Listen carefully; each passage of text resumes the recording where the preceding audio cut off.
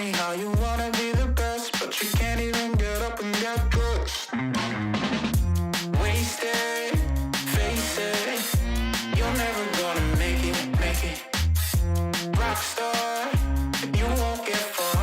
And I know you're confused. People tell you you can be anything you wanna be. Wanna go to outer space, superhero in the streets. Oh man, what a lie, what a time to be alive. How have I survived? Life's a battlefield, 1974.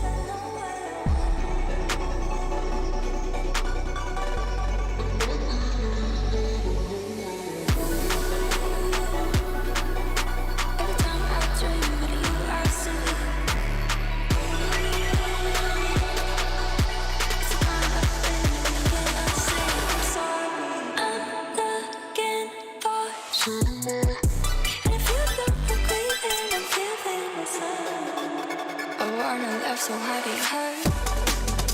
To feel it touch so hard it burns. Isn't something you could learn, it's natural. And I might not feel that for you, but someday you'll find someone who sees you in a crowded room, sensational.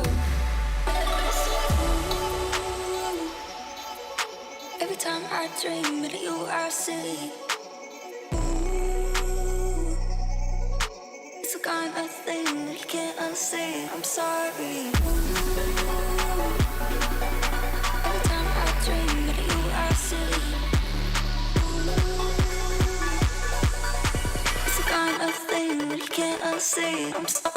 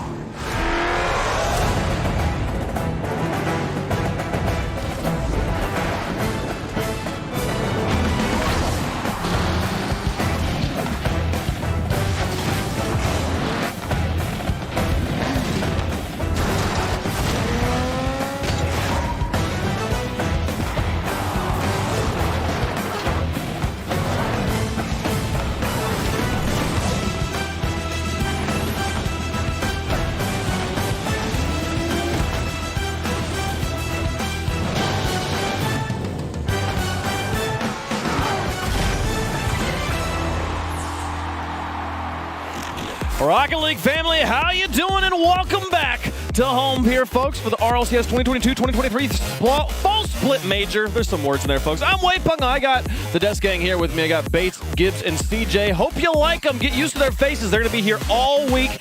These three gentlemen are going to be giving you the predictions that you're going to roast all over the internet, folks. I hope you guys are strapped in. Bates, how you feeling today? I'm feeling great. This is where the RLCS season begins, and this is where the Base Never Wrong March in 22-23 starts. Had to cross the Atlantic Ocean. I'm here now in the Netherlands, but the Base Never Wrong Army, they're always with me. KCorp, I'm not worried about you, Gibbs. How you doing?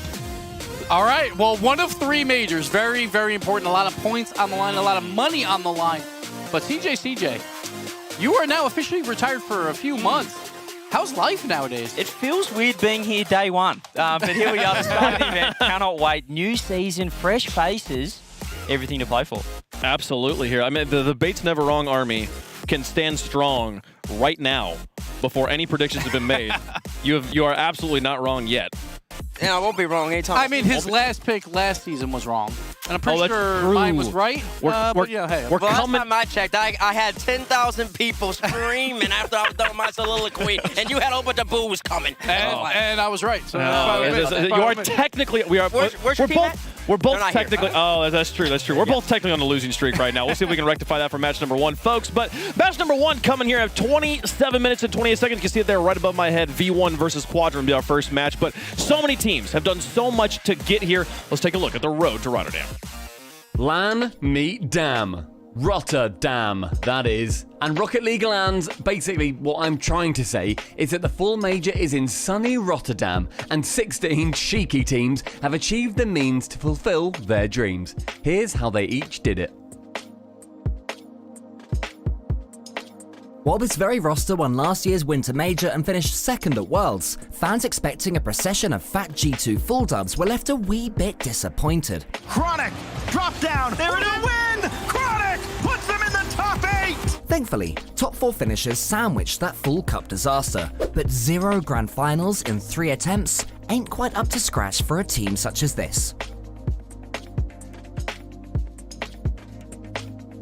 Rise, joy over Tira.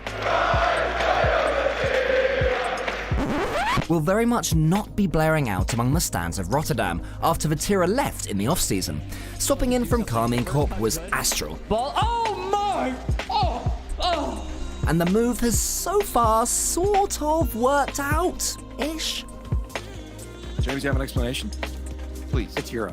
Thankfully, 2 top 4s sandwiched that full split nightmare. A favour from old pal Vatira sent them through to Rotterdam. But can they manage those infamous late game heroics with their new third in town?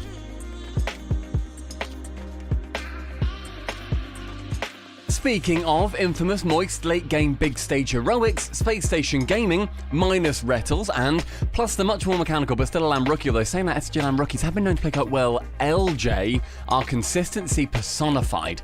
3 semi-finals, 3 4-1 defeats, and 2 of those to the same team. Legends. Oh, Cash. Sweet, sweet Cash. You've finally done it. After twice missing LANs last year with Misfits when it seemed easier to qualify, the Dominus main can finally show the crowd what they've been missing. Not have boost to get up quickly enough. He tried to pre-jump in. Quadrant just about flopped over the finish line after needing to win 2 Fall Invitational Swiss matches to guarantee LAN and only winning one of them like absolute heroes. Made no mistake though, now the LAN qualification monkey is off their back. Cash, fellow LAN rookie Ixo, and stalwart Relating Wave are here to play. Our first event winners join as third seeds.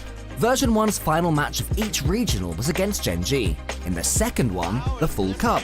This happened to be the grand final. Brings out the best of everyone! Scores! And version 1 cuts down Gen G! 'Twas a timely reminder that Rotterdam's only former world champ is in a team that will be very tough to beat.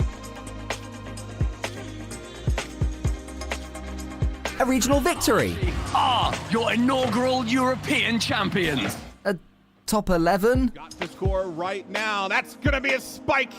and a place in the quarterfinals. Not exactly consistent, but what Oxygen lack in stability, they make up for in raw explosivity, as you'd expect from a team featuring ex-Dignitas Jorius, ex-Semper and Endpoint Archie, and even a guy who once played for Barrage. Go to Neo Tokyo. Oxygen. Oh, yes. Normally, European second seeds find themselves here pretty comfortably. But believe us, Team Liquid fans felt anything but comfortable whenever they took to the pitch. I'm assuming it's the first. What did we concede? All three Swisses went to the 5th series, and one of those they lost.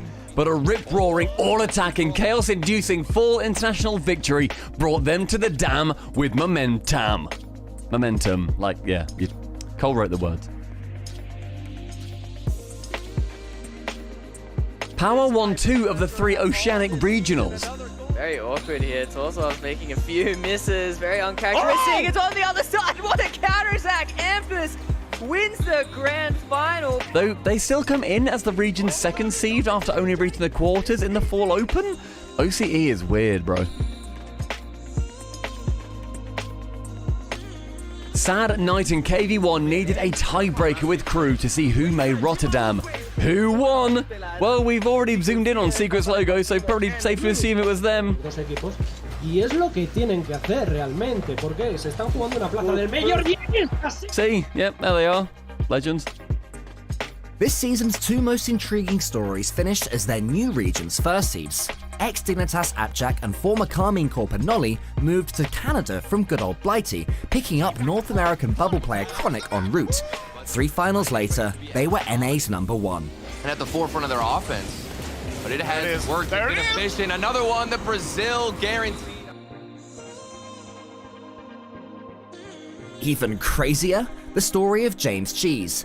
A European demolitions expert, Kiwi old-timer, and Japanese genius came together to take APAC by storm, not losing a single series, all split. The Fall Open belonged very much to KRN, since signed to Sunless Kanan and Civic's joint org Rule 1. But Falcons rallied.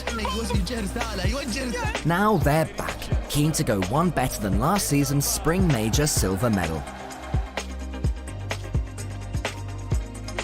Pioneers remain Australia's #1 export, despite losing the last 2 regional finals, to the same team, who happened to be the region's 2nd seed. I told you OCE was weird. What's the best way to get over Game 7 World Championship agony against your bitterest rivals? God is too strong. Win all 3 regionals at the start of the next season. Even better if you can win one of them without dropping a single game all-tournament.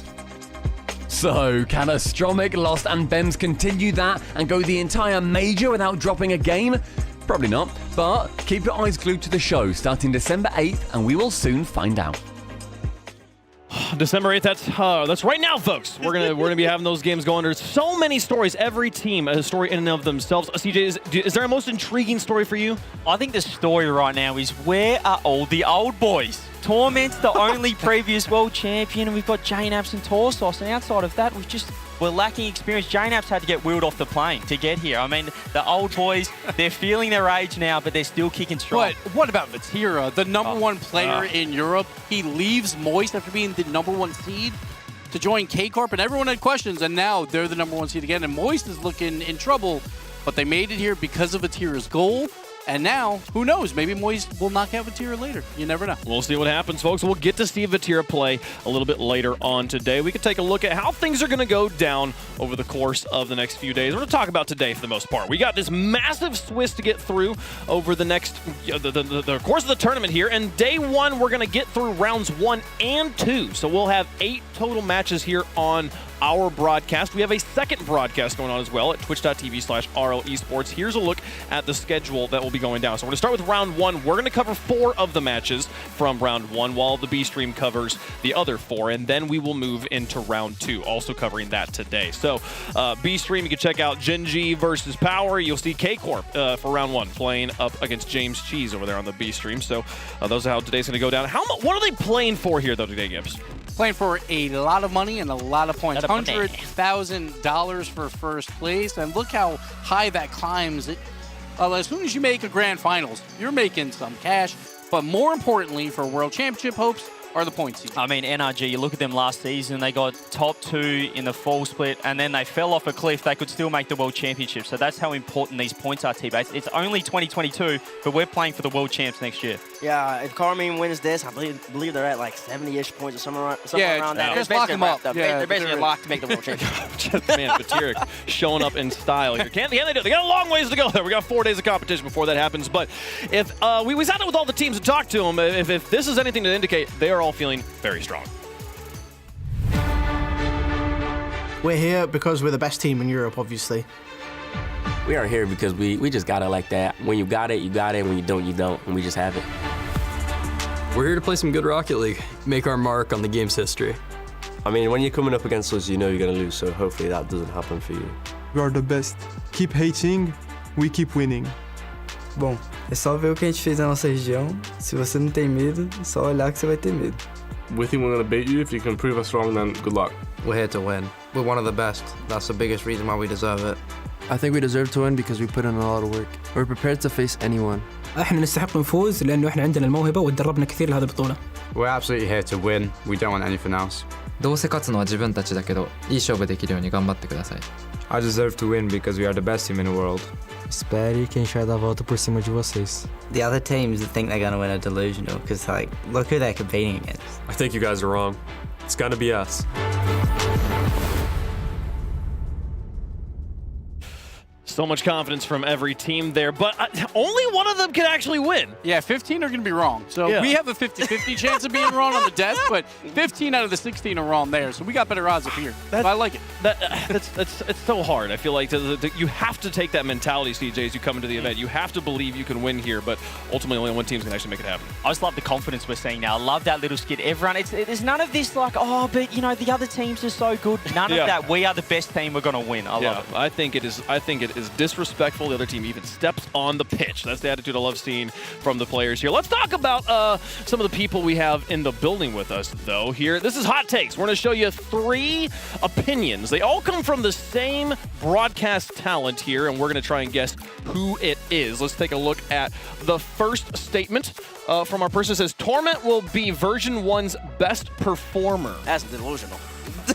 Torment will be version 1's best. That sounds like me because you know he plays defense. So I'm already thinking maybe James. This feels like an old talent. This could be Leaf. Yeah, Leaf X is here, by the way. This is a nostalgic sort of statement, isn't it? Torment back on land. You know, the only world champ here. He's going to show up. So okay, an older caster, I think. Well, let's get some more information here. Let's take a look at statement number 2. This is going to be the club goes 3-0. Oh, okay. Well, Jorby, where's Jorby at? This could be a little bit of a bait, though. Yes, it's probably too obvious. It seems a little bit too obvious. Yeah, this seems like they want us to think it's It'd be Jorby or Corelli, though, if that's actually true. Corelli is a good call. Yeah. Jorby wouldn't put this on here because he knows how much of a dead giveaway it is, I think. Fair. Let's see. What's the third one? What's our third statement? Quadrant makes grand final. This person just throwing out some outlandish takes. These aren't even hot. These are so cold because they're not going to happen. None of these are happening. Yeah, I think all 3 of these are wrong. Do you have a guess? Quadrant makes grand finals. Who is a Quadrant believer? I don't think this person is. I think they're just saying stuff. I think this could Johnny? Nah, Johnny's no, not that I'm going great. Corelli. We're going Corelli on this. I think Cole. I'm going to say Cole. Corelli at Cole. Jorby's the obvious one, but it feels like we're going away from him. So I mean, someone could go with Jorby. We'll go Corelli. I'm going Jorby. Jorby, Corelli, Corelli, and Cole. Let's take a look at who it is. Let's see. It's Cole! Hey! Wait, Funk, you were so close. He was behind me this whole time? Stronger. Thank you. I'm pretty good at this game. How you doing, Cole? I love it. This was really fun. Yeah. Are you actually feeling well? Because those are some ludicrous... I mean, I did talk about V1, who are over here to my right, and I also talked about Quadrant, who are here to my left. So I have to talk about my opinions and back them up with the players literally about 6 feet away from me. So you just felt the pressure of the proximity Yeah, of the players. I quickly changed those. I was saying before, Quadrant don't have a chance. But I saw them, and I was like, they're going to finish top 2, easy. But what about that mid hot take where you had the club going 3-0, that they're not near you right now, so what That's pressure true. was put on there? You guys were right, it was Jobby bait. I figured that you'd think that it was a bait and switch, like a double bluff, but you didn't quite touch onto that one. So I was trying to get you to go with Jobby there. Quadrant versus V1 here, Cole, who you got? Oh, who have I got right now? Good question. Well, I do think they're making the grand finals, so I should say Quadrant. But the MVP Toolman, he'll carry them to at least a couple of games. I mean, if history's anything to show, V1 needs to lose 2 matches here in the Swiss. So that's a good prediction there. Cole, appreciate you hanging out with us here. We'll get to see Cole a little bit later on the broadcast as well, calling some action. All right, that was a fun segment. It was fun.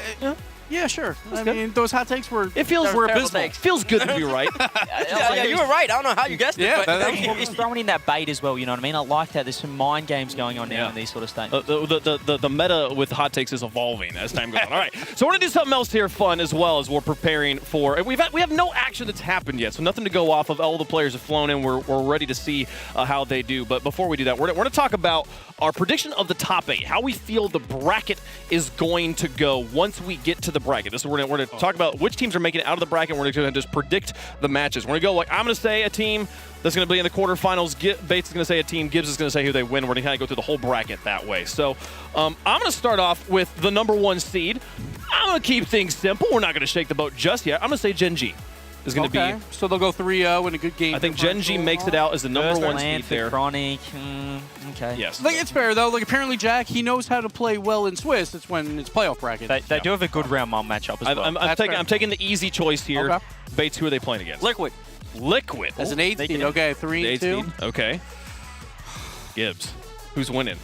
I feel like it's Team Liquid. It's a coin flip if they play well or not. You're calling it a coin flip already? Well, because Team Liquid, because if they're hot, they'll beat anyone here. They're coming out hot. They're going to go 3-2 in Swiss. I'm sorry, apparently, Jack. We are going to repeat what happened the last They're hot, but they're the Team 8 Liquid. Not a year ago. Team Liquid.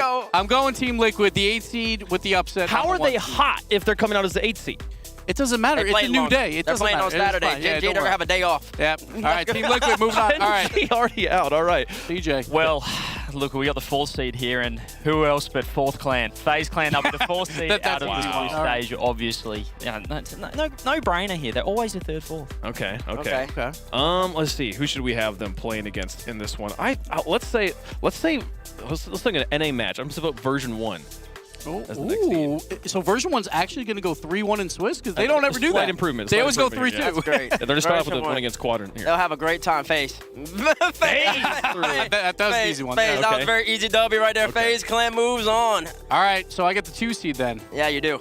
I feel like you have to go KCorp. Have to. They're probably going 3-0 here. I think that they have a very easy matchup as well. To begin, they're looking red hot, and Vatira is the best player in the world for a reason, so I'll put him in that quarterfinal. All right, Well, we need a #1 seed through to the semis. I mean, Gen G has been knocked out by Liquid up there, apparently. So, look, #7, the KCorp. I'm going to go Space Station Gaming, SSG. Okay, number 7. Oh, Thinking in. man. You're going to make... Oh, man. KCorp versus Space Station. I hate to do it to him, but I have to go KCorp. Yeah, there's no doubt. There's no doubt. I hate to do it to Space Station, but we gotta knock him out there. KCorp can advance. Oh, well, LJ is a top 25 player, so he might do a little upset right there. I picked next. Oh, well, of course I got to pick the bracket. Pump the boys, G2. G2 sitting down there at the bottom side of the bracket. It's perfect for me. This is the big one, Gibbs. This is perfect because this is a dream matchup. Everyone wants to see this matchup again. G2 versus Falcons. We need to see that matchup again. Run it back. Falcons, I'm putting them in there. CJ! Can we just talk about who's not making it through? We don't have the club going through. We don't have Oxygen. We don't have Quadrant. We don't have Moist. We forgot Moist. Yeah, Europe's getting shafted a little bit. That's all right. We're missing an NA team, surely, right? We do have 3 NA people up here. Okay. G2 Falcons. It's close. Bates. It's close. Listen, Don't look at me like that. Listen, I mean, if you don't want to go with them because, I mean, I respect it. Falcons, you know. I'm going the Falcons. Them other teams. I'm going the Falcons. I think they're going to go through the top 4. So, sorry, Bates. You would have put G2 maybe, but wasn't your pick. Oh, you've messed up now, though, because now there's a chance that we don't have an NA team in the final. I mean, that makes sense because we're on EU soil, and NA does not do well on EU soil. And it's FaZe Clan versus Liquid in a semifinal. I wish I was picking this one. I wish.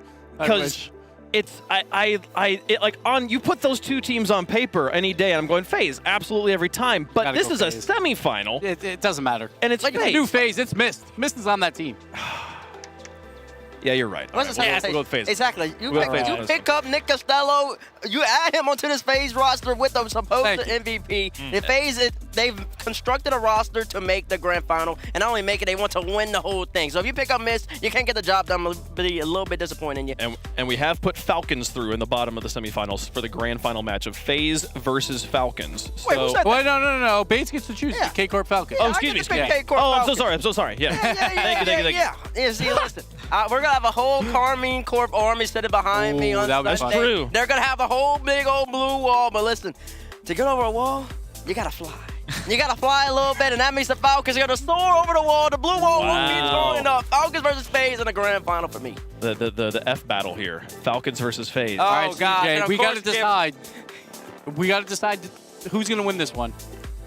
Is this the time that an NA team on an EU soil? I feel like this is perfect because I think Mina will win on EU soil before NA does with a full NA team.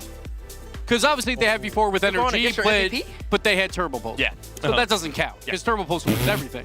That was so I think it'll be classic if the Falcons do it before North America does. I just feel like, Gibbs, that if FaZe can break the top 4 curse, if they get to the grand final, I love FaZe. Gibbs. I thought you were going Falcons, so I was just trying to go with him. But FaZe, sure. I'm down FaZe. FaZe. All right, FaZe is winning the whole thing. Falcons loses 2 grand finals. Yeah. The second grand finals here on EU soil. On EU soil. And FaZe gets the win. First killer finally gets that international win. Yeah, I was about to say, if you didn't pick FaZe, you're I wasn't. I was going to pick Falcons. How did we get here? This is a beautiful bracket. I love it. Yeah, it looks like a bracket. It's not a bad bracket. Just the Moist omission as well, and Oxygen. There's a few teams there that... It's so hard, though, because it is hard. Because we saw this last season. We had 3 majors and a world championship. No #1 seed won any of them. So literally anything can happen. If we put Gen G through, if we don't predict the upset Liquid over Gen G, does Gen G make the run? Over FaZe? I think, again, that's close. Could go either way. That they were close throughout all... 3 regionals basically. Like Gen G sure one extra one over. I'm excited to see. I'm excited to see how the fans rip that one to piece online. Oh yeah, I'm not worried. Kind of like the first matchup, we picked the 8 seed over the #1 seed straight away. Yeah, this is Rocket League. If the EU lands have taught us anything last season, is to expect the upsets, folks, because my goodness, things never go the way we expect them to go here in the Swiss. Let's talk about the first matchup of the day. Talking about the schedule of what's going to be coming down the pipe. Again, 2 different broadcasts happening here. Twitch.tv/RL Esports will handle the B stream matches here. You'll see Gen G versus Power. You'll see the club versus KC Pioneers. If you're part of that blue wall, KCorp going to be taking on James Cheese. Is it their first loss of the season? All that's going down on the B stream. Meanwhile, on the A stream, we'll see some big matchups. We'll see Moist versus FaZe. We'll see Falcons versus Space Station and Oxygen versus G2. But to start things off, version 1, the Purple People Eaters taking on Quadrant. Lando North's going to be in the building on Saturday. Quadrant looking to make it there to play in front of the big man. Yes, Quadrant needs at least 1 win, so they'll be playing in front of the crowd and also playing for Lando, who will be on the pre-show with Bates on Saturday. So that should be a lot of fun. I mean, this team's really elevated. Both these teams feel like V1 and Quadrant in their regions are the teams that no one sort of predicts, but they're always up there. They're always competing. They love it that we continue to doubt them. Version 1 here trying to make another top 8.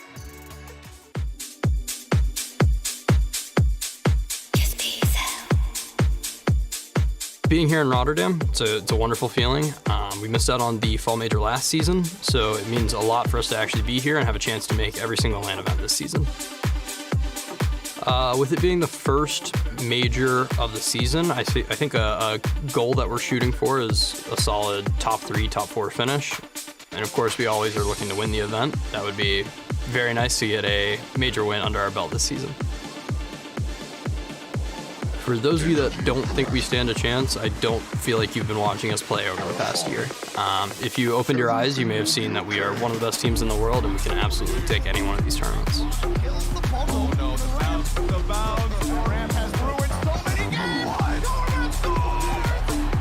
So my role in the team is as a disruptor, of course. I take people off the field, I make space for my teammates, and I try to make their lives as easy as possible. From done here in game 6, the card and Kyle will go spring to the backboard.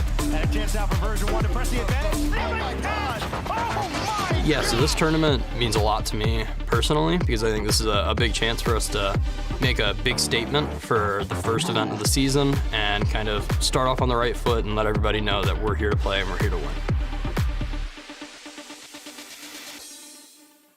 Com feels confident as always. The man's mental is impenetrable. One player that we've had questions about the mental, though, is Beast Mode. This young man right here had the best performance I think I've seen in a long time out of somebody in that Fall Cup against Fury, against Jamboy, the person that all his top 5 Beast Mode. He quaked, took over the competition, and ended up ultimately leading V1 to the Division. So he's one of the few players that can just win a series. That's right. Just by himself. Absolutely. But then we got Com, and we're going to hear him probably in a bit during these games. He's going to be chirping at those Quadrant boys. Sitting directly across Quadrant. This is a scenario he needs. No crowd. It's just 3v3. Those individuals going against each other head to head.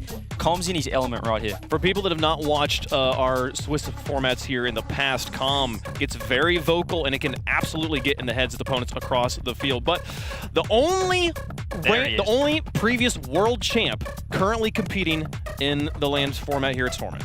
It's insane. That's insane to think about. Obviously, BDS not here, who just won a world championship. That's but crazy.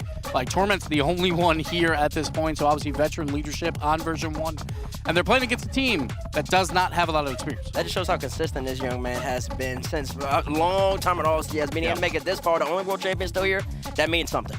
The only player to have won a world championship competing here in Rotterdam, going up against a team, the only team with 2 rookies as Quadrant. So being in Rotterdam, to be honest, obviously it's my first major. I'm lost for words. I'm just excited to play. So for this tournament, we've been scrimming 3 or 4 times a day, just keeping our hours up and making sure we're all ready to be in the LAN atmosphere. Does fizzle out. Cash, first touch is beautiful. Second touch, going for the double. Cash is money. My role in this team is I'm like a first man, so I'm the one making the plays, just trying to be a nuisance to other teams and obviously make myself look good. You know, even though it's my and Ixo's first LAN, it's been destined for us for a long time. We're both very dangerous players on the ball, and obviously we've got Wave, who hasn't missed a LAN since the new season, and we're here to make a statement. Well, and now Quadrant trying to take a couple of 50s. He's still looking for options over to the lady. Quadrant going to the grand finals! For me, my dream outcome would obviously be just at least top 4. Just keep the momentum from how we've been doing in the regionals. I think my team is the best at this major because, you know, we're all English players, we all get along well, the vibe's perfect, and obviously we're all one of the best players in the EU. To all the doubters, you know, just keep doubting and we'll show you on the field. Quadrant has such a unique dynamic. They have 2 players that have never played in a RLCS LAN before, with the other player, Relating Wave here, who's played in all of them since the new format. And probably not the player you'd expect from Europe to be the one that's coming back time and time against these LANs, but it is a credit to him, incredible teammate as well. 2 rookies though, Gibbs, that's going to make it tough for him. Yes, we are all very excited though to see these 2 rookies here because Ixo's been around for a while. I'm a huge fan of him and Cash, obviously. Big fans across like every caster. We all wanted to see them playing here, but they're 2 LAN rookies. But they have a veteran with them with Wave. The problem was he played 14 international matches last season. He only won 4 of them. He didn't do good when he got here. It's a new season, and he has a young man right there. He's got red hair. He's playing a dominance, and he's giving me a thumbs up at the camera. He's got nothing but confidence. That young man, he's cash money every single time. He sets the tone. He sets the pace. V1, they're going to have to adjust for that. Okay, if he's on, it's going to be a difficult matchup to win. A unique matchup here. 2 teams that have honestly struggled against the field that makes it to Rotterdam. Neither of these teams have managed to get wins against any of the other teams that are here this season. This matchup on and off the pitch is going to be explosive. We've got Cash, who just loves to talk trash. We've got Com on the other side. And then on the pitch as well, I think we're going to see demos galore here, back and forth. Oh, the demo is going to be a big difference maker. Take a look at that difference. 5.6 demos per game for version 1. I believe leading the league. They're pretty incredible there. Folks, how do you feel about it? Let us know in the fan vote. Hashtag V1, hashtag Quad, depending on the way you're vibing with this match. Which team do you think is going to win? We'll make our predictions up here as well. The team's getting ready. Gentlemen, is Com going to be able to make a difference? Is the comms going to be the difference maker here. I'm sorry. Or the comms could be a difference maker here. V1 versus Quad in the fan vote, folks. Let's get our predictions on the board. We'll start with you. I'll go first. Listen, everybody at home is expecting me to go with NA, but I'm not. I'm rolling with the Quadrant boys. What's the difference? I think V1 starts off a little slow. They went 3-2 in every single switch so far this season. One of the losses will be here to Quadrant, who I think are going to set the tone, set the pace. And I do believe that Cash, he's going to have that calm effect. Calm's first time on land, you saw the energy. You saw what he brought to the presence. Cash is going to copy that and do some damage here. I have to go version 1 here because they have made every top 8. After getting Beast Mode, they made Winter top 8 Spring and World Championship. They're going to do it again here. I got V1. I cannot believe you picked Quadrant. V1, they won a regional, at least. Everyone's underestimating these guys. V1, they've got the experience all the way. They're going to win. If Calm is chirping in this match, I think it is a death nail for 2 rookies and 1 player who we know is susceptible to Calm's specific style of trash talk here. I think version 1 has everything set for them. This is their match to lose in my mind, but Bates might be never wrong, folks. Look out for this one. He's the only one predicted version 1. How does chat feel about it at home? Version 1's been building a fan base, and they've got quite a few of them showing up in chat right now. 66% there. Folks, let's get into the first match of the Rotterdam Major. Version 1 has made a top 8 every single major. They're trying to keep that streak alive here with this first match. Meanwhile, Quadrant, their story's just getting started. Get up and get loud. It's game day. Let's play some Rocket League. So for Relating Wave, it is all about the revenge mission. Last time we were in Europe, it was Com and the rest of V1 that dashed fans' hopes of seeing Relating Wave and the rest of Endpoint, especially Metza, over on the stage. Now Wave get to try and right that wrong, but I do like the point that the desk brought up there, Johnny. Com has got 2 rookies staring across at him that he can chirp at. Yeah, surely Com's going to be feasting in this matchup. It's a really tough draw, I think, for Quadrant. I mean, shocking, honestly. I think not a unanimous pick across the desk. I think V1 are highly favorites. I want to know who's that guy on the desk. What's he done with T-Bait? Predicting Quadrant to win this one. Beast Mode. The man of every moment on day 1. V1, the team who are currently undefeated on day 1s. At least when it comes to majors last season. Cash does clear. Well referenced as LAN rookies, but they've been around a while. Cash and Eeks, though, both have been players that we have been waiting to see, both individually on other teams, just like, when are you going to finally step up to the potential and the talent level that we know you've got? Finally have done exactly that, but they're up against it, and Ixo dodges one, gets the ball away from another, but V1 have had all the offense so far. They're just getting bastard around the place right now. Ixo just doing enough there, but barely.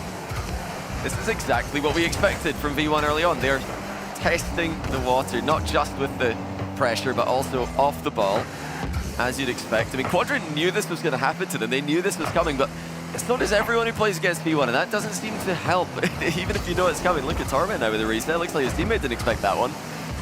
V1 have just had constant pressure here. The ball has hardly left the Quadrant half. Here is Torment now on the ball. He's added extra wrinkles to his game over the past year.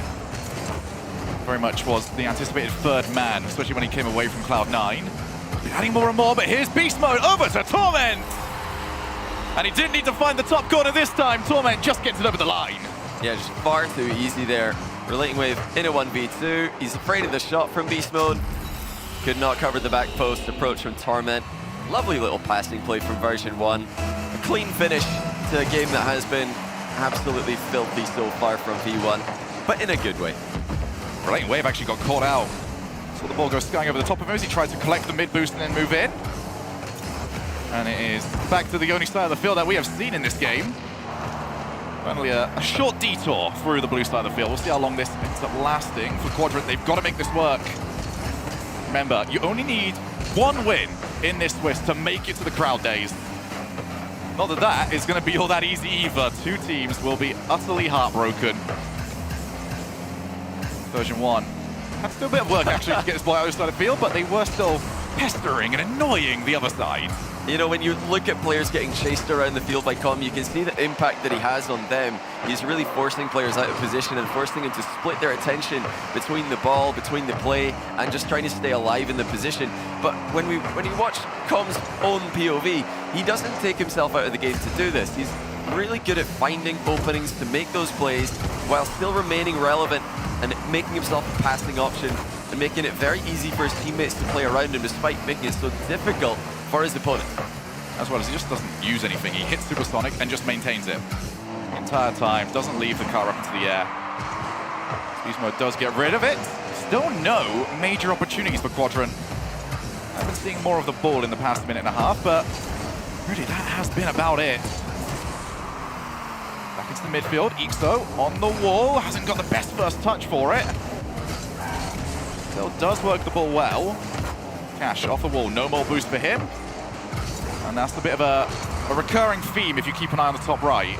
Yeah, slight missed first touches here from Quadrant. You saw the two offensive talismans there, Ixo and Cash, both hitting their first touch slightly out of reach. They weren't able to get back to it. That's not something you expect to see from this team. If there's one thing Quadrant are known for, online at least, it's making those first touches happen. They've got a good chance now. That was the best opportunity of the game. Still time for Quadrant to pull this one back, but will they stretch themselves too thin in the hunt for the tie game? Minute 20 on the clock. Quadrant at least finding a couple of demos. Wave is still searching for it. Torment had to be very wary. Now the reset. Cash can't go any further than he did. But Quadrant are growing into this game. Are they going to get the goal? No, Crossbar will deny them their first land goal.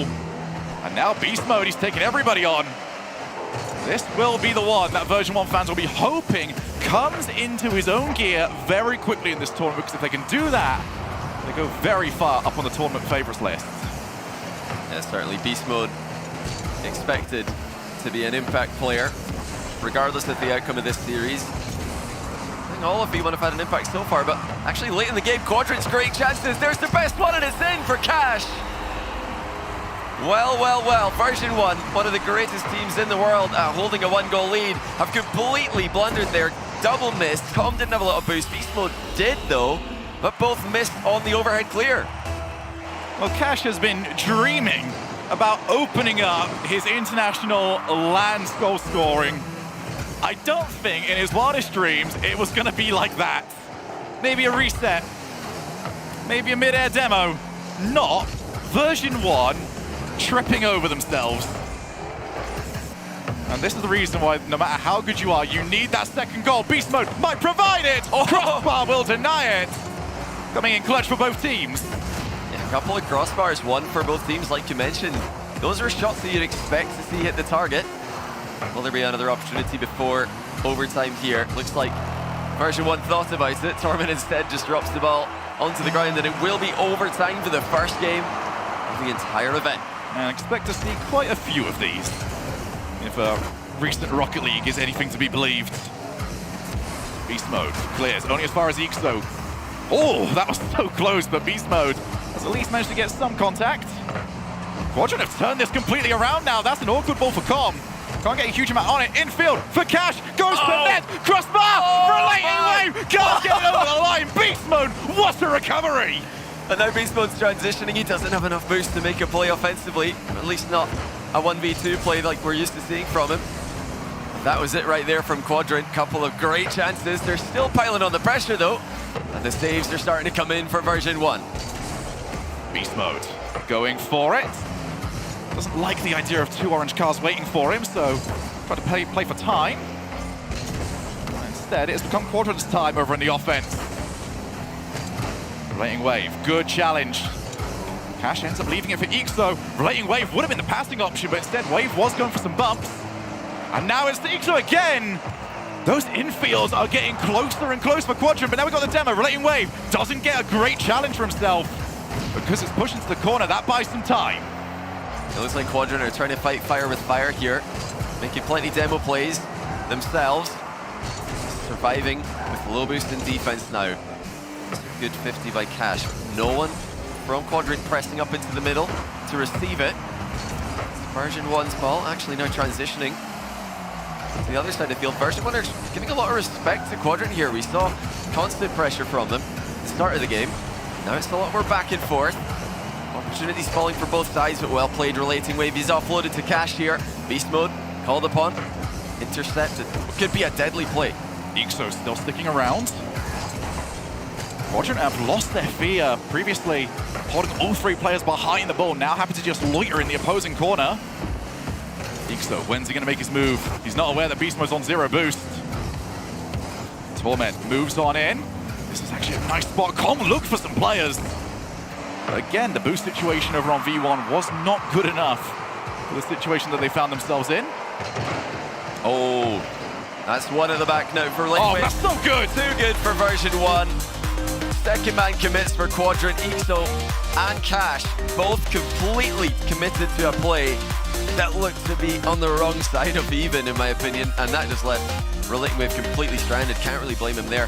How quick were version 1 to capitalize, though, as soon as they realized they're in a 3v1, is to set up the shot and score. And there is no right option there for Relating Wave. You're sat there, it's done. Do not, you don't want to leave most people in a 2v2 against Comp, because he's going to look for both of them, let alone 2v1. Yeah. The moment you put that 2v1 out there, it is finished for version 1. But for Quadrant, there will be some positives to come out of this, especially, I feel like we are more positive looking at this 2-1 scoreline than this ended at a 1-0, with the way things were going. Yeah, no, Quadrant can be happy with how they fought back in this game. I think the Cash will be pretty disappointed that he threw it away there. That was so close. That was very unfortunate. The way the ball bounced actually ended up a bit side on to Relating Wave, but yeah, at the end of the game there, Relating Wave's, he's anticipating a bump from Com, so he's running onto the backboard to stay away from it, and he ends up not being able to get down off the backboard to save the rolling shot.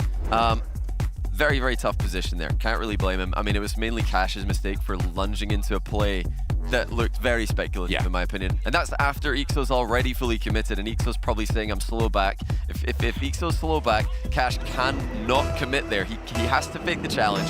He has to stay active in the play, has to keep pressure on the ball. Otherwise, he's just leaving Relating Wave out to dry. Well, we'll see what we get from them at the start of this game, and we're looking at an early goal as Comp moves in. Shut down by Ixo. Oh, very much how we started off the last game. Version 1 on the front foot. It's a great save from Quadrant to deny version 1. Version 1 look clinical. This is what they've been known for ever since they made their first LAN appearance in the Winter Major last season. They just have a very high floor. You know what you're going to get from them, and that is so helpful on a day one where teams tend to be a little bit rusty. They're not quite used to the setups yet. Key challenge there from version 1. Can't be giving Cash any extra time in the ball. Might still play there from Relating Wave. Back pass after faking a bump. Version 1 don't look too bothered by all this. They're keeping bodies in the way of the ball. Even when boost is running low, they're a tough team to break down. For Quadrant as well, it's not like they came into this tournament with a huge run of form. Finished the last tournament 12th to 14th place, only a 1-3 record. For a bunch of players that have not been playing at this level before. And check this out actually, Johnny, have a 1-5 record against teams from Europe that actually made it to this event, which I feel like is actually more just somehow dodging the big teams because they made a second place. Yeah. Yeah, the time a lot of those wins get that Quadrant were getting, I mean, they beat BDS in the first event. We're all thinking, well, that's obviously a team who are going to make the major, so that's a good quality win. Then BDS don't make the major, you know, does that make the win any less valuable? Possibly, but I mean, I still think Quadrant have got quality online performances to look back on. How much does that really help you when you're up against LAN veterans like version 1? And not ancient LANs, although in Torment's case, he's been playing for so long, he's got the ancient LAN experience and the more recent ones as well. These guys have got very relevant recent LAN experience. Quadrant do not. What can Relating Wave do with this? Actually on target, not a bad effort. Clear is less than ideal. Cash punishes it with a very well placed double. And that is why you want Relating Wave right there. The goal would be nice, but the chaos that it causes defenses is just as important. Quadrant 1, version 1-0, 3 minutes left to play. And Quadrant not letting their heads drop, although these kickoffs are dangerous. That is the third one. Version 1 have had a playable position from it, and they're still in a good spot. It has been, I think, overall a pretty good performance from Quadrant when they're having to play on the back foot. I've liked what I've seen from them. I only would have been upset if we kept with the first 2 minutes. Then there would have been problems. But this is fine. This is workable for a tournament. I think so. I mean, I expected V1 to be more in control coming into this matchup. This is actually, I think, going very well for Quadrant so far. I thought they would take longer to settle into the match, and I thought we'd see a bit more from Beast Mode. I mean, V1 have done their thing, but we haven't seen that big pop-off yet from Beast Mode. Shot on target there from the aforementioned, but it's nothing crazy. It's nothing that Quadrant aren't used to. It's nothing they can't handle. It has typically been the pass over to Torment that has been the most lethal thing that version 1 have had in their pocket. Just those positions anymore. You need to force those panicked clears, and Quadrant haven't even had to be all that defensive. Now once again, playing off their opponent's backboards. Quadrant finding a lot of success in those spots. Beast Mode just being left alone to do his thing, maybe. Don't let him do that all too often, but this one for Quadrant does work out. Straight over to Torment. Beast Mode on his right-hand side, decides to go low, and Cash had both options covered. He keeps going, gonna leave it for a teammate, and Beast Mode had to pre-jump to get there. A good timing in defense from Beast Mode, just cutting off the shot exactly as it was happening. Quadrant are, I think, aware of what V1 are trying to do here. V1 trying to bait Quadrant in. They're trying to catch them on the counter, just like they did at the end of game 1. Quadrant are being a lot more careful to focus on that recovery, that follow-up plan to whatever it is they're sending forward. See here, Lightning Wave. He's an option in the middle there, but if it doesn't happen, he's immediately turning back out into the midfield so he can make plays straight away. Version 1 have got to, I think, up the aggression here. You know, they've waited for a long time for a counter-attack. Hasn't happened. Where are the demos? Where are the big plays from Beast Mode that we're so used to seeing? Oh, this might be it. Reset for Beast Mode. Infield, and it's over one, not over the second, but it's a free shot for Com, and he snipes the top corner. What a shot by Com. What a setup from Beast Mode. But look at this. Com is fully aware that the pre-jump has to come in, and the pre-jump has to go as far on the opposite side of the goal as they can get, so why not put it where they once were? That was perfect placement from Com, right next to Cash, the last man for Quadrant, but there's no way for Cash to actually get there. All his momentum was in the other direction. His car's facing the other direction. Com on the ball, brilliant. Off the ball, really in a league of his own at times. How will Quadrant respond though? They've lost the lead late here. That's going to be a bit of a mental blow. Oh my goodness! That's one way to do it! What on earth? I'm really upset that hit the post. What a dunk. Wow! What a dunk by Cash. He's completely destroyed version 1. Look at the clock as well, just 13 seconds left. I'm surprised that hasn't put just a hole through the post itself. That was unbelievable, and with 10 seconds left, version 1 have to scramble, or this is going to be a 1-1 series. Beast Mode, exactly the play they wanted on this. Hasn't got any support, though. There is Com off the backboard. Ixo delays. He's made a mistake. Still got there. What a recovery by Ixo. Now, if the ball hits the floor, Quadrant have got their first game. Unreal recovery, but here come V1 again. They're not able to get on the end of it. 2 players were up for it, but looks like they had a bit of a miscommunication. Snappy nose. Yeah, Ixo there missed the initial read, but recovered brilliantly on the backboard. And some of these little plays in defense from Quadrant have been, I think, levels above what we expected from them in terms of composure. We thought that they would be panicking with V1 coming at them. Can you remember once where they've just hit it as hard as possible just to get rid of the pressure? They've been very happy to take version 1 on that midfield challenge, and they've done well. I do really like, I mean, take a look at that. It is the Cash show in offense. He's completely taken over. And online, it's been a little bit of Cash and then a little bit of Ixo, but today it's just all Cash. Wow. Monstrous dunk. Yeah, that was in slow-mo, by the way. He had all 3 players to beat. There was a couple of players challenging him, and another one on the goal line, and he's just gone past all 3 of them by himself. Ridiculous game by Cash. We're talking about Beast Mode as being the guy to do that, but Cash has completely stolen the show so far. I wasn't ready for the world where Cash was a LAN boy, but I feel like we should have known. We should have. We've seen him play at like casted 2's him LAN. once, actually, yeah, in a 2's LAN with Relating Wave, where he beat Ixo in the final. They smashed everybody. It was like 8-0s on the way to that one. We're calling it a 2's LAN. It was a very small LAN that we casted him in, so not exactly the same as an RLCS Major, but this is great from Quadrant. A team that many doubted coming in, and in a matchup against Day 1 V1, I think you've got to expect them to struggle, but they've shown up, and they've so far had exceptional form. Cash popping off in offense, whole team holding it down in defense, staying calm in the face of a very aggressive version 1 squad. Will we see more aggression from version 1 though? Because they kind of sat back on a 1-goal deficit in that game. They didn't really press to tie the game until it got late in it, which they did do, by the way, but I think they looked a lot better going forward in game 1, where they just pinned Quadrant in and forced them to look uncomfortable. I can't believe I have to say this about version 1 of all teams, but they need to be disrespectful with the way that they are playing this. They cannot afford look at every single Quadrant attempt at a transition and think that this is going to work out. You've got to trust the person that's going in for the challenge to win it, because if you can do that and wipe out the third man, who is very static on Quadrant, then you're in a brilliant spot. You can leave yourself in that 2v1 all over again. As we've seen with FaZe version 1, that's as good as a goal. It just isn't that confidence because Cash is doing this to them. And Ixo almost sniped Com out of the air. This is actually a good spot now. They're on the transition with everyone facing backwards. Look at that defensive play though from Ixo, just deflecting the ball to a safe location and giving his teammates time to recover. They've done that exceptionally well here to really slow down the version 1 counterattacks. And I think version 1 have just given Quadrant a bit too much space to settle into this match. Cash's first touch is absolutely perfect now. He is just running the show in the midfield. Ixo and Relating Wave they look comfortable in this lobby, and that was the big question mark. Would Wave be comfortable? Would Ixo be comfortable his LAN debut? Well, I think V1 might have let them into this a little bit too much, and now it's actually Quadrant who have most of the plays going their favor. There's another one. Oh, it's a great attempt to save it, but Ixo gets the goal for Quadrant. And look at the pop off on the face cams. They are loving it. That must feel amazing for Quadrant.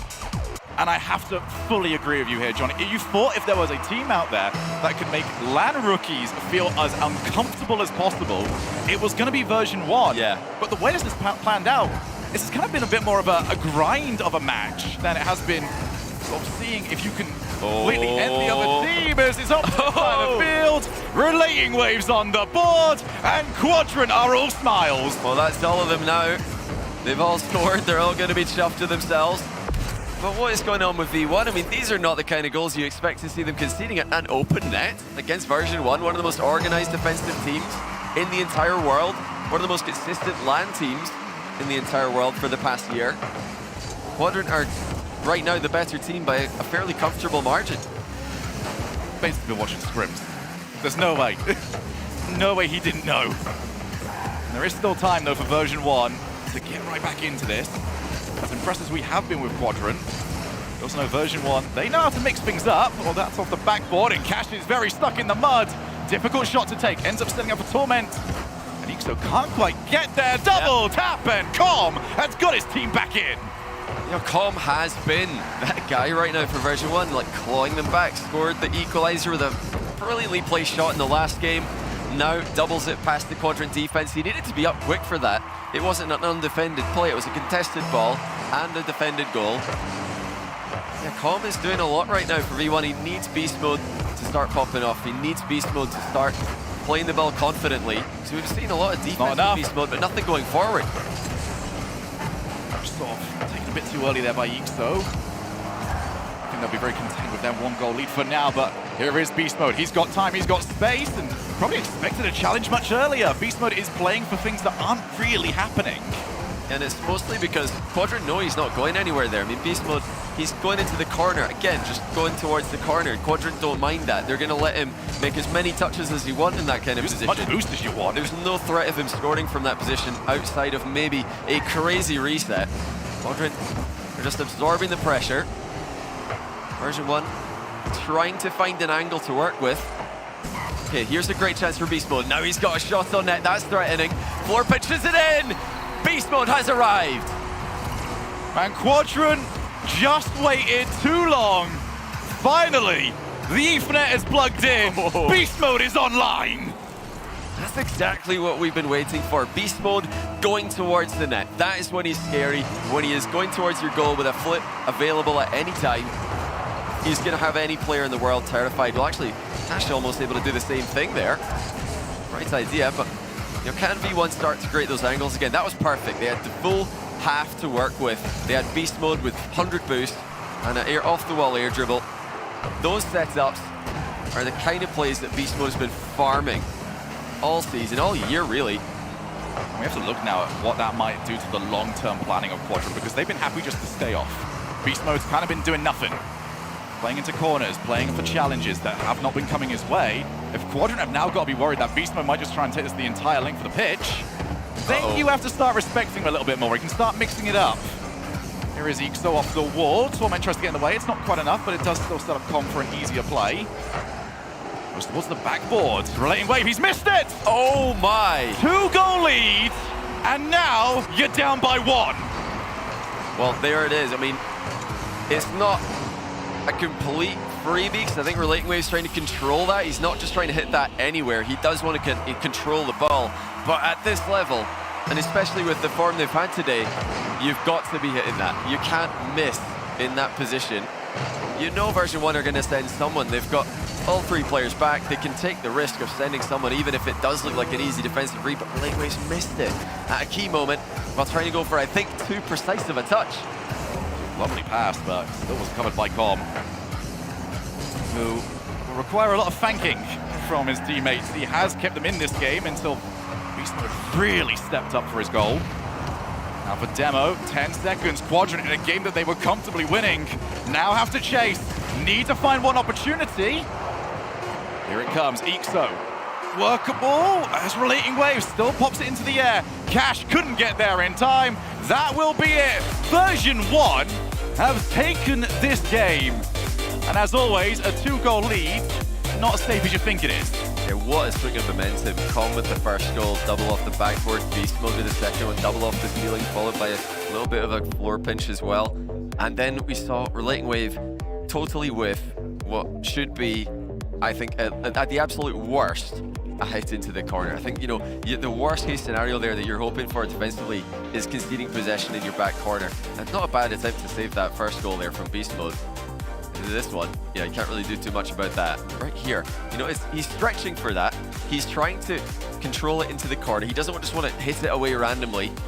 He does want to go for a precise touch, but yeah, you got to make sure to get that read right. He didn't. Now Quadrant are in a lot of trouble. The game's kind of been in reverse, or the series has kind of been in reverse. This is sort of what we expected, maybe game 1, the capitulation from Quadrant before they settle down, but it's V1 turning around the momentum on them. This moment right here, how Quadrant respond to the adversity that they're currently in, this will tell us a lot about this team.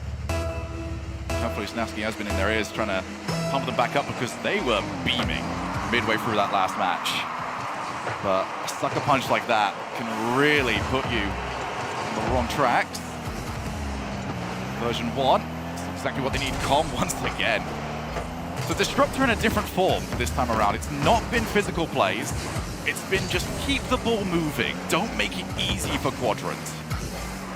Yeah, they're trying to get, I think they're trying to get Beast Mode more involved in offense. We asked for it last game. We're thinking, where's Beast Mode in that final third? We're not seeing those 1v2 plays, those 1v3 plays from him that we're used to seeing. And then he scores a world. Here we are. There's always that moment of excitement, isn't there? He actually managed to pass that off into the middle, even though he's probably trying to shoot that one from distance or clear it. I don't think I've seen a lofted pass Cookspear pitch. That would be a new mechanic for me. I would have put it past him if he's just come up with that one right now. Yeah, Beast Mode's really waking up here. Quadrant might be in trouble. If they were going pretty even, maybe just outplaying version 1 slightly when Beast Mode was having a quiet start to the series, now that he's online, V1 trying to just finish this one at 4. Lucy Torment moves in. That's 1-0 for him. Version 1 extremely happy with their position in this series. And a quick announcement as well for those of you that are not watching twitch.tv/RL Esports. Firstly, make sure you go and do that. That is where all of our secondary matches are happening. Gen G are now 1-0 in their overall Swiss campaign. They have 3 ode power. They will be in a very nice position as the #1 seeds move on. Yeah, and Power, you know, the OCE2 seed, but the team a lot of people are calling the #1 team from OCE. They did win the two most recent regionals. They've had some pretty good practice form coming into this event, so quality win there for Gen G. Power with a lot to do, as do Quadrant. Right here, Relating Wave had the reset, but it got away from him a little bit. Ball bounces off the front of his car, inviting the challenge. Can Quadrant respond? They have been a bit lost for what to do, for how to deal with the very organized V1. How to deal with a Beast Mode who woke up a bit late, but now he's fully awake and ready to tear them apart. If we have learned anything from this series, that first goal tends not to tell us the entire story. First 2 goals tend to not tell us the entire story, as here's Relating Wave. And 3 cars to get past, couldn't get past the first. Beast Mode again. Look at the space Beast Mode has been getting as well. It is not like he is getting challenged early. Quadrant have been happy just to rotate everybody towards the back. Beast Mode's recognizing that now, utilizing the space that he's been given. 1 player off. A miscommunication between the Quadrant players. And the shot lacking there. If that is supposed to be your final shot of the offensive push, it's obviously got to be on target. It was way off from Cash. This is a reasonable transition now from version 1. They do get a shot on net at the end of it all, but nothing Quadrant can't handle. This is just leaning every single play we see just slightly more towards version 1 as now Relating Wave offloads to Ixo. It's just off target again. Where's that accuracy from Quadrant that we saw earlier in the series? Quadrant are adamant now about blowing up the goalkeeper. Oh my goodness, Torment almost blew up 2 players without even touching them. Relating Wave over to Cash. Just keep an eye on the goalkeeper for version 1. That is the target. Quadrant, even if they do get that, they need to at least get the shot on target for that to even work. Relating Wave ends up leaving it. Minute and 48. Can Quadrant send us to Champions Field? Well, it was a hopeful move from Cash. And Beast Mode. Happy to collect, happy to clear. Now happy to go to the opposite side of the field. Torment delays his move in. 3 seconds is horrible for Quadrant to lose. Lays it back down, and KCorp just loiters. He's so good at just floating around in an awkward spot. Yeah, V1 looking very much like themselves now. Not just recent online form, but what you think you're going to get from them online. Just another successful series at the start of a major tournament. Quadrant, meanwhile, you know, we're asking earlier on about where's Beast Mode? Where's the talisman of version 1? He showed up. We've kind of got to say the same thing about Ixo right now, because Cash has been making a lot of aerial plays, but he's not been that one carry online in offense. It's been Ixo and Cash, the 1-2 combination. Ixo defensively has been good, but in offense he's been very quiet, and he's got to show up the way Beast Mode did in the last game. Time running out though, still 1-0 for version 1. Yeah, Cash has very much been doing more than his job description really entails. There's KCorp. Even if this isn't our offensive play, it just buys time. It makes Quadrant have to think. 30 seconds left. I think they better make a move. Beast Mode. Oh, that's a shot! Ixo's caught! Oh! Well, well. I'm wondering, where's Ixo in offense? Instead, it's Ixo in defense who gets baited in for the corner boost. I mean, he was low on boost there, but you've got to just cover the goal. He's got to identify the threat, and he didn't quickly enough. Version 1 with a very comfortable 2-goal lead now. With just 23 seconds left. Attempted fake kickoff here for Quadrant. Initially, it netted them a possession, but version 1 have swamped them. That might just be the end of the game and the end of the series. It's been an incredibly disciplined performance from version 1. Despite Quadrant stepping up very early on. Oh, look at this. It's version 1 who have become LAN veterans in a very short period of time. Proving it here. Version 1 move over into the 1-0 bracket. Quadrant still will be searching for that one win that will take them to the crowd. They've still got plenty of opportunities to get there. You know, the game is relevant in Swiss. You have to get as many game wins as you can to improve your future matchups. It's all about the win-loss differential in determining who you play next. So they're going to be probably in the middle of the pack with, I expect, a couple of teams, maybe a few teams being swept in round 1. Power have already been swept. I think there's probably going to be another 2 that get I've seen our round 1, mate. I actually would not be shocked at some game 5s. There is a lot going on and some big hitters out there. Yeah, it's not a terrible outcome scoreline-wise. I think Quadrant won't be completely devastated with a 3-1. They know version 1 are a fantastic day 1 team. That's 5 wins and no losses on day 1s of majors now for version 1. They'll play later on today to try and make it 6 in a row. But there are some signs, the worrying signs. Ixo's a bit quiet in offense, not as comfortable going forward, not getting those opportunities, a bit too over-reliant on Cash. And again, that defensive mistake by Relating Wave. That's going to be plaguing his mind at this point. It's happened too many times in the last RLCS season, and now it's happened again today. These are the big moments. These are the moments that they've got to try and iron out the mistakes in. But, you know, all in all, I think this is the expected outcome for the opening match in the A stream. Again, I just go back to the opening few minutes, and I was very worried for Quadrant during those. There will be some positives. I think, as is typical of Rocket League players, they will probably end up focusing on the negatives. But there was certainly plenty to get out of that. Certainly so much that they can take into the next round. Yeah, certainly. You know, they're going to wait until this round is finished to find out who they're going to play. But it's the next round that's sort of a must-win for Quadrant. You know, fair enough. You've lost to version 1 here, but next one, you've got to get the dub. So, version 1, moving on, they will be ecstatic with their performance. And now, on the stage. Leaf with the interview. What is up? I gotta say, I'm just excited to be back. This is hype, and the man getting me hype is right here. Calm, congratulations on the dub. Thank you, appreciate it. I gotta say, you are energetic. Right before Cameron came to us, he's like, all right, get the chest puffed out, let's go. You're a presence on here. Like, do you know that's your role, and you amp that up? I try to be. It was a bit of a slow start. We're still getting our sleep schedule sorted out. Only just got here Monday, so I'm a bit tired, but catching a second wind. I feel that right now, for sure. Hey, sometimes I can just make you zone in and get going, right? But you said, we were talking just before it came to us, it took you a little bit to get going. What was it? What maybe shifted and changed for you guys that allowed you just to start rolling over that series? Yeah, one of our biggest issues, like historically, that we had at Worlds, a bunch of other majors, and we were having there, is sometimes we just get in our own heads. We try to plan too much, and at the end of the day, we can just play our own game, as corny as it is, as much as everybody says it, but we know at the end of the day, we're really good, great players. If we play how we want to, and regardless of whoever we're against, then we're gonna win. Okay, I want to know, and I know you're gonna say I can't tell you, but like, what is the way you want to play? Like, what is that for you guys? I don't know if it really, like, we're not really in like a box, but we just try to play smart. I think a lot of what sets us apart, especially against like European teams, is they kind of send like their whole team for everything. A lot of the time we try to avoid doing that, but at the same time we like to be aggressive and mix it in and try to catch people off guard and just play kind of unpredictably, but also safe at the same time. Now, I want to know, just because looking at just the talent that's here in terms of players, it's shifted drastically over the past couple of years. We have a lot of new players. Torment right now, I believe, is the only world champion that's here at the LAN right now. Does that play a lot, that experience play into it, or you guys forget about the past, let's just look to the future? What does he bring in terms of that legacy? Yeah, I mean, it's awesome to have him here, but in general, we're just, I think what's more important is not just Torment's individual experience, but our experience overall as a team, with this being our 4th LAN event now. So we've got some experience under our belts. We know how to, I think the biggest thing is we know how to come back, and we know how to talk to each other and figure out what's wrong and how to fix things. And we are very good at that. We did that in this series and ended up flicking a switch, ended up being a lot cleaner. So I think our experience together as a team is definitely big for us now.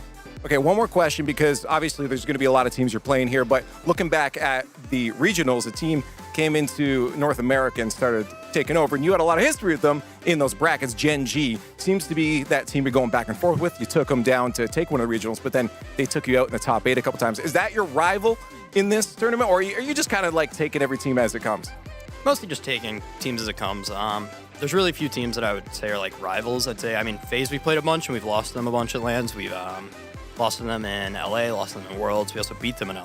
But in general, we're trying to, just take it by each match and play better than the team that we're against. Hey, well, thanks. Congrats on the first time. You got a lot more match to go, and we got a lot more Rocket League coming your way after the break. Up next, Europe's first regional winner, Oxygen, up against one of North America's greats. It's G2. Groups are great the whole way through, so keep with us after the break.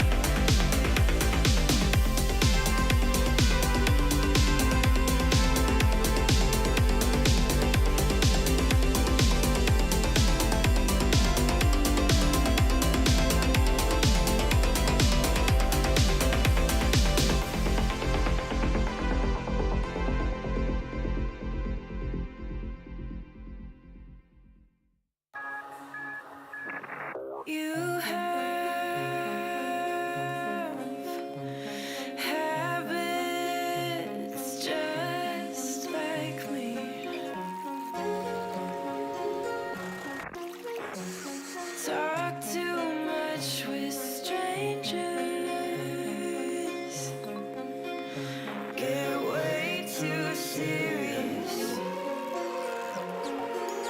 around family, and I don't have any wishes, but when I kiss you, our lips fit well, and I don't have expectations, but when I daydream, I fall asleep, and our hands melt.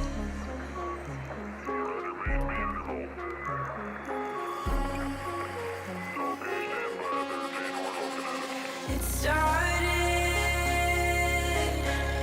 out as teasing, but I had a deeper meaning when I touched your chest. Now I don't know how to but if I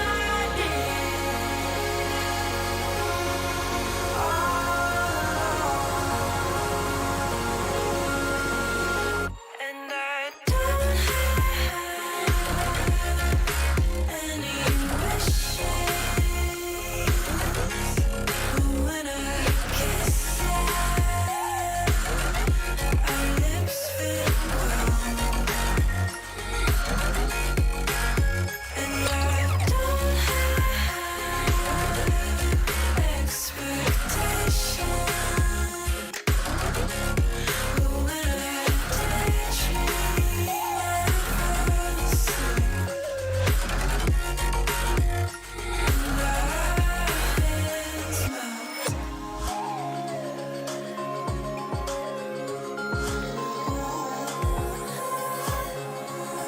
But if I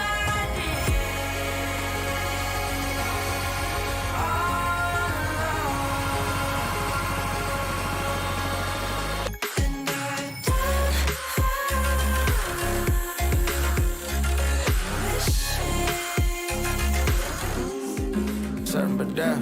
To make it out of here, take a certain finesse. Die trying to earn him a rep. It's coastal, gotta learn to respect. Really, I turn up for less. Like who now? It ain't even worth it to guess. Your man going now, you looking nervous and next, and you gon' end up right with him on a shirt with some text. I'ma burn up a check. Have my little birdie cook him, he a personal chef. Learn from the best. Got a plug in the Carolinas I ain't personally met. But if you ain't paying homage, I'ma service the debt. You know I'm loud with the step, loud with the pressure. That bully ball from the cupboard, the fully stock on the dresser. I put his car to your sucker. You know we rockin' the letter. Not finna let her be on your block with the extras. Little Twizzy on the stand, you get ass gang. A little winter net fang, got his ass flame. I told him mirror bust it down, leave the back plane. That's why this in my whip got your last name. Two down, one on top on the phone. Leave the car running, little cutty knock on the door. Why the ones ain't bad to stay talking the most. Lee say it with your chest when you talk to the goat.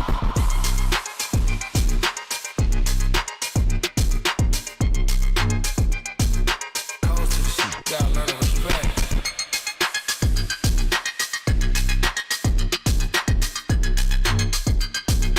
Say it with your chest when you talk to the goat.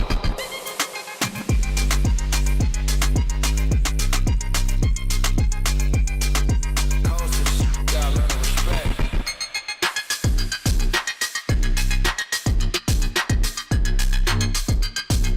Say it with your chest when you talk to the goat. I'ma burn up a check. Have my little birdie cook him, he a personal chef. Learn from the best. Got a plug in the Carolinas I ain't personally met. But if you ain't paying homage, I'ma service the debt. You know I'm loud with the step, loud with the pressure. That bully ball from the cupboard, the fully stock on the dresser. I put his car to your sucker. You know we rockin' the letter. Not finna let her be on your block with the extras. Little Twizzy on the stand, you get ass gang. A little winter net fang, got his ass flame. I told him mirror bust it down, leave the back plane. That's why this in my whip got your last name. Two down, one up top on the phone. Leave the car running, little cutty knock on the door. Why the ones ain't bad to stay talking the most. Lee say it with your chest when you talk to the goal.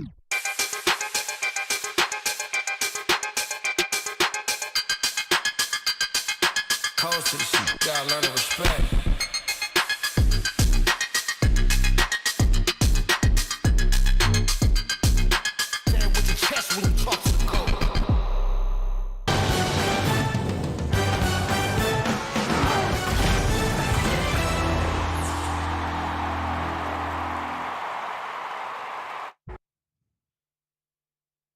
Day 1 started off with a bang. It's going to continue to roll on here with match 2. Oxygen taking to the pitch, going to be taking on the world champ finalists, G2. From North America looking to get the ball back rolling after a slow start here to the season. We'll get to see them, the next teams, taking to the pitch here in Rotterdam. I'm Wave Punk, Bates, Gibbs, and CJ on the desk. Gentlemen, just quickly about that match we just saw.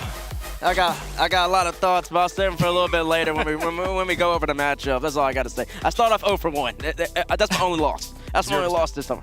It's okay. So right now, Bates always wrong, but we'll very quickly have Bates sometimes wrong. I'm confident we'll prove to that and then get to mostly right later on, folks. This is going to be a crazy one, folks. Let's take a look at the schedule, how things have gone on so far. We had a match go down over on the B stream as well. Gen G Mobile 1 taking on Power. That one was a sweep. Power put up a good effort, but Gen G, very, very strong team. They start off 1-0 in the Swiss. They're moving on to the Club versus Pioneers. That match is going on right now, so make sure you're checking out twitch.tv/RL Esports. I hear Banana Head's already hit a flip reset to start things off. And the Club have got 3 goals. The OC stream is already dying. No, it's all right. They'll rally. We'll see what happens, folks. Meanwhile, here on the A stream, G2 versus Oxygen going to be the next matchup here. In my mind, Gibbs, both these teams are looking to get back to a former glory. It's so unexpected. Oxygen, that they win Regional 1, so everyone's thinking, all right, top 2 seed easily for them. But they drop down to the 3rd seed, not playing that well after. They're very inconsistent. But G2 is that big question mark, barely even making it here. The NA 5 seed. Bates, what happened with G2? Nothing. They're right here. They're right where they need to be. They're still at the land. And once you're here, you always got a chance. Made the dance? Yeah, exactly. I don't think there's anything wrong with G2 right now. I mean, there is an argument. I mean, like both teams, Oxygen, you know, they got the win there in the Invitational, and then 11th the next event, right? So there's a little bit of doing just enough to make it here, but now's when it matters. And now exactly when it matters, and I can't wait to see what both of these teams bring to the pitch. Well, folks, let's meet the first team here hailing from Europe. It's Oxygen.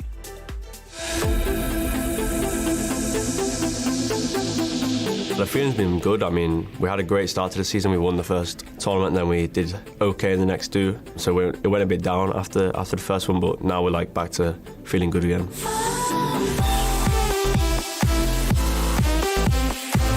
lost a couple. He was going to go for one himself, but he couldn't quite get the flip reset to earn it. Here's Oli for Oxygen, an org that came into the scene at the start of RLCS. Throws Exotic completely off guard. Our team should fear us because we're one of the most mechanical teams in the world. We have Jorius, Oli, who are 2 of the most mechanical players, so that's why he should fear us.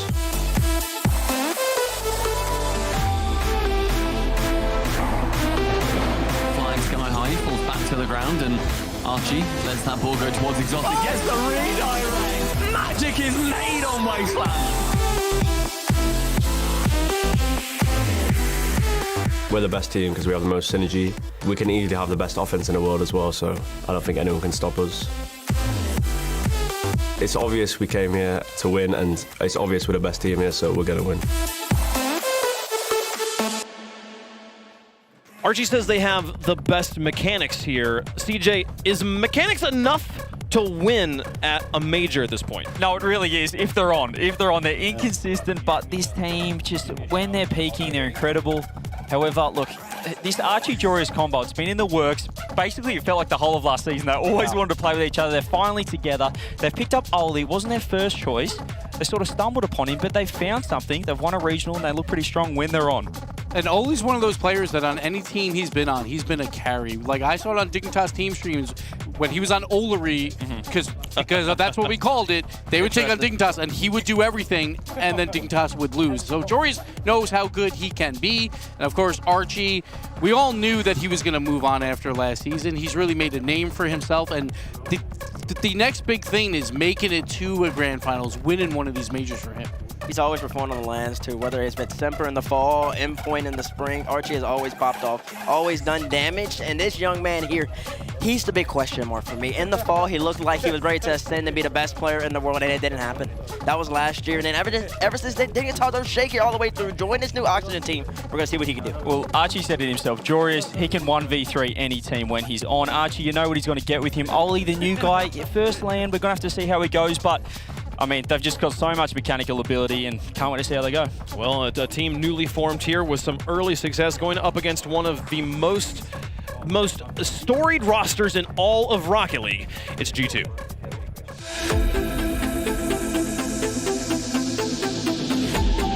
I think this tournament, we're hoping to achieve at least a top 4, even though we want to go further. It's been a long time since we had a really good performance at a European tournament, so I think we just would be happy to get back to the LAN performances that we had last season.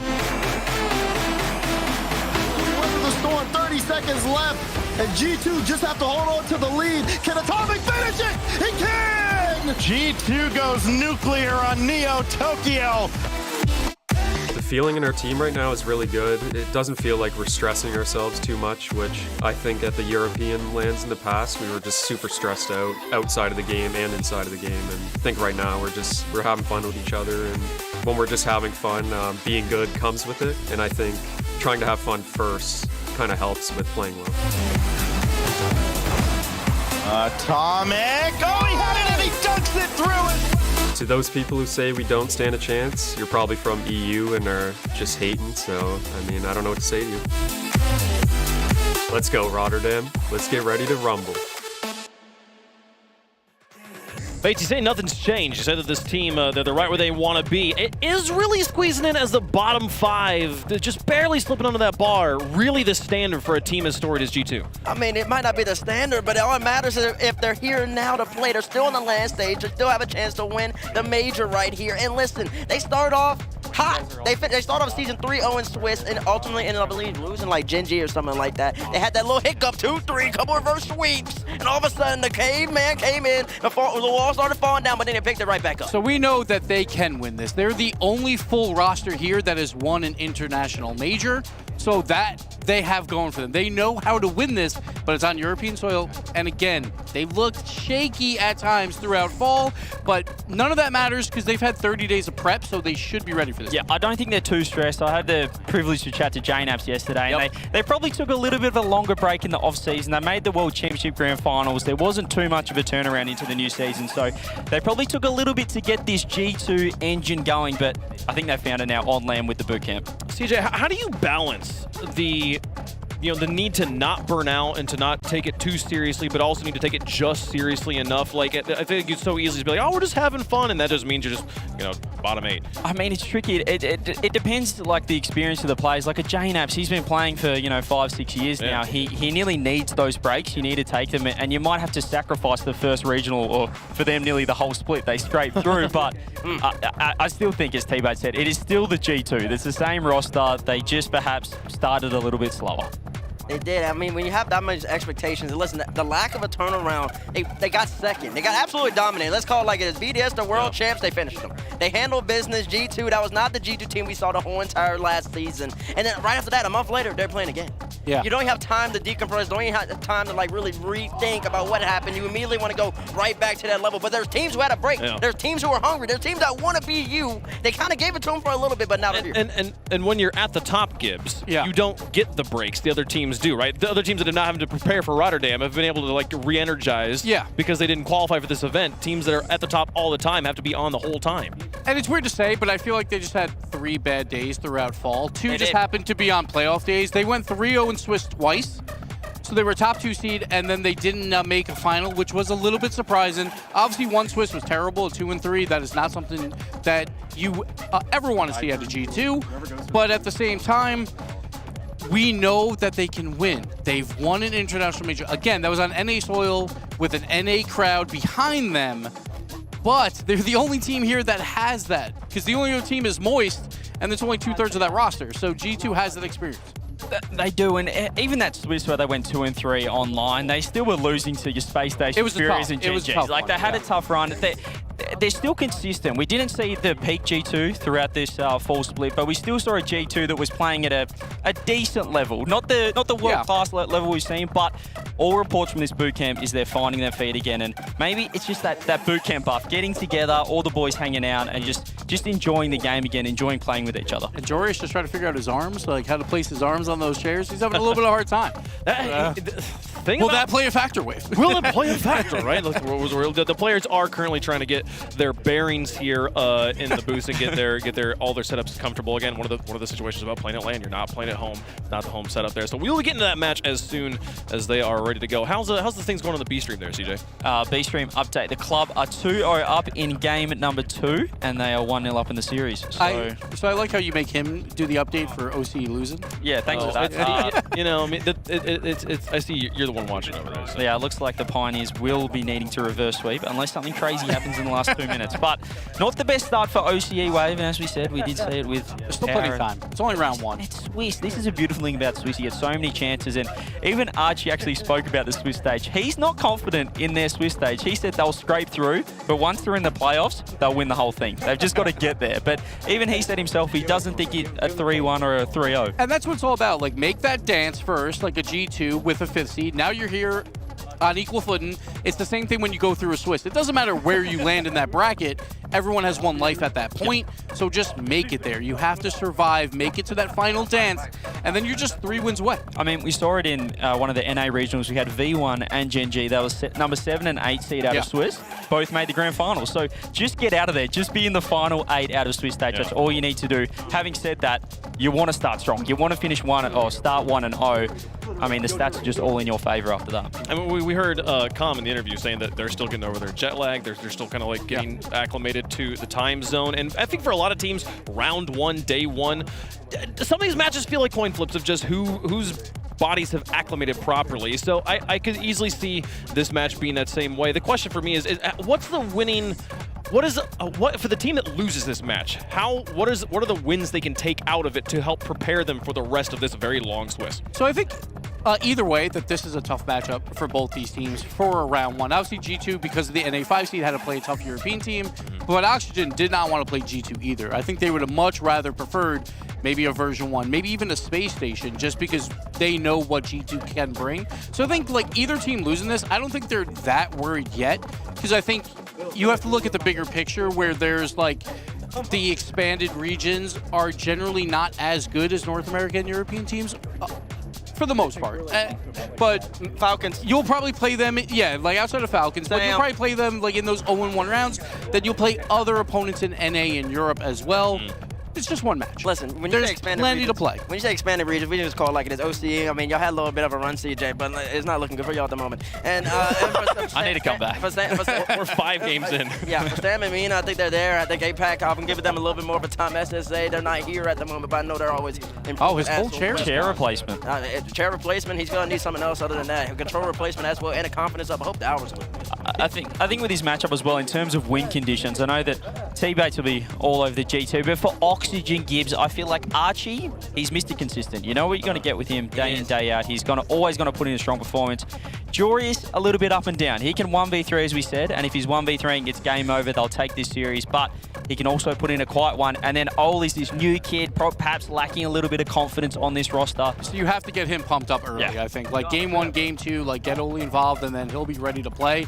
But it's more about being on offense at all times. Because when you're playing G2, you play a lot of defense. Oxygen does not want to play that game. They want to be mechanical and have that space in the midfield. They will not get that versus G2. I don't love the matchup here for Oxygen because they're a very counterattack heavy team. They get the ball, they blast down the field. Oh, it didn't work. Let's fall back. We'll figure it out again later.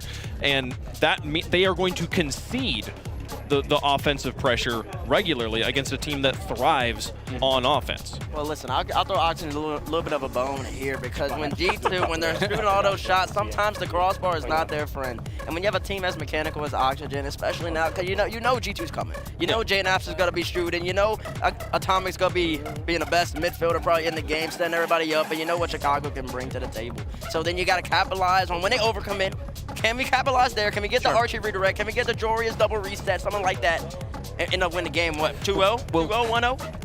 I mean, I don't know. This could be a sweep. Honestly, if one of the teams is on, this is how like dominant both these teams can be. At times. Yeah. However, speaking with that defense, you know, G2 are going to bring that offense. Archie did speak about their defense has been their biggest weakness all split long. They've been. That's the thing they've had to do constant, you know, consistent replay analysis day in day out to work on, and they still haven't fine-tuned it just yet. And that's the one major problem is when you get to a major, when there are nerves. The first thing to go is those mechanical plays. You wind up being not as mechanical. Have to play a little bit closer to the chest. And then your defense, because your call-outs, you have to know when to go and do not double commit. That's what I'm worried about with Oxygen, because if they're on defense a lot, going to be a lot more chances for double commits, and then G2 will capitalize on it. Well, for I think the first time in RLCS history, the chair swap is complete, and we can now get into the matchup here. Here's how the teams stacked up against each other during the regional splits online. But now it's all about the play here on LAN. Let us know who you think is going to win there in the fan vote. Let's see some hashtags in chat for both sides. Hashtag OXG for Oxygen. Hashtag G2. Tell us how you feel. I'm going to start things off. I do think that this matchup favors G2. I think that the experience favors G2 as well. The difference is, are they prepared on LAN for have the flight situation of having to travel the longer distance? Are they prepared? I do think that a team as storied and as veterans as G2 is will not have a problem with that. I got G2 on this one. I mean, you already know where I'm going. You already know I'm going G2. Throw it up. They lost in the World Championship in the Grand Final, understand that, but they're still, in my opinion, top 5 team in the game right now. 3-0 Swiss twice, 2-3. They got reverse swept a couple times by some of the best teams again. SSG and the likes are at this LAN. That's what they lost to. I expect them to end up dominating this Oxygen team, and they're well on their way. So if it was scrims, it was Oxygen versus G2, I think it's 50-50. I think Oxygen has a good chance there, but I think in the high-pressure moments, you got to go G2 here, just because I don't think Oxygen is there yet, but they can surprise. At any moment, they can be the best team here, absolutely, but I got to go G2. I thought you were going to go Oxygen. You put the pressure on me now. Are we going to go a clean sweep across the board? I think if this was scrims, Oxygen have been absolutely peaking. That's the word behind the closed doors. However, consistency. If Archie's not confident in this stage, how can I be confident in Archie? So we're going to go a clean sweep. No. Fans hate us right now. They hate us. Board. Oh dear, folks. We can. If there's a way to cast a curse from the desk, this is it. We've predicted G2 cleanly to take out Oxygen. How do the fans at home feel? G2's got a lot of fans usually, but only narrowly. Oxygen showing up here as well with the fans. A narrow fan favorite G2 is as we get in to match number 2 on the day. 2 teams, 2 regions, both trying to find former glory yet again here. On one side, the Fall Invitational champs going up against the World Champ finalists. It's time for match number 2. Well, Johnny, it was a long time ago now before Jorius had his chair escapades, but in the pre-show interview that Oxygen had, Archie said it was obvious they were the best team here. He did. Do you agree? I don't agree. I don't even think it's obvious that they're the best team on the field against G2. Never mind obvious that they're going to win the whole tournament. They're destined neither. No, they're destined. Very confident in G2 winning here. I'm not that confident though, to be honest. The last time G2 made top 8 at a European LAN was in 2019. In fact, early in 2019. So it's been a while. They do not tend to run very well on European soil, so I think Oxygen are the favourites here for me. I mean, I didn't expect a clean sweep for G2 winning this from the desk, but I think this is a close one. I think that both teams have got exceptional quality, and oh, that's a great start for G2. That last touch to set up the goal was absolutely phenomenal from Atomic. Well, if G2 are going to win this one, it's going to be via the man who got that beautiful assist. Atomic with the flip reset just to help that ball on its way. And when you're coming up against a team as mechanical as Oxygen Esports, it's nice to show them that you've got something in your locker as well. Yeah, that little twist at the end of that air dribble from Atomic sent the ball so much further than Archie was expecting. He covered the whole goal actually, Archie, despite the fact he was a low boost. Atomic just doing that little bit more. Great start for G2 Esports. They started pretty well in their matches that they did end up losing in the London Major not long ago. So this isn't unusual to see G2 do well. It's actually closing out the series has been difficult for them in European events. Well, let's see if they're able to keep the momentum going that they've built for themselves early on in game number 1. So the marathon ahead of these players. Best of 5 at the start of a Swiss. A lot of Rocket League to be had. A demo again from JNaps. Atomic's coming in. It could be a couple if they play their cards right here. G2 and Oxygen very much haven't. But there was just about enough time to recover. But it's G2 on the attack again. Look how much pressure they're getting. Yeah, a bit of a giveaway there, though, with the last touch. Jaria's looking to transition here. Wants the mind game. Infield pass off the back of it. Well played. Well defended by G2. Oh, that wasn't as well defended, though. It was completely missed. There was an attempt on the goal line to put it away from the goal, but it just wasn't to be, and it's a freebie for Oxygen. Just Archie in the corner. JNap's completely missing. Atomic, fair play to him. He put in a good effort, but not enough. Yeah, JNAP's had 100 boost there. I'm not sure why he was so close to the play. He could have just dropped back a little bit and covered the whole goal, but he's in no man's land. And he's not able to make a save. He might have thought that he was second man with the goalkeeper behind him. He did not have a goalie behind him. He was the last man in that play, at least for the most part. Pretty easy goal. Disappointing goal for G2 to concede, especially against a team like Oxygen, who do not need any help creating goal-scoring opportunities. Oxygen Esports, the only 2 Dutch players in this event here in Rotterdam, so I'm sure there are many people coming to this event in a couple of days' time who are praying that they make it through this Swiss and they can be supported by the crowd. To do that, you have to go up against teams like G2, and you have to defend much better than that, and now it's 2-1 G2. You know, I've got to say, the defensive display that I'm seeing from both teams here is not what I was expecting. And this time, it's Jorius who's kind of in no man's land. He doesn't commit fully to the challenge. He kind of turns at the near post. I feel like if you've made the effort of leaving the goal, you might as well go all the way. What is he really covering there by turning around? Well, you talk about what we're expecting, but from Oxygen Esports, it's always difficult to know what to expect. They opened this season like a house on fire, winning the first regional. Then they finished 11th, top 11, and then they reached the quarterfinals. So a lot of inconsistencies going on for Oxygen Esports, which can be okay at a LAN if you pop off at the right time. And they're trying to make sure they're popping off at this game at all. So far, not really happening. The only goal they have got has been a complete freebie given to them by JNAPS. They have to get something going for themselves, but there's been a few misplays. Jory is missing the ball again there. Does let Archie in, but so far Oxygen not looking particularly fluent. Yeah, neither team peaking in game 1. It's not a surprise. Of course, it's the first game on the stage, first game in the studio. That's a fantastic field pass, but what a save. Well, one thing that G2 fans will be happy about is Atomic has been the shining light of this lobby. He's been far and away the best player, but they've failed to get that one clear. Archie dropped it down for Jorius. Wasn't able to make contact. Again, so close for Oxygen Esports, but they're just not nailing those final touches. And G2 are able to get the ball away. What I would say, though, this is the first real sustained pressure for Oxygen. A lovely flip reset towards Archie from Oli. Not allow Jory is in. Past Chicago. Oli's waiting, but again, they're having to slide quick. They're always playing a little bit too close to the ball. And it's just not matching the momentum of the players who are attacking it, who really want to put it home. Maybe Archie can do it himself. More good defending there from G2, though. This time it's Jory's turn. He's got Oli behind him, a little bit further away. Oli comes on with some momentum, but Atomic closes that one down quickly. You know, this is not ideal for G2. You really don't want to have to be defending against multiple air dribbles. Lovely little boost respawn there for Atomic. He had that one timed well. But yeah, this isn't how you really want to be playing against Oxygen. You don't want to give them these chances. They're very scary with their air dribbles, very scary with their resets, but G2 have defended just well enough here.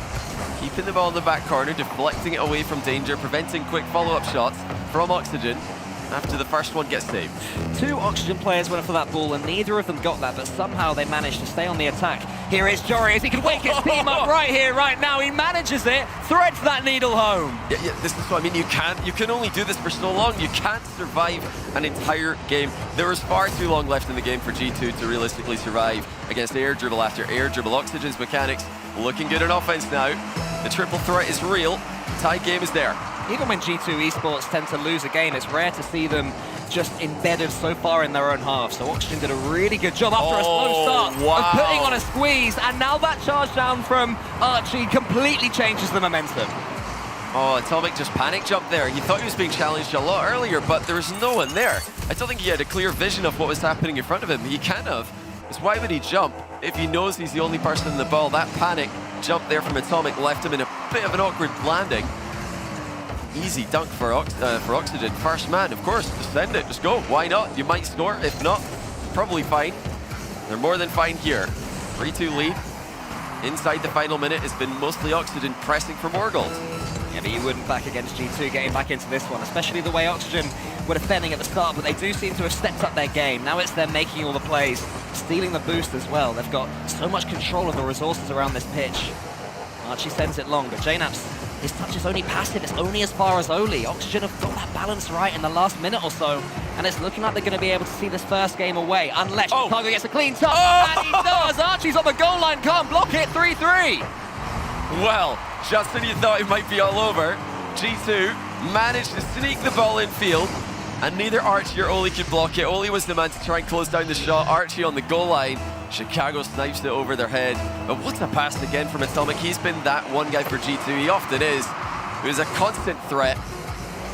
creating goals out of nowhere. Two teams who so far have had an up and down season introduce us to this series with a very up and down game. Will there be one final twist before overtime? Does Archie want to kill it? Yes, he does. He will take us into next goal wins territory. And it's a match where both teams would really have felt they would have pulled away with the momentum that they've built. There's a great fight back from Oxygen. They're the first team with a good chance after the kickoff, but Jorias drops the shot pretty low, harmlessly, in front of the G2 goalkeeper. G2 with a much harder hit forward. This is a bit awkward for Oxygen there. Just trying to keep the ball in the corner, but look at the boost in the top left. 0-0 and 12 there. Jorias picks up mid. That'll help him pressure the ball. In fact, a great chance for Oli. Well, G2 did not defend that one well. They didn't have to. It was actually missed as well. Not for the first time. Oxygen, the glorious chance, and unable to make contact. And now it's their turn in the blue half. Archie just punches it long, but JNAPS will be able to serve that one on a plate for Chicago. Up he goes. Anyone in the center? But no, I mean, this is so rare for G2 to have two players so far back that an infield pass goes absolutely nowhere. So they're definitely starting this first game slowly, despite the 3 goals that they've got. Those goals have been well worked and they've come. Oxygen as well, you know, we're clearly seeing that they're just not on the same page at times as infield passes are going to no one. You know, just not being communicated in terms of boost totals. This player's not able to run into these positions where the ball's being struck towards. Two steals available there. The goal is almost through. In fact, it is! A couple of G2 players actually hitting the ball on their own goal line, but it makes it past them. Jory's shot was a deadly one. Atomic and then Chicago both getting a touch. Oh no, it just went all wrong there for G2 at the end. Oxygen with a win. What a ridiculous game. What a chaotic game. Yeah, that is poor old Chicago being a victim of his own reflexes there. The ball was coming at him fast and he just spammed the X button and in the net it ends up. So that's where their experience is really important for G2. You know, as Gibbs mentioned on the desk earlier, this is the only the only major winning trio that are here. That's where you can sort of almost laugh about those sorts of mistakes, or at the very least brush them off. So it's the good team for that to happen too. Oh, certainly. I mean, they're the oldest team in terms of average age as well, so I think they're going to be just fine. They're going to get over a misplay like that pretty quickly.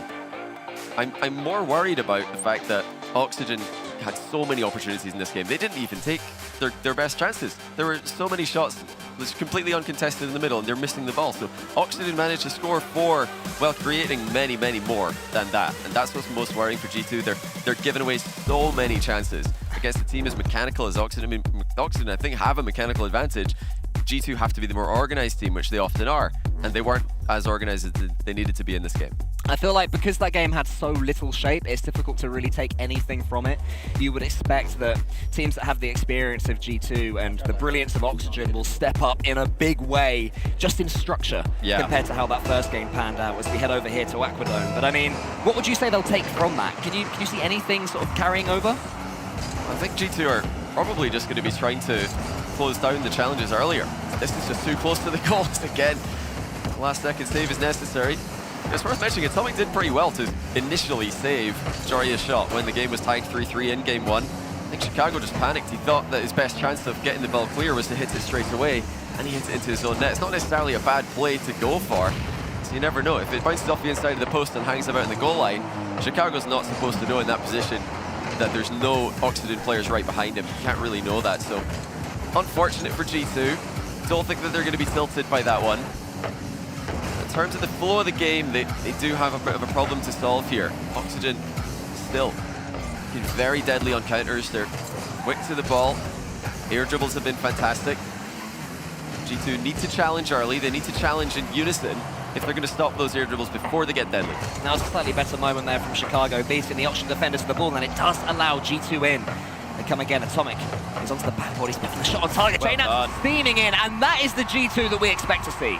It's just a very simple play, but an effective play. Atomic just controlling the double tap. He's just got to keep that one high away from the goalkeeper. He knows he's calling to Chicago. This was going across the goal, dropping it down. Chicago's there. Perfect timing.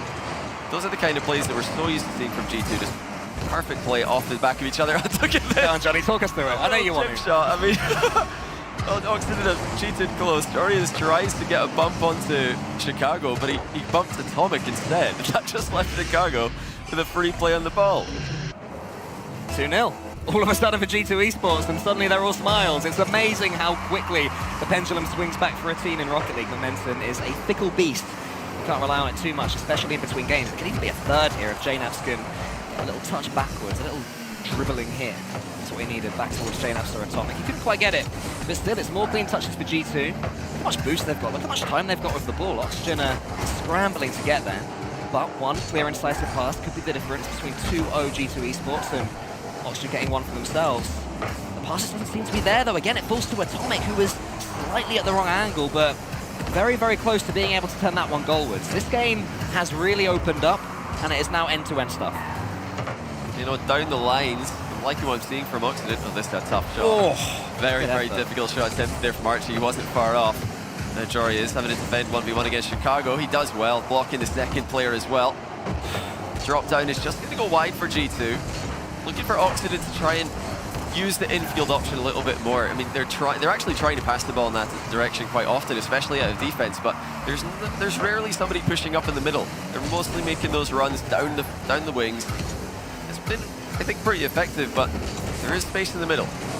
G2 are doing very well as well to read these infield passes that Oxygen are attempting. Nothing really seems to be working again. That one from Jorius. His teammates knew it wasn't going to happen. They've immediately rotated back, and G2 can come forward again. They can keep that position and steal some more seconds from the clock, which is ticking down pretty quickly as far as Oxygen are concerned. G2 will be happy with this. This is an experience once again. A lovely pass back to Archie. It was a beautiful return hit there from Jorius. Moves to Oli, gets the flip, has Archie in the center, just keeps on taking touches. G2 finally managed to punt it away. That's a gorgeous double reset from Oli. I think G2 still a bit reeling from the pressure. Jorius tries his hand at that same move, but this one less effective. Still time for Oxygen. They're starting to look for those field passes, it looks like, at least by their second map positioning. Suddenly a shot rips out the midfield. JNaps, they're not just to save it, but to dribble it clear into the corner. Gets a 50-50 as well. JNaps doing so much in that play. G2 just brute forcing their way through this Oxygen defense. They're coming forward again. Atomic sends it high, just making it as difficult as possible for Oxygen to do anything with that ball. Atomic again, it falls to him. That's what G2 are doing so well. They are just getting touch after touch on the ball in the Oxygen half, and eventually something's got to snap. It's the second time in 2 games that G2 have actually infield passed by hitting the ball into the sidewall. It's not something you see all that often, but it shows you how cleanly and how quickly they're communicating these plays. The fact that they can hit the ball off the sidewall and then it bounces back into the middle and they're still the first team to react to it. Oh, it's an infield for Oxygen. We were asking about this earlier on. There it is. The option is there. The player this time ready for the pass when it comes towards him. Well struck by Oli. Archie, unmissable shot from that range, and we're still in that 2-goal difference. Oxygen fight back. What seemed like an eternity suddenly is not very long at all. 1 minute and 25 seconds. Oxygen need a couple of goals for themselves. Are they able to get it? Archie's blocked by JNaps. Jorius is coming in, but another miss from Jorius. I hate to point the finger, but I have to say, I've noticed him missing the ball quite a few times, which is so unlike him. He's such a mechanical player. Maybe he's trying to do a little bit too much, I'm not sure, but as the series goes on, that will change. G2 can't rely on it. For now, it's not quite happening for him, and it's not happening for Oxygen with this attack either. Oh, a bit of a double commit there from Oxygen. It was a very, very tempting ball to go for. I can almost forgive Oli and Jorius for both jumping there. I'm sure they both thought they had a great angle on it. Oh, they're not done yet. Oh! Fake from Oli sets up Jorius, and they are on the comeback trail. He fully committed to this fake as well. Not just jumping, leaning back, shaping his car as if he's going to go for it. No one saw it coming, apart from his Oxygen teammate, Jorius. That'll do him some good getting on the score sheet as well. And now this is what this game leads up to. 44 seconds left. Whoa, whoa, what a read. You know, I was setting up a big thing. 44 seconds, 1 goal needed, and they've ruined it. Oh, this is huge. I mean, Jorius has tried to fake the kickoff here. Chicago spotted it. I don't think Jorius' line towards the ball was convincing enough because Chicago realized that he's actually faking that and just chips it straight in the top corner. Fantastic awareness from Chicago on that play to punish fake kickoff. And you know what Oxygen have done? Well, doesn't work first time, let's just do it again. This one is a much better outcome. Yeah, it worked slightly better that time. Not able to score from it, but at least they're able to get the ball in the other half. And he's going to just touch that one down to Archie. They have to get something going now. Archie using that wall pass technique that G2 have been so effective with. Run into a chance, but it will keep their possession. That one's helped along. Atomic does the same to get it to the backboard. G2 just trying to squeeze these seconds away however they can. Oh, just trying to get the passes going. Joreous going to try and finish that, but it's won by Atomic as well. This is where G2 can just stand up and be countered all day long. They seem so comfortable in a position where they could have been so stretched, and that is what G2 Esports are all about. Yeah, brilliant read from Chicago, just making that series a little bit, making that game a little bit more comfortable. As the 1-goal lead would have been a very tense ending, but 2-goal lead, something G2 are very, very happy with. And Champions' response there from G2, Oxygen, really outsourcing them in that first game, creating a plethora of opportunities, not even taking them all and winning the game anyway. Second game, G2 really limited how many opportunities Oxygen were able to create. Like you mentioned, cutting off those passing plays that Oxygen are trying. It's like an outlet pass that Oxygen always try and make happen.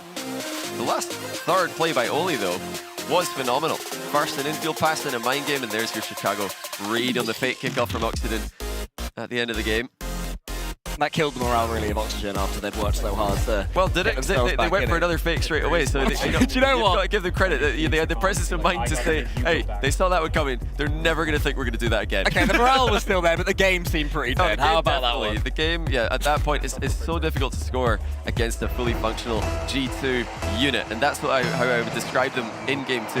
They really look like a team, not just Atomic trying to 1v3 is how I would describe the first game. Well, speaking of games being dead, over on the B stream, there was a 3-0 victory for the club versus Pioneers. We now have James Cheese starting their descent on this full major, and they're up against KCorp. So it doesn't get too much more difficult than that for your first game back in home region for one of these players. Yeah, true. Sorry, yeah. It doesn't get much harder for KCorp. That's what I meant, of course, Johnny.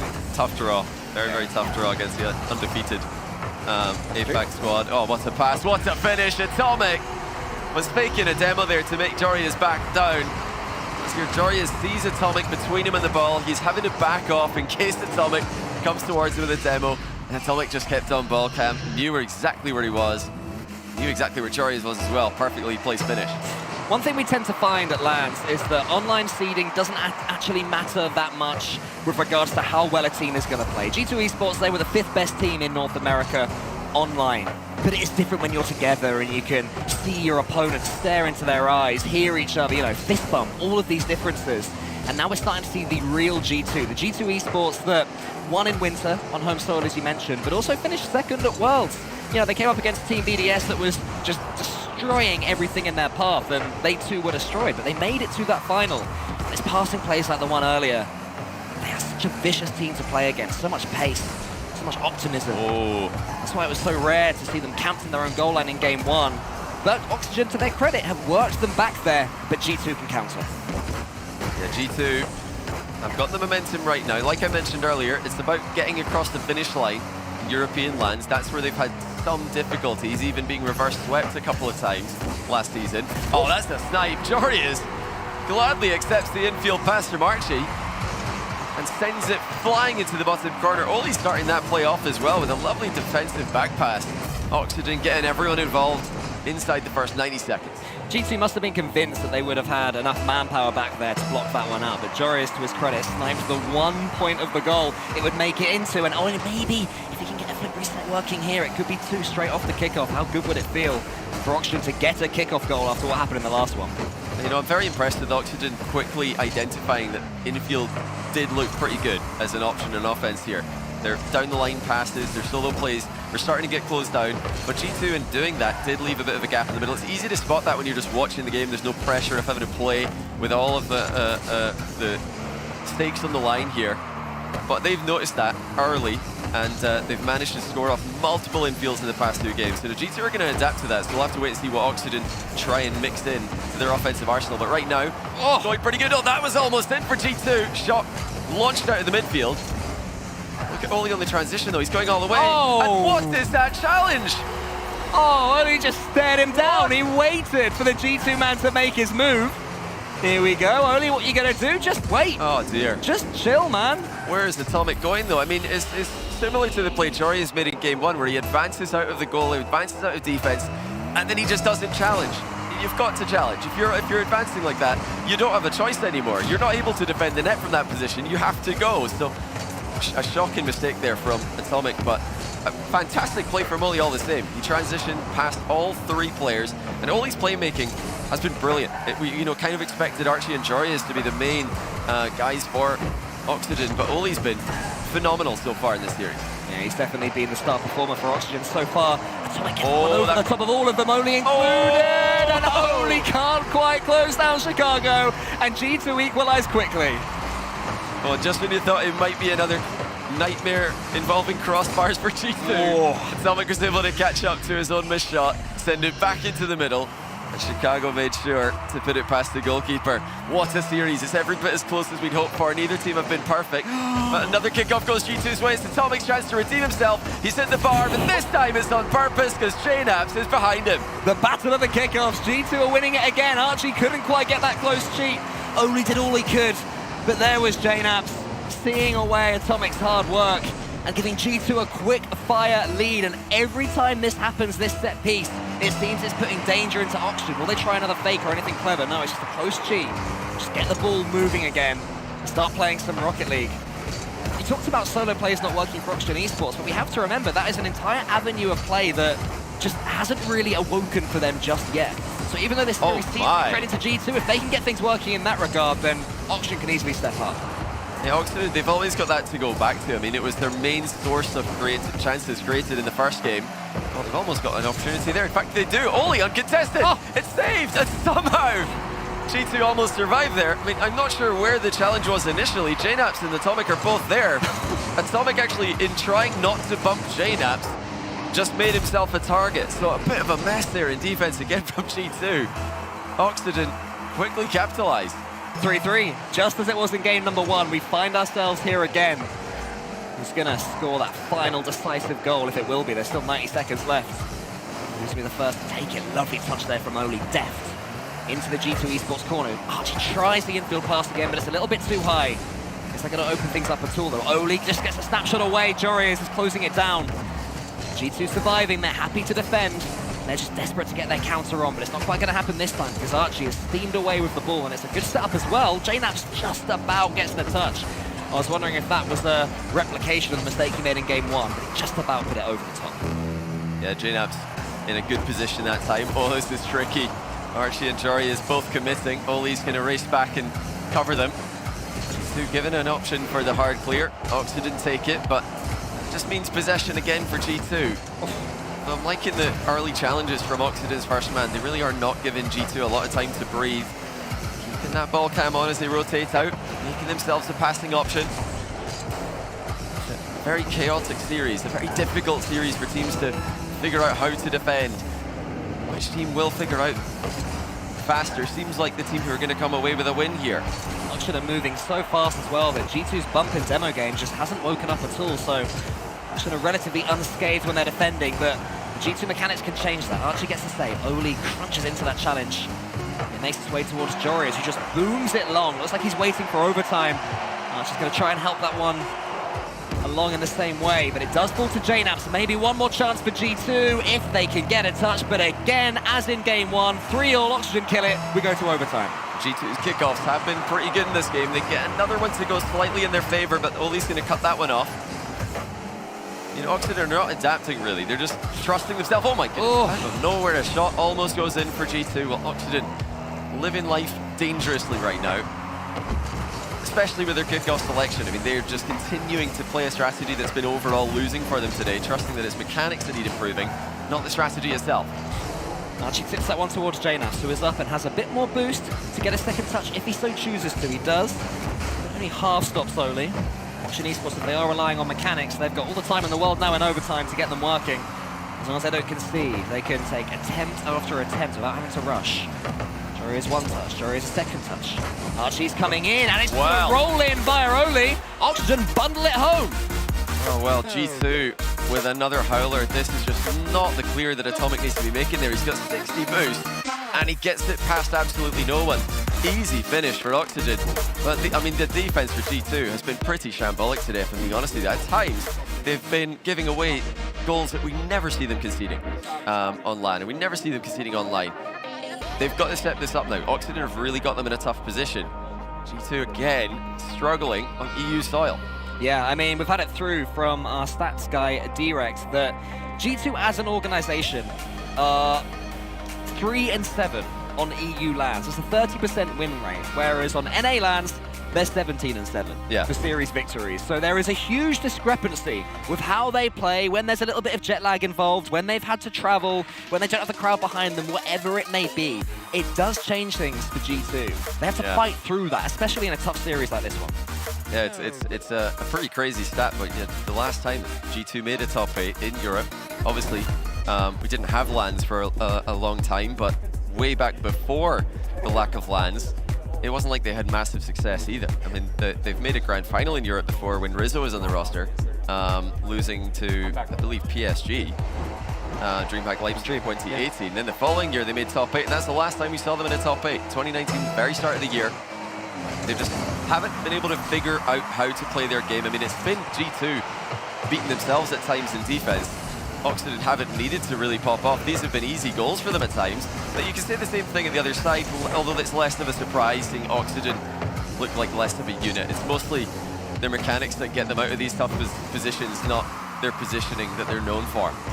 Well, Oxygen live by the fire, and they darn well die by it as well. They are not going to slow down and hope that G2 make mistakes. They'll keep attacking, they'll keep trying it, but it can backfire like it does at the start of Utopia. Joreuz again! He's trying to hit a very precise touch there. He wants to get a glancing blow on the ball Just to knock hit the it ball, up, mate. But he's missing. And you pointed this out earlier. He missed similar position. He missed it. He's trying to like pop it up so he can then run off the wall and start an air dribble. He wants to attack, but you're trying to play really precise touches here. And is it necessary? I don't think so. I mean, defensive mistakes from both teams continuing to pour in. This time it's G2 who are able to score off the back of one. Oxygen will keep on coming though. They will never stop doing that. G2 Esports have to be prepared. JNaps goes for a second touch and doesn't get it, but it just falls to Atomic. G2 will be feeling hopefully a little bit better after taking the lead there, getting another free goal courtesy of Oxygen Esports defending, which has been shaky, to be polite, at times in this series. Yeah, both teams have had very shaky defense. Oxygen in that final third again, they have looked dangerous. G2 able to get it cleared. That's so key that Chicago's downfield able to chase this. You don't want to just give that possession away to Oxygen. Passing the ball out of defense now. It's the first game where we've really had many demos coming in. It seems that these teams have both realized that there is a lack of them from the pair of them. And I think they're trying to disrupt things even more. So what's already a nitty-gritty series might be about to get even trickier. But G2 Esports are managing to string some stuff together, and they've doubled their lead. It's a good hard hit there from Chicago to the back wall, but Joreuz is there and he's got boost. He's not running dry there. He's still got 30 boost after the whiff. So once again, it's a miss from Joreuz that gives G2 an opportunity. I mean, G2 kind of forcing them into tricky positions here, but I'd still put both of these goals into the unforced error category. You know, G2 they're punishing these mistakes. But why are we seeing these mistakes in the first place? Oh, you're joking. Well, he just chipped one in. I don't know what is going on, Cole. These goals are, they're absolutely ridiculous. They don't make sense. JNaps thinks he's safe here. Oh, he just drives into the ball and it flies in. I reckon even pros, as good as these guys are, could try that finish 100 times and maybe get it 30, maybe a sort of 30% hit rate, I think, from that angle, coming at that trajectory as well down the ramp. That is not one you can expect your opponents will get, but fair play Oli. He stunk it when it mattered. Joreuz might do the same thing. He's finally connected with one, but it's saved from the goal line. Yeah, it looked like Oli just realized, well, this is lining up pretty perfectly for me. I might as well just drive into the ball. And if there's one thing that Oxygen have done well, it's sending the first man. They're not backing down with their first man challenges. They are lunging in and using the safe option of challenging their first man to capitalize on G2's unexpected. Oh, you're joking. Well, that pass, although it might not have been fully planned, was executed unbelievably well. Joreuz offloads to Archie, who was kind of pre-jumping before that last touch from Joreuz landed. Boy, did that work out well. 2-2, Oxygen back in it. Archie made an abundance of what was already quite a lot from that pass. You know, he made it even better than it was with that pre-flip. A bit of brilliance between the two of them. That should wake Joreuz up as well. Managing to get that flick reset assist. What? That one's loose. Where's the defense? Nobody's just charging it down. But again, a sketchy moment for Oxygen in defense when they've just managed to turn this game around. They might go behind again. Chicago can put it away. He's back. Only just prods it forward. JNaps is coming forwards himself. to the corner with this one. Oli again just sends it down the middle. G2 have another go, lads. Well, Oxygen are panicking at every opportunity, but for once, G2 have not capitalized Chicago. Fortunately, goalkeeper away. Now Mist comes through. That perfectly sets up Atomic, who just gifts the possession right back. We need some like comedy trombone over the top of this. Someone sing it together. Someone edit it. Is this? Are we being set up here? Is this not really Oxygen G2 playing for a minute there? We're just being. Is this a prank? I mean, I thought Stumpy wasn't coming to this major, but apparently he's controlling every single car on the field right now. Looks like we're right back into more of what you'd expect from these two teams. Rapid play being sent around the field, but for a moment there, it just completely deteriorated into a platinum lobby, and nobody was able to hit the ball despite the fact it was barely moving. I suppose it's like that rookie aerial training. When the ball's not moving, it's actually harder to hit. These guys, they didn't know what to do in a position where the ball just ground to a halt. Everybody's momentum just seemed to deplete simultaneously. That being said, G2 still getting the better of the pressure, still getting the better of the territory. Oxygen struggling to break free. Oh yeah, we are back. Deep breaths have been had by all, and now the proper Rocket League can continue. And it was G2 on the ascent, but now Oli has a chance to counter for Oxygen. He wanted to just squeeze that ball to pinch it into the goal. Couldn't quite connect. Juris coming up, a great challenge from Chicago, sends it all the way down the other side. This is a game where you just want to get rid of the ball. No one's scoring a wonder goal here. It will be an ugly finish when it comes in. You have to make sure it goes to your team. Don't say it, goal. We can't have another one. Not another ugly goal. Not after this game. If it's for G2, fair enough. At least we get a game 5. But an ugly goal for Oxygen would be a pretty horrendous way for G2 to lose this. We can only wait and see. So as he tries to get a good pinch on that one, but it just goes to Chicago from the ceiling with him. It's closed down by a pair of Oxygen players. Joris gets a little nudge from Archie as he begins his way to get that ball away. And Atomic keeps him coming as well. G2 have really calmed things down now, and they are keeping the ball buried in that blue half. Can they get that one incisive pass? Is Chicago able to force it here? Almost, but not quite. His two teammates too far back, couldn't make anything from that one. And Archie gets a good close down. We could be approaching the third overtime unless there's 0-second dramatic moment! Almost! So near yet so far to a repeat of what happened at the last Fall Major, the Armad moment, but not quite to be this time. Yeah, phenomenal surge from G2, from Oxygen, I should say. They're not finished with that little push of momentum. Chicago actually slightly too far forward, able to reverse back into position. A great drop-down pass there from Oli. Forward to Archie, but saved by Atomic. G2 holding on. Huge save there, that one from Atomic. That's so difficult to read. Had to judge 3 or 4 different angles at once. Oxygen able to keep it coming. They've got decent boost. If you look in the top left, you'll see, but Atomic makes a huge clearance. And Oxygen have to go again. Joris is waiting. He wants this ball. Archie's coming forward as well. Oh so my. A huge 3-man forward attack here from Oxygen. It's risky in overtime, but they want to kill this one now. These are good opportunities Oxygen are creating. G2 surviving, and now they might be thriving. Archie with a phenomenal save. Look at where he's managed to knock the ball. It's safe for now, but back in the middle, and JNAB's contact. For once, this goes way sideways. Both teams have had their chances. In game 4, it's G2 who need it more. Oxygen really cannot afford to give too many more of these away. It's only a matter of time before G2 nail the pass. The shot will be just automatic if the pass is good enough for G2. But that touch from Chicago was closed down so quickly by Oxygen. Just comes right back to JNAB, so there's a bump attempt coming in. Joris manages to wriggle his way free somehow. I'm not quite sure how he wasn't sent into the stratosphere after that connection, but he's got away with it. He's done well, actually. Joris now to the backboard. Chicago and Atomic. It's Atomic that gets the touch. And here he goes, trying to take it around the corner. Oxygen applying this pressure, putting on this squeeze. JNABs wants to clear. Actually, he takes a couple of touches. Good play from him. Well done. That was a very good decision under pressure, and it does send us back to Oxygen half. Yeah, JNABs just knowing in that position, if he hits the ball, Oxygen are going to have it, so just control it. Air dribble, force it 50-50, then it's anyone's ball. Atomic, he takes the shot. Archie, another big save, but there is a demo. That one's just past the post. And we're going to get it to JNABs. Oh my and goodness. this time, JNABs does not miss. He sends us to game 5 after a couple of minutes of overtime. Well, Archie expected G2 to be on his case immediately there. He panic jumped, thought it was about to be a 50-50, but there's no one there. JNABs just delayed his arrival ever so slightly, and that gave him a completely free goal. Wide open net.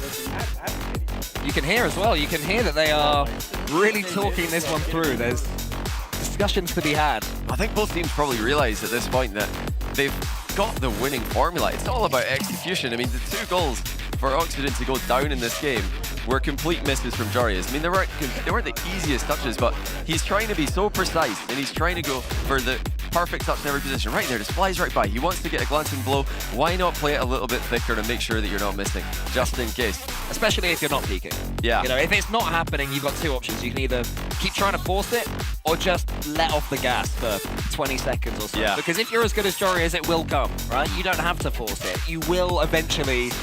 things will slot into place.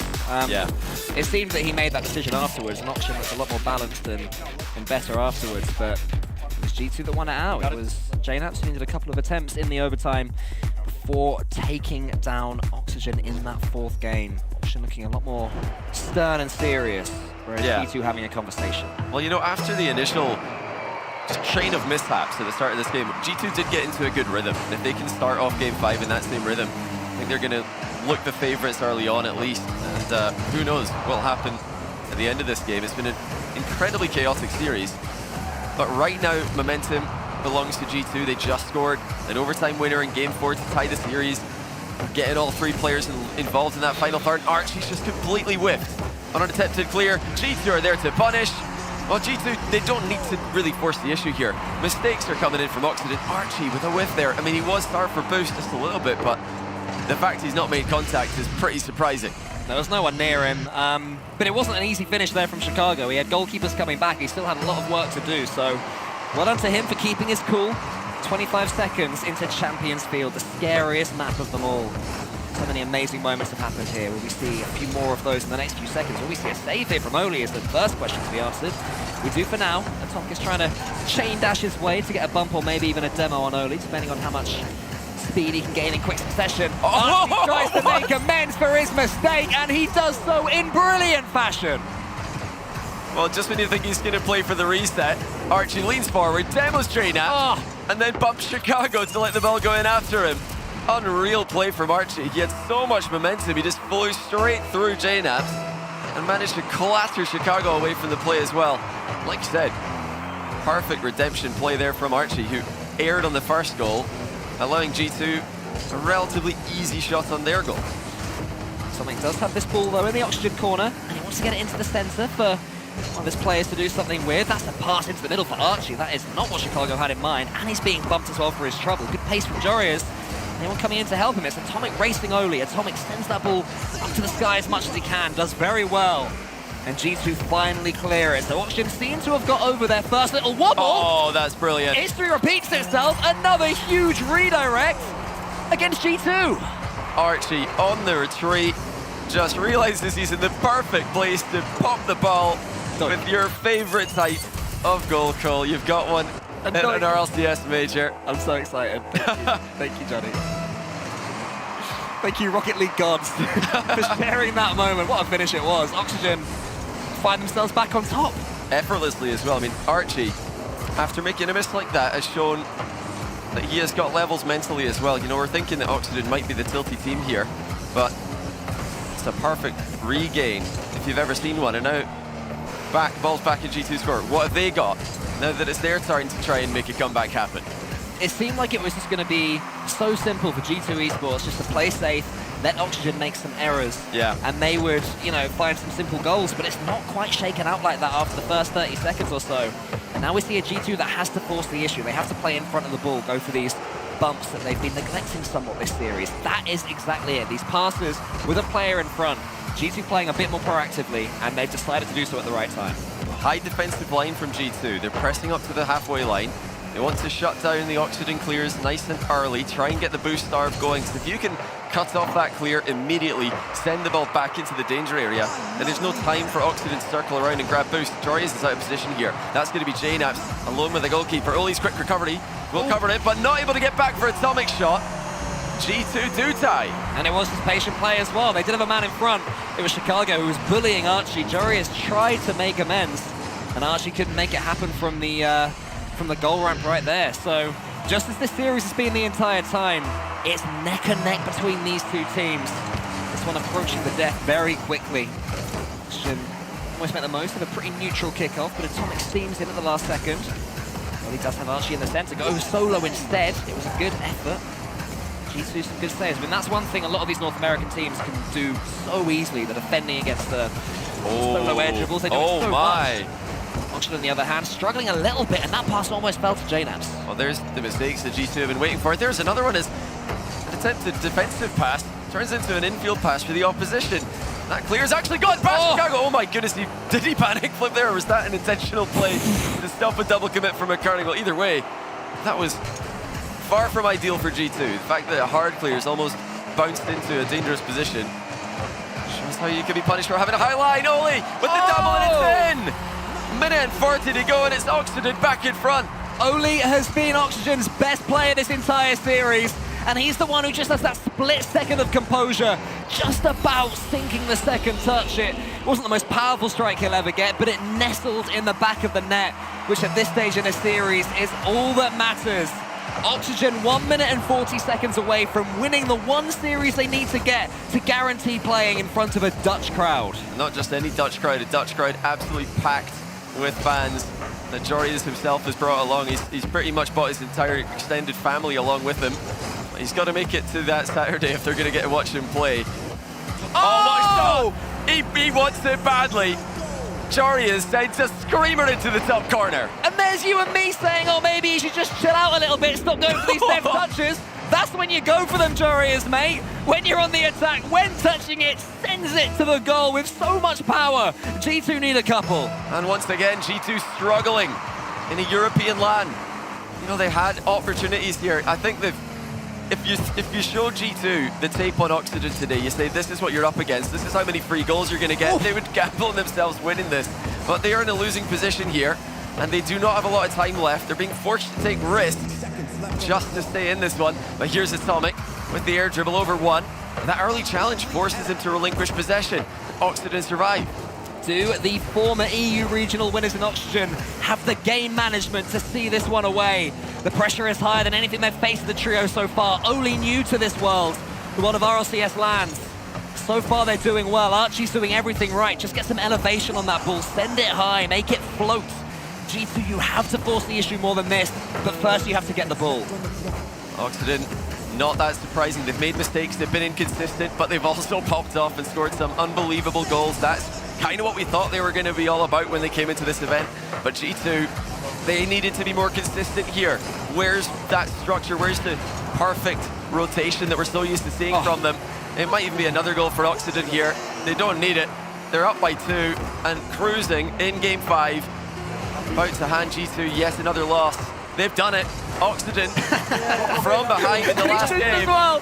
Archie waiting in the goal line, saving it. He's already up. He doesn't care to see Jorius beat this one. Archie's already turned off his computer for all he cares about seeing the final goal. Oxygen, I mean, look at them how relaxed they are now. Like, yeah, that was easy. Was that easy for this team, Johnny? No, far from it. I mean, they've got so many things that they can go and improve on.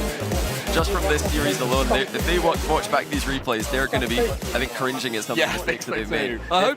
They've given away so many free goals to G2, but G2 have just conceded far too many times. I mean, some of the goals, you can't really blame them. Oxygen produced brilliance, pure brilliance at times here, but the amount of mistakes that Oxygen were allowed to make and still get away with a win against G2, I mean, that really tells you all you need to know about G2's level in that series. It was below what we need to see from them if they're going to make a top 8 in this event.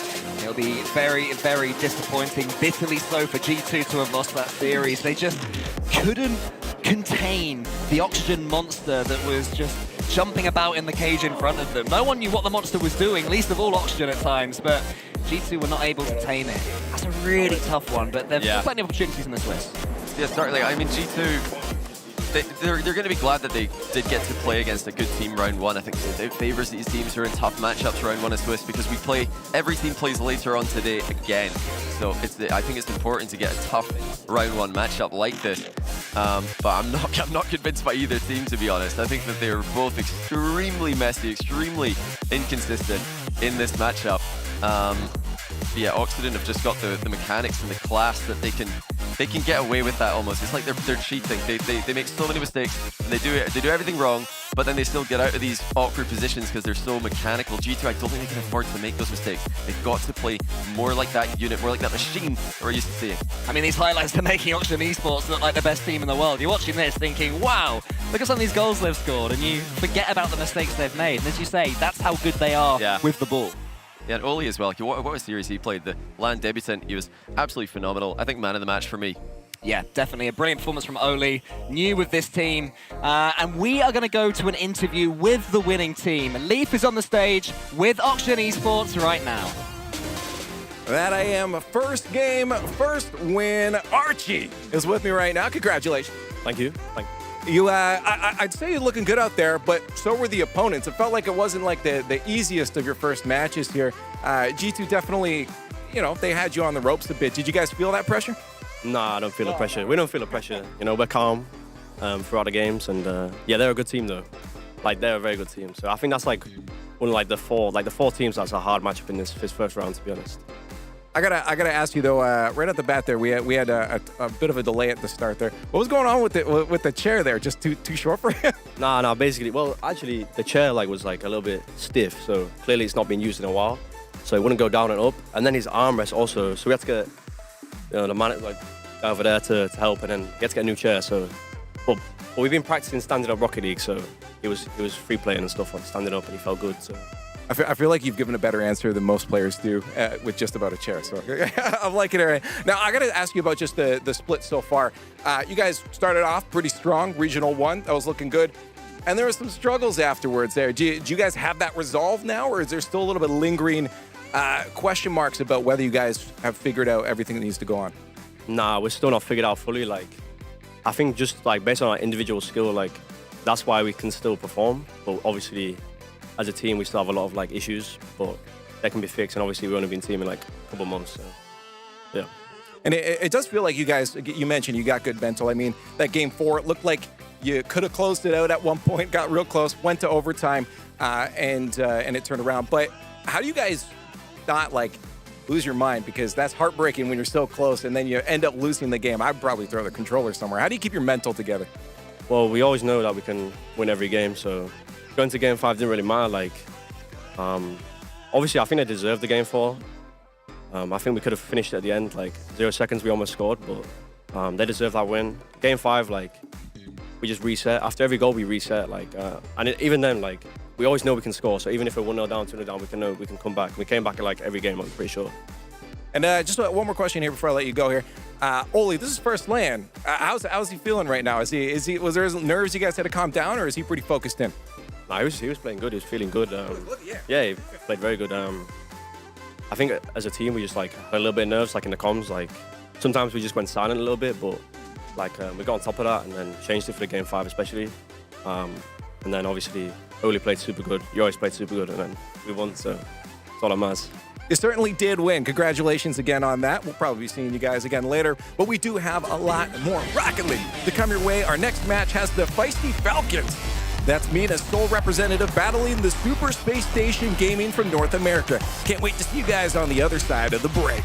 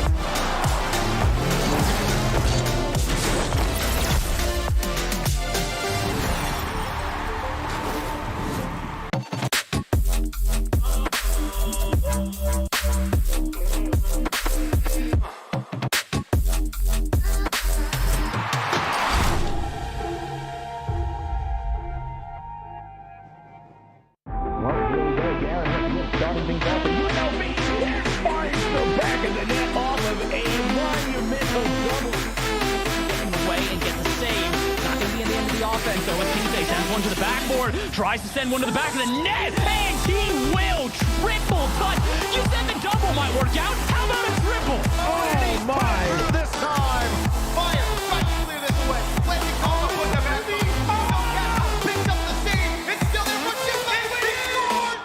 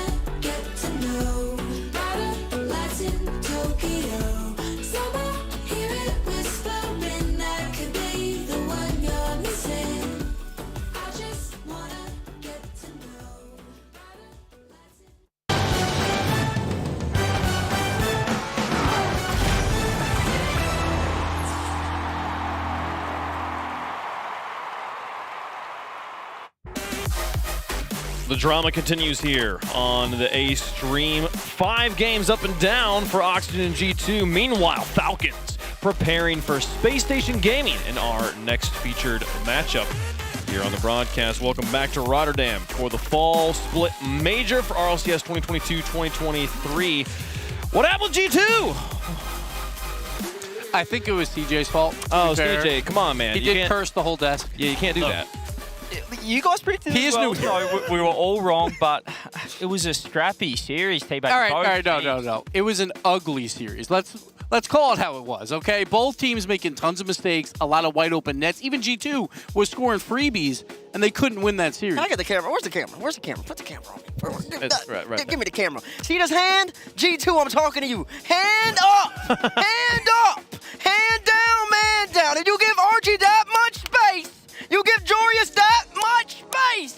You will lose the game, man. I was just so frustrated to watch. You gotta put a hand up and preaching every bad year. The G2 boys know that they need to take away that airspace. You can't give those young bucks that much time. And this is a European land where we see North American teams are tired. Like version 1 wasn't even themselves for a while. And Com said he's very tired. It looked like G2, the same exact And thing. you got Not ready gifted.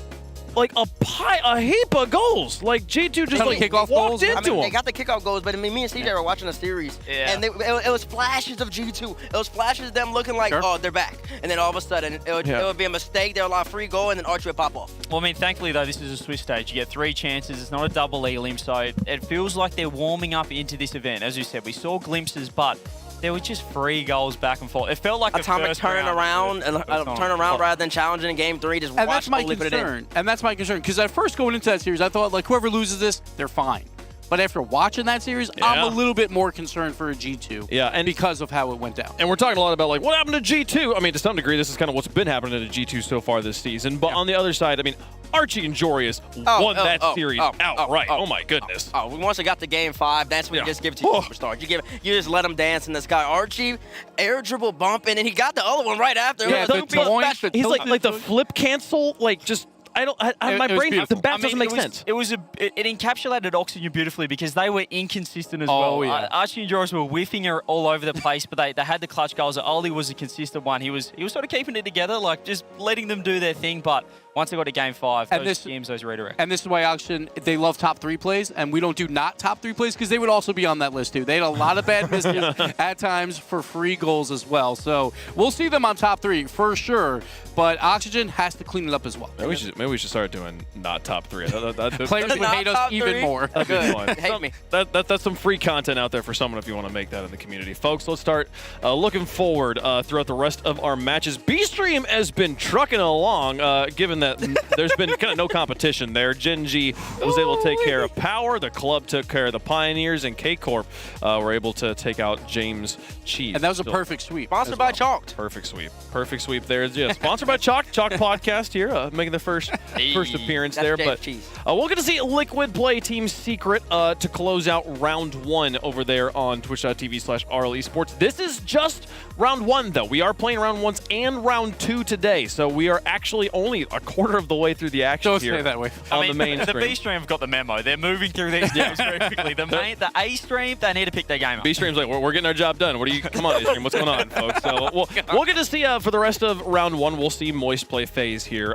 in just a moment. But before that, Falcons taking on Space Station Gaming. Both these teams, the World Championship wasn't quite what they were hoping for. They both still feel like they have something to improve. Yes, 2 9th place teams. Space Station felt like they needed to make a roster move. On the other side, Falcons, same exact roster, but they were tested in MENA. They didn't win every single regional, like 9 for 9 last time. They lost Regional 1, but back-to-back regional champs. Falcons are back. I mean, they had a pretty quality opposition in Rule 1 as well over in their region. So there is some absolute competition here in MENA, but Falcons, they're here. They're ready to go. They didn't win every single event this time around, but still, obviously, the team to beat out of MENA, it's Falcons.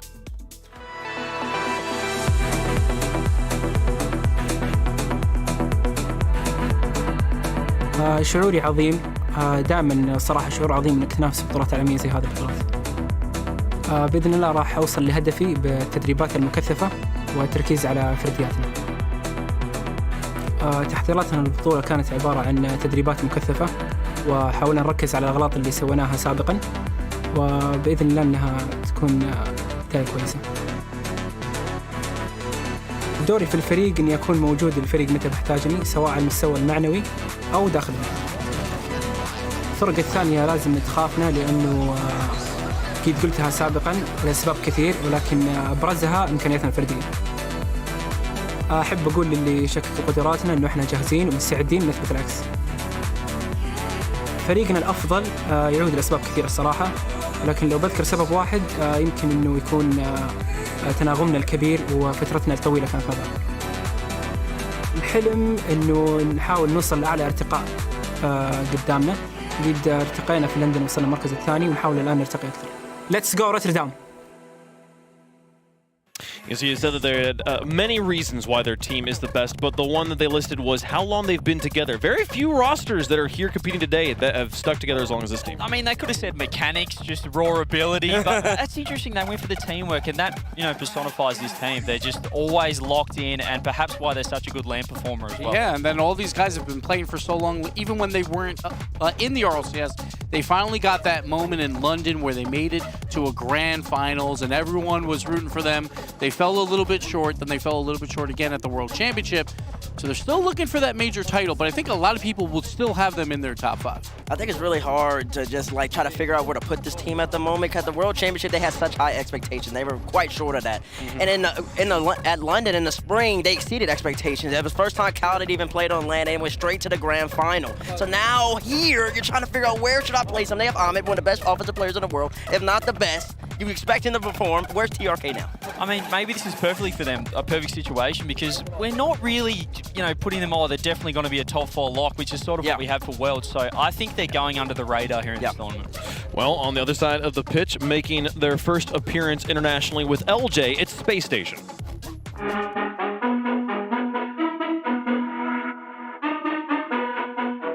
It feels good to be in Rotterdam. It's always a good feeling when you make LAN. It's a fun experience. I'd say if you make LAN, it's probably the best experience you could have in Rocket League. What I hope to achieve is to win. Every time I play Rocket League, the only thing I really want to do is win. Anything short is, I wouldn't say a disappointment, but just not fulfilling for me. So I'm shooting to win.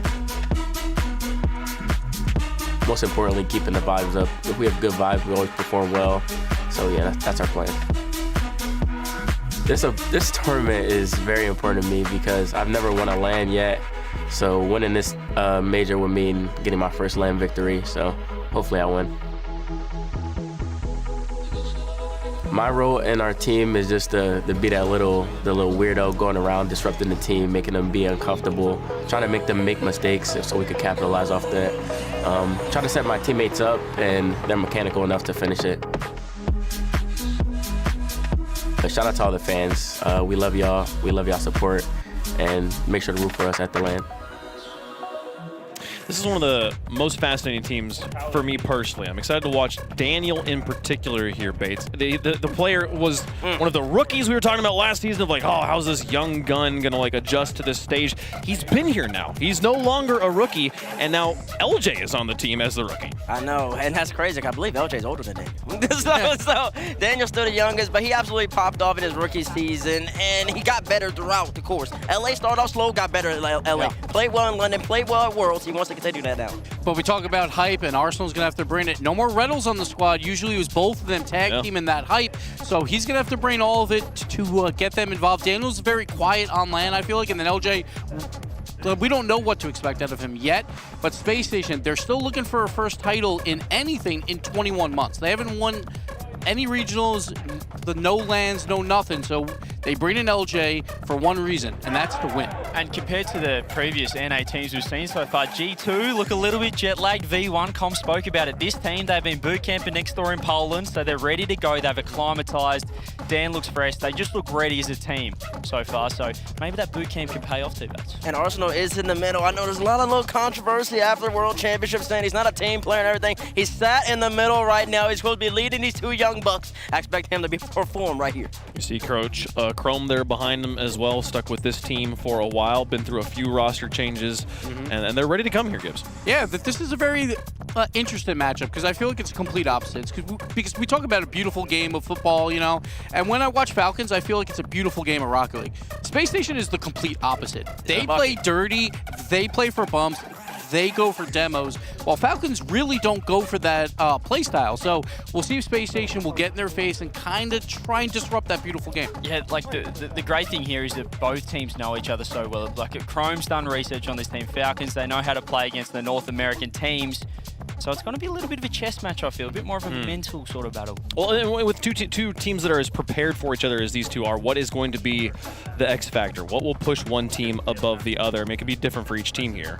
Oh, I think for SSG, it has to be Dan. The man, he's here. He's got the experience. LJ's first LAN as well, so he's going to have to, you know, pick him up a little bit. But Falcons, like, they have that. Even Ahmad, we talk about TRK, but Ahmad T-Base, he's the player to watch. I always feel like he's the best player on the roster. They go as he goes. TRK, I think, might be a little bit more consistent, but when Ahmed's on, he can 1v3. You saw what 1v3s can do against great teams. You saw Archie do a couple of those plays. Jory's do a couple of those plays last series, and Ahmed, this young man right there, he's exceptional. He might be the best offensive player in the game. It's up for arguments, up for debate, but he has a full package. He can dribble, he can shoot, he can air dribble, he can go for double touches, and when he's setting the tone up front, kind of like Cash was doing earlier, TRK and Kyle, they come in, they finish up, they clean up the mess, and that'll be a problem for SSG on the back end.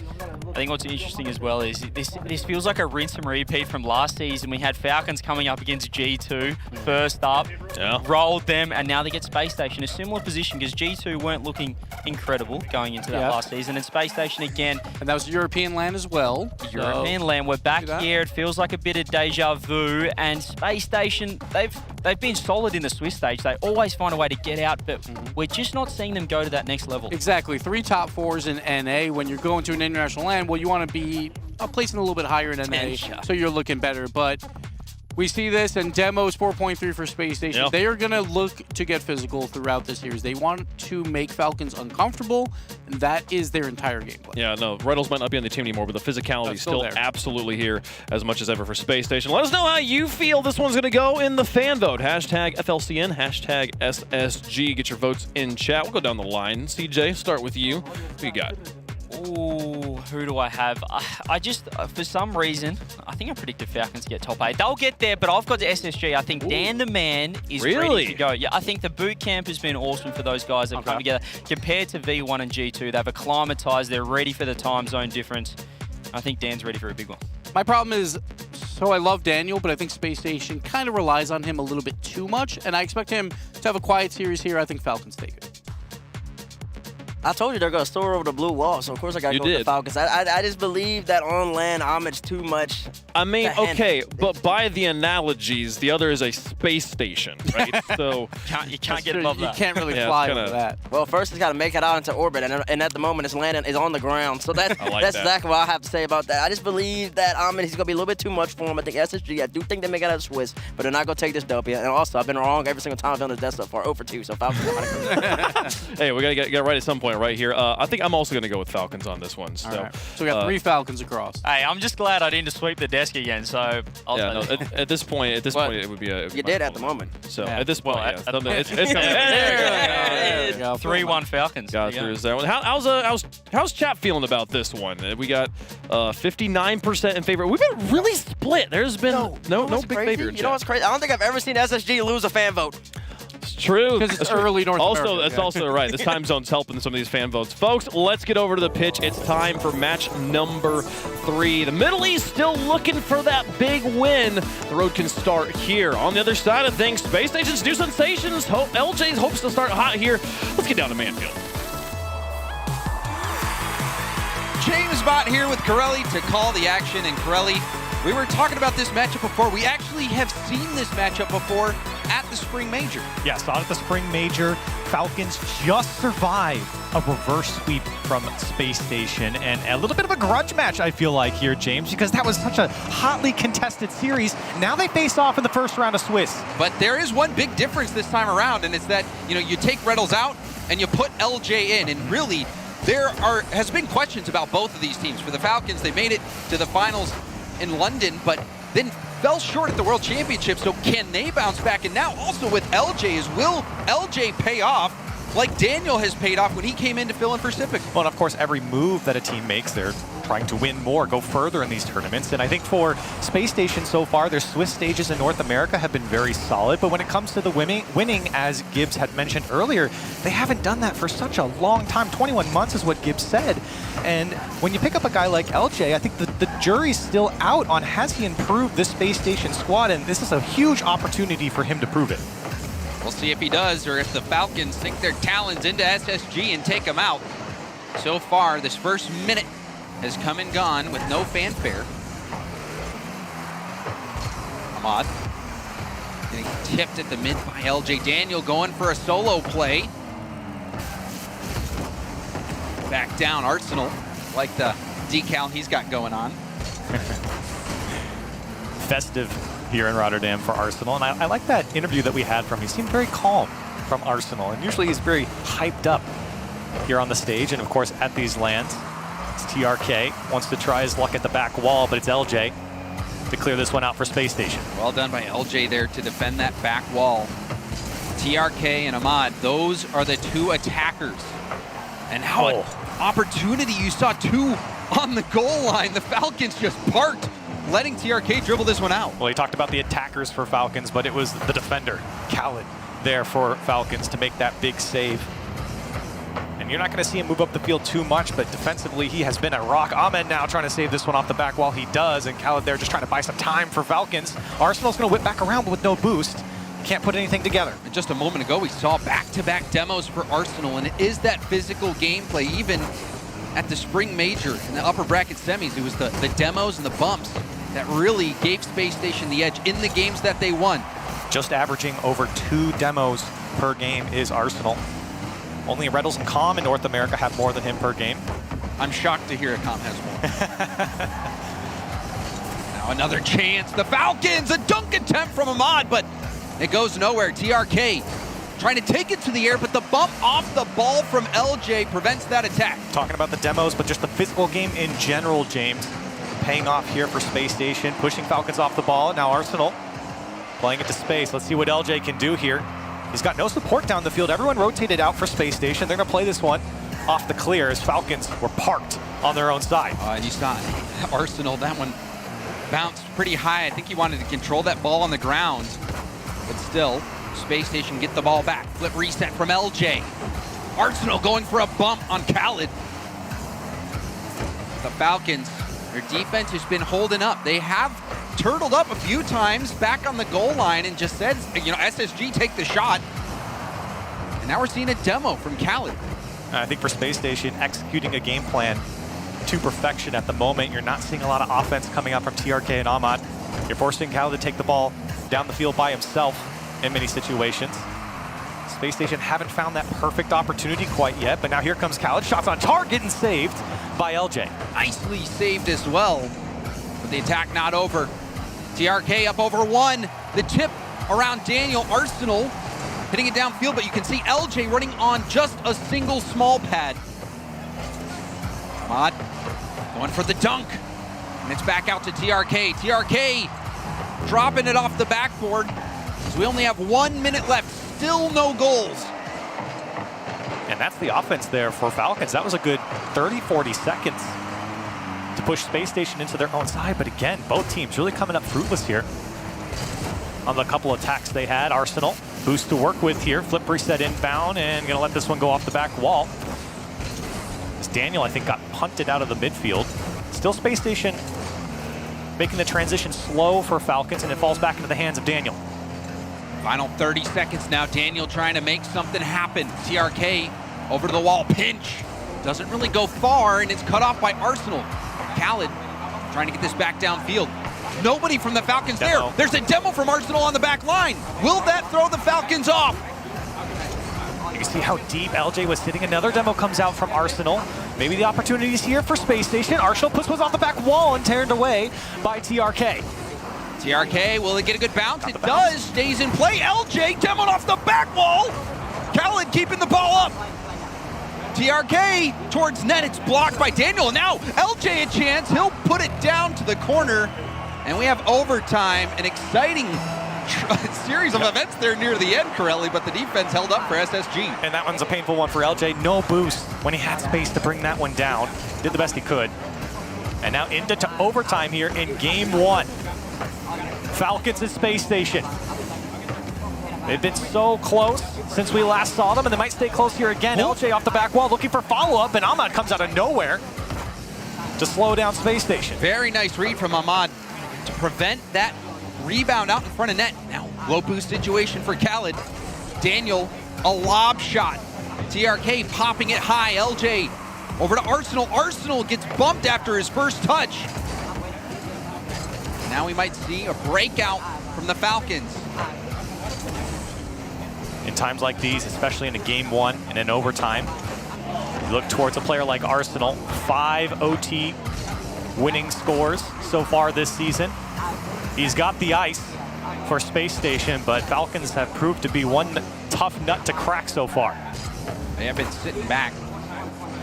This was not the gameplay that you might have expected from Falcons.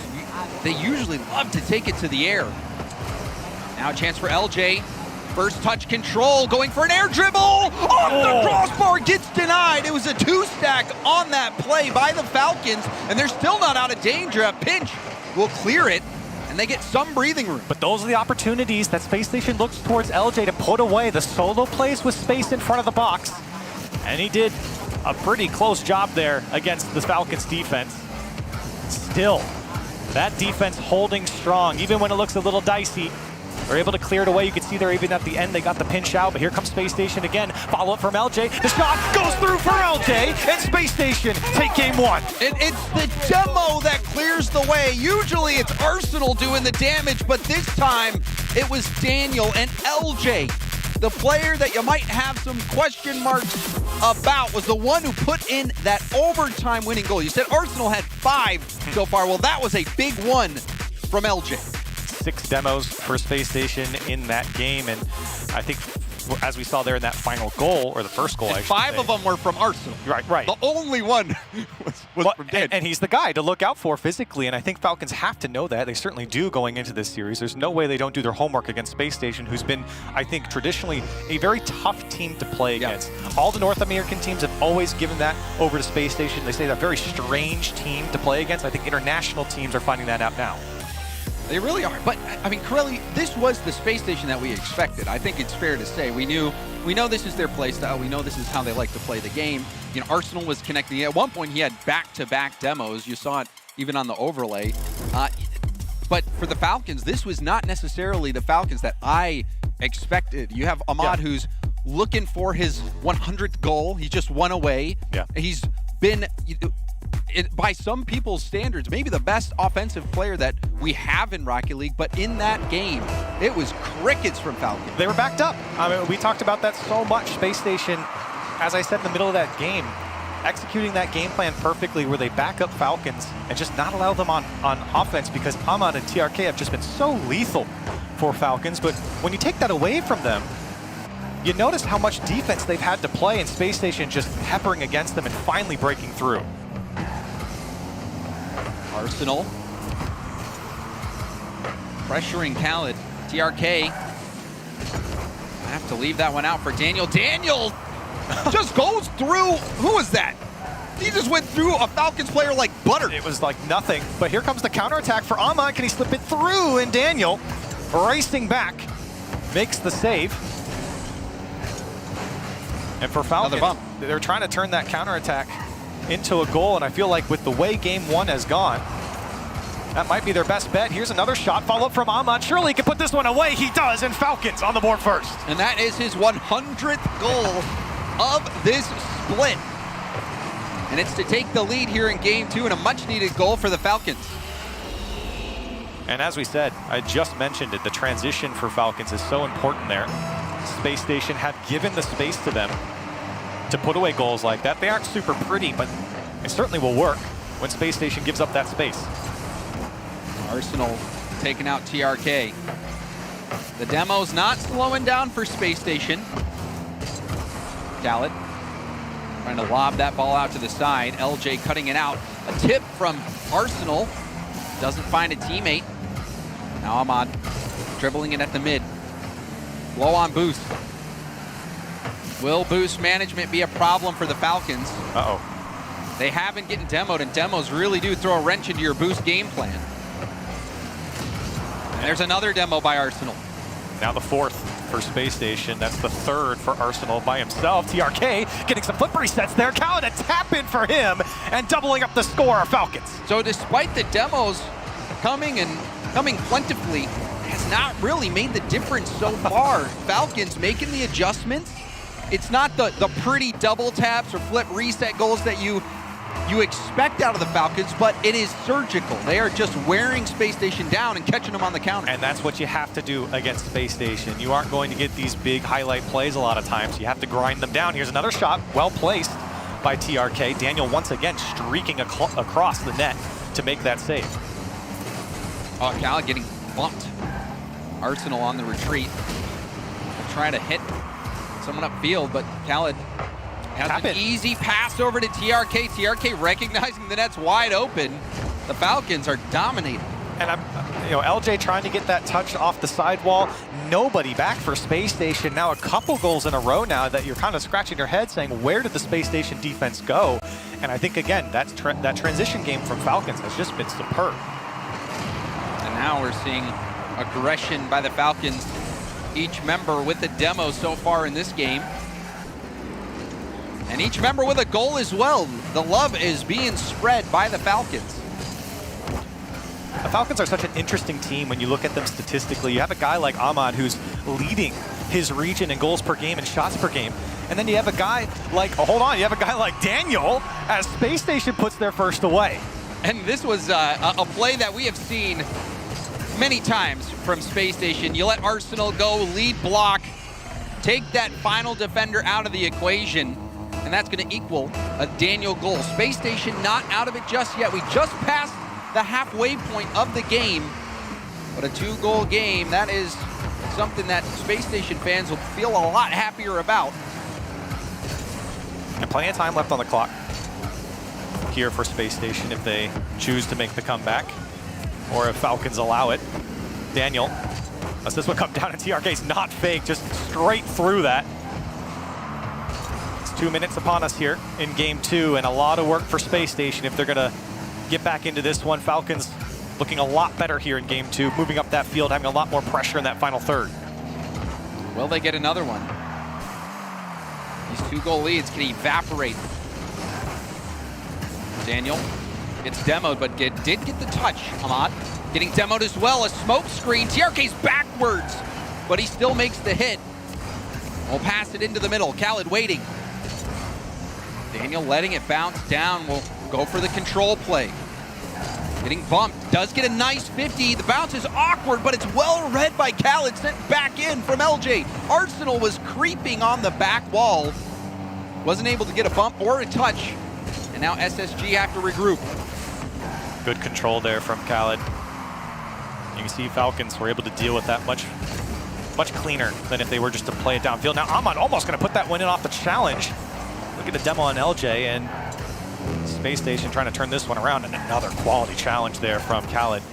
He's going to chase this one in the corner for Falcons, trying to set something up. Can he put it across? Denied by Arsenal. Time running out now for Space Station. Falcons trying to get this answer back in game 2. They've got a 2-goal cushion. There's only 40 seconds left for Space Station to do something. Khaled to the air, but again bumped.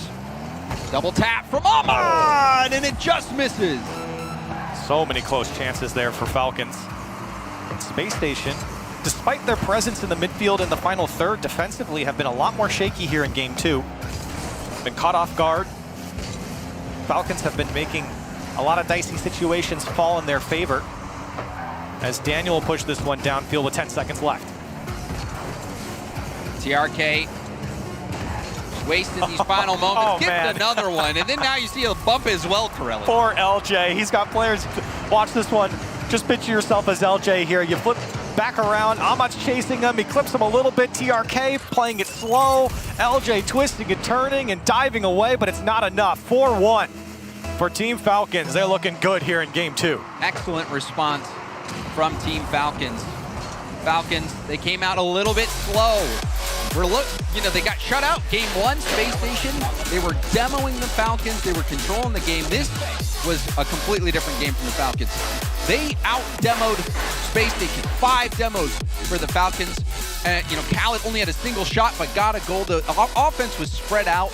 Nice passing as well from the Falcons to take advantage of the mispositioning from Space Station. This was a very convincing win from the Falcons. Yeah, I think you said it perfectly. Just so much more control from Falcons as well. And we were mentioning, the goals, maybe not the most pretty goals from Falcons, but that doesn't matter. The point is, though, that Space Station defense and play style really has to force a team to change. And I think Falcons definitely did that. They countered a lot faster. They were able to move down the field and use each other a lot more and create more half chances that were able to break through Space Station's defense. And Space Station, they've been trying to shut down the Falcons early. We've seen it so many times where a player, whether it's TRK, or usually TRK or Ahmad, trying to get that first touch, take it up into the air, but then they just get bumped off the ball. We've seen that quite a bit. The Falcons haven't really been able to find that space up in the air, but it doesn't really matter. They're making the adjustments, and they made solid adjustments last game, bringing in the demos, bringing in the bumps, going for the 50s on the goal line. But now, we'll see what Space Station has in store. Coach Chrome, I'm sure, has some other game plans up his sleeve. We'll find out what they are. Off the ceiling, Khaled going for the lower corner, but didn't get much on the shot. Good look there from Khaled. Now Daniel gets a flip reset. Can he go all the way to the corner? Daniel perfectly executed from the sidewall. And Space Station put away there first. Oh, this is a thing of beauty. He just jumps right away. It goes into the flip reset. It's so hard to read. For Daniel, you're waiting for him to maybe do a late flick, but no, he just jumps, goes right in for an immediate flip reset that catches everybody by surprise. You're waiting for the big individual play from Daniel, and you got it. He's been a lot of the offense here for Space Station through this fall split. Comes alive here in game 3. Arsenal, can he put this one away? Daniel's hunting, waiting. It comes out to him, and has to be Khaled in the air. In the end, Space Station back to their own side. LJ got a piece of that ball. Khaled trying to buy his teammates some time, but TRK also caught out. Daniel going for a bump, forcing Ahmad to jump. Now a double commit by the Falcons. Low boost as well for TRK. Arsenal catching up to this one and not able to control it. Still is on the ball here and gives it over to LJ, puts the shot wide. Daniel waiting to come into this one and chooses his time, but Ahmad beats him. TRK's got to drop this one down. It comes out to Khaled. Shot goes high. Ahmad will not get there in time, and Daniel bails out Space Station. Oh, but he didn't get the double. Leaves TRK some space. TRK infield pass. And that's hit off to the side by Daniel. Ahmad was ready for that pass. Space Station's defense are starting to bend a little bit. Team Falcons trying to break them. You saw it a little bit in game 2 from Space Station. It's just not perfect, as LJ does get contact on that one.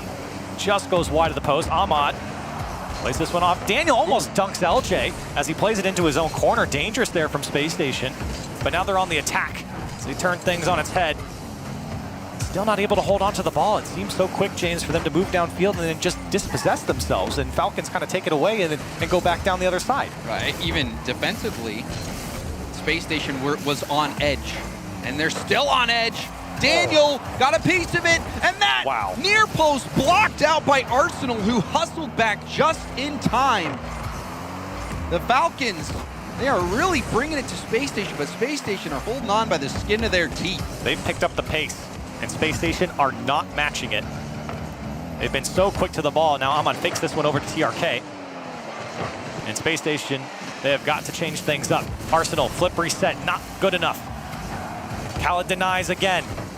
Space Station holding on to that 1-goal lead, but it feels like Falcons might get one here soon. They've been knocking on the door. Arsenal with a miss. Gives TRK the ball. TRK gets demoed, but did get a pop. No one from Team Falcons, though, there to follow up quickly. Khaled still keeping the pressure on Ahmad, met by LJ. And the last few challenges defensively from Space Station, they've been quick.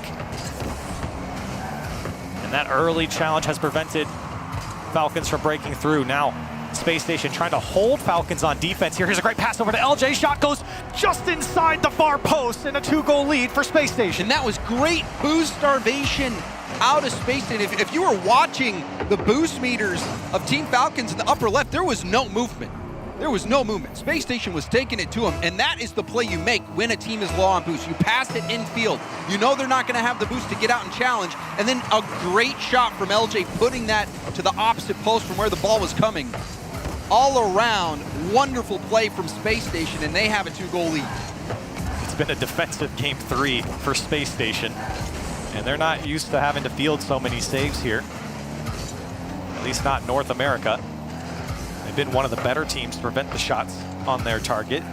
Falcons have treated them a bit differently here in game 3, and I think if you're on the Falcons side, you're kind of wondering why the team can't break through. Space Station, they haven't looked fantastic defensively, but again, James, it hasn't been pretty. They've got the job done here so far. I think we've kind of seen that across the board on the games in the series so far today, Corelli. These first-round matchups. Day 1. Yeah, they will have time to warm up and get going. Right now, it definitely seems like all these teams still have something to figure out, something to work on in terms of settling in and playing at the level we know they can play, because the Falcons, we're used to seeing them hit some highlight plays, huge clips, and even though the Falcons won last game, we didn't see much of that. Space Station's defense has been shutting them down, and now this will be the second shutout. Space Station, despite that last game, have recovered nicely. The adjustments from them come out, and now they take the lead in the series. 7 shots from Falcons, 8 saves from Space Station. 2-0 lead was good enough. The 1-0 lead was good enough as they shut out Falcons here. And for Space Station, a great little bounce back. So I feel like Falcons really started to get a hold of themselves in the previous game, but Space Station again bent but didn't break defensively. There were a couple times I think Falcons had them on edge, but Space Station were able to kind of weather that storm and put away 2. Yeah, and we did see a few demos out of Space Station, but it wasn't anything crazy. On the other hand, didn't really see much of it at all from the Falcons. There was a couple from TRK, but we saw that individual effort play from Daniel. Such a great shot. And that might be the most impressive individual effort that we've seen, and that was the best team play that we've seen so far in this series. And it's that type of presence of mind, if you're Space Station, where you know you've got a boost starve. You don't just hit it at net, don't just hit it at the backboard. You make that infield pass. You make those types of plays. That is what can put you over the top, and that did put Space Station over the top in this last game. I think both these teams have so much to play for here. A matchup that was supposed to happen even earlier in the winter major last season when Falcons couldn't go to the major, and a lot of people have had criticisms towards Space Station internationally that maybe some of their runs didn't have the strongest strength of schedule. They've admitted that themselves. This is the type of major to prove themselves and to prove to the fans and maybe even the haters that they can take down, I think, a fan favorite and a strong team here at this fall major. And we can also take a moment just to reflect on the impact that LJ has had in this series. LJ, yeah. And will it go in? There we Yes, go. it's finished off by Daniel. But LJ did the heavy lifting with that flip reset. James, that's the best caster curse I've ever seen. Blessing, excuse me. Depending on who you're voting or who you're rooting for, Certainly a blessing for LJ there. You just talked about the impact. That's the impact that Space Station wants. That's the stuff that you've seen LJ do throughout his couple of seasons here, and he's doing it on the biggest stage now. And I mean, I still remember LJ from his time on Jamal Jabari. he took down NRG back in the day. I'm like, who the heck are these guys? And now LJ finds himself on the international stage and has made a huge impact on this series, scoring the overtime goal in game 1, the flip reset there that fed Daniel, and then even in last game, getting that second goal of the game. It wasn't really needed, but still, it was a great all-around play for Space Station. LJ having a positive impact so far for Space Station against a team that many people favored. Even T-Bates, who's been struggling so far out of the gate, just like some of the other teams, I guess. It's looking like Bates always wrong. And for Space Station, they're a team that, when they do score first, an 85% win rate. in their games. They've been so strong when they get out ahead. And now Falcons, they got work to do here. And Daniel, even at the spring major, Daniel's one of those players that will get up early and challenge, will not give you the space to go for those individual plays. Team Falcons still scoreless. It has been a drought for them. They need to find something on the offensive end, otherwise it's going to be the series for them, and that might be it, but Arsenal swoops in to get the save. I mean, that's a great save from Arsenal, but that was something special from Ahmad, and he couldn't put it away. Brilliant shot from him, disguising it all the way through, and Arsenal still got the read. Daniel, nice touch back to let LJ move up and do work. And we've seen the work that LJ can do already. Daniel, another challenge. Khaled backwards. We'll go for a 50 on that ball. TRK coming in to help out. Will TRK go for the solo play? Tries to, but again, you see someone from Space Station up early to cancel out the play. Yeah, exactly. That early challenge from Space Station has been paying off ever since Falcons got their first game, or the only game here in this series. That's been the biggest adjustment, I think, from Space Station. It's just to hurry up a little bit more. Get in the face of Falcons. Don't let them set up. And it's paid off here defensively. LJ back down to the ground. Tipped up into the middle. Khaled going for the 50. Bounces off the backboard to TRK. TRK in the middle to Ahmad. Ahmad can't do much with that ball. Gets a bump, but missed out on the boost in the corner. Now will have to streak back. TRK trying to slow things down for him. Does well enough. Ahmad will help move it upfield. TRK. Khaled slowing things down, keeping hope alive for the team. Crazy accurate there from TRK, and a tough pass to make when you're coming out of the corner like that. Beats LJ to the ball. The pass out to Khaled's perfect. And Arsenal, I think just having to react in time is not going to get there. And a tie game for Falcons, and really it felt like they should have got one earlier. Finally able to break through and end the drought that they've been on for a couple games. And Khaled scoring a couple times in this series, and usually it's the TRK and Ahmad show. Ahmad, by far the leading scorer in MENA, and Khaled surprisingly is 44th in goal participation, which, you know, we have a minimum. You have to play in at least 30 games for stats to be tracked. It's dead last. It's dead last of all the track players. So Khaled on the international stage, stepping up, trying to bring that offense, but he gets help from that lead scorer, Ahmad, with a massive shot. You can see Khaled moving through the defense there of Space Station. TRK dropping it and letting Ahmad come through. The communication on point for Falcons as they take the lead late here in Game 4. Falcons have answered. We'll see if there's a rebuttal from Space Station. Final minute of Game 4. We've already had one overtime. Now we see two demos. Daniel, stopped by Ahmad, who goes towards net. And now the rebound, chance for Khaled, double tap ball. A piece of it was hit by Arsenal. Arsenal preventing that rebound out into the middle. But Space Station, we've seen this quite a few times actually this series, stuck on their goal line trying to battle out. And a lot of diving across their net to make saves. You see Arsenal even going high and coming off his own crossbar to make saves. Now a gap in the backfield here as Daniel there to clean it up. This one over LJ. Arsenal calls him off. Now Arsenal over one. Follow-ups there. Did he dunk him all the way through? It came off the crossbar. Follow-up from LJ's denied. 10 seconds left. Space Station trying to break through, but Daniel can't get there in time, and Ahmad pokes it free. Missed there from Ahmad. Gives possession over to SSG, but LJ couldn't keep the ball up. And Team Falcons bounce back. It seemed like they'd be down and out, but we saw Khaled get that patient goal from the feed from TRK, and then Ahmad, a clutch shot to the top corner, and we are going to another Game 5. And James, I want to go back to the point we were talking about with Khaled. It was a point I was trying to make earlier until Daniel scored a flip reset.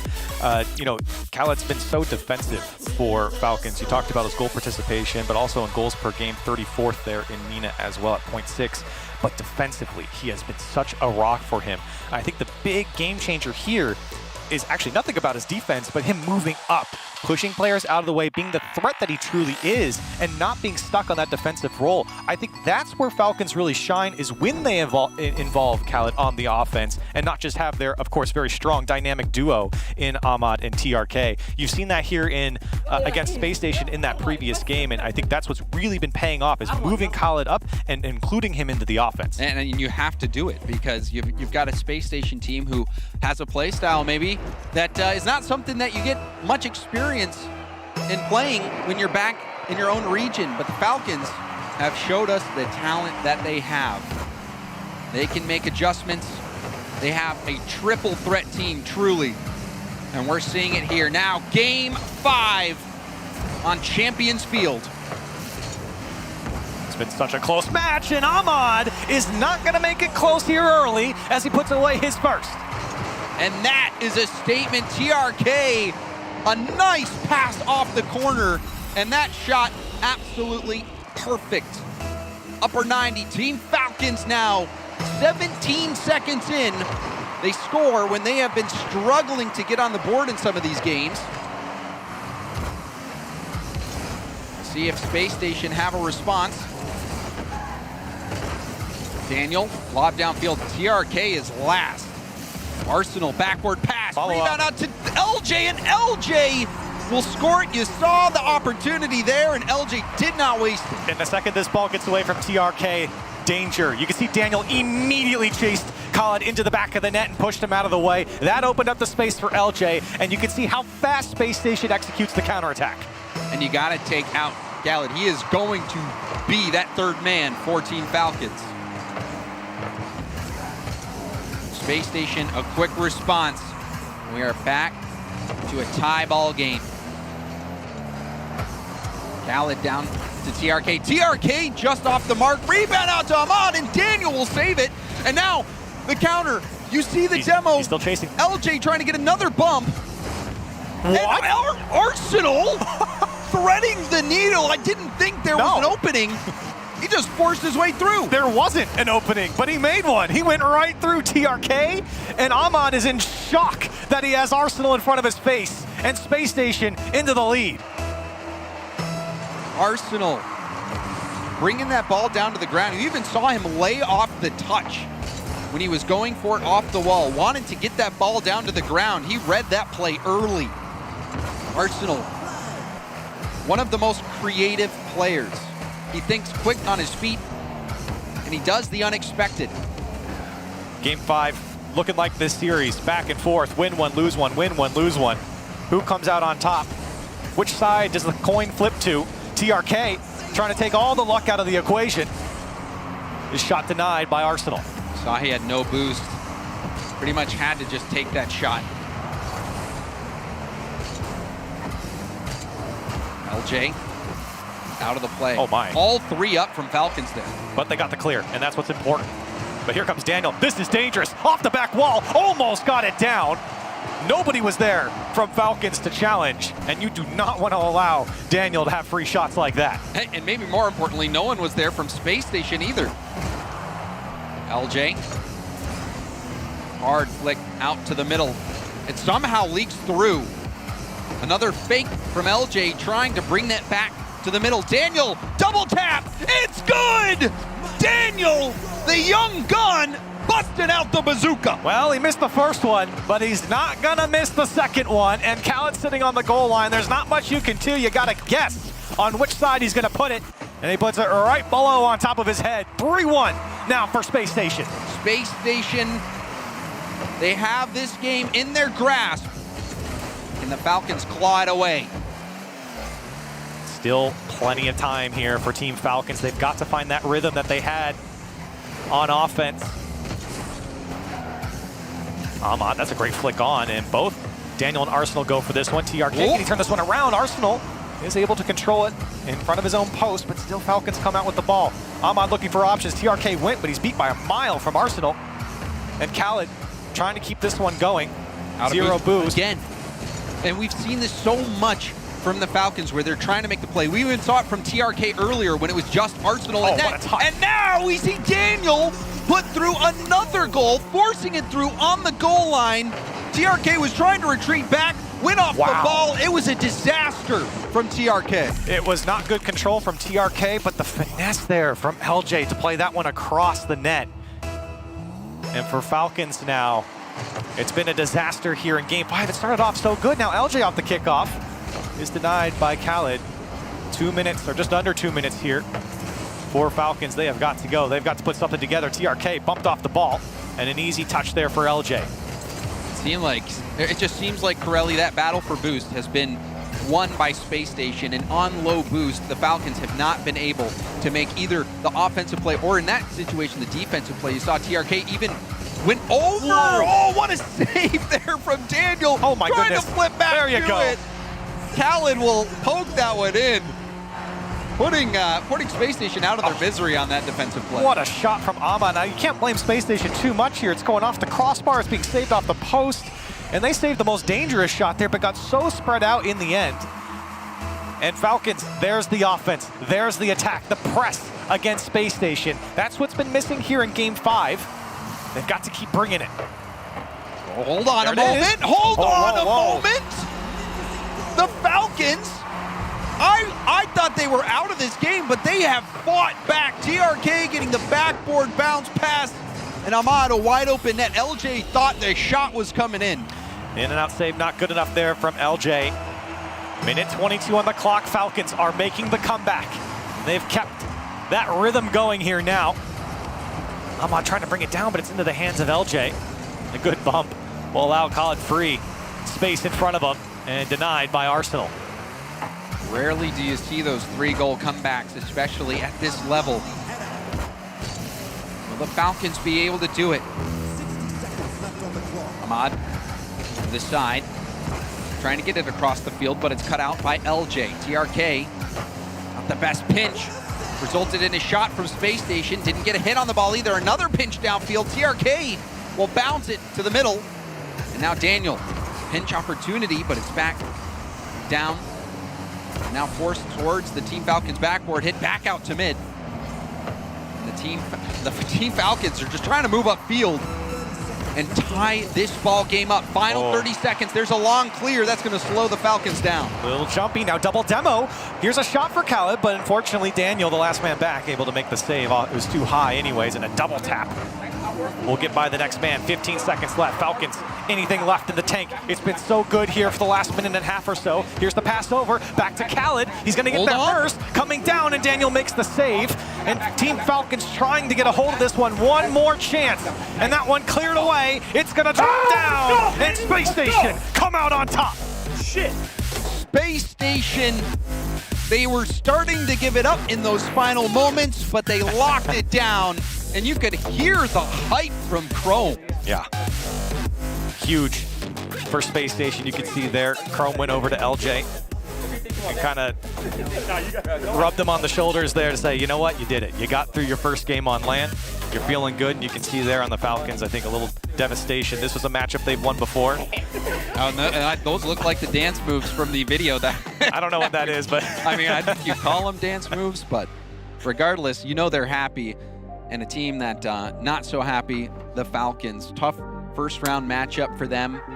But I think the expectations were and still are high for this Team Falcons squad. They are a team of incredibly talented individual players who, you know, in the video, they said, we're also a strong team. We've been together for a long time. We know how to play together. They've made it to a major grand finals. So we know that they have that ability, but as of late, it has been struggles for the Falcons. And that's, I think, an even more painful one to lose there, because I think every team goes into a series assuming they're going to win, but they played such a close series the last time they played that I think they know they're good enough to beat this Space Station squad. They've already proven it once before. And I think they had that mentality coming into this one and kept it so close. Like I said before, back and forth, win and loss, win and loss. And now sitting here at a 4-3 scoreline and dropping this final game, it's a painful one to lose in your first round. It was, and I think the missing piece for the Falcons was TRK. The TRK, he's another top scorer in the MENA region. It is the Ahmad TRK show, usually on offense. But in this series, we didn't really see that much of it. We did see some good passes from TRK, but offensively, he didn't really get a chance to show what he's capable of. We didn't see many flip reset opportunities, air dribble plays, solo efforts. So I think that was the missing piece. And I think Khaled, definitely big step up here for Falcons offensively. Well, Pirelli, that's enough of us here in the booth. Let's throw it on over to LeafX for an interview. That's right, getting their revenge from the last spring major, I believe it was, against the Falcons. RC down on the field. It was. You look like you guys are feeling good right now.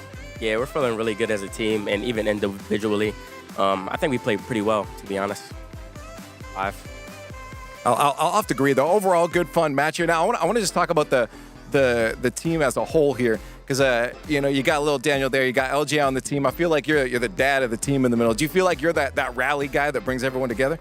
I wouldn't say the dad, kind of like a hype man. LJ's like my NPC, and Daniel's just like a mini-me. So, yeah, I would just say that.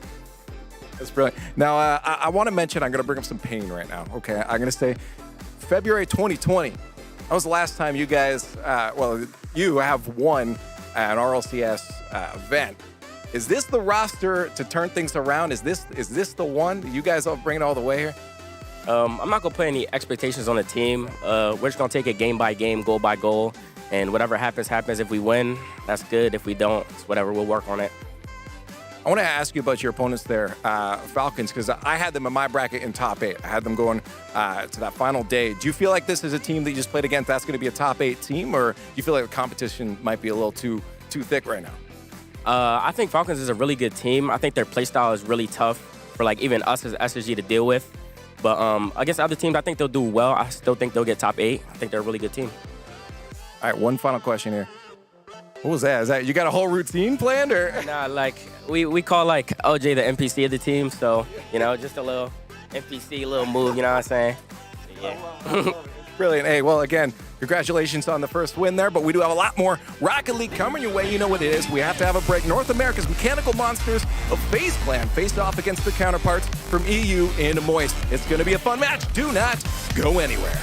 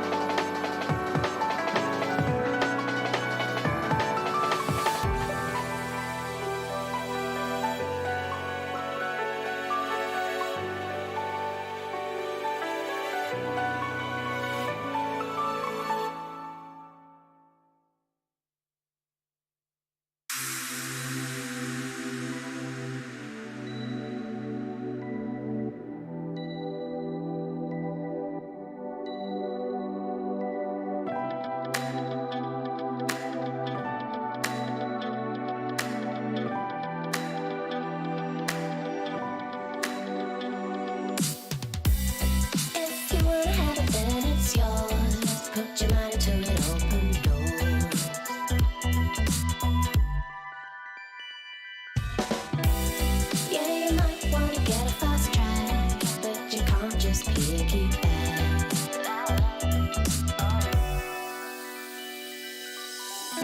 You're braver than you know it. You're stronger than you show it. You're braver than you know it. You're stronger.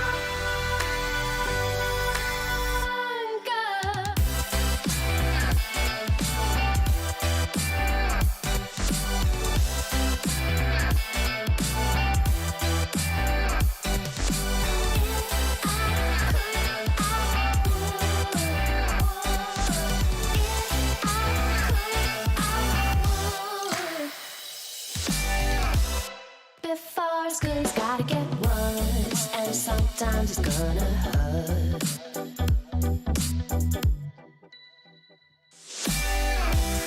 If you're ever gonna get that bad, then you better plan your attack.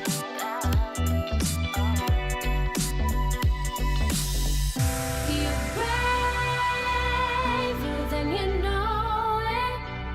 You're stronger than you show it. You're braver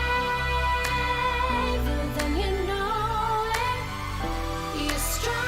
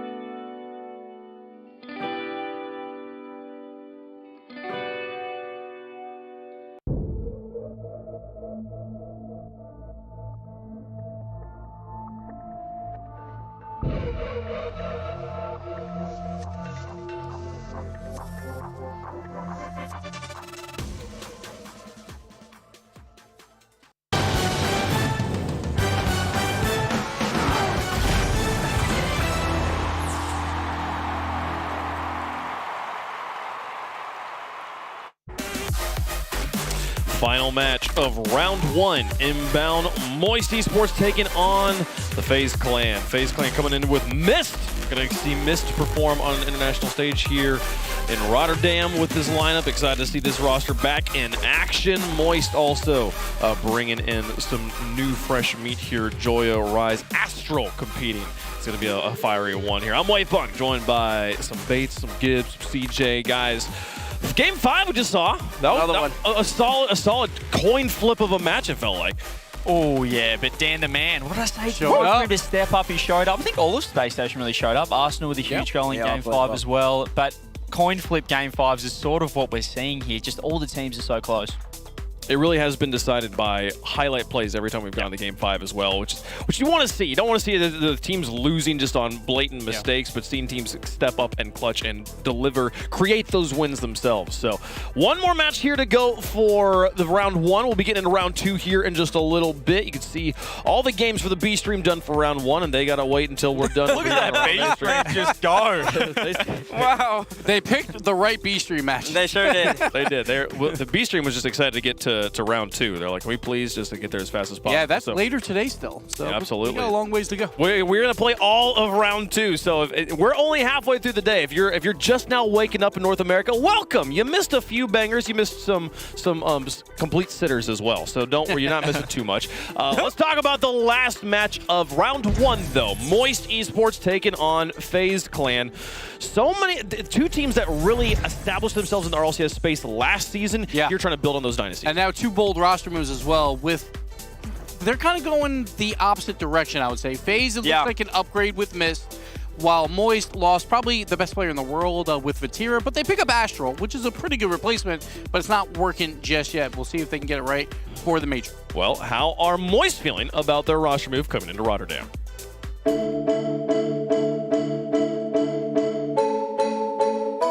To me, this tournament's just like any other major, you know. We've done it a few times before, we've won one, and we can do it again.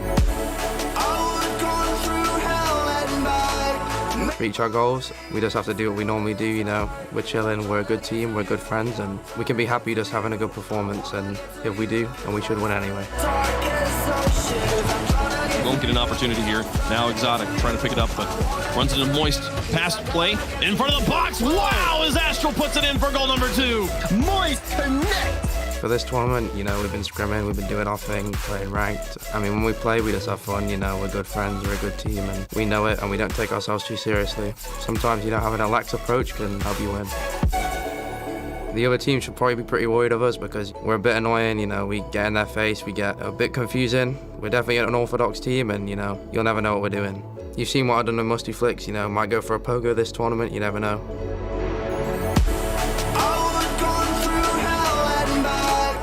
One, I'd say for Joyo to start it, or not Joyo, excuse me, Rise to start things early. And then speaking of Joyo, here he comes, hit him with some mechanics. Oh, baby, it was a beautiful shot.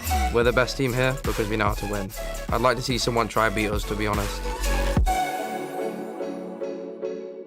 Okay, I hadn't seen that video yet. I thought they were going to talk about Astral at some point. But here's Rise. Arguably, was in the running for best player in the world at points in his season. Yeah. Yeah, he had so many clutch goals at crucial moments, and that was because of the aggressive play by Joyo to set those plays up. Hasn't happened as often here. You expect it to happen more with Joyo and Astral, but so far no. Yeah, all the talk was on Vatira going into last season. Then we got to LAN, and it was Rise. But this man here, the MVP of London of the Spring Major.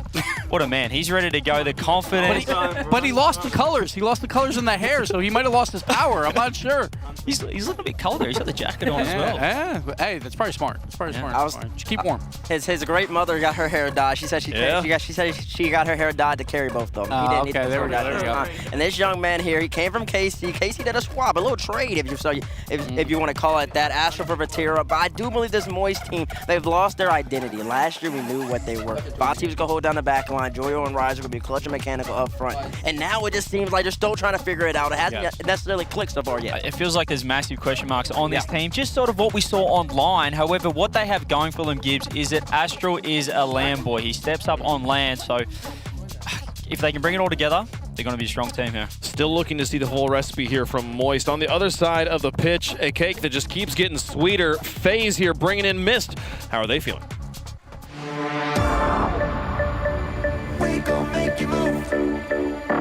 Being here in Rotterdam is kind of important for us as a team because it's our first international event together. I'm hoping to achieve, obviously, a first place win because I've been getting top 4 for like my whole career, so I want to get first place. The feeling as a team has been pretty good this past week that we've been in Europe boot camping. So I think this tournament we're going to perform really well. He's in free play out there. That's how you know. He literally just stopped looking at blue cars. He's freestyling. Let me give oh my first killer, that's illegal! Psionic! Somebody do something! I think we have one of the best offenses in the world, and we can also have the best defense if our communication's on. If we're working well as a team, like we're super dangerous and we can be the best in the world. And FaZe Clan still have that game 4. Come on, baby, that was sick! Rotterdam, we're ready to put on a show for you guys. They could potentially have the best defense in the world, FK says there. I mean, you got Mist on the team, who has risen in the ranks of legendary defenders in all of RLCS history. I mean, we know about that young man. He's the reason that they have a real chance to become world champions by the conclusion of the season. But it does start with Gibbs' MVP, first killer. He said it himself.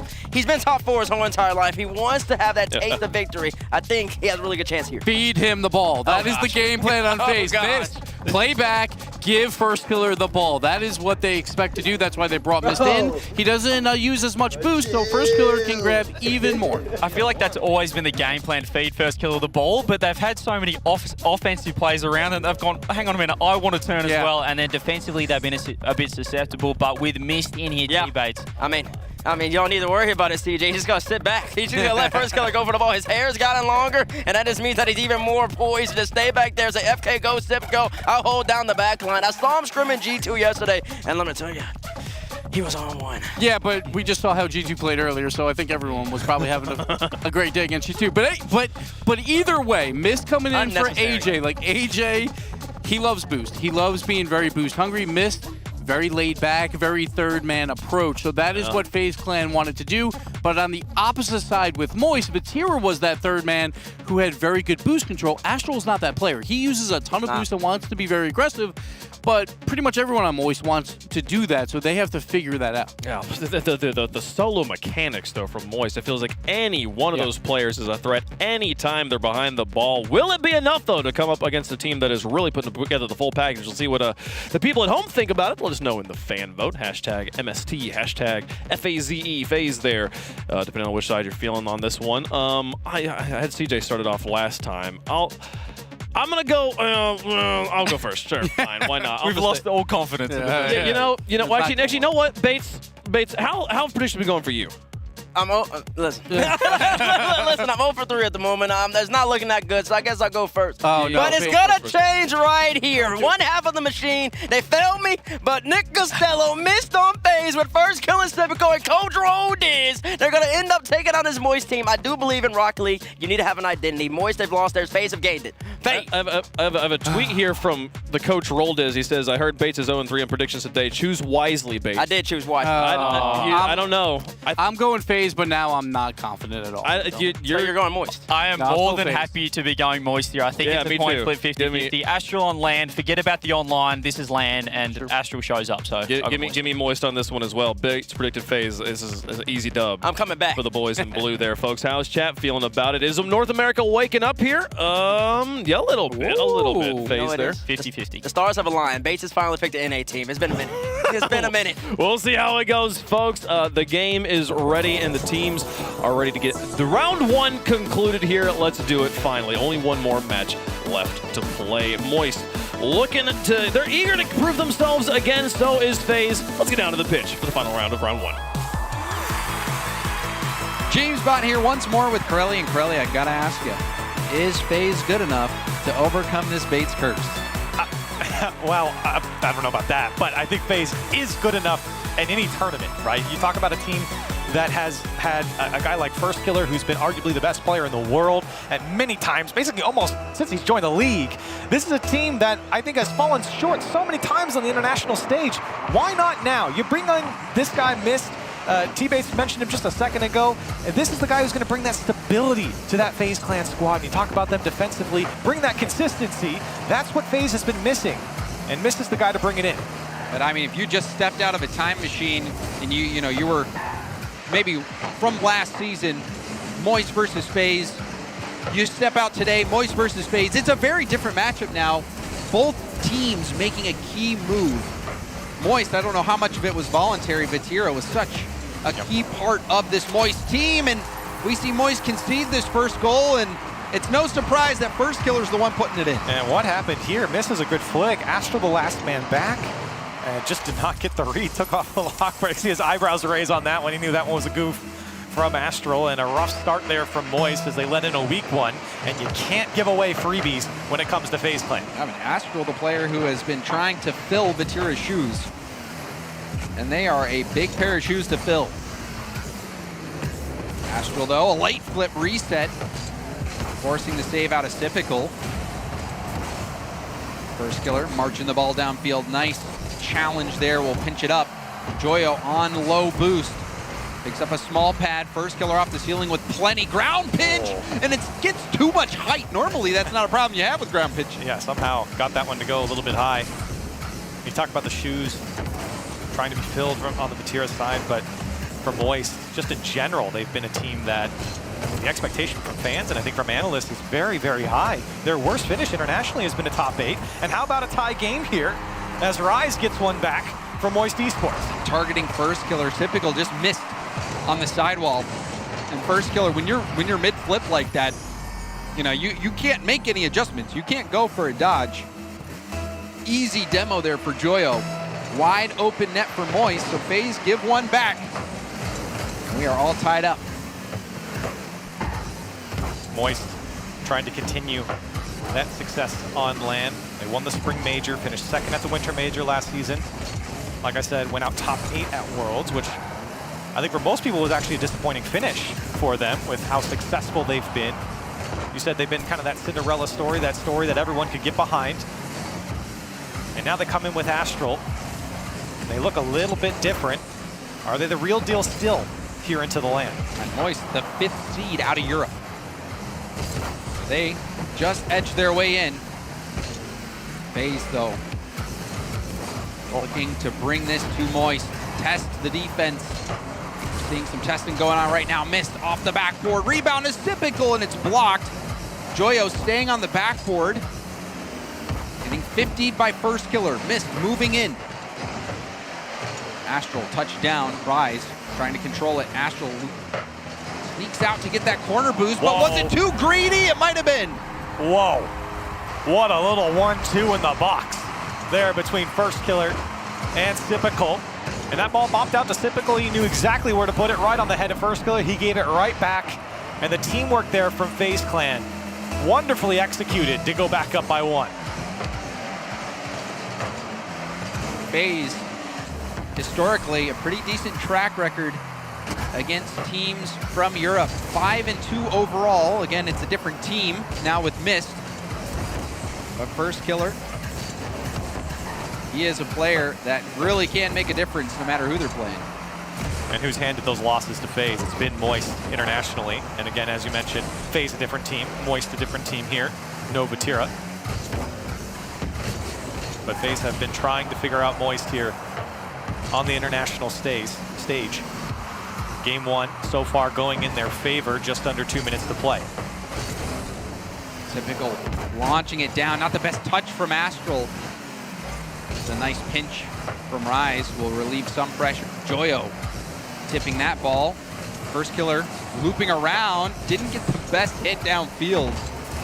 And now Moist trying to equalize. Rise with a tip. Has Astral in the middle, but couldn't find him on the pass. First Killer around Astral, now on the attack. It's denied there by Joyo. It's a good block. We're seeing a big stalemate. FaZe has spent a little bit more time in the final third here, of course, up by 1. But Moist been turning them away. And into the final minute we go. Moist here have an opportunity, no one there to follow up. You can see how deep Moist were sitting, and First Killer somehow able to get the read on the clear so quickly. Less than a minute now. Astral trying to make the difference. He's got options to his left, but can't catch up to the ball. The demo as well, Typical taking out Rise. But Rise on the respawn. Will catch it into a dribble, the flick. It looks like a team bump as well. Or no, never, sorry about that. Typical's car is just blue. Typical, a player that's been afforded a lot more freedom now on this FaZe Clan squad, now that Mist is here. You see him express himself a little bit more mechanically, individually here on FaZe. It's not just the First Killer show. Typical's been able to move up a lot more into the final 20 seconds now. Typical denying the initial clear. Another bump. Bumps one out of the way. Mist goes directly at net, and Rise racing back off the crossbar makes the save. Another shot, well wide. Rise again. Denies. FaZe locking in Moist here in the final seconds. Moist tangled up in the midfield. That one's going to drop. One more bounce. Whoa! Hold on. That one denied by Mist. As the pre-flip almost saved Moist, but in the end, FaZe Clan straight by 1. Now that was a scary ending there for FaZe, but they managed to walk away with the victory. FaZe goals from Typical and First Killer. I mean, you might have come into this game expecting some fireworks, but this one was a brawl. Yeah, very, very close between these two. FaZe 6 demos to the 4 of Moist. It feels like this one was very even here in game 1. And also, if as you'll see on the scoreboard, Astral failing to break 100 points there. So that, I mean, we saw the very first play of the game, First Killer launched that shot, Astral jumped up for it, just didn't make contact. And you wonder if he jumped or maybe positioned just a little bit differently, would he have been able to even get to that ball? I think we'll have to see another look on the replays. But it was a tough game for Astral and a tough game for Moist. A lot of fans, I think we do as well, kind of ask what do teams do to really prep into this major. And I talked to Roll Diz, he was talking about what FaZe's prep looked like. In the Fall Invitational, Moist lost in round 5 in Swiss to Williams Resolve. FaZe Clan came to Europe and have been scrimming Williams Resolve to understand what Williams Resolve did against this Moist squad to take them down in that round 5 Swiss. Seems like they've got the right formula so far here through one game. And on the other hand, I think you had mentioned that FaZe intentionally not playing Moist at all. Teams perhaps withholding some information about how FaZe plays. Well, I talked to Astral and I was like, what do you think about FaZe? And he goes, no one in Europe's telling us anything about FaZe, and FaZe won't scrim us. So I don't know. We're going to find out. And they're finding out the hard way, honestly, as Mist puts in this with just 32 seconds in. A strong start for FaZe. Another dunk there from Typical, really playing a big JNAP's role there as, just keeping that ball in play, finding the back wall, sweeping through the defense as they're getting the bump, and just opening up the net for his team. That's the job there for JNAP's on G2. He's been so well known, and he's doing it, Typical doing it here for FaZe as they go up by 1. And Typical has been bumping quite a bit, even in the first game. Sometimes bumps more effective than demos. First Killer up to Mist. Mist will leave that over to Typical. Typical, a weak shot, and it's popped up from Rise. Now Mist all alone, and Mist comes out on top, and that is why FaZe Clan picked him up. And when FaZe Clan go a little bit too deep, they've got Mist back for him. That's been his job on all the teams he's been on, and right there is an improvement there from FaZe to not get scored on the counterattack. Mist brings a lot of stability, trying to prevent those double commits defensively. That's been the biggest criticism over the last couple of seasons now for FaZe. How many times they double commit on defense. It looks like they've been just holding on to stay above water a lot of times defensively. And now they're gonna have to field this one. Mist again, coming up big. Mist, a player that will just sit and wait for you to take the shot. There's the bump. But the shot was too high. Another infield pass. That shot was low on target. A double commit from FaZe. And it was an eventuality. Moist, shot after shot, finally sink one in. And that's a feel-good goal for Astral, trying to make amends here in game 2. Wonderfully placed to the left side, away from the defensive FaZe. But you could see Moist really chipping away at the defense, sweeping through a couple of them, getting a good couple of bumps on the defense there, and peppering the back wall. They're able to tie this game up. Pinch. Send it back out to the middle. Typical. Lobbed it up to Mist. Mist couldn't get the double. First Killer trying to get a backward pass, but Typical was too far out of the play. Now on the ball. Gets the corner boost. Blocked by Joyo. Typical again at midfield. Mist got demoed by Joyo. It's just First and Sip trying to work this ball. Rise. Flip reset perhaps. Challenged by Mist. Back out to the mid where Joyo hits it back to the FaZe corner. Good pressure here from Moist, just holding possession in the final third. Making it tough for FaZe. You can see them getting a little tangled up there between First Killer and Mist. First Killer goes straight into Rise, and Moist doing a good job there. Now, can they convert? Here comes Joyo. He'll drop it down, and Moist into the lead. And he was so open for this double tap. Mist was being chased down, didn't jump up early. That gave Joyo all the time in the world to go for that training pack double tap. And give credit over there to Astral chasing Mist into the net. That's what you got to do against Mist and FaZe Clan. You got to chase him out of the net. Well executed there by Moist. Now they're hunting for more. Astral over 1, takes the 50, comes out nicely here for Rise, plays it slow, gets more bumps. The shot went high, and Mist there cleared away. Another great chance for Moist, and now we're starting to see Astral make some changes on how he's approaching this game. We're seeing him go more upfield and going for those bumps on the goal line. It has worked out for Moist already in getting a goal, and that opportunity that very easily could have been another Moist goal. And look how much time we've spent here on the FaZe side. Moist putting on so much pressure. No one's there to make this block from FaZe. Was that a block or was that a post bounce? It was off the post, but I mean, no one was making contact here to challenge.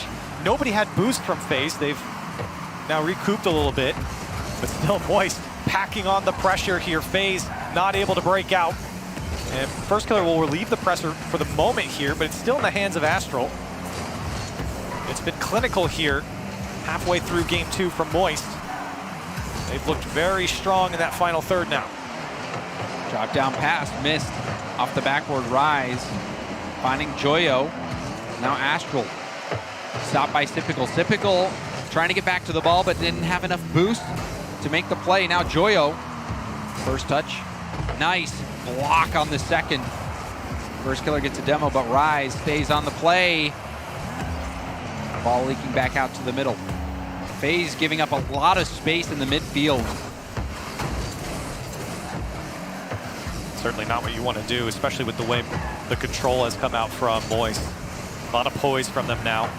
Game 1 was a little shaky from them, but it has been full steam ahead. Rise, now Joyo, just staying behind the ball, carrying it into the back wall, carrying it into the corner, forcing FaZe to take really poor challenges. And with less than 20 to go, it's still in possession of Moist. They have controlled this game. Halfway through now, another shot denied by Typical, and FaZe have no offense here. FaZe just trying to prevent a third goal for Moist. Moist has been all over FaZe, and no one from FaZe able to get to that ball. Moist taking this win, and really, FaZe not spending much time on offense at all. Even looking at the scoreboard, forced to make 9 saves. They only had 4 shots. 15 for Moist, 15 shots. 3 shots, yes. For Moist. To just 3 for FaZe. I mean, that paints a picture for you without even having to watch the game. Moist were all over them, and they only put away 2 goals, but it was enough to get the job done. And that's what you have to do against this FaZe Clan squad. Their weakest spot has always been defense, and when you can lock them in, this is what happens. You put up 15 shots, and you come out with a win. As we take a look at the replays from this game, Moist started off with Astral leading the charge. Astral scoring the first goal, then also getting the bump on Mist. We even saw him open up another scoring opportunity that Moist didn't put away. But this was a bounce back game for Astral, who last game, he did not even break 100 points. And I mean, that was an anomaly in itself. The last time that happened was December 5th, 2020. So Astral, not the best first game, but in this next game, he bounces back, and he really was what I thought put Moist over the top. He looked great in game 2.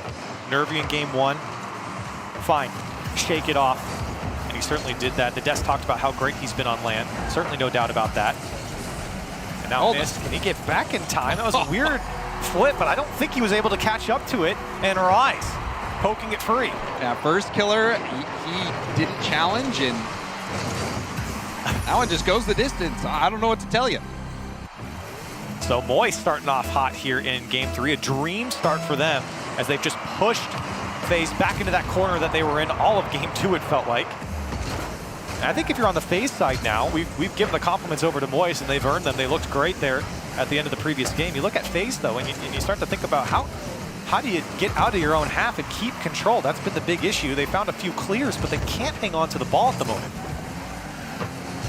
A lot of their offense has come from First Killer.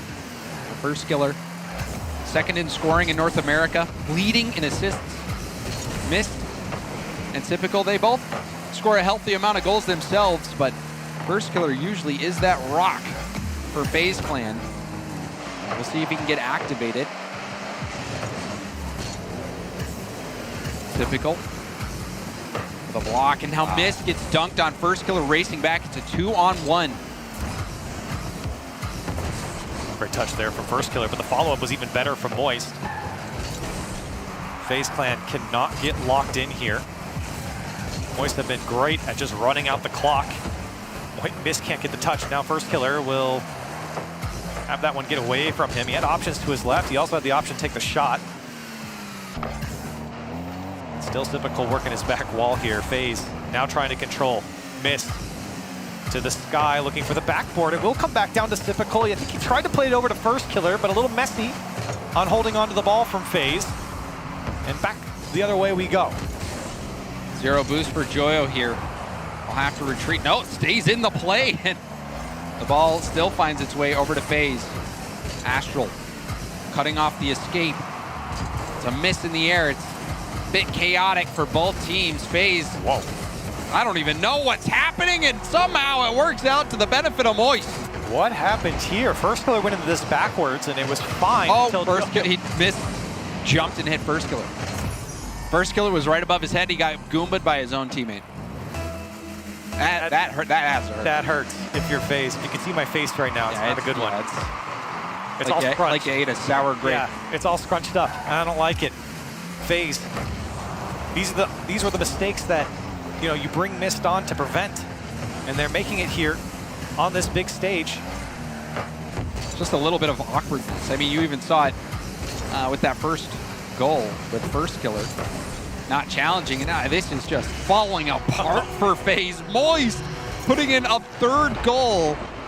Typical went off the ball. No one was there to follow.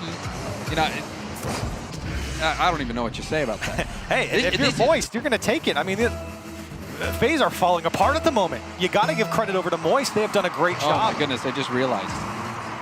This is the T-Base's curse. This is. Oh my gosh, you're right.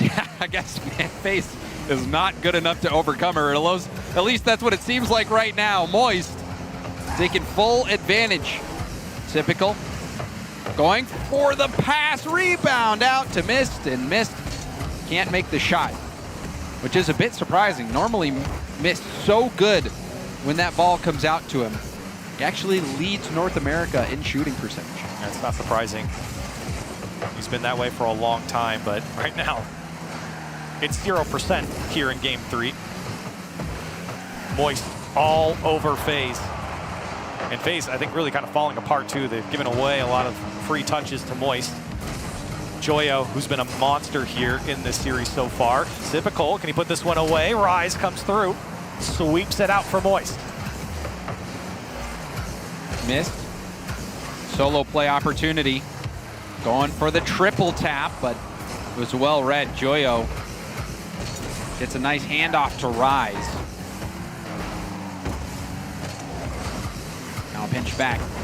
This game has been all Moist, and we have seen FaZe struggle defensively. They've made a few mistakes that have cost them.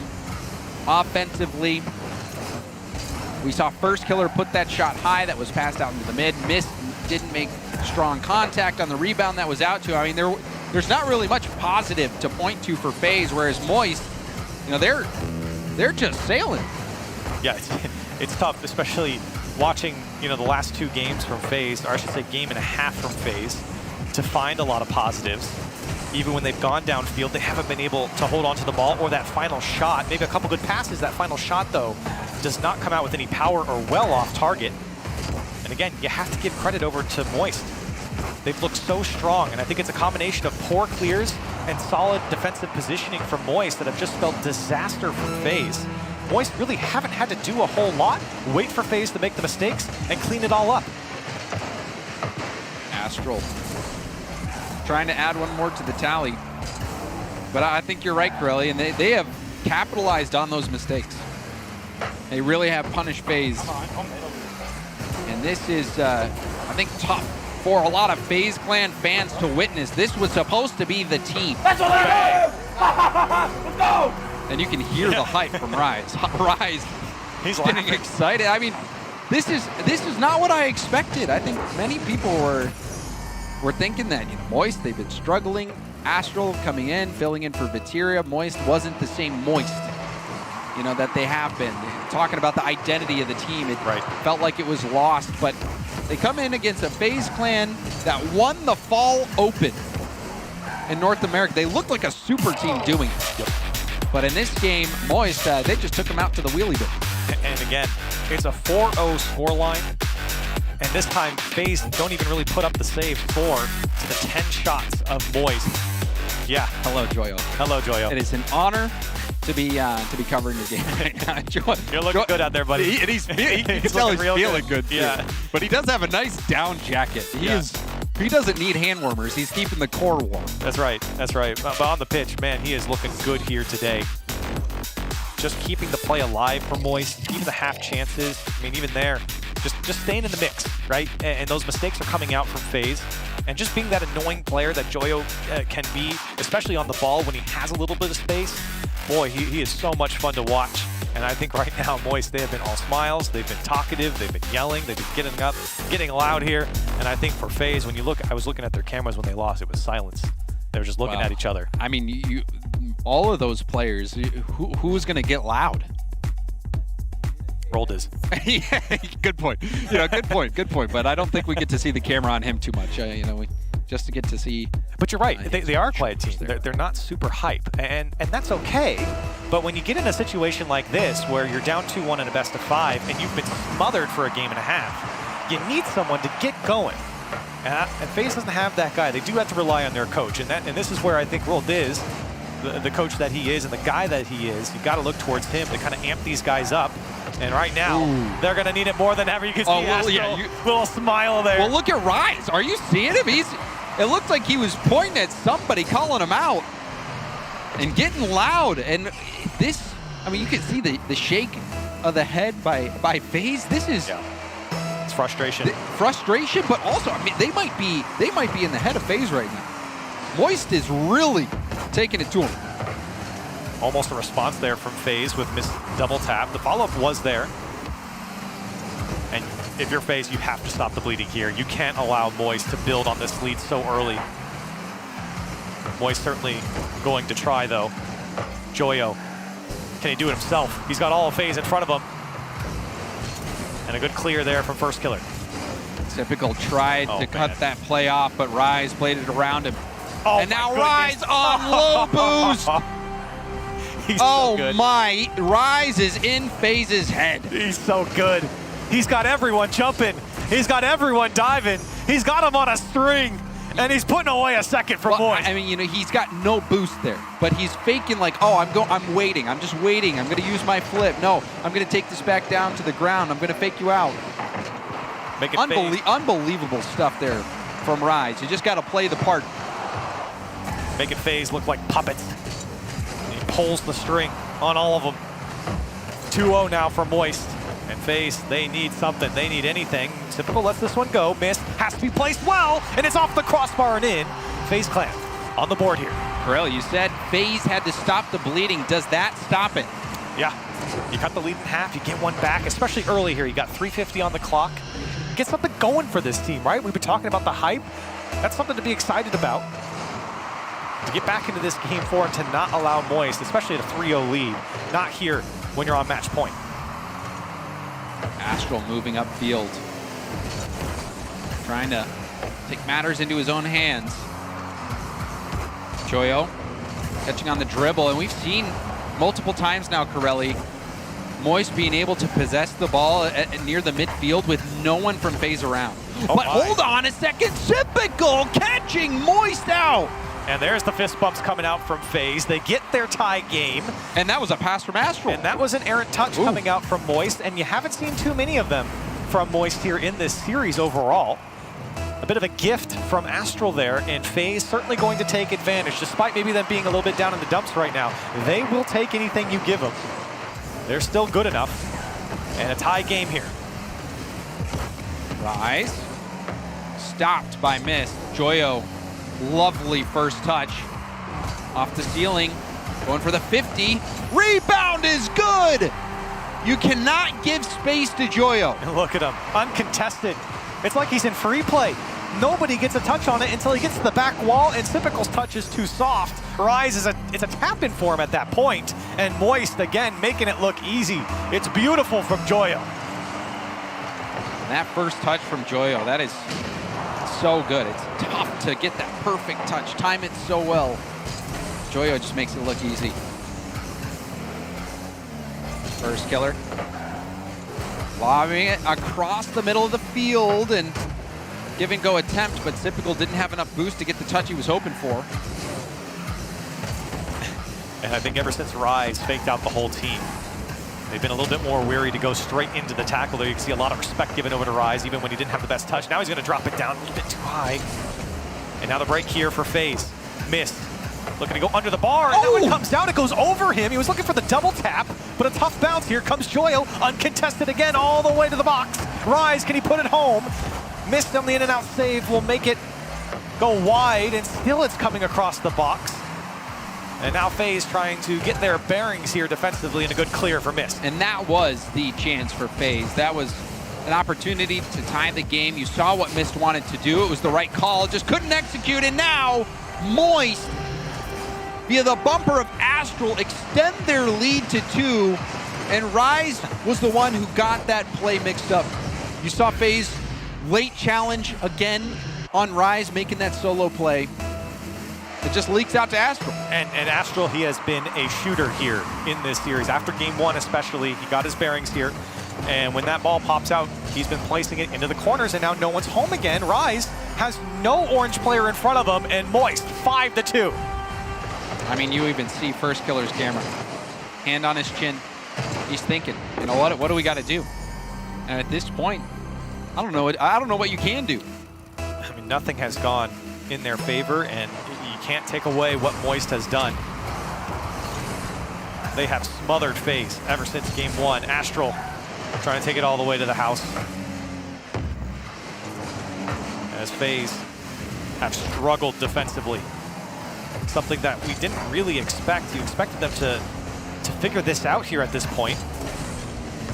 I think the defensive struggles are surprising, but also offensively, we didn't really see much from First Killer. We didn't see much from Mist in terms of, if he's the leading shooter, 31.31% shooting. Number 1 in NA, had that opportunity to double tap the ball in to tie the game.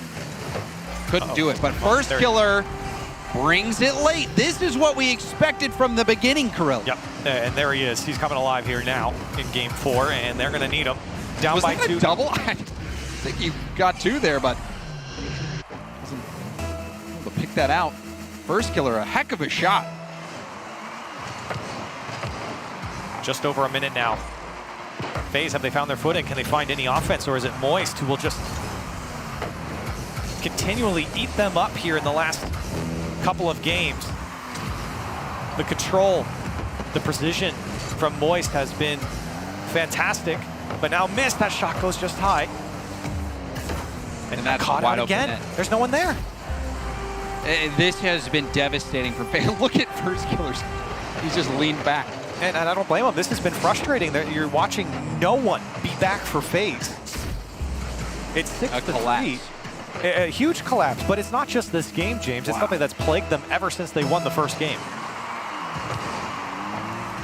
And that First Killer goal, as beautiful as it was, even that, I don't think is enough to bring FaZe Clan back into this game. Moist doing some victory laps.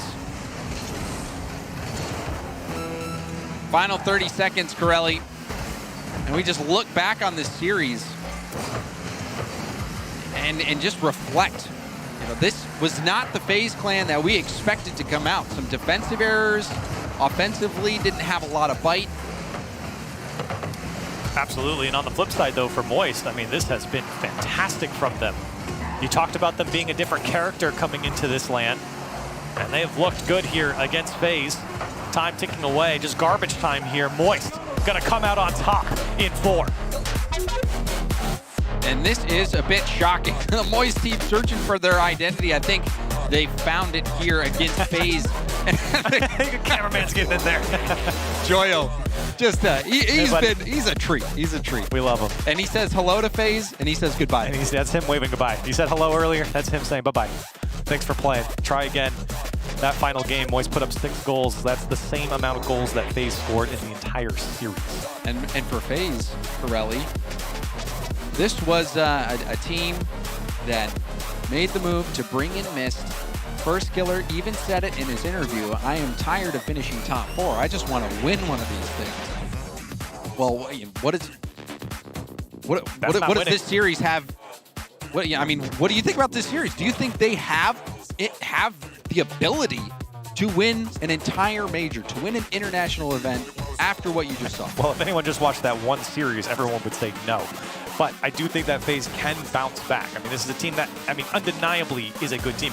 If you're tired of finishing top 4, you're a top 4 team. You've been very good. Yep. So, but when you come into when you start your major off like this is a very sour note for FaZe. And how much of this series, Curly, do you think was Moist taking FaZe down, and how much of it do you think was FaZe not being able to take advantage of the opportunities they had? I think it's 50-50. I think it's Moist playing a great game, but it's also FaZe just making a lot of horrible mistakes. And Moist is a good enough team, of course, to take advantage and to take advantage of the opportunities where the net is just wide open. I mean, there's not even an orange player on their own half.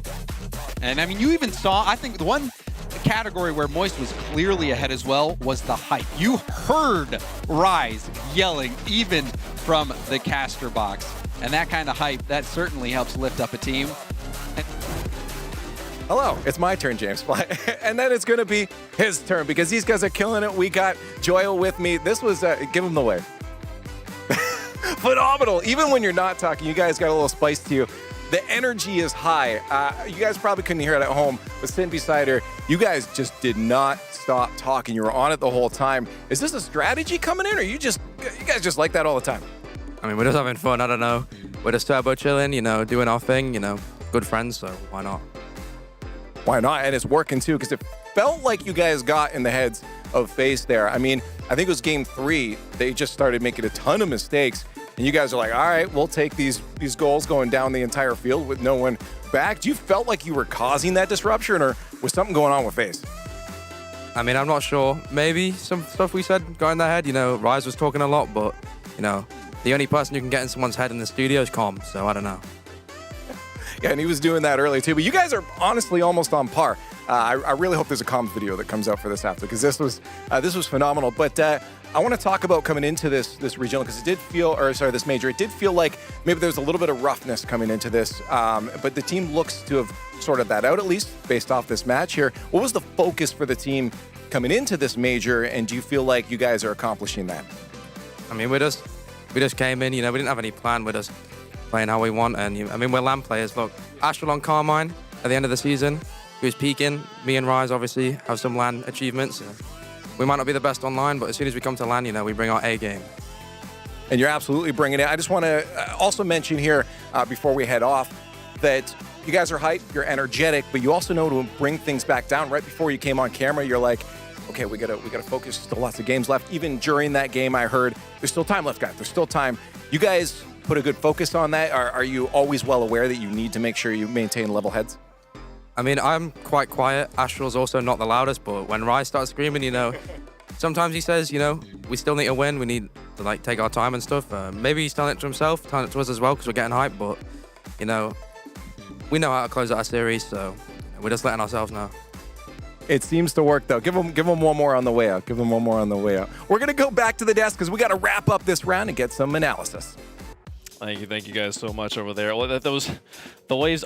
My favorite was the waving at the end of the game, and then like, oh yeah, fist bump. All right, back to waving. Like, I got a job to do here, Astral.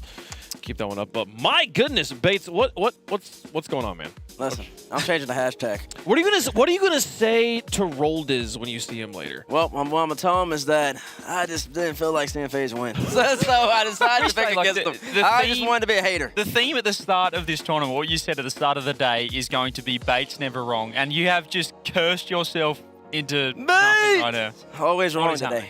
Over 4. Over 4. Hey, we're only halfway done, so you could bounce back. It's like, this is my worst predictions. The worst predictions so far. It can get worse, folks, but it can also get better. We'll see what happens. This has been a pretty crazy one. Let's talk about that match. And like I heard Corelli and James talking about it there at the end. Like, this was. Did Moist really win the series, or did FaZe just throw it in the bin? Was uncharacteristic of FaZe at times on defense. A lot of times it was first killer, the last man back, which is not usual for FaZe. It looked like they were uncomfortable at times. Games 1 and 2, okay, it was close, but after that, terrible mistakes. But Moist, when they get space, they can do wonders with the ball. They are mechanical geniuses, and they showed it throughout the series. Yeah, they just gave Moist the window to get into the series, and we heard it there with Rise, with the comms, with the trash talk going back and forth. When Moist get confident, Astral's always going to perform, and right there, I mean, that was exceptional. But V1 Quadrant, the first series, teammates, talk to me. What happened here with Quadrant? Well, I mean, my emotions are a little bit less after this. It's been a while, but Quadrant, let me tell you something. This young man right here, Curtis Cannon, was doing everything. Cash, I told y'all he was going to pop off. Wave, Ixo, give him a little bit of help, just a little bit, and you might have been able to pull you. You might have been able to strike you across the edge. It's like version 1 was tired. They were not even chirping at all until like the very last goal. And you can't finish that series off, and don't even get me started about this. So G2 auction, I gotta say, this was a pretty ugly series, I think, by both teams. I think they both want to play better going forward. The problem is G2 lost it, so they got to bounce back a lot quicker. But Oxygen, it came down to the Game 5 heroics with the phenomenal plays by Archie and George. I mean, we talk about Oxygen's inconsistencies. Perhaps that's their recipe. Look at that. Aerial triple made, they made G2 look bad as well, and that was just Game 5 schemes. It was the Archie Joria show. That's big time. That's big time moments right there. Game 5 when it's all on the line. Archie, 2 big plays. I was talking to Archie there after the match, and he said he didn't mean to get 2. He meant to get 1. He meant to get 1, but he said he'll take the 2. He'll take the double bump, and now it's just domination right there. SSG Falcons right here. The Falcons, they look good game 2, and then after that, SSG, Daniel with a couple monumental goals, double touches, resets. He's getting hyped. Look at Arsenal, he's screaming. The energy, that's been the theme of LAN. Once again, I should have picked every single team that has nothing but energy on the stage. I felt like the Falcons really struggled when trailing in that match. I think you've got to be able to figure out how to come back as we take a look at how things went in round number 1. Well, you saw how things went in round number 1, at least there on the A stream. And here are our B stream, or no, excuse me, our B stream, our round 2 matchups there. We'll see Space Station taking on KCorp, see Genji taking on Oxygen, the club versus Moist. Version 1 versus Liquid there for the 1-0 matches. So one thing really quick in round 2, all international matches again, I'm pretty sure as I'm looking at this, because this is the first time we're seeing it, but all international matches once again, no regional matches, so that's going to be a lot of fun. Yeah, you can see here how those scores went down in round number 1. Just a refresher, there was a lot of 3-0s on the B stream. Every match here on the A stream, though, going at least to game 4. So how are things looking moving forward? We're going to play through that round 2 that we were just talking about. We'll see the 1-0 matches here on the A stream, while we'll see the 0-1 matches on the B stream. It's twitch.tv/RL Esports. Is there a best match of this round, CJ? I was just going to say the beauty of the Swiss bracket. You had SSG Falcons. It was a game 5, 1 game diff. But now Falcons get James Cheese. They get a chance to 3-0 and go +2 in game diff. Whereas Space Station, who won, they get KCorp. So they could finish 1-1. And they could, but they could also win. They could also beat KCorp. That is very possible. We've seen a lot of upsets already. So who knows? But I kind of really want to see Moist versus the club, because I feel like that's one of those Sam teams kind of looking down because Furia left, but Sam is still on the rise, and the club could pull off an upset there. Bates, you got a favorite match? Yeah, the last one. KCorp SSG. That's the one I want to see. I think that those two teams, I think we saw something out of Daniel. He seems to have elevated. Arsenal's got the energy, and then LJ actually played pretty well.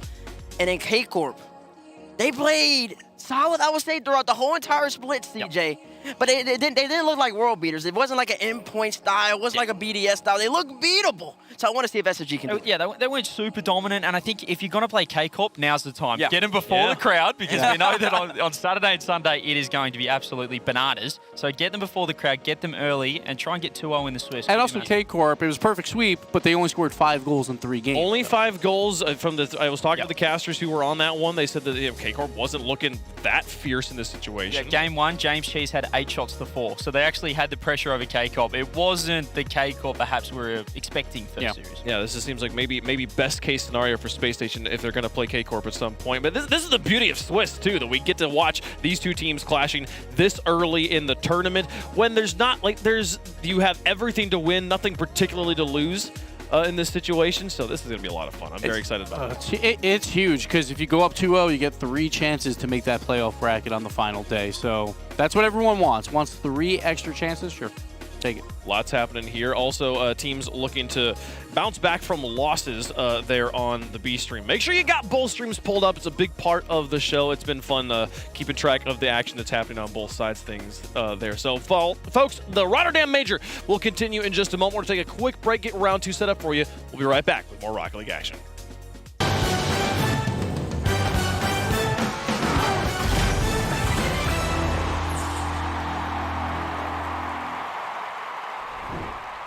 Here's one for you. What was the first successful flip reset in the RLCS? What could it be, chat? If you said Squishy Muffins in Season 6, congratulations. You are absolutely 100% totally and utterly wrong. Because an entire year earlier, just 16 months after Science had accidentally added flip resets as a result of making ramps in non-standard maps like Neo Tokyo more fun, and the freestyle community had evolved the flip reset meta in the background, Northern Gaming's improv god Devo did this. East in defense right now. Almost enough. Devo gets a touch to turbo. Oh, what? So you're thinking Squishy was second then? Well, future NRG teammate Justin beat him to the punch in Season 6's North American League play 2 months earlier. But come the 2018 LAN in Las Vegas! Cheers, Leaf. Squishy passes to himself. He gets Flip it. reset. Can he do it? Squishy Doesn't go in. Torment finishes it off.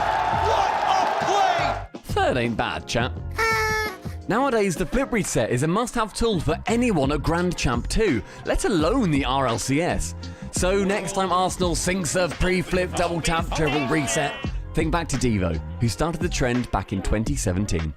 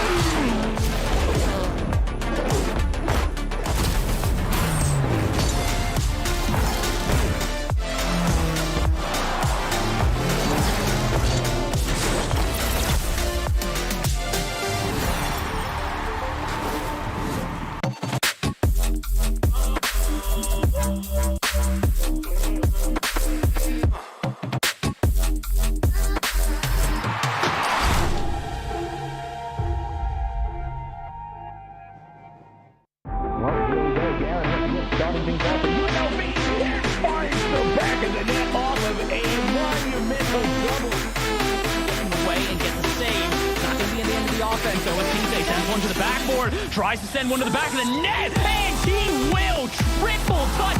You said the double might work out. How about a triple? Oh my! This time, fire! Try to clear this away. Landing call to put them at the. Oh, picks up the steam. It's still there for Jim. He scored!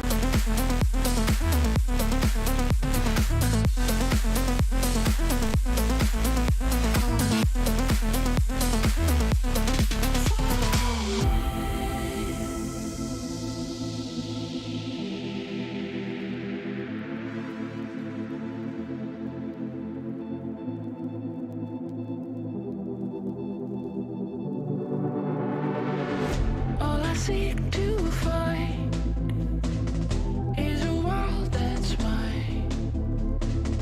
Need a place to hide. Will you free my mind?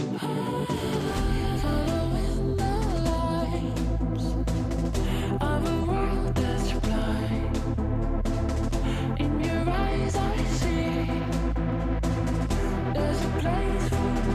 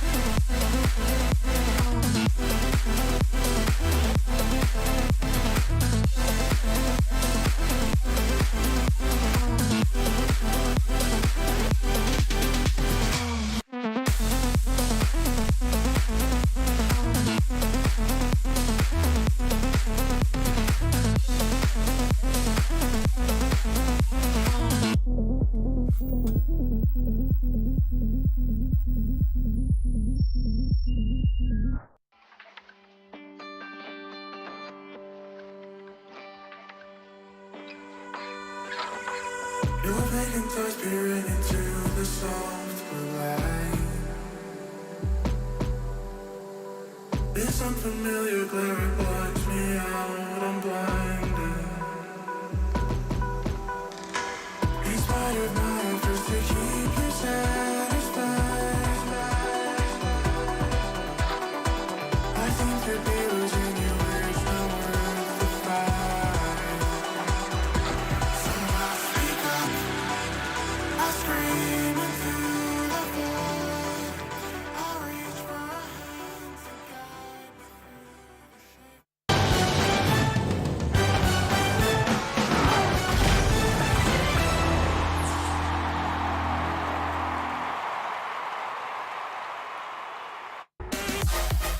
Round 2 going to start off hot. Oxygen looking to continue the mechanical performance we saw from them in round number 1. On the other side, Gen G, the top seed from North America, making their way onto the A stream for the first time today. Good to see Jack and the boys there getting to play here. Just a moment, they're getting seated and getting ready to go. Welcome back to Rotterdam for the Fall Major. We've gotten through round number 1. It's time for round number 2, Gibbs. Yeah, it's going to be a lot of fun. We're starting off with a great matchup. We have 2 former teammates. Apparently, Jack and Jory is coming out. They are really good friends. They wanted to team up. That experiment, I felt like, failed at the end. They had a very low floor, a very high ceiling.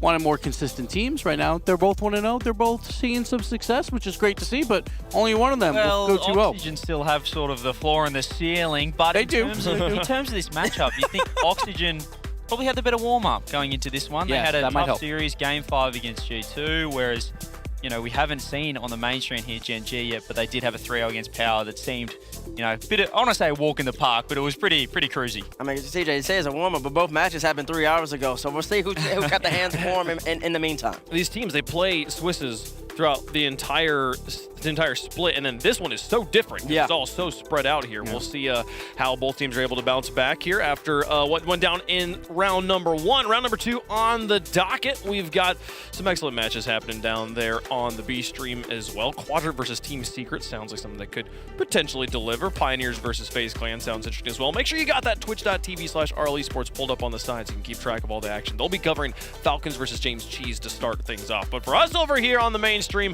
Oxygen versus versus Gen G Mobile 1. Oxygen, we saw them earlier in quite the upset. Not quite the upset, quite a good game, I'll say, against G2, taking that one down in 5 games.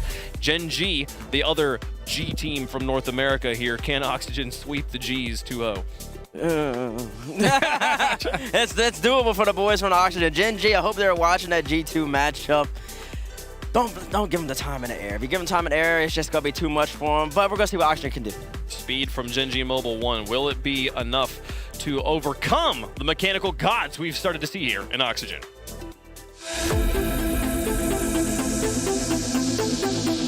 The feeling's been good. I mean, we had a great start to the season. We won the first tournament, and then we did okay in the next 2. So it went a bit down after the first one, but now we're like back to feeling good again.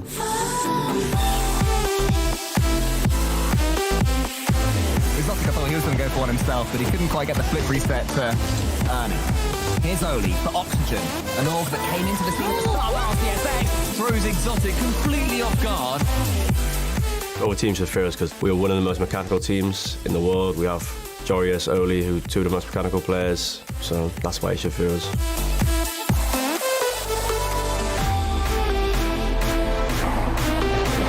Flying sky high, falls back to the ground, and Archie lets that ball go towards Exotic. Gets the redirect! Magic is made on Wasteland!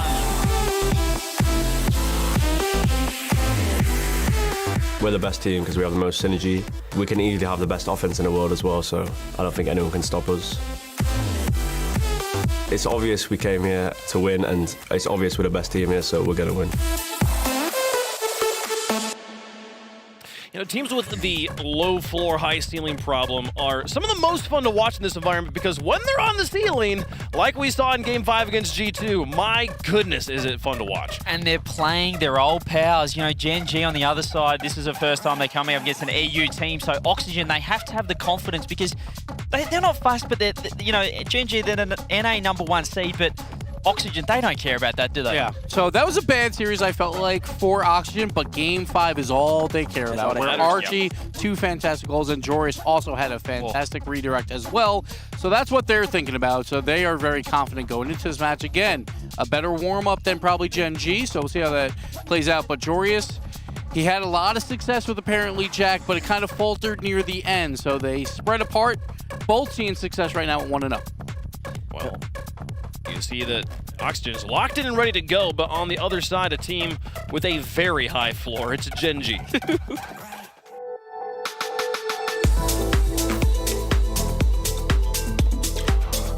Yeah, it feels amazing to be here in Rotterdam. Obviously, we've played all around the world now in these Rocket League events, and Rotterdam's just another place to be in. It's a great place here.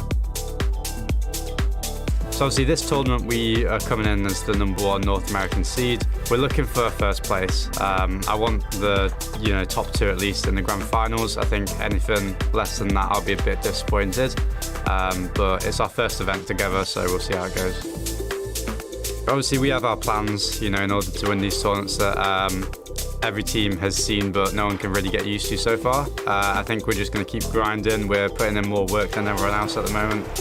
We've done it all season and we're going to continue to do so. Transition for Gen G, back to Chronic. Chronic towards the net.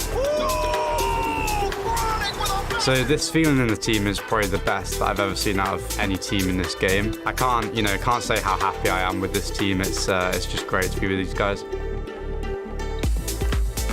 People who say we don't stand a chance, just watch, because like I said, we're preparing better than all your favourite teams, so just watch out. I'd like to know who Appjack's been talking to that says they, quote, don't stand a chance. What have you been watching? They have not been watching Rocket League, that's for sure, because obviously 3 grand finals throughout this. They finally got their regional win at the very end. Nolly's just chilling. He's ready for the match. I mean, this team is just full of confidence. And, we speak about maybe about having the screen. Maybe they had a long day, he's napping. Maybe they had a worse warm-up. See, but he's yawning too. They've had a 3-0, and they're not even fussed. Man. They're not worried about this matchup. He knows the camera's on him. He's laid back. This guy, he knew the camera's on him. That's why he started yawning. Appjack, CJ, you didn't have him in your top 25 list about a week ago. Because see if that that one comes back to bite you. And then his young man himself. See, he actually seems like he's awake. He's ready to play. One of the rookies, one of the LAN rookies here. You know he's taking this event seriously. Sure is. This means a lot to him. He wants to prove to both of his two OGs that he can ball out on the LAN stage. He's done it online. Yep. And so far, he's done it here so far. Could be a perfect first series for him as well. Like, you don't often want to be thrown into the fire first up on LAN at a major. So they had that great warm-up. Now it's time to get cracking. And this is a great test for them. You know, I got to speak with Noli a bit, and I asked him, you know, he's one of the only players who has played in the European League of RLCS and the North American League of RLCS, you know, not just encountering these regions in international situations here. And I asked him, what's the biggest difference you've noticed? He says, just the speed. He was so much faster, he says. He feels like that's why they've been so strong here in North America. Oxygen's a European team. Is this the first real challenge we see from Gen G on the season? Let's see how you at home feel about it. The fan vote, hashtag OXG, hashtag GGM1, depending on how you feel. CJ. Can we go with T-Base No, first? I want to go last. Okay. So we're going to find out who's wrong at the very end. Look, I know what T-Bates is going to go, so I'm going to go Oxygen because Gen G are finally playing an EU team the first time. So this is a big question mark for them. We know they're good in North America, but against the EU, Oxygen inconsistent, but their peak's pretty good. But North America stacked, though. They are stacked this, and they came out as the #1 seed, and Chronic has been so clutch. I have to go Gen G. You have to go Gen. But exactly for what Noli said, though, he's like NA's easy because they're slow. We just saw that Oxygen's peaking today. I did not think this was going to happen today at any point, but I'm going to predict Oxygen to beat Gen G on this one. Bates, who you got? Listen, there's a current theme happening right now. Oh, no, There's Bates, people who don't do always doubt Noli. They always think he can't produce. Look what he's doing in NA. There's people who doubt Jax that he couldn't produce on Dignitas. He's not a land boy. Look what he's doing now in Gen G. There's people on this desk who are doubting my predictions, and there's people at home doubting my predictions as well. Yes. It's all about to change right now. The theme is, I'm going to be right. Give me Gen G. Give me the boys who have proven everybody wrong so far this season. Gen G. And matter of fact, give me a series score, too. He'll be 3-1. 3-1, man. 3-1. He's doubling down. Gibbs, I'm so sorry, man. No, you're going to be right this time. Let's see what the fans thought at home there. Gen G's been building some fans. See, I'm telling you, who's Jack talking to? That's like, they don't have a chance. Let's find out. They absolutely have a chance here. Oxygen's going to have their hands full, folks. Jack versus Jorius. First time of 2022. Excited to get into it here for the first match of the round 2 of our Swiss. We've got so much on the line. Gen G going up against Oxygen. Can Oxygen keep the dream run going? Let's find out. Thank you very much, Wave Punk. Thank you very much, Desk. I'm Cole here with Turtle, and Turtle, our friend T-Base, he was very confident. Ooh, he's 0-4. A little bit too confident. He fully believes that 1, this will be a Gen G victory, and 2, it'll be 3-1. Is he correct to be that confident? I understand it. I mean, after what we saw previously with Gen G up against Power, that was a convincing win, but Oxygen, of course, got a convincing win themselves earlier on in the first round of Swiss, and I think this will definitely go the distance. I would expect to see a Game 5. And for Gen G, this is their first time up against a EU roster. And, you know, North America, we officially claim Gen G. They're a North American roster at this point. You need some help, so that's completely fair. Okay. I mean, just when the EU-NA debate seems to be over, they go over there and just completely reignite it. But Oxygen and Esports, they needed to reignite earlier in their series against G2, and they've actually started this one well. Yeah, and that first touch from Oli to break open and carry that ball into the space. Nice little follow-up, too. Great start for Oxygen Esports, 22 seconds in, able to strike first. That's the type of confidence that you want to build early on, especially with the reputation Gen G have coming into this tournament. You talk about confidence, and at the end of Game 5 there, as Jorius prods this one away, Archie stopped playing for about 20 seconds in his own And he got goal. that save, the pre-jump save. He went AFK, then he got a pre-jump save. He was laughing as they won this one, and he might be laughing at this game the way it's going. Here comes Jorius. Archie, the fake. You see him hit the brakes slightly before taking that ball into the air.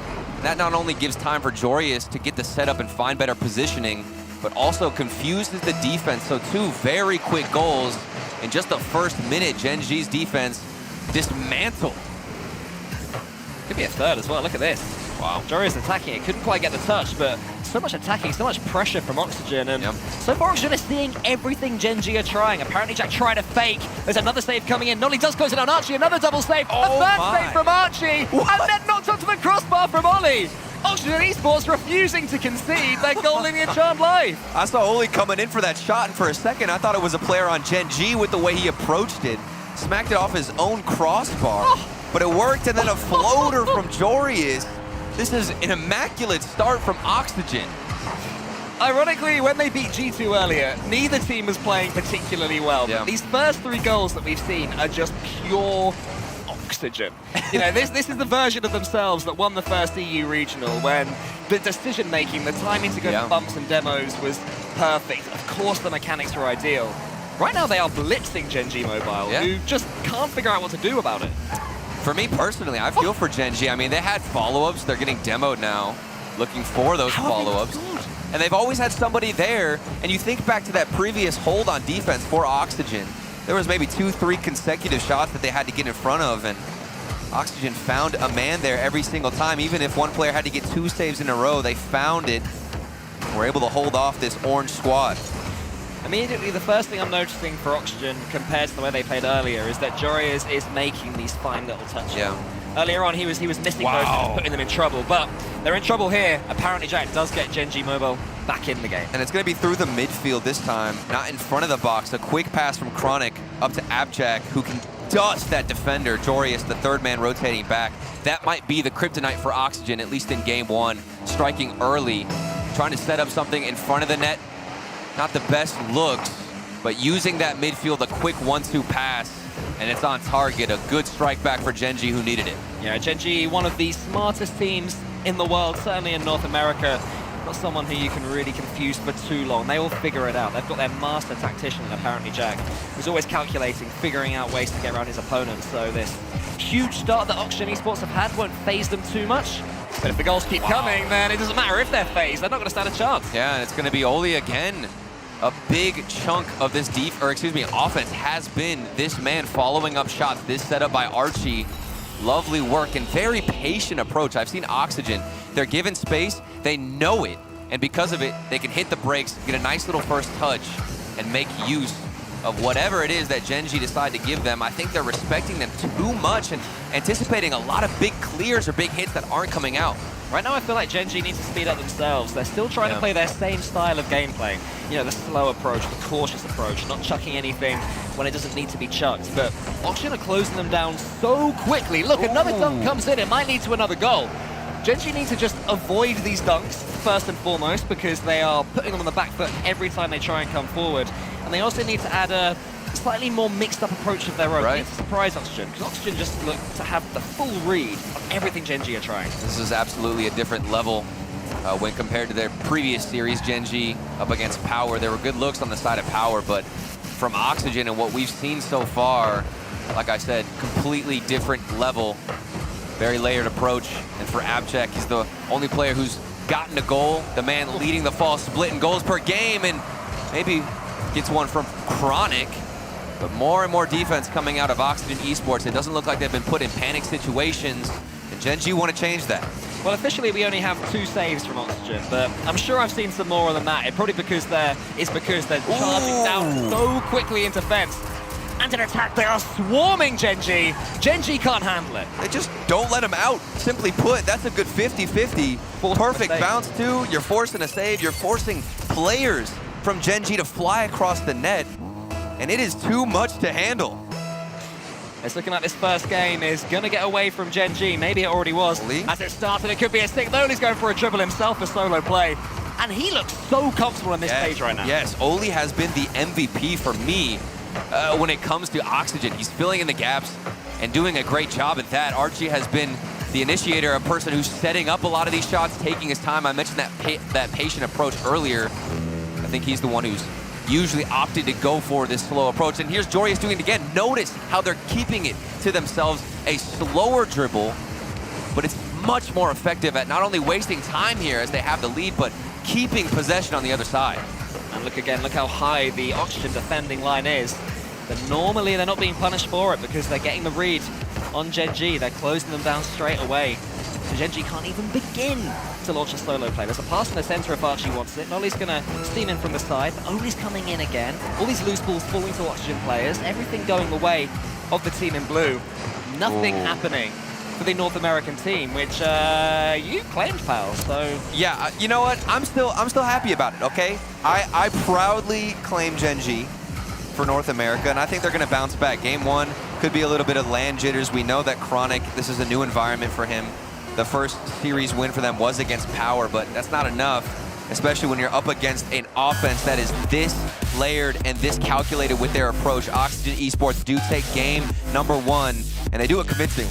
So convincingly. That was up there with the best we've seen Oxygen play in any single game. Yes. Certainly since the first of the full regionals, where they blitzed through a lot of different teams. We didn't expect them to be quite as expansive as I think they are. You know, Oxygen are a team that they will have games where they look atrocious because they're so attacking, because they're so optimistic in their approach. When it works, though, they score goals like these. And that's always been the issue for me when it comes to Oxygen, is that optimistic approach. Like, you anticipate something special out of your teammates, and 9 times out of 10, it feels like that doesn't happen, or that 50-50 doesn't go your way. So for Oxygen, the decision-making, knowing when to push up, when to expect a better 50-50 from your teammate is what they've had to fix, and they certainly have. 15 shots in total there from Oxygen, so a completely dominant performance in where the ball was on the pitch, as well as the actual number of goals scored as well. Gen G are a team, though, that you can trust to improve a lot for Game 2. Yeah. 100%. This is apparently Jack, okay? This guy, when you listen to any interviews, when you talk to him at all, you know he's composed, you know he's going to bounce back. He's got one of the best mentalities, in my opinion, in the scene. So Game 2 could go the complete opposite direction. We'll have to see what happens with Gen G and what they can change moving forward. I'm curious if we are going to see them try and go toe-to-toe with Oxygen, at least for a couple of minutes or so, just to remind Oxygen that they have to be a little bit more careful of what Gen G can offer themselves, because Oxygen are a team that when they get away from you and the mechanics are working, this is more like a free jump. It was closed by Archie, but at least they're playing with some positivity. Yeah, and it's forcing Oxygen to fall back, and look, it's creating mistakes. Jorius, bit of an awkward touch. This one does leak out of the midfield. Abjack went for the bump, got some contact, but the shot was not on target. And they will take boost and keep this ball somewhat in their own possession, but Oli can break out. Oh, that really hurts, though. When you manage to build up a chance for yourself to take the lead in a series in which you're struggling, you have to take it when the chance is that good. So that one is going to hurt Nolly. But they're going to carry on going, though. Nolly's going to send it out wide to apparently Jack. Is there anyone on the other side still? They have to continue to play on the front foot to Gen G. She's missed that one, and that's made apparently Jack fake it as well. And Archie up against Nolly. A good challenge from Archie. There is a couple of touches. Only goes for the bump instead. Archie's approaching. Lovely little touch as well over the defense. Still attempting new ideas, Oxygen, even though they didn't quite manage to score from that one. Maybe that changes it. Jorius comes in off the crossbar, and it goes 1-0 Oxygen. Talking about a new idea. Look at this corner play from Oli. The first touch to himself, then lands perfectly on the sidewall to get the follow-up and outpace the defender. The recovery has to be flawless, and it simply was. With the miss, it wasn't quite an open net, but it was a definite chance for Nolly. Then to concede a goal like that, is that where tilt might just begin to set in for Gen G? I mean, I think so. Obviously, still a lot of respect given to Abjack and Nolly, who should be calming the nerves of Chronic, the LAN rookie. That's what it's going to come down to, in my opinion. They had some good chances, couple of good strikes. It's already been better than Game 1, but they're still trailing here, Cole. Gen G needs something, they need it soon, and it's not going to be right now, because that touch towards Oli, who's getting all sorts of involvement with every play, doubles Oxygen's lead. Oli just does not stop, and neither does Jorius, the follow-up. The recovery from Oxygen Esports at every play has been spot on. And Jorius getting in the way of his old teammate, apparently Jack as well. That will feel extra sweet to just completely do your old teammate for pace, and for it to lead to a goal. I just can't get over how quickly they can continue their rotations. Normally you'll see a player, you know, get 150-50 and maybe take a boost, and that's asking a lot of that specific player. But what Oxygen can do and are doing in this series alone, they'll get one touch, then a quick follow-up into the midfield. It's a setup after they control the ball. And that's just from one player able to make that much damage on the defense. Huge save again. Gen G are at least putting some passes together, though. Jorius will be able to get it away at least for now, but Gen G should be able to carry on going. They've got some decent boost numbers. Chronic's got a steal as well. Jorius' clearance is as far as Nolly. Got a bit of distance to it, but Nolly then got the clean touch. But it's only as far as Oli, and that touch from apparently Jack is going to go absolutely nowhere. That's what Oxygen were waiting for. That was not quite going to go in, but again, all it takes is one touch, and they are cutting through Gen G's defense. Normally such a staple of their way of playing. Just saw an absolute bullet fired from the ceiling from Oxygen Esports, hammering down on this net. Orange side, Gen G, they're struggling to find themselves on the other side. One big clear is all they've got. Chronic That one straight into the hands of Oxygen. Then there's demos on the field. Oli opens up some space, and Archie can follow it up. Oxygen Esports can't be stopped. They do all the work ahead of time. It's the demo and the first touch from Joris. After that, the goal itself can almost be in slow motion. You can see it happening. This elaborate ballet between the two teammates in the air. And the result's inevitable, Turtle. It's the ball in the top corner. And at first, I didn't see who was demo. And I'm thinking to myself, as I'm trying to check who's off the field, I hope it's not Gen G. And now I hope Gen G has accuracy. Where is the shot placement? Oh, the second open net's been missed by Gen G. That is going to hurt them. A minute and 40 seconds left is long enough to get back into the game. But now the seconds are ticking, and now it could be Forrest. Good defending there. One touch away from Nolly. They have to do more than defend, though. They need something to go their way. They have to sink something, Gen G, because it's starting to get to the point where the problems that are arising in this game are going to carry over. You know, no matter how good your comms are and how good you are at shaking it off, 2 open net misses? That sticks. Nolly is going to send this one to the corner. They have to do something. Apparently, Jack waits for Nolly. Lovely interplay from those two. Apparently, Jack over the top of Oli, but again, Oxygen get away with it. Gen G, they managed to keep the pressure on, though, at least for now. Good leave there from Chronic. Good patience from him. The composure at his first RLCS LAN. Just to wait that split second, an extra moment of time to maybe get Gen G into it. But in the end, the attack comes to nothing. Yeah, very flat. I'd like to see maybe that first man get more aggressive, stay on the backboard. You've seen a couple more demos from Gen G. They are trying to throw somebody forward without creating too much risk for their own defense. But at this point, you're down 3 goals. Send the house. Somebody needs to make a play. And this ball, this 50-50, goes back into your corner.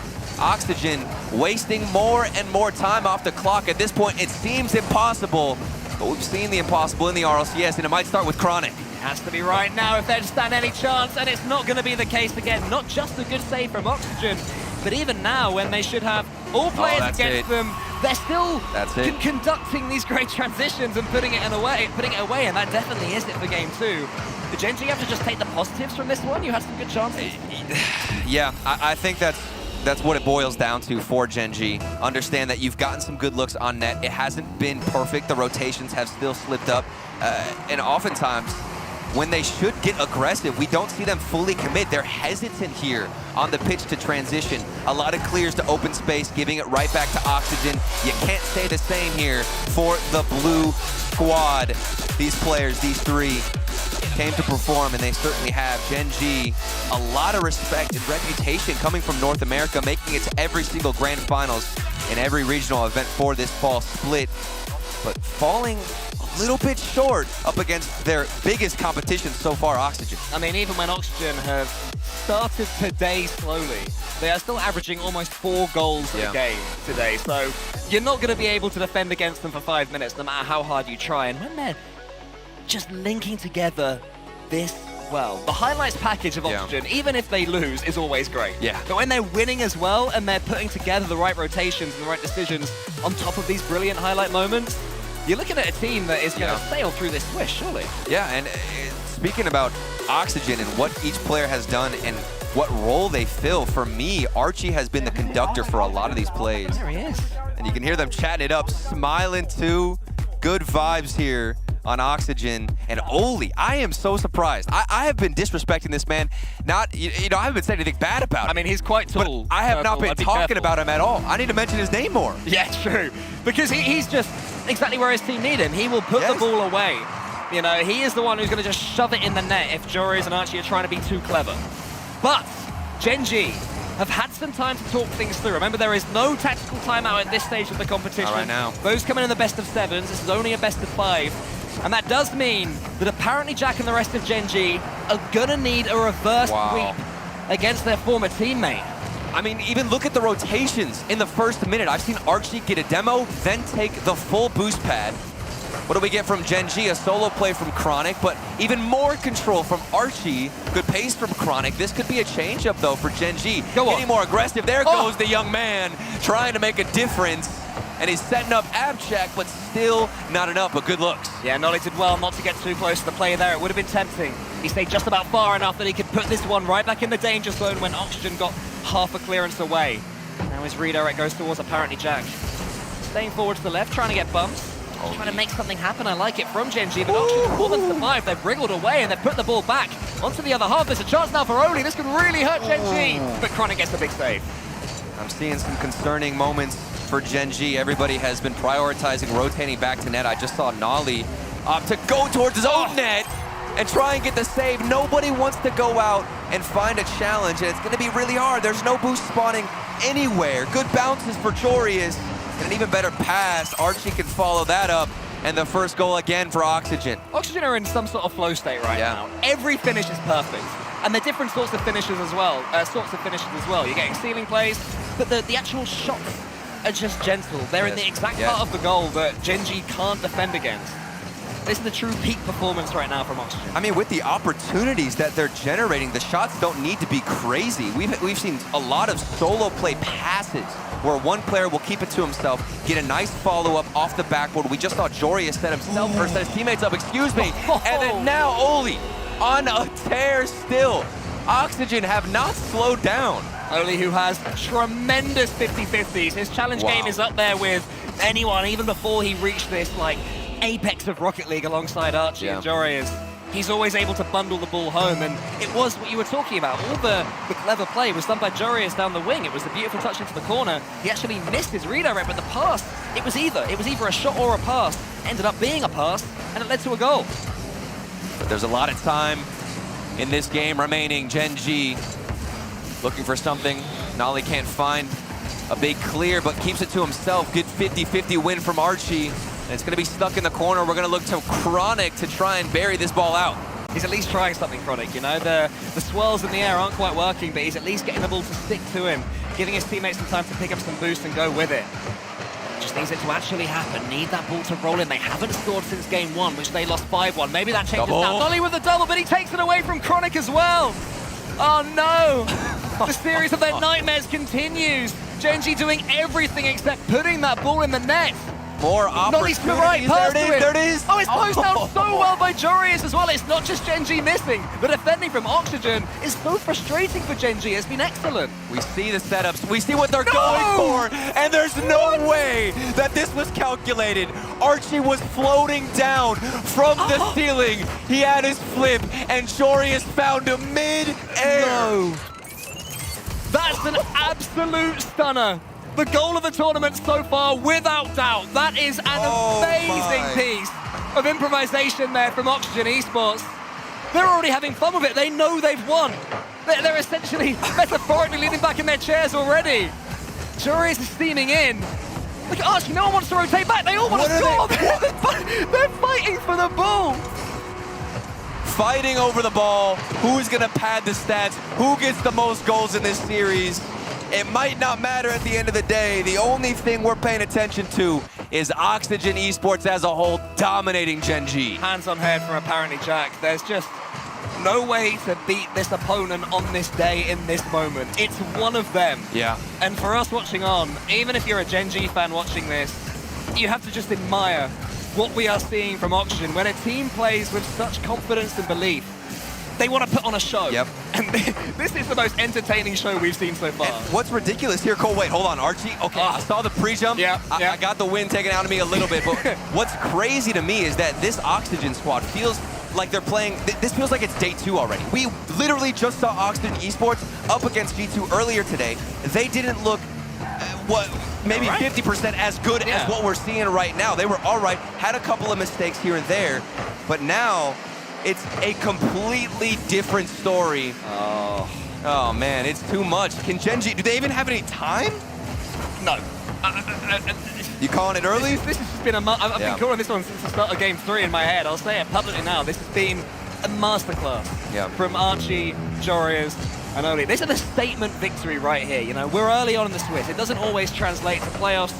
We might come back in a couple of days, and Oxygen are disappointing, right? All of that can happen. But at this stage, Oxygen cannot do any more to suggest that they are a premium team in this competition. Yes, absolutely. But you can't underrate Gen G. They might have had a difficult showing here, but it's up against a peaking and ridiculous Oxygen Esports. Gen G, the new roster, competing now for the first time at the RLCS international stage. Gonna have some time to recover to adapt, maybe watch some replays and try and fix things moving forward because Oxygen Esports had him read the whole time. Unbelievable. Archie is just clinging onto the back wall, or he was earlier at least. Is he going to stop playing like before, though? That's the question. Does he drop the controller? Or would he? Maybe Jury as well against Jack. Now, that would be a story. I mean, this one is only finishing now. We're reaching 0 seconds, but in truth, there's Nolly can't quite sink that flip reset. It's been over for a very long time. That wasn't even a walk in the park. It was like, it's like they haven't even got out of bed. They're just chilling. Yeah. Here's their dreams. We got out of the green room, Cole and I, and we're thinking we got the banger series of the day. Yeah. Game 5, almost guaranteed, nail biter, and Oxygen Esports come out and just absolutely style on the defense. They're coming out with solo plays, and it's not a solo play by themselves where they're only thinking about getting a goal by themselves. No, they're looking to set each other up off these solo plays, and that's what's been so fun to watch. Against a team that got 2 silver medals and 1 gold medal in North America as well. Well, they're happy. They're happy. They're enjoying the cameras. I mean, nothing is going to make Oli feel more comfortable in this environment on the pre-crowd days. The results like that. Nolly is hello, darkness, my old friend. That was the deepest stare into any camera I think I've ever seen. I could feel the pain, the emotions all coming out, but fist bumps around. And Genji, we will see them again. Of course, we will see Oxygen again, too. This is going to be a long twist. There he is. There he is. Double fist bump. And hopefully they can look to recover. And there's not another team that I would expect more of on a recovery and a bounce back than it is Genji. Yeah, anyone who's just, maybe a fan of Genji as an org watching that and a little bit worried for their team, do not worry. No. That's not what they're normally like. They will be much better in the next series and as this tournament goes on. But they've just come up against a team that have matched them in every way. Any plans, any tactics that Genji had were just completely balanced. I can't even remember moments. Hopefully the replay will remind me where we're thinking, what was the defense of Genji doing? It quite literally just felt like the offense of Oxygen were putting in shots and creating opportunities where there was not even much you could do about it. And a couple of big misses as well from Genji. Yeah, a couple of whiffs off the backboard. Maybe the positioning was slightly off, but to me, that's the only thing I can think of. And at the end of the day, you just have to chalk it up to, okay, Oxygen Esports were quite literally playing the best they've played in so long, and that's what we expected. I would love to know just what Oxygen were thinking going into that series and how they put that onto the pitch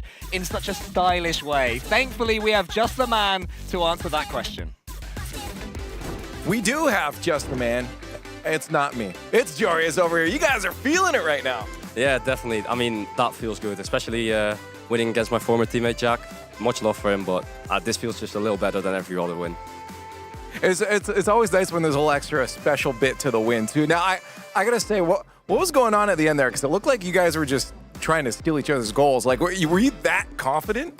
Well, yeah, not gonna lie, after we were 3-0 up in the last game, Archie started feeling it a really bit. I don't know if he could hear on stream, but he would just start screaming, pass it mid when we were in defense against 2v3. He was just feeling it. I don't know what happened last game, but we didn't even, we try-harded, but the last 2-3 minutes, it was just like, oh, we just went for the ball. We didn't even come that much. We started screaming, go mid, score, and just, it even worked out. I don't know how. Do you think this is why Genji moved to North America? Because they know they can't compete with the European teams? I mean, that's a bit toxic to say that. Yeah, but, I'm throwing shade, sorry. But I mean, I don't think they would have had as much success in EU, but they still are a very good team. But I think just the salaries in NA are higher. That's probably the main cause. Can't blame them, though, right? I can't blame them. Now, I got a question because, like, when you're feeling good on a day like this, in my head, whenever I'm playing, because I'm terrible, the next day I'm like, okay, am I gonna suck the next day? Consistent. Does it ever cross your mind? Are you ever worried that the next day you might not be playing just as well? Oh, definitely. For example, the last Fall Major, when I was still on Dignitas, we completely swept the whole Swiss bracket. We looked like the best team in the world, and then we got beaten Game 7 by Semper. And I felt like the best player in the world in Swiss, but next day it was all gone, we lost, and it didn't matter anymore. So of course, it's always a little bit of worry, but you need to be confident to win here. Is it just, I'll let you go in a second here, but is it just the confidence that helps consistency, or is there something else that you guys work on to maintain that consistency to make sure you're good that next day? We're just going to be here probably at 9, 10 a.m. grinding, hopefully earlier than the other players. And the only thing you can do is grind out the game, play as much as you can, because these nerfs, you can't get them in scrims, you can't get them anywhere else. You have to play here. So we don't have any other opportunities than just to grind. Hey, well, hopefully you can keep the consistency. Right now, you're killing it, so hopefully it keeps up. We got a lot more Rocket League coming your way. Round 2 carries on with the Rowdy version 1 facing down the rising Team Liquid.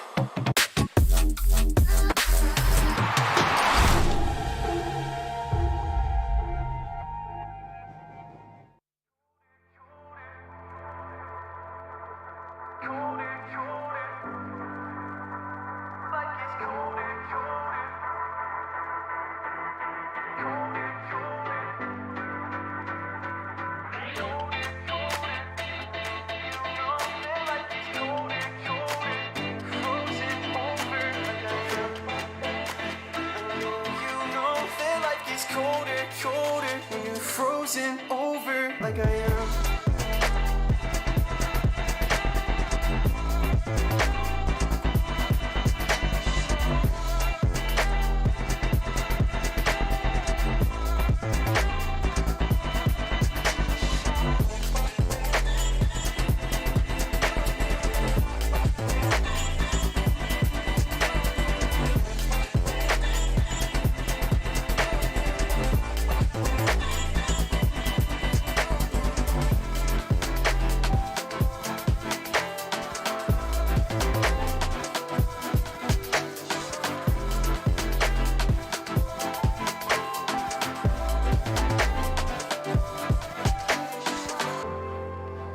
Well, I know you know that like it's colder, colder when I'm older, older than I am.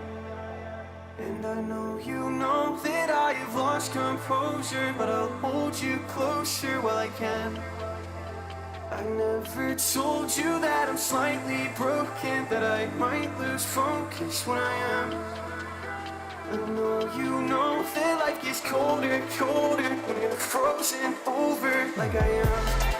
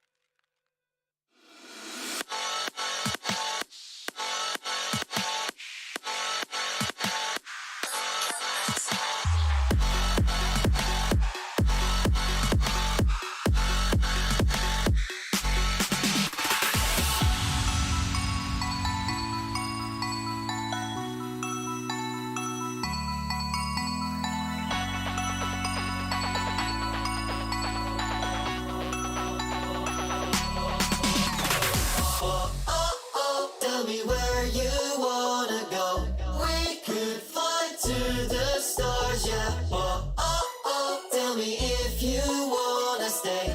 We could fly night and day, yeah. Oh, oh, oh, tell me where you wanna go. We could fly to the stars, yeah. Oh, oh, oh, tell me if you wanna stay. We could fly, yeah.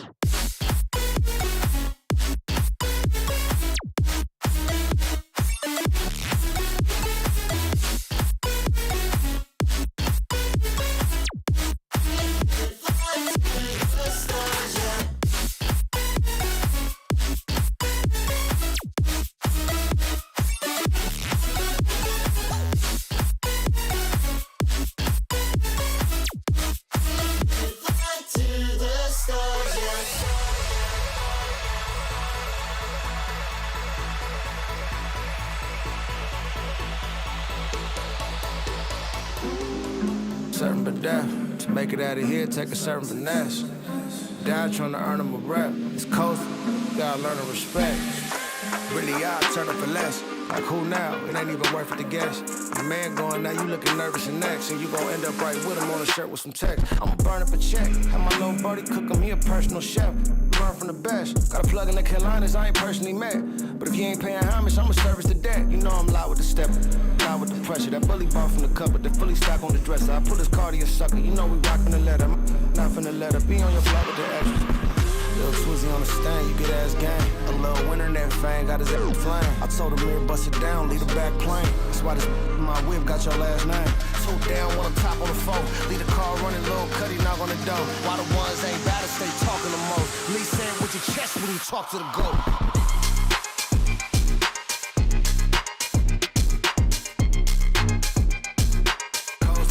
Gotta learn to respect.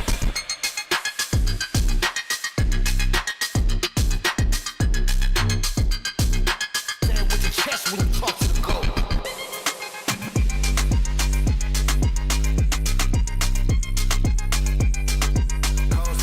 Gotta learn to respect.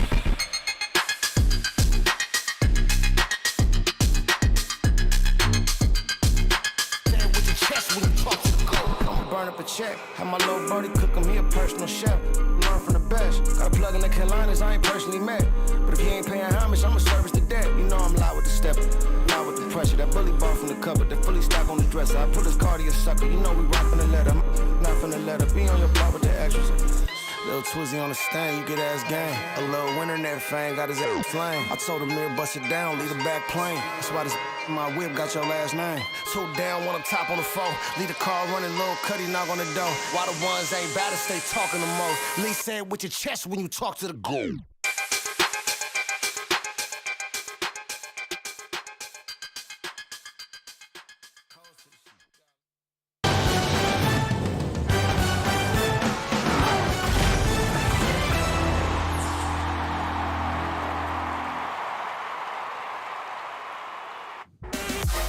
The Fall Major rolls on here in Rotterdam, and Oxygen is dominant. We'll talk about them in a little bit here, but Liquid back on the field here, taking on Version 1, who just got done knocking off Quadrant in 5 games. Can they improve to 2-0? We'll find out in a moment. I'm Wavepunk, joined by analysts, both of them. This one. All of them.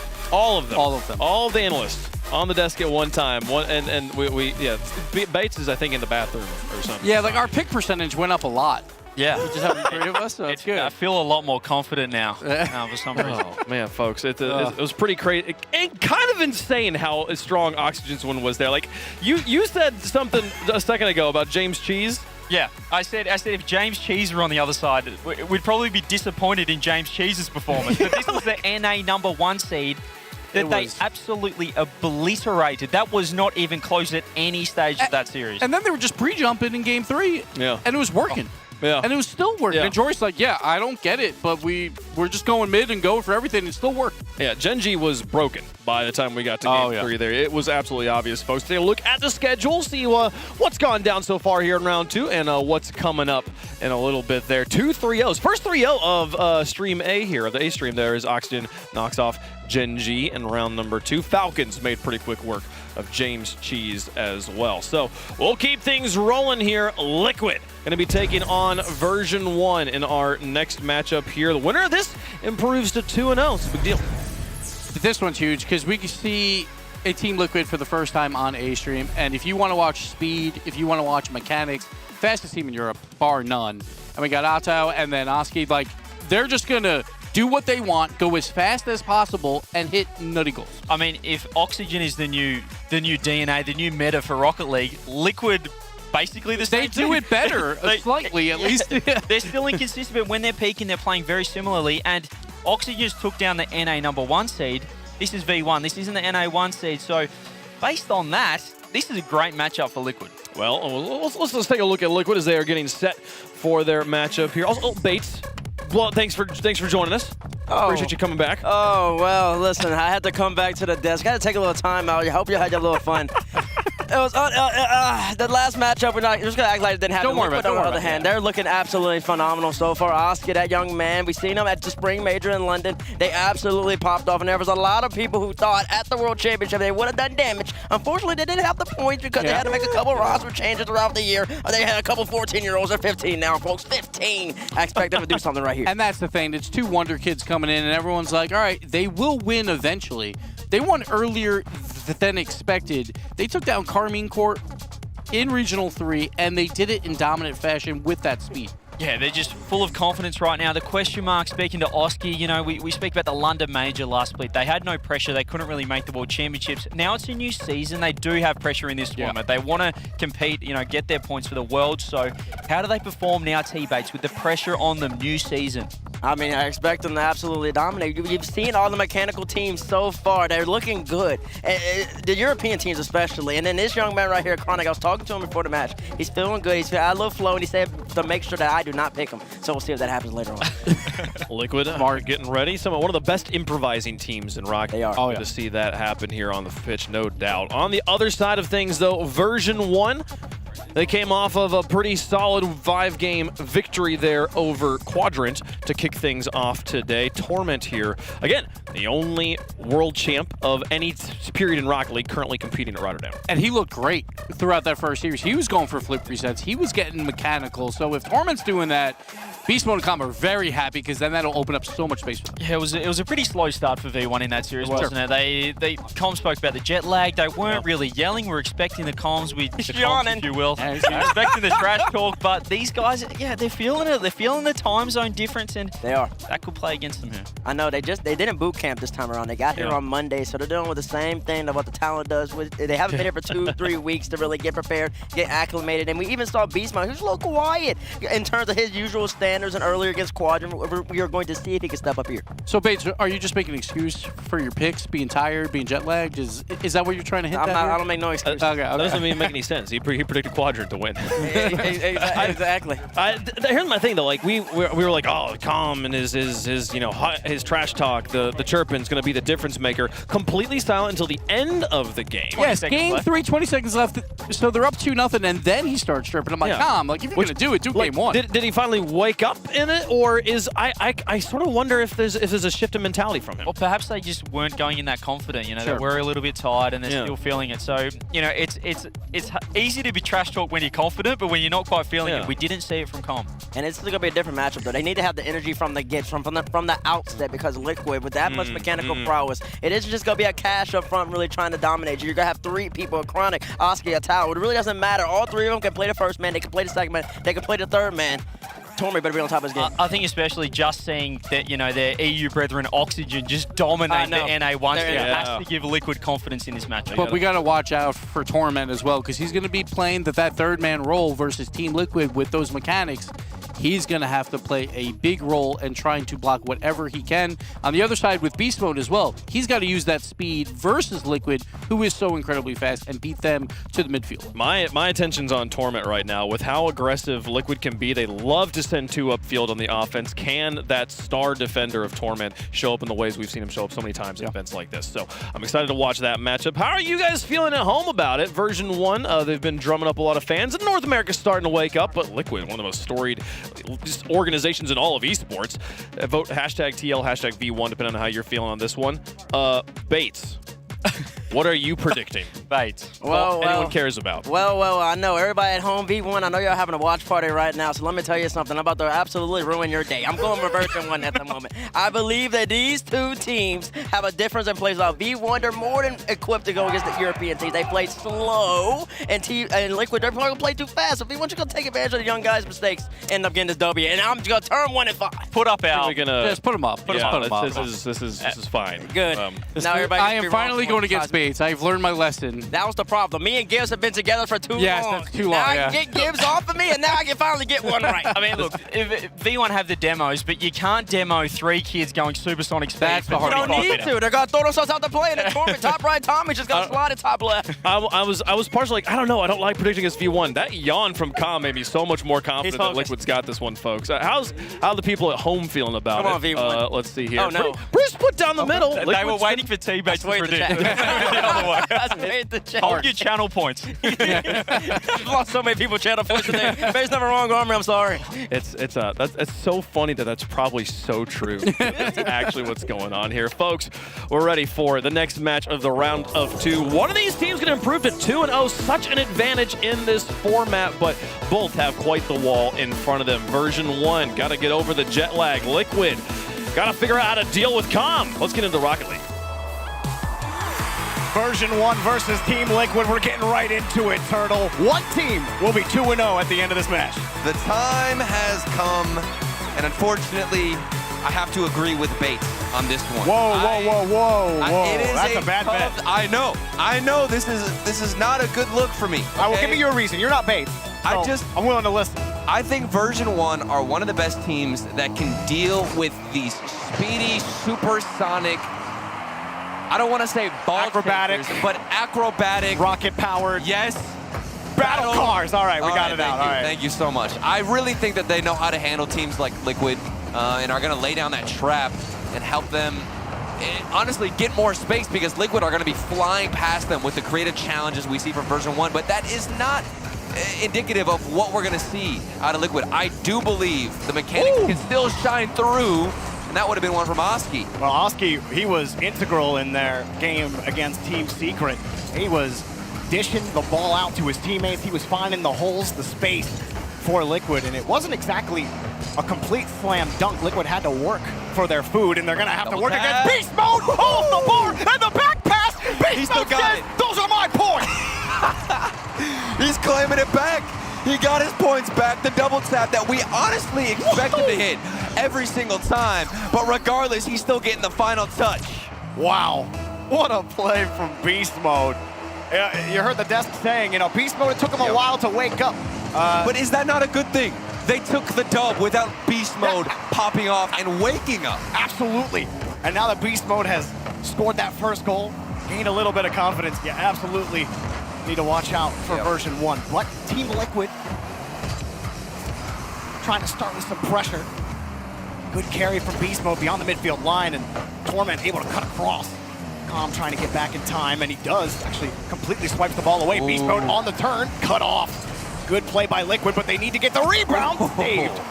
Otto able to get there in time. You saw what Beast Mode was looking for. A bump rotating out of the net of Team Liquid. Almost connected. A double commit, very uncharacteristic. Well, not necessarily for Team Liquid. They do like to send so many players, and when you're playing this fast, you're going to, of course, come up with a lot of double commits. The communication isn't on point, but they have organized here and are trying to strike whenever they can. Almost getting a shot on net, but easily intercepted there and followed up by Torment. Carried out by Torment. Beast Mode trying to get that bump. Version 1 always so scary on those counterattacks. The pass just to the right or to the left side of Oski, and he froze Version 1, expecting Oski to get that touch, and instead it's Otto coming in and forcing Beast Mode off the ball. I love how Liquid are moving around, but Beast Mode just got a big clear. You talk about how Liquid are moving around, but Beast Mode had him read the whole time in the corner. He opted to turn around instead of challenging right away, and now it's leading to a lot of possession. Down the other end, very fast-paced Rocket League with these transitions, but Version 1 know how to slow down the gameplay when they need to. Tight spot here for Version 1. Everyone's sitting on low boost. Beast Mode's got nothing. He's on the back wall. Had to feather the rest of his boost. Now Now Oski, a full tank. Calm picked up a canister. More defense for version 1, and they're getting in front of these 50s. They're keeping the ball high, Liquid are, but version 1, they're able to meet the task. Calm punches one out of the stadium. Oski not gonna get dumped by Beast Mode, who got that reset. Yeah. And version 1 have stabilized on defense. But really good from Team Liquid. This defense has been reading the play much better. After that first goal went in, it seemed like they stabilized, and it's only a 1-goal game. Version 1 looked to be the dominant team so far within the first 3 minutes, but holding on strong is Team Liquid. There have been a couple of chances. Oski looking to build one right here with some creativity in the corner. If you're not watching the B stream right now, well, Power just won game 1 against G2, 4-1. It looks like some of the craziness of Swiss is starting to come out. Finally arrived. That's a little ridiculous. We've been waiting for it, and so have Team Liquid. Been waiting for their first goal in this game. They're running out of time. Beast Mode is happy to let this clock run down. Good clear, and Oski with the go-ahead touch. When Torment was ready for it, non-threatening. Version 1, clinical on defense. How often have we said it? Counterattack again, and they split, or they rather add to their lead, 2-0. And this started in their own half. A big clear down to the right side, then the pass across. Notice how version 1 are spreading this field so wide. If you take the replay of that and look at the positioning, you've got one player in the back left, one player there all the way in the midfield on the right wall, and then another one in the top left corner. Ooh. There's space everywhere on the field, and version 1 are making use. Liquid are trying to create some. Oski just missing that ball against Torment. He was thinking Torment was going to cut it high. Torment had him red. And Liquid, a little bit of pressure. Wow. Calm just punches it above the Liquid attacker. Not sure who that was flying in a net. I couldn't see the name tag as Otto pushes it right back, and Oski, that's a great catch. So easily you can let that ball go. Calm can punish you for it, but here they come. A little neutral hop to get reset. Beautifully drawn by Oski. This is how you get the first goal. Oski by himself from his own corner, past 2 players, then keeps it closed. Brilliant. And he forces that in the midfield. Even if that's not going in, that still sets an awkward touch and situation for version 1's defense. Well, version 1 are thinking Oski's going to shoot that ball, or he's going to play it hard against the back wall. But instead, he uses his neutral hop to reset on the ground fast enough, and no one from version 1's really prepared for that. And then he nailed the follow-up touch for the shot on top of it. And that's what Team Liquid need to do. They need to understand that version 1 have been hitting the brakes. They've been reading the play so well. And Team Liquid, that speedy approach might not always be what you need to go for, and that proves why. Otto letting Oski boom it to him. He's got the catch. Oski's trying to play it close. Turns right back around on it. Achronic was hoping to steal that 50, but Torment squeezes the ball away and gets the ball downfield. It's still up. Last chance, but that's a little too way. far. No way. Version 1 survived game 1. Survived game 1 indeed, as the momentum was slightly shifting towards the blue side towards the end of that game. But version 1 obviously earned that first game win, especially getting those first 2 goals. And shout out to Beast Mode for coming in huge and taking back the points that we were talking about, as we will take a look at the replays and look at those later on. But I'm very impressed with version 1, and this to me is what I expected out of them and their defense when approaching a Team Liquid offense that's so fast. That play right there, Beast Mode just falls on top of the ball. Yep. And I think he's really trying to squeeze it back in, but it actually he just got a perfect pass out to his teammates, so it didn't really matter how he touched that ball, apparently. Calm keeping it up. I just love that. I love that play, outsmarting the version 1 defense. You talk about the positioning of version 1 and how they have been outplaying Liquid in that respect. Yes. That one goal, it felt like Liquid were finally starting to figure things out. They fired back with a strategy of their own, which was realizing that just ball chasing behind the ball and going for as fast as possible of a touch might not always work. And in that situation, you saw him keep it close to him, and it forced very awkward situations from version 1 on the defense. So there are flaws. There are moments where you can see Team Liquid show up in this series. Maybe that happens in game 2, and we can tie things up. Maybe without that opening goal from Beast Mode, which had a little craziness to it. We'll see what version 1 can create now, as they did have trouble creating opportunities beyond that point. They were able to get counterattacks. Yeah. But as far as consistent pressure goes, Liquid had stabilized later on. And for version 1, just thinking about the context of this Swiss format, I mean, they have gone to round 5 every single Swiss event in the fall split. to qualify and make it to the playoffs. So they historically go the distance in the Swiss stage. So to win this series and go up 2-0 and try and prevent that at the LAN has got to be huge. And that just might be what happens so long as Team Liquid don't adapt, but we certainly expect them to.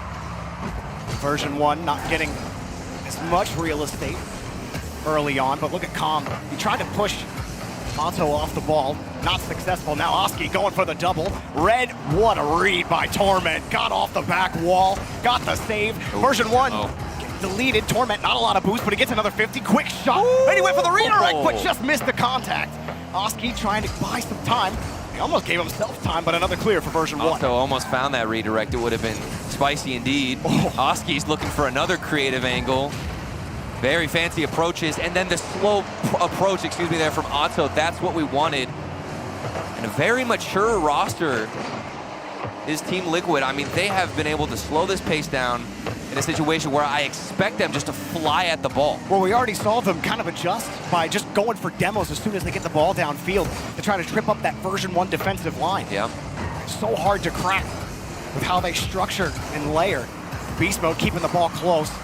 Kills the ball on the 50. Now Calm can do some work here as he's working by, but the 50 actually splits the defense and puts Version 1 in a bit of a pickle. Torment bought him some time. Calm with no boost gets another 50, and Version 1, even when they get boost starved, they find a way to get in front of the ball. Two big 50-50 wins in favor of Version 1. Now very awkward play from Team Liquid. Two players on top of each other, not spacing the field. Torment left in a 1v1, but a Chronic was able to get a demo, and that leaves Beast Mode alone, who makes light work, honestly, and quick work of Team Liquid. Liquid look a lot more comfortable, much more aggressive, and really getting those contested touches. They're at least getting in front of it, not getting beat on the counterattack as often. Of course, as I say that, Calm gets the first demo to start the Version 1 attack. Torment bumped off the ball, and Chronic a little slow to get control of that.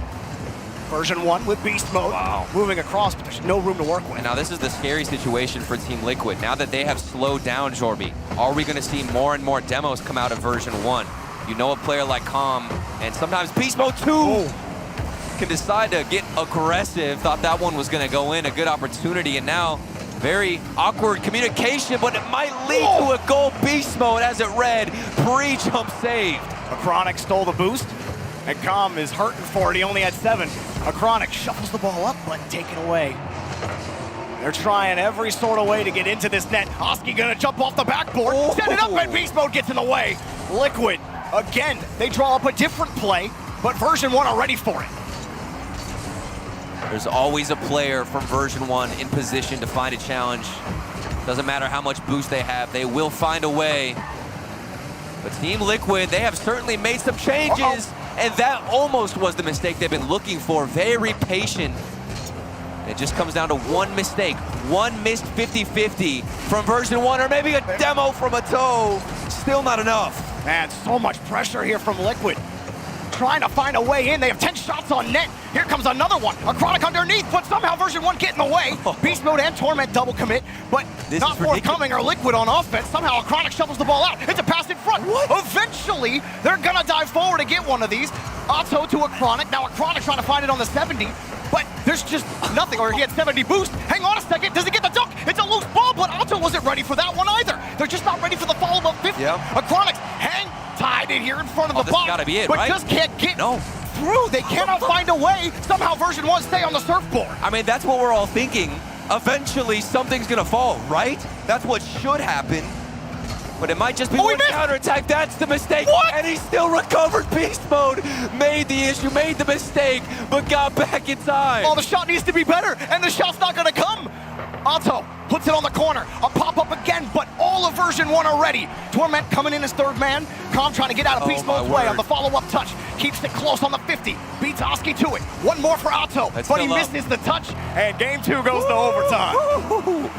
We need to take a breath. Imagine the players run. Imagine Version 1. I think Team Liquid are quite comfortable. They might get too desperate. That's the one issue I have. Do Team Liquid overextend? Is it going to be one counterattack? We've seen this so much in RLCS and competitive Rocket League where this team, one team alone, can have all this domination, so much possession, and then they get caught off trying to get too desperate and look for that one goal that they've got so many chances for. Version 1 biding their time on defense, but not without pain. Liquid are stacking a lot of damage.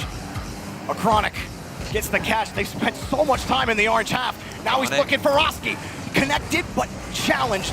Version 1 continue to get in the way. Continue to just feel almost not threatened, even when they're making mistakes. Trying to find the backside of Torment, but he's not to be trifled with. But your boost meter is going to deplete faster and faster if you stay on your own end. Thankfully, Calm can get this ball out and is going to also find a demo. Finally, Version 1 have gotten a bit of possession, applying their own bit of pressure. Off the backboard, Oski misses. This might be a chance. Calm the double tap. And it's from a Chronic. He recovered. He saw what Beast Mode was able to do, and he one-upped him. That save was ridiculous. No, Liquid just got it. The shot was there, but the placement wasn't. Torment finds Beast Mode just when you think the game is about to end. Nah, we got a little bit more for you. Keep it going. Calm. Keep it rolling. Trying to force the 50. Got him across. Beast Mode gonna wait for Torment, who's getting harassed. And it is a chippy game. Maybe another shot forces Beast Mode in the air, but a perfect catch. Torment gets deleted, but Beast Mode buys him time. Version 1 know when they need to keep this ball close and when they need to buy time for their teammates. If they get demoed, if they don't have any boost, keeping it close, forcing a 50-50. It's gonna add a couple of seconds on the clock for them to rotate back into position, and look at Beast Mode go himself. He's keeping it to his own grasp and looking for a better 50-50. Almost followed it up with a pass to Torment, but it was just wide. With Beast Mode, you never really know. A 50 could just be a shot coming out of a cannon. But wait, a free shot for Otto, and a grab. What a grab from Calm. Torment gonna follow up. Little reset, but not much he can do with it. Liquid stabilizing on defense and not letting Version 1 stay for long. Beast Mode forced to buy more time as Torment rotates back in. Liquid looking for another chance. They generated so much pressure, but they can't force the gauge to burst on Version 1. Somehow, they always cool down the temperature. Things have slowed down slightly within the past 15 seconds. Not one team able to hold total control. Clears to each side, big hits. An early shot from Oski, and a side from Dorby. Well, Liquid, you think back, Turtle, to when Beast Mode missed the read on the backboard, and they got a free shot on net, and the shot was weak. Like that one opportunity where Beast Mode was allowed to recover and get the save. That was the best one Liquid had. Now they're in trouble. Beast Mode 1, Beast Mode 2. Oh, come! Wait, no, Torment, that wasn't come! Whoa! Oh, we're gonna have to look at that one from Torment's perspective later. A Chronic picks up another save, but it surely looked like Beast Mode had the goal. Now another dunk, maybe sets up Beast Mode, but he's gotta cover the clear from a Chronic. Now across the corner, one more. A free jump from Calm, but he didn't have the read. Calm coming through, crashing the right side. He had a good look on the net, but no contact was made, and it's bouncing off the sidewalk. Calm again, chances going this man's way in the double tap. Not on target, Torment. He certainly would slot it. No, nobody wants to end this overtime. Literally, he's got it named after him. He's supposed to slot it, but he missed off the post, and inertia was his worst enemy, but it's not overcome. The shot is wide. The accuracy isn't there for Version 1. They've got the pressure, but they're missing the final execution. Now Liquid on the counter. They've got the sword, but Version 1 have the shield. A taste of their own medicine. Version 1 not happy, of course, to miss a couple of those clinical chances, but a big bump, and Oski has some space. 2v1. What's he gonna do? He leaves it for Atto, but very good in quick rotations for Torment to get back. Oh, Calm tried to open up space with a demo, but Liquid were close enough in the rotation to recover. The demos haven't been as effective for Version 1 because of that. Liquid have had their pulse on the rhythm of this game, but both teams are dancing together to the music. But who's gonna be the victor? Only one can stay on the dance floor. As it's taken up. Oski with a great carry. Calm trying to read him on the 50, but he just got juked. Oski now in front of the 50, puts it back to the side, but that's still Liquid ball, Turtle. There's so much time for Beast Mode actually to rotate in and try and take some boost. I think Team Liquid might be a little bit starved. You look in the top left corner, Oski sitting on 0 boost until finally gets a full boost to his name, but they are running low. It's not the same story for Version 1 though, and they're stuck in the corner. Beast Mode could have put a shot on target, and they are trying to draw out the defense from Team Liquid. Will it happen? Someone's always available from Liquid in midfield. The counterattack hasn't worked. Oski weaves his way around. Otto would love to finish the quilt. He sets up one for Iconic to commit. It's high ball. It was a touch for Oski, but he was too far underneath it, and this may have given version 1 the break they needed. Beast Mode letting Comp take it, but the kick up high is easily covered as Liquid starting to expend the boost. Otto getting another clear out. And my goodness, over a game of Rocket League played in this OT, and it will not stop.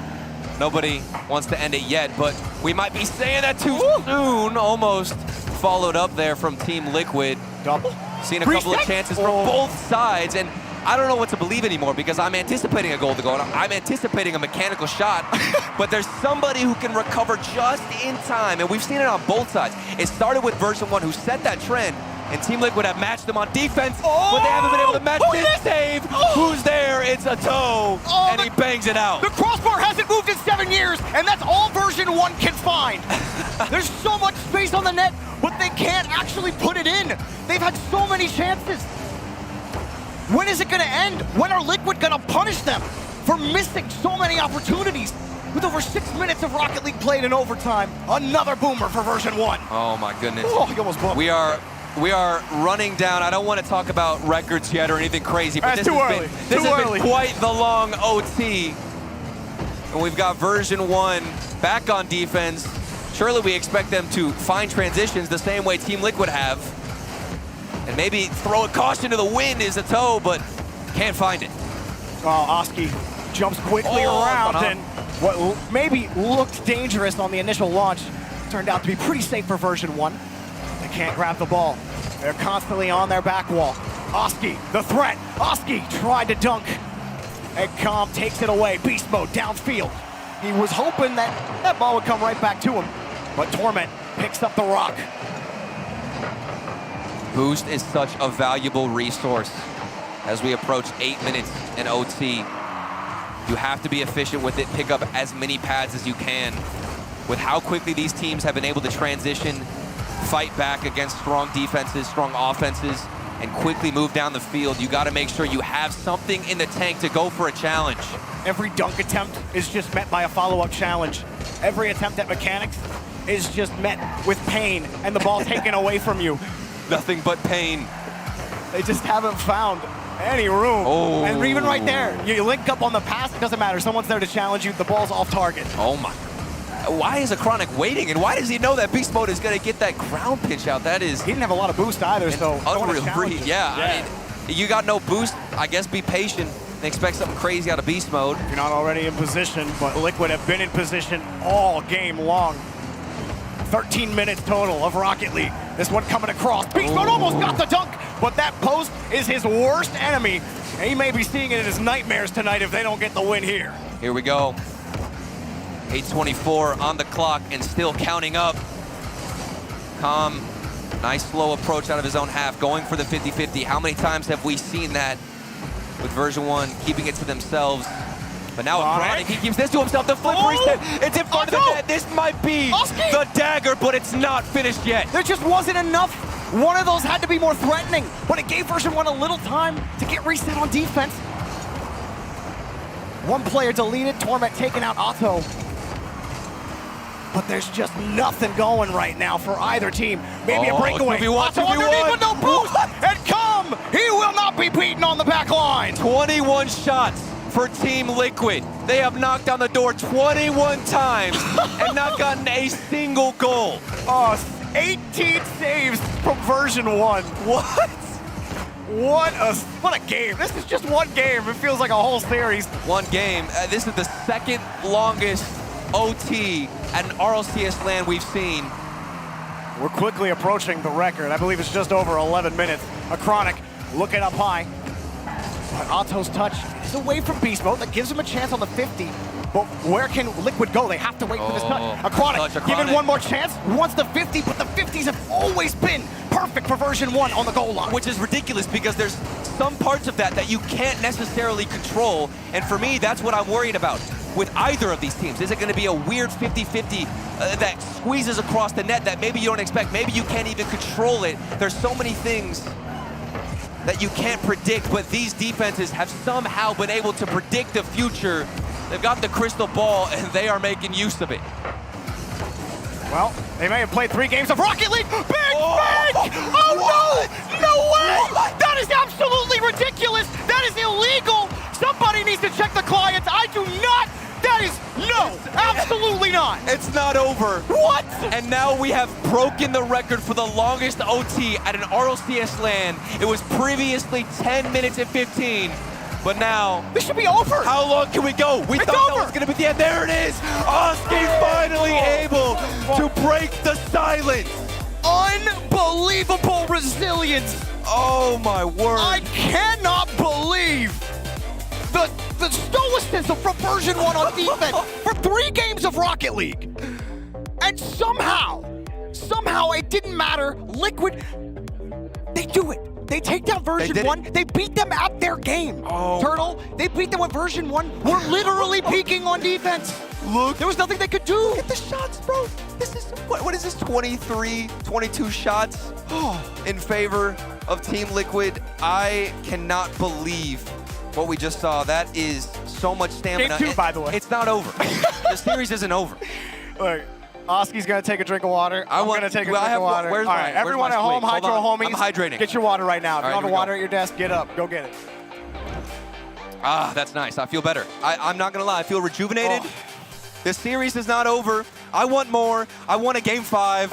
I want another overtime. Give me everything. That I'm a was, fiend. You know, we've had some interesting games today, but that one was 10. Yes.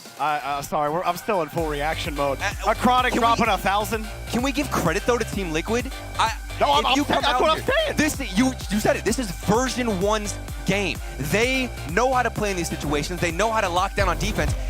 When we saw Team Liquid coming into here from their own region, the way they're performing in the regionals, nobody would have expected that defense from this young roster to step up in the way they just did.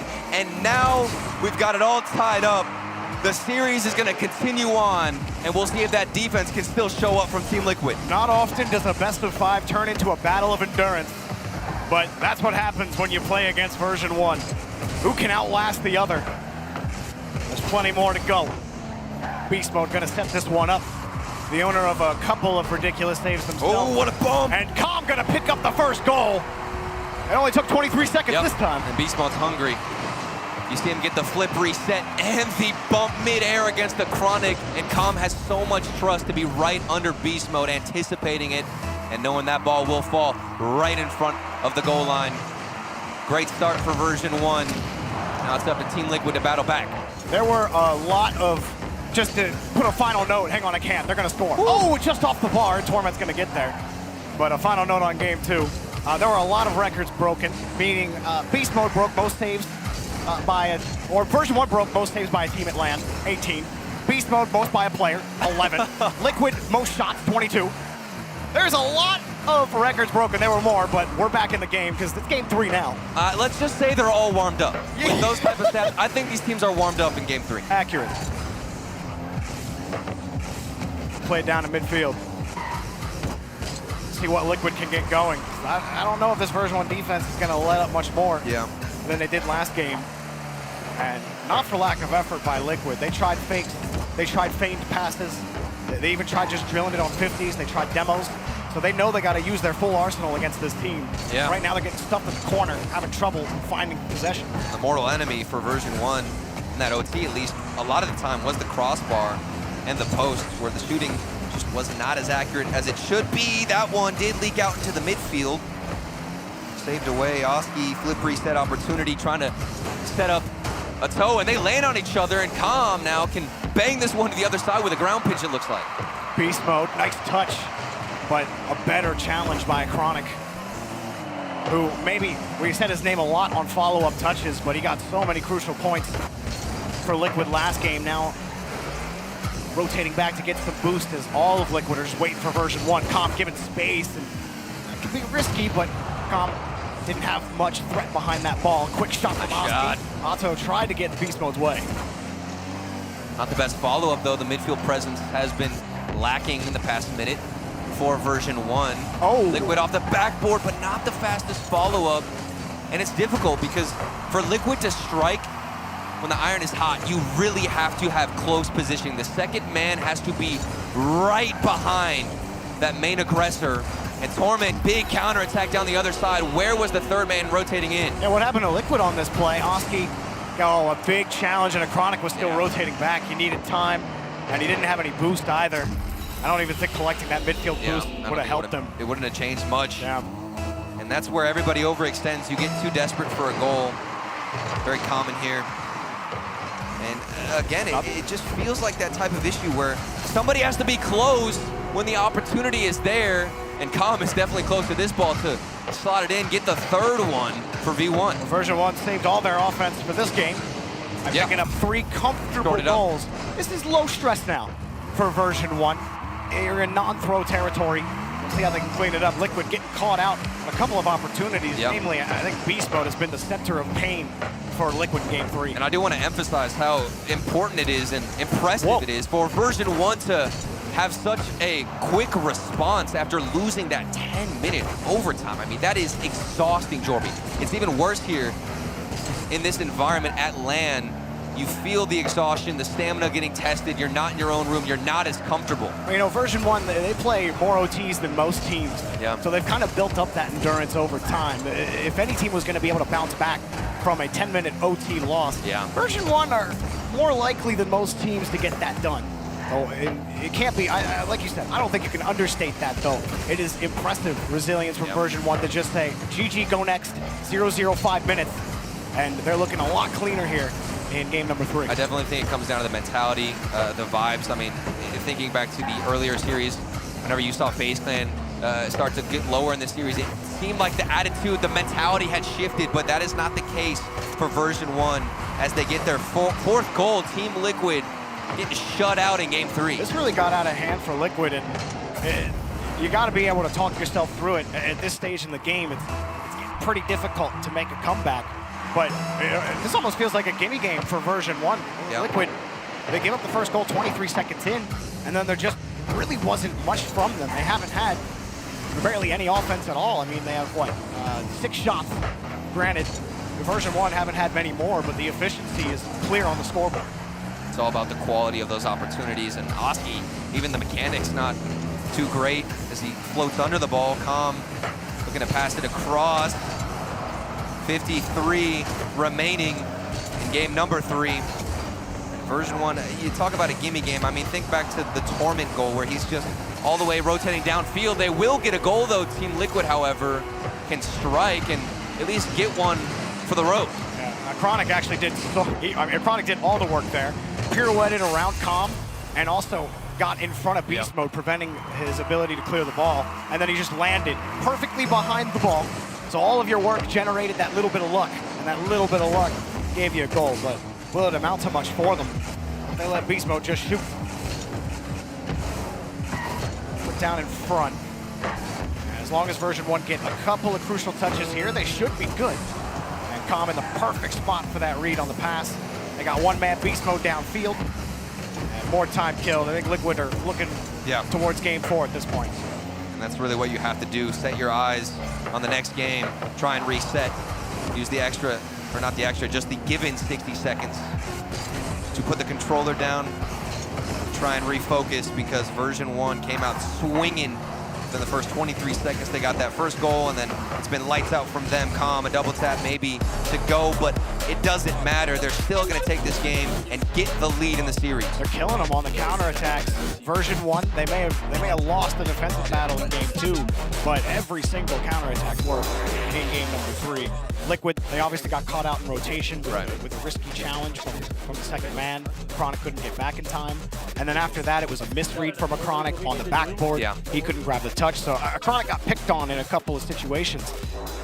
But Liquid, they gotta be a little more careful with the ball and how they protect the ball. They didn't have the same control they had. Absolutely not, and weren't winning nearly as many 50-50s. And I do want to credit Coach Fireburner. Definitely a huge role. I mean, I still, regardless of who you are, regardless of the OTs, I still think being able to bounce back in this fashion as we take a look at the replays and analyze really what happened here for Version 1. It's just being level-headed and knowing that there's always the next game in this situation. And I think it really helps that, you know, that was game 2 in a best of 5. Version 1 are already on match point. This is a best of 7. you know, you might start talking about that that exhaustion factor a little bit more. But again, version 1's resilience put them right back in the driver's seat. One more game, and they will be 2-0 and one match win away from the playoffs here at the Fall Major. But Liquid certainly can recover. Oski in a tough spot there against Beast Mode. They need to start out with some fire here. Otherwise, version 1 just gonna keep rocking on the momentum. What a save. The read off the bar from Otto. Almost started in the same fashion as the previous game, but with that incredible save, gonna deny version 1 and immediately turn things around for Team Liquid. Fist bumps right before going into this game, going into match point against version 1. Now they've got a lot to prove. Oski flip reset opportunity denied immediately by Torment. Good rotations in from Ato though. And the midfield is given right back to version 1. Not sure what's happening with the defense of Team Liquid. There was such a slow challenge after that, but in the end, it will not matter as the defense can recover.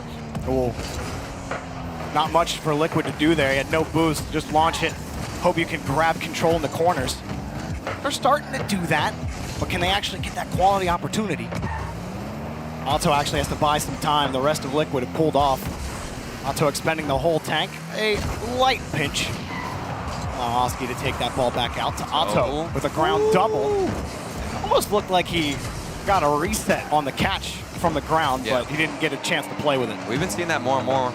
Unique and creative ways to get that flip reset and also hold on to it. Maybe Com's gonna get a flip reset. It's might be his only option. Also, he's got Torment, who is secretly under him.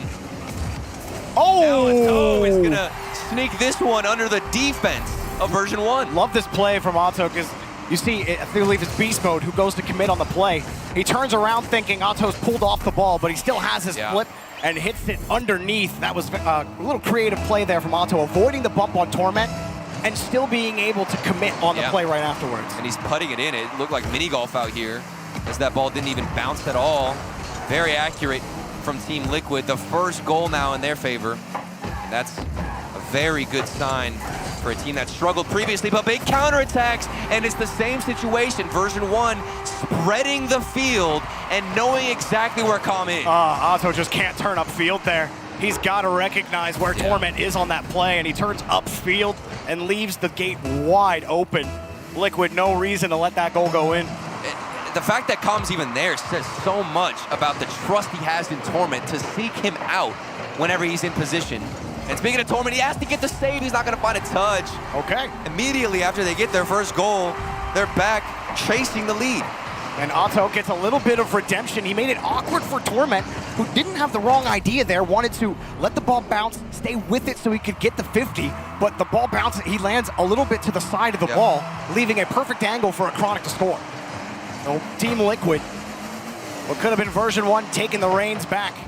They're the ones on top of the horse. Double tap. That one touched across, and Torment pulled off quickly. Now a counterattack. Otto to Oski. 8 boost. 1 touch. Gives it to a Chronic. A Chronic on the reset. Taken away by Beast Mode. Those look like the speed has been increased from Team Liquid. Ato quickly in the corners, and Torment tried to get the read, but even if he doesn't connect, that shot was not on target as the striker completely whiffed, but still making things awkward in the corner is Team Liquid. Catch from Oski. Com meeting him. Beast Mode, waiting to see how that ball comes out.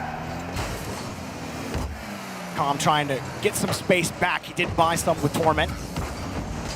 They've got a nice little bit of real estate with Beast Mode. Beast Mode across. Oski, the read, he's missed it, but he had backup. Otto there for the save. Better stuff from the version 1 offense. Beast Mode was getting quite creative, using the ceiling and getting a pinch out. Torment did bite on that previous pass out. They are hungry to tie things up, you can tell. But defense from Team Liquid looking like that same defense we saw in the OT. Really challenge-heavy game right now. And both teams trying to find space where there is none. Version 1 gone backwards several times to pull Liquid off the play. But here's a nice little chip out. And again, Comp comes back on the rotation, and it's perfect. Torment went for the read. Unfortunately for him, he couldn't find it. Otto again, they have to play the side walls because everywhere you can go in the middle of the field, it's covered. Beast Mode covering left side. He can jump up and get to anywhere. Torment covering the right side. He can jump up and get to anywhere. They have to start pulling version 1 players off the pitch. But they are retaining this lead, and Beast Mode almost got it back. There have been counterattack attempts. Hold on, as this one does go from the corner. It looked promising, but not going to get or yield anything from it. But so far, it feels like it's only been Calm who's taking the initiative and actually pushing down to receive counterattacks. I would like to see more of that from Beast Mode if they want to break down the Team Liquid defense. One counterattack from Calm isn't enough. You need to have every player extending forward when they get that opportunity. Liquid have killed a lot of time on the clock, but version 1 almost bought some time. Nice catch from Beast Mode. Contending against Otto, and he loses. Version 1 carefully handling this ball. Torment shuffled his way to Beast Mode, but he's cut off. Now a Chronic bumped by 1. Otto lets Oski come in and forces 2 to come in. Liquid have the ball. They're wasting all the time. High in front of the box. Version 1 need a quick counterattack. Their MO. But Beast Mode gonna have to go the distance, and he can't do it. There's always a Liquid car in the way. A Chronic, oh, he's missed the touch, but he's got his teammate there to back him up. One last bounce. Calm takes the ball. Beast Mode not gonna get there. Liquid, are we going to game 5? We just may put a 0-second drill on the wrong side of the field for version 1. There's Oski, he says no counterattack this time. GG for game 4. Smackdown. And Team Liquid are going to smack version 1's defense right back down, deny counterattacks. There was that one opportunity for Calm, but that was it out of version 1. And Team Liquid have managed to bounce back after looking very flat previously. And you were saying you wanted to see someone take a more forward position on version 1. It's only being Calm. But they couldn't. I mean, you saw what Liquid were doing, especially in the final 30 seconds, grabbing the midfield boost. And where can version 1 go with it? You're already getting challenged. They have to respect Liquid's ability on the ball, because if they let 1 through, one bad challenge, now it's 2 goals, it's out of the way. Liquid absolutely locked down the midfield. They shut down that powerful counterattack. Yeah, I mean, there certainly haven't been as many counterattack opportunities where you can just easily send somebody forward, but I have seen, it's been rare, but I have seen Calm and, Beast Mode, and I believe Torment in the same spot every once in a while. And to me, I think Beast Mode could push up forward a little bit more in that situation instead of just trailing right behind Torment on the defense, but that's very nitpicky. It's difficult I think you're absolutely right. Sometimes you just need to go full face into the ball. It's not always the right play to catch it on the backboard and try to carry it out. That's such a boost-heavy maneuver. And version 1, while they were able to protect their corners most of the time and play that style, you're absolutely right that it leaves you depleted for something like a counterattack. Sometimes you just gotta go full bore. Liquid, they forced game 5. It's been a long one. Can they get to 2-0 in Swiss? Will version 1 shut the door? Ooh. We got a record-breaking series with that OT. A lot of individual stats as well, breaking several records. But at the end of the day, none of that matters. You just want to be the team that takes away and takes home the dub. And Calm is going to look to do that, but instead opt out of the challenge. Well, that was a great save by Otto. He almost got caught out as third man again from Liquid, but he dove back and barely got the touch against Calm. And Calm didn't really have an angle after that. He wanted to see what Otto did with the ball, but Otto safely took it to his corner. I like that play, but a big miss and almost a bump, but it hit off the post, and Liquid get away with it. Beast Mode, not the best shot, which is surprising, especially coming from a player of his caliber. You would expect him to be more threatening, and now another mechanical issue where he goes up for the ball, doesn't even get a single touch on it. Slightly off is the offense from Beast Mode. It's a bit of an awkward spot here. Had to avoid the bump as well. And he had to use a lot of boost to get by the midfield. Actually, used that little wave landing to get the 50. That was nice work. That gave Calm a little time, because if he doesn't get that, that's a full field counterattack for Liquid. Instead, they're having to work laterally, but the rest of version 1 losing in the boost, trying to pick up some canisters. They are able to stabilize. Here's Beast Mode again, up in the corner. He's just 50. Wow, and look at the dribble from a toe. I'm so used to seeing them in their own region just bluntly smack that ball down the other side, but so composed and relying on control in this game. Team Liquid, they're trying to beat version 1 at their own game. Close ball here for Otto and Oski. Version 1 happy to let it go to the corner. Not happy to let that ball fall into a blue car. Nice pinch from Calm. Needed that one. He could collect some boost. Now he's got a full tank. Version 1. A lot in the resource, but what can they do with it? Beast Mode lobs it up in the air again. There's got to be a different approach here for version 1. Liquid are privy to what they want to do. Com says, all right, how about a demo? And a little pinch, but not enough power, and Oski was ready for it. Maybe the demos are something that version 1 look to implement more, because so far it feels like the momentum is all in favor of Team Liquid. They've had more possession, better 50-50s. Even this one, while he lost the 50-50, the speed is still in favor of Ato. Clear out to Beast Mode, but then he lost it. That was a tough one to catch for him. That ball skipping pretty quickly. And everyone's going for Cooks or Pinches. Everyone wants it. They're like, someone's going to get one. Wait, Beast Mode in the air. Oh, but not on target. Torment hits the brakes, and he's hoping that Calm is going to be on the far side, but Calm was playing a little bit behind Torment on the play. Now Liquid get one. A free ball, a free shot, but right into Beast Mode. Oh, man, we almost saw some demos, too.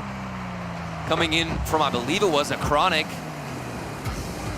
But unfortunately, he decided to go off the ball and just rotate back. Could have seen some more chaos, but very defensive approach, both sides in game 5. Everybody a little bit cautious, not one to throw everybody forward. And that might be the difference maker. Who is willing to take that risk? 2 demos apiece, 2 for Otto, 2 for Calm. Both just trying to find the quality demo that will open up the field. Yeah. Beast Mode, not much for him. He's hoping he can get a mistouch out of Otto. They're hoping they can get a bump onto Oski, but they don't get either. And Otto cleans it up, a great carry, feathers the boost, got a nice rebound over to a Chronic. Didn't put it on target, but did kind of put it away from version 1, but Beast Mode makes it work. Calm racing towards the corner. Beast Mode now going to go for the demo. Actually, he pulls off, and Oski's going to come in. I think Beast Mode recognizing that probably wouldn't have worked with how many Liquid players were in the area. And that was a tough one from Calm. He wasted that opportunity. They've got to be prepared. 40 seconds remaining now in game 5. Overtime lurking in the distance. Unless Calm has something to say about it, and he does. Version 1, late in the game, get a big goal. It's a demo on the back end from Calm. He's a bully every single tournament he's in. 32 seconds, and version 1 just may have done it to Liquid. But they've got time, and only 1 goal to go. A Chronic's got to protect it in the corner. And he's lucky. The Torment couldn't get something a little more quality. Here we go. Popped up by Oski. Beast Mode with the read. Version 1, hanging on defense. Nice 50. Otto trying to force the 50. Back in the corner, kill. 1. A Chronic sends it up high. Beast Mode, high clear. Oski's got to make this work off the side wall. Quickly there. Underneath is Otto. Otto, can he find the ball back to Oski? A big pitch into the net. They cheer. Version 1 withstand Liquid's massive effort. But try as they may, they can't get it done. Version 1 are 2-0 in Swiss. They lost that 10+ minute OT and still come out victorious. The stamina on this roster now 2-0 in the Swiss stage when they've previously and historically struggled so hard. 1 series away now from winning out in the Swiss bracket and making it to playoffs. This is huge. And now for Team Liquid, there really is not too much to harp on. I was so impressed with their ability to battle back, to adapt and try and change up what typically works so well for them that was getting absolutely blocked by B1. Great work by version 1 to withstand quite the marathon. Yes. And you know, T-Bates, guess what? He's not prediction list anymore. He got one. He got one, and I believe Leaf has one. I think we can all blame Gibbs on the interview. Yeah, we always do.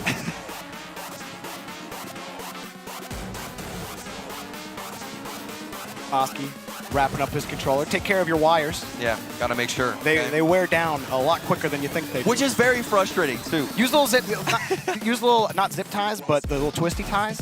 Okay. You know, it's nice because the twisty ties. Yeah, the cable doesn't. Get your tweet out, Oski. Yep.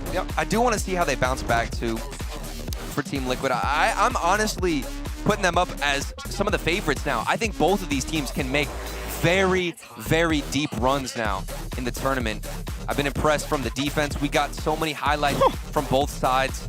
And a lot of moments where you're like, okay, this is definitely going in, right? This is surely going to pass the goal line. But no, it gets saved. That last man rotates in the nick of time. And that was the story. That was the theme for Team Liquid up against V1. I feel like Liquid, if they come away with anything in this series, it's that they have to find a way to keep that third man back a little bit and stop those open net goals. But we got Leafex on the interview with none other than probably Com. I don't know who. Nah, you got it wrong. You're like T-Bates right now in your predictions. It's Beast Mode. Join us right now, Beast Mode. You got the dub, but it felt like it was a little rough getting to that point. Yeah, they were definitely a good team. Definitely rough. They're very mechanical, so they're very unpredictable. But it definitely could have been a lot more cleaner, I feel like. But definitely just glad we got the dub at the end of the day. Now, I want to tell you, Turtle mentioned that there was a lot of records broken there. I got a couple of them. Direct sent them over. You're in a couple of these, so I was wondering. I'm not sure you'll have anything to say about these, but you had the most saves on RLCS LAN, by the way, with 11. You have the highest score for a player in an RLCS LAN with 1339. I'm kind of mad you didn't land on 1337. And overall, that was the longest OT on an RLCS LAN. So that was a grind of a series. Yeah, no, I feel like we could definitely win that, but that series my heart was beating the whole entire time. I just wanted to win that so bad. It definitely was like a mood killer that we didn't win that. Definitely hard to come back from those kind of losses, but we talked about it at the end of the day, and we were reading from it, so happy that we did. Yeah, I want to talk about that because I think all of our hearts were broken too. Like that overtime, there's a lot of posts that were a hit, and I'm sure, that's where you guys started feeling the heart rate, and then to lose that is really difficult. What is it that you guys say to each other to get yourself back into it? Because I imagine it's hard. Yeah, no, it definitely is hard. We just say forget about it because we can't. If we just think about it, then our mental is like not going to be as good. So we just say just forget about it because if we obviously think about it, then throughout the match, we're just not going to play as good. But we say forget about it. We get our confidence back up, and then we just go throughout the series. Now, at one point, I heard Team Liquid yell, "All right, guys, let's go full demo." Did you feel any other pressure from that? Or were you guys good at just avoiding that? Did you even see that? Actually, I think. Fun fact, I think our coach Fireburn actually heard that, so we actually knew that. Yeah, we actually knew that they were going to do that, so that's kind of a surprise. So we were kind of expecting it, if that makes sense. And I want to just let you know, just before we let you go, that Power swept G2. And I just want to get your thoughts maybe on North America coming into this then, if stuff like that's happening. Wow, that is honestly very unexpected to hear. I mean, I thought it honestly would be close because G2 didn't look the best against Oxygen, in my opinion, but I was not expecting that. That's crazy. That's crazy to hear. Yeah, that's crazy to hear. But it doesn't matter what they're doing. All that matters is you're getting dubs, right? Exactly. All right, well, keep it up. I'm sure we'll see you here in the future. And we'll see you here in the future after the break because we got more Rocket League. South America takes on Europe, and the hopeful heroes are the Club, the Defenders, and Almighty Moist. Find out the result after the break.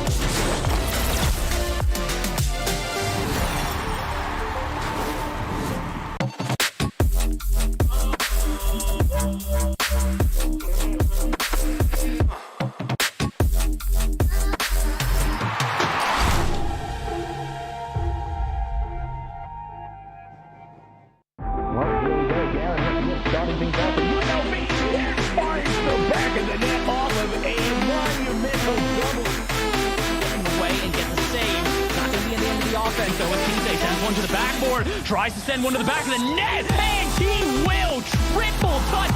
You said the double might work out. How about a triple? Oh my! This time, fire, try to clear this away. Landing on the foot of Andy. Picks up the steam. It's still there for Jim. He scored!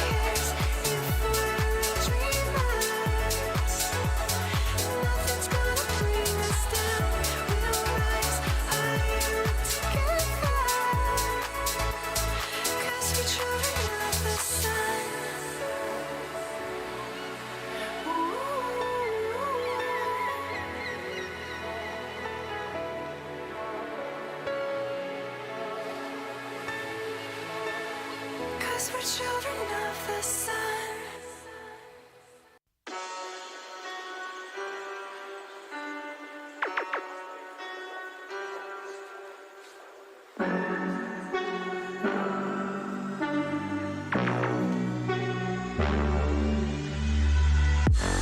Tell me that you wanna try this out. Let you take over my mind now.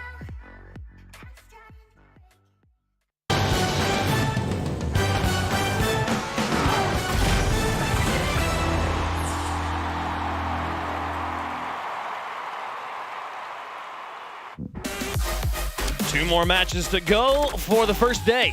Fall Major in Rotterdam. Moist taken to the stage for the second time.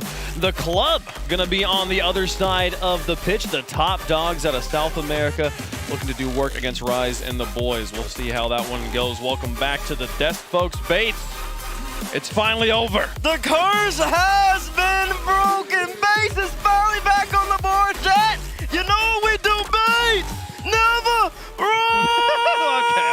We're back, baby. All we needed was V1, but at what cost? Yeah, At what cost? yeah. What cost? We saw during that power with a sweep on G2, but I've never seen someone so happy to be 1-5 outside of OCE team. Hey, Hey, last time I checked. Sorry, No, you're looking at the wrong numbers. Last time I checked, within the last series, I'm gonna know. I want to know, baby. Come on, V1. Get W. Power have just swept G2, and you're still having OCE jokes. Like, this is ridiculous. What do they need to do? I had to. Yeah, Power looking pretty strong in that series. There again, 3-0. There's a 3-0 down there in the bottom column here in the B matches. But call an ambulance, but not for me. G2 looking in bad shape. 0-2 right now. Meanwhile, on the other side, you could see as well, currently going on that B stream, Team Secret is up 2-0 on Quadrant. How's that game going? 3-2 up in game 3 as well, with 20 seconds on the clock. So Secret looking to sweep Quadrant and send it down into the 0-2. Man, that'd be Quadrant and G2 down there. Ooh, boy. This is going to get interesting in that 0-2 round very, very quickly. James Keys is not happy about these results, I think. No. They're not happy with these teams dropping down there, but you got to face someone down there. I mean, we could genuinely see G2 versus Quadrant as an elimination match. I see you. Oh, it's 0-second play. Nope. Oh, it hits the ground. Team Secret won. There it is. And an update immediately. Look at that. Wow. You know what'd be crazy, though? The whole entire time so far today and on the B stream has been nothing but sweeps. It would be wild if Pioneers would just walk out here and just sweep FaZe Clan. Imagine. Bates, what are you talking about? Hey, you're saying that like that's a weird thing to say. I know. There's been a lot of weird results. Stuff has happened today, folks. It's going to be wild. We got KCorp versus Space Station coming up to close out the broadcast. But before we get there, we got to get through Moist taking on the club. Excited to see the club here. After Furia vacates the region there, making space for the club, they have looked unstoppable. It's going to be fun to watch the SAM #1. Not only are they the SAM #1, they won all 3 regionals. Never happened before in SAM. Maybe that's partly due to Furia leaving, but the club is a force. They finished at 9th at the World Championship, and then they made a roster move to improve as well. They're only getting better and better, and his first round matchup as well, they made Pioneers look silly in that first matchup. So they've got the confidence with the sweep, and it's going to be a great one. Well, Moist Esports here back on the mainstream for the second time, and I'm curious to how much waves we're going to get out of Mr. Joyo in the middle there. But first, let's talk about Rise.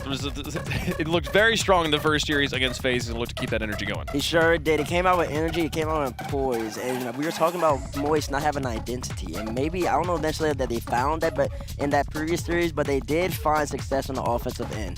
But in the first series, Rise was yelling at FaZe, and there was no response. Now he's coming against the club. They'll be yelling back. Oh, they will absolutely be yelling back. But Joyo. Hi, Joyo. Hey. Hi. How you doing? I mean, he's happy, right? He's 1-0 right now. They beat a very good FaZe team. They made them make very bad mistakes on defense. A lot of midfield wide openness, and Moist, with their mechanics, can just take advantage of that aerial dribble after aerial dribble, and they destroyed FaZe because of it. And Astral, the new addition, we talked about it, like online, hasn't looked that great. But he's a LAN boy, and he showed it in that first series. Yeah, we've seen it already. Like, we sort of have to forget about the online performances. You look at Gen G, just came out and got wiped the floor with on LAN. So you nearly have to go back to the, who do you trust on LAN? And with Moist, they've picked up Astral. Didn't work online, but it's working right now here. Well, on the other side, a team that didn't lose a regional in South America in the fall. Here they are. This is the club. Absolute domination in Sam. Fury have left, Complexity have left, and these are the new guns. Are they going to leave after the conclusion of this season? We're going to find out. Stromic been popping off and giving us a thumbs up. He has been exceptional so far. But of course, oh wait, also a top of the man all the way at the end. This is a new pickup on the team right here, Gibbs. Yep, so we got Bems coming in. Like, he's basically their new third man. He's just going to watch the play unfold. Because the other two use a ton of boost. And we'll talk about Lost and his boost usage like in a moment. But Bems, he's got to play that third man role, be passive in that midfield, and just control, make sure there's no big clears over his head. But Lost, no one uses more boost than him ever. Like, he uses it as a life resource, but he drains it so incredibly quickly. As soon as he has 100, he's back to 0 in like 3 seconds all the time. He's just always attacking no matter what. But he just clips on. He does it effectively as well. He uses all the boost, but for good reason. He's not wasting the boost. He is using it to score. He's the catalyst for that team, the offensive powerhouse, as you said. Bams, he's just locking it down. And no one plays like Lost. No one here plays like that. So when you go up against him, it might take a little while to get used to because he's going to be in your face no matter what. It's going to be interesting to see what they can do. It's going to be the greatest advantage the club have here is that they don't have to play against Lost. There you go. Wait, that's the greatest advantage. I don't think they're phased with, Rise getting in their heads. Like, these guys ooze confidence. Yeah. There's something about the South American region coming on an international stage.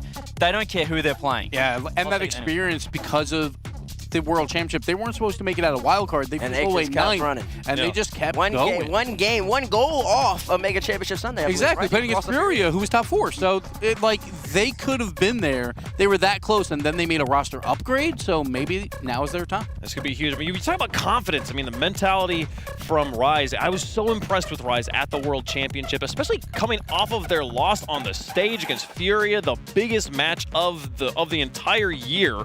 The most hyped match of the World Championship. He was so rock solid coming out of that mentally. He was like, oh, well, that happened. That's all right. Cool. Let me just comfort Vatira here. He's clearly taking this hard. I'm fine. Like, if you can come out of that heavy of an environment and have it not phase you, I'm terrified of what you could do. It explains how icy they were all of last season. But who do you at home think is going to win this match? Let us know in the vote. Hashtag MST, hashtag club on this one. CJ, let's start with you. Start with me, Willie. Well, I love the club, but I'm happy. I love what I saw with Moist, and probably more. The club, they played Pioneers. Did they have a better warm-up? Probably not. Moist took down FaZe. They're looking strong, and they seem to have so much confidence. They lost it online, but they get here, and they're a different team. And that's if this was an 0-1 matchup, I might be like, maybe Moist is not there yet, but they were so confident in that first-round match.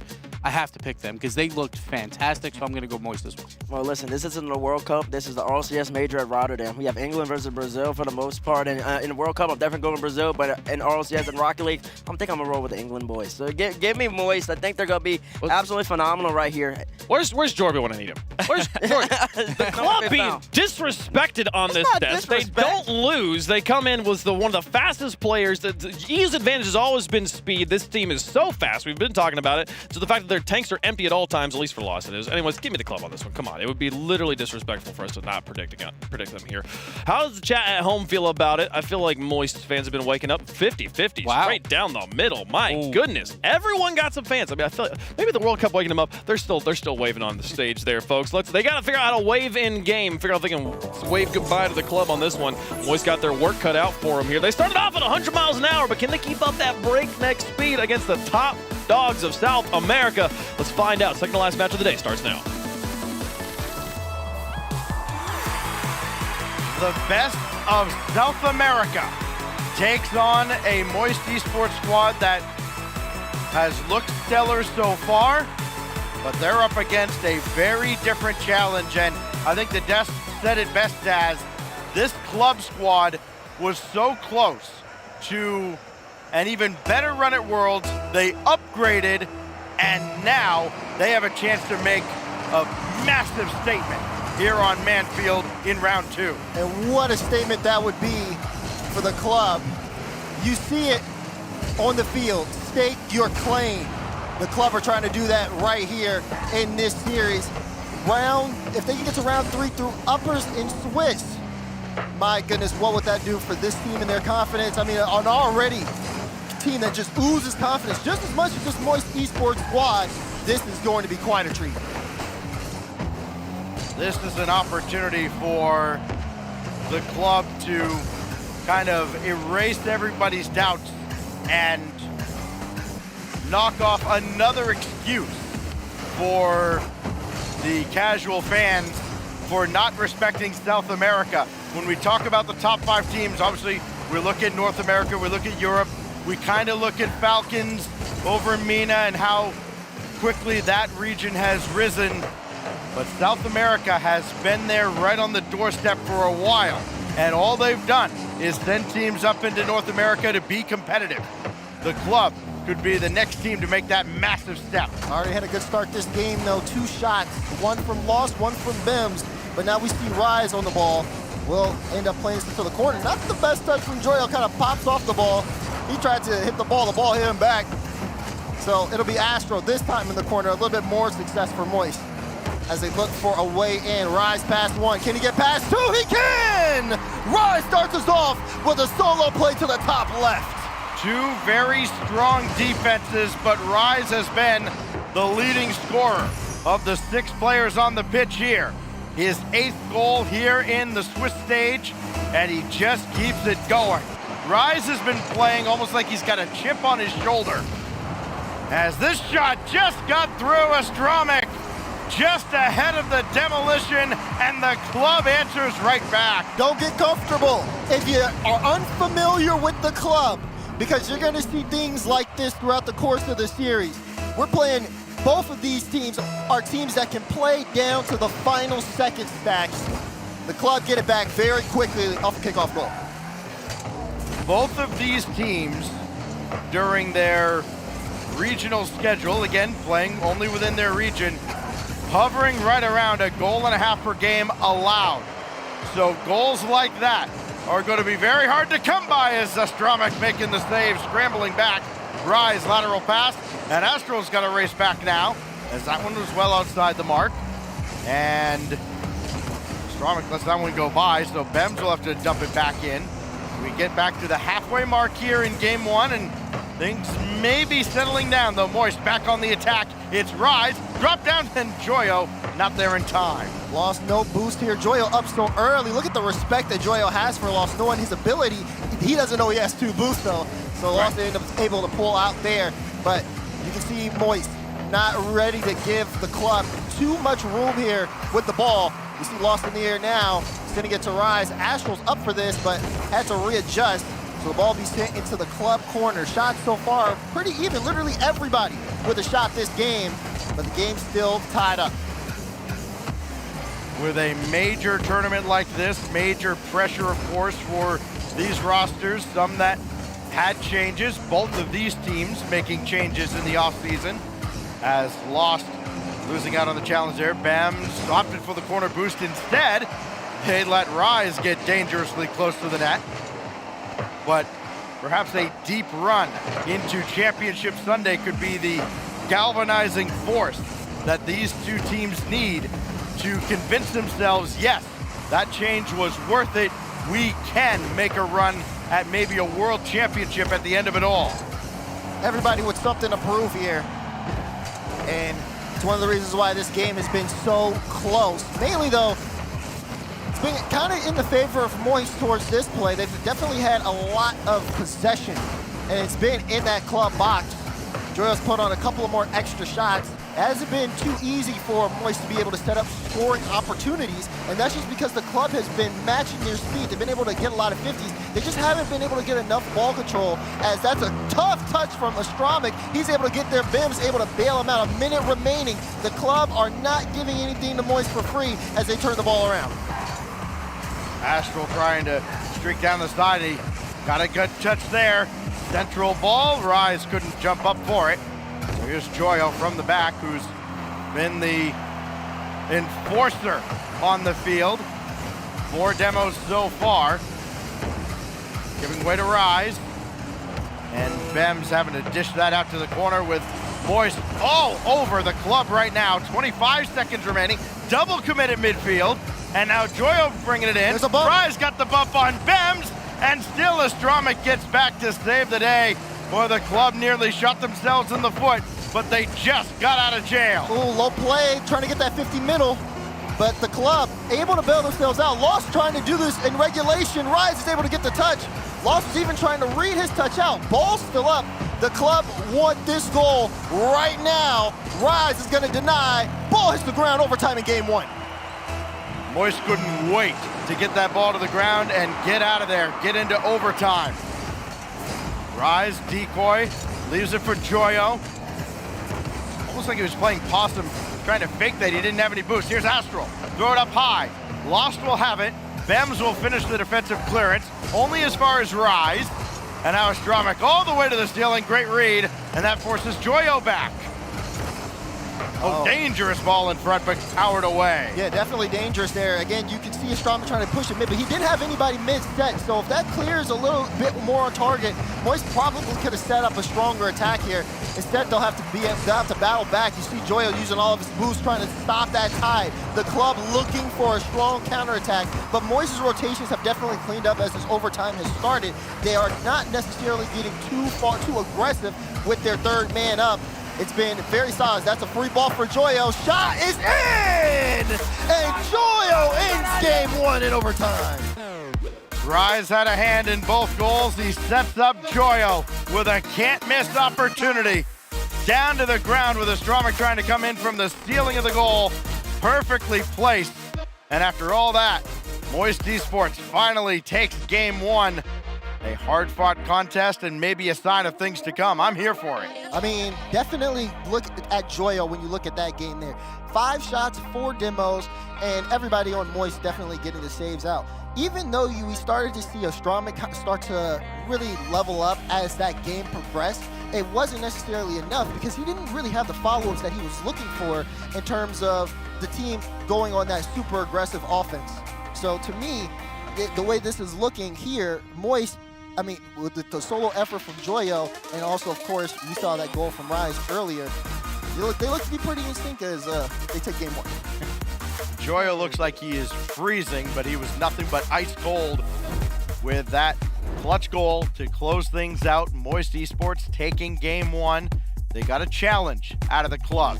And now we'll go on to game 2 at Aquadome, and the challenge, of course, for the club to prove that hanging around wasn't a fluke and see if they can battle back after an emotional loss. Sometimes these overtime losses can be worth a couple L's. See if they can bounce back quickly on the defensive with Moist trying to get the early goal to start game 2. Talk about momentum and how that can impact the series.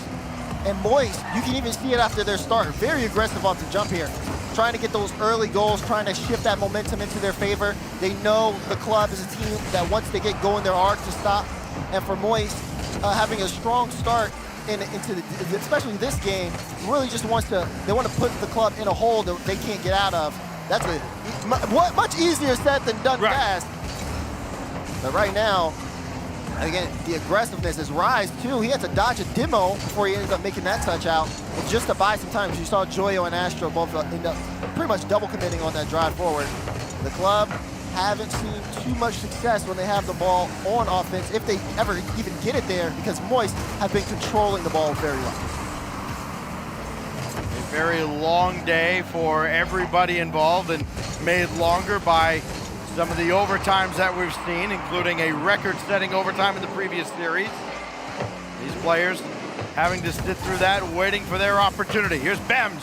Shot on is saved away by Rise, but Lost is there to intercept. Oh, tried to get that around Joyo and could not, as he is stalwart right there at the near post.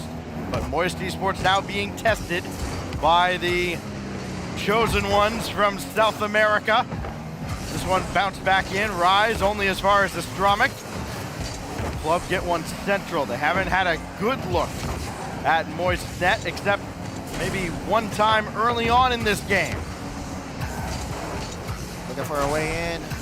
Maybe gifted something there. Big 50 there from Astramic. Lost paves the way for Bims. He looks for the double, but Joyo's back in time. Good clear out. But you're starting to see things here on the Moist side a little bit uncomfortable now on the defensive half.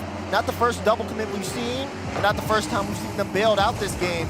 Scoring has also stopped here on the Moist end as we hit that halfway mark. This one much more closer as the club have made adjustments in this game. Rise, Astramic, and Joyo, the goal scorers so far after a narrow 2-1 victory in OT for Moist in game 1. Rise with his 8th of the tournament, and Astramic now with his 7th, trying to catch up with him, both their respective leading scorers as the club creates chaos. You talk about the club, everybody from the club getting involved in that play. The double flip reset from Lost to pull out the defense. The bump from Bims to stop the follow-up off the back wall. Sets up Astramic. He knows he has one shot, and he makes the most of it. Club up in the game as they're looking to get back into this series. Remember when Moist had scored to break a scoreless deadlock? The club answered right back from the kickoff. Moist narrowly missed doing exactly that this time around. Now they got to put in a little extra work. Lost only as far as Astral. Trying to do it himself, and Astramic is right there. Bems avoids contact, but gave it away to Rise. Nobody threatening as this goes across. And Lost let it get away, but Astromic's there. Now Bem's gonna have to sit around in the net and let Lost help him out as that's popped away.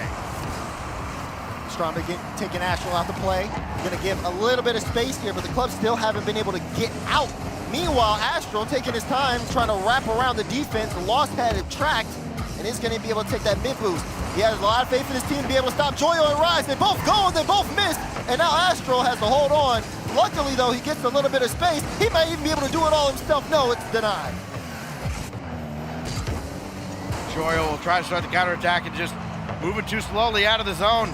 The club diving in after everything, not giving them time and space. It's got to be incredibly frustrating to play against, and Moist has to find an answer. Maybe it's Astral. Trying to get it ahead to Joyo. Rise's shot here is bounced away by Bems. You can see, again, the club now, even though after that strong start, they get that first goal, things will start to slow down for them. This one, though, a breakaway, they actually caught Moist sleeping, and the club get a nice cushion as game 2 is wrapping up. Astromic's got all 3 goals for the club in this series so far, and that one right there might have sealed game 2, but 50 seconds is a lot of time to work with. Moist have been dangerously close off a couple kickoffs.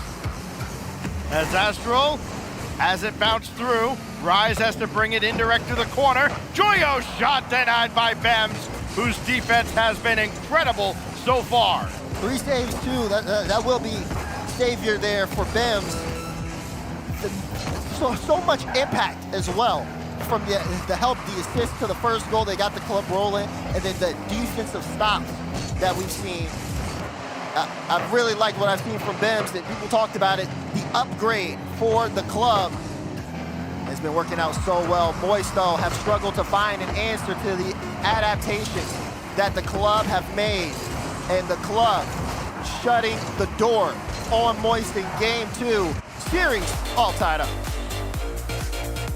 They needed to shore up their defense, and what better display of an improvement on defense than that right there from Bems. 4 saves, every single one seemed to have a big impact in game 2, and the club roars back. A 2-0 shutout in game 2. Game on now between Moist and the club. Take a look at the replay again. You can just see so many opportunities that the club had when they get on that offensive push. And even this play here, everybody getting involved. People are thinking, is Bims gonna go and take a shot there? No, goes for the bump instead. Trust Astramic. That trust pays off big time. And Moist tried to turn up the speed here towards the end of the game, but it only led to more mistakes as you saw that second goal go in.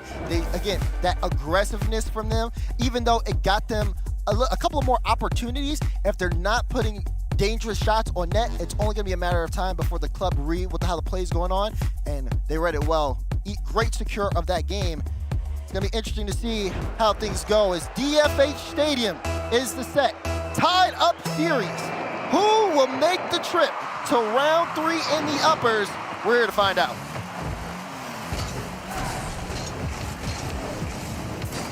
The club has kind of jammed the game up, I think, Daz, right? I mean, they've made Moist feel very uncomfortable, especially at their back line. You talking about just the improvement for the club in that second game, as a dangerous opportunity there from Lost goes by the wayside. Rise will have to collect this. I mean, in their first round matchup, I mean, Moist got demolished left, right, and center. I mean, they won the series, but they took a lot of demos, almost 6 a game. Just when you've got a team like the club that might be able to outpace Moist at times, they create all that havoc, they become very vulnerable to a physical play style. And now as Astral has nothing going there, as Bems will get it out to the corner. And I wonder if Moist will kind of make that adjustment now into game 3 and try not to hang around as much on the defensive end. Astral's shot here is just blocked away, and the follow-up high, and Lost had to jump in front of Joyo. You can tell the club are almost forcing Moist to play more creatively. The way that they've been able to control the game, their speed to the ball, the way that they challenge Moist and not give them freedom in the air. As, Astral says, you can give me any type of space, I'll make some magic happen. Look at the read on that, just keeps boosting, 4 down and in. And Rise running interference ahead, chasing defenders into the net. It's really not Moist bread and butter to wreak a lot of havoc on the defensive side, but it worked that time. Now Astral, again, looking for more. Nobody else diving forward. Here goes Lost and Astromic, had a lead blocker, but still the defense from Moist, too good, as it's going to be from both these squads. And the game within the game, all the mid-series adjustments, and in some cases, mid-game adjustments. Good dive in by Astral. Now Joyo out of the corner, didn't get the second touch he needed. Rise was ready to commit, and that forces Astral all the way back. Rise, let's get that flip reset there. This one is played off into the side. Joyo trying to win that into the corner. And look at Astral, so quick to it. Joyo also got a demo on the play. Moist slowly starting to try to figure out their way back into control of this series. Still, 1 goal, not comfortable enough, is Lost on top of the ball. He's made a lot of good plays with low boost stacks, just being able to use that kind of fear that Moist has of him in the air to kind of dictate some space. But Astro has the double, Joyo has the shot, and Moist have the goal! 2-0 lead in game 3. Yeah, this is just impossible. You're looking straight up. You get dizzy almost with the ball whipping around. Joyo there on the doorstep. The save nearly made on that left post, but not good enough. 2:16 to go. 2-0 lead now for Moist. They're at least trying to get Bems away from the net to give themselves an opportunity to actually get a quality shot. Bems has been locking down Moist on the defensive side. Broke it through twice though. Rise got the shot away, it's wide, and Astromic will collect with Astral waiting for him. Not around him though. Astral's really come into his own form this game too as well. I mean, the way he's had a lot, he looks so comfortable on top of the ball, has honestly opened up a realm where Rise and Joyo can start to do more and even set them up with some really solid shot opportunities. You go back to, again, Astral creating that assist play with the double, and the more we see Astral get in form here, the more you see Moist start to pull away from the club. Doesn't feel like either side has been able to dominate a game just yet, as this is lobbed out to midfield. Bems, second touch needed. Joyo's waiting for it. And it almost feels like both these teams are incredibly familiar with one another. Good infield pass intended for Astromic, but Astromic wasn't ready for it. Rise pops one through. Final minute coming up, and that goal would almost certainly have put this one out of reach. There's still life for the club.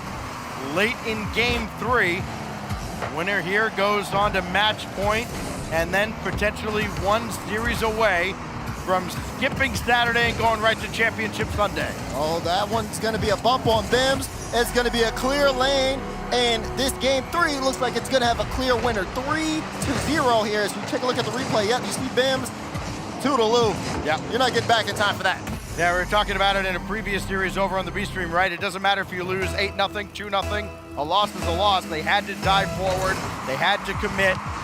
Ultimately left the gate open behind them. So the club falls down now 3-0. And we start thinking about going next here with Moist closing in on a 2-1 series lead. See, though, still club trying to create those opportunities, trying to figure out ways to get around this Moist team. And that one actually almost goes in, lost with a bouncer. Not good enough. That's been the name of the game for the club's offense in game 3 in particular, as even though it's really been Lost who's been leading the offense with 4 shots, and then Astromic's the only one with the 1 himself. The club have not had much of any control in this game. It was all Moist as they put the series now on match point. Look at Rise. Talk about let's get wet. He's hydrated, that's for sure. Yeah, the whole team ready to go now. Up 2-1 in the series, and it feels like it's just been a series full of one-upsmanship. You had the tight overtime victory for Moist in game 1, and then the club answers back with a 2-0 shutout, and then Moist one-ups them 3-0 in game 3. As one-sided a game as we've had in this series. Oh, that was such a good shot. It was. And it still even felt like the club was just one good pass away from really making a game of it there. And now they're back against the wall here in the 1-0 round, going into game 4, down 2-1. And still, I can't get over with the jacket. There's the wave again. He may be waving goodbye to the club very soon. Man is staring into my soul right now. I cannot look. Yeah, thank you. Okay. A very different stare from the type we saw from Nolly after Gen G's loss earlier. Exactly. But it just goes to show, even you can be as confident as you are going into this tournament. When you are here at the major, it's just an entirely different element. And even for the most seasoned, experienced Rocket League players around the world, sometimes things happen that you just don't expect. But for Moist, this game has been, I'd say, at least in that game 3, this is something that I think that going into this one, they have looked for. But now it's about if they can finish the job. They're right there. They're trying to close the club, trying to shut them down. And Rise will be the one to lead the charge. First goal as he just gets a beautiful touch past the defense. And it almost looked like, he didn't get the touch he wanted there, but it was just enough. And he made sure to clip Lost to make sure he couldn't catch up. 1-0 the lead for Moist, 21 seconds into game 4. Danger now for the South Americans, the club. It's Astral looking for more. He's got Rise to his left, and he'll just play for possession, dump it to the corner, try and lead out the clock. Very early on to be doing it, but if Moist can dominate time of possession, club, you almost force them to get desperate.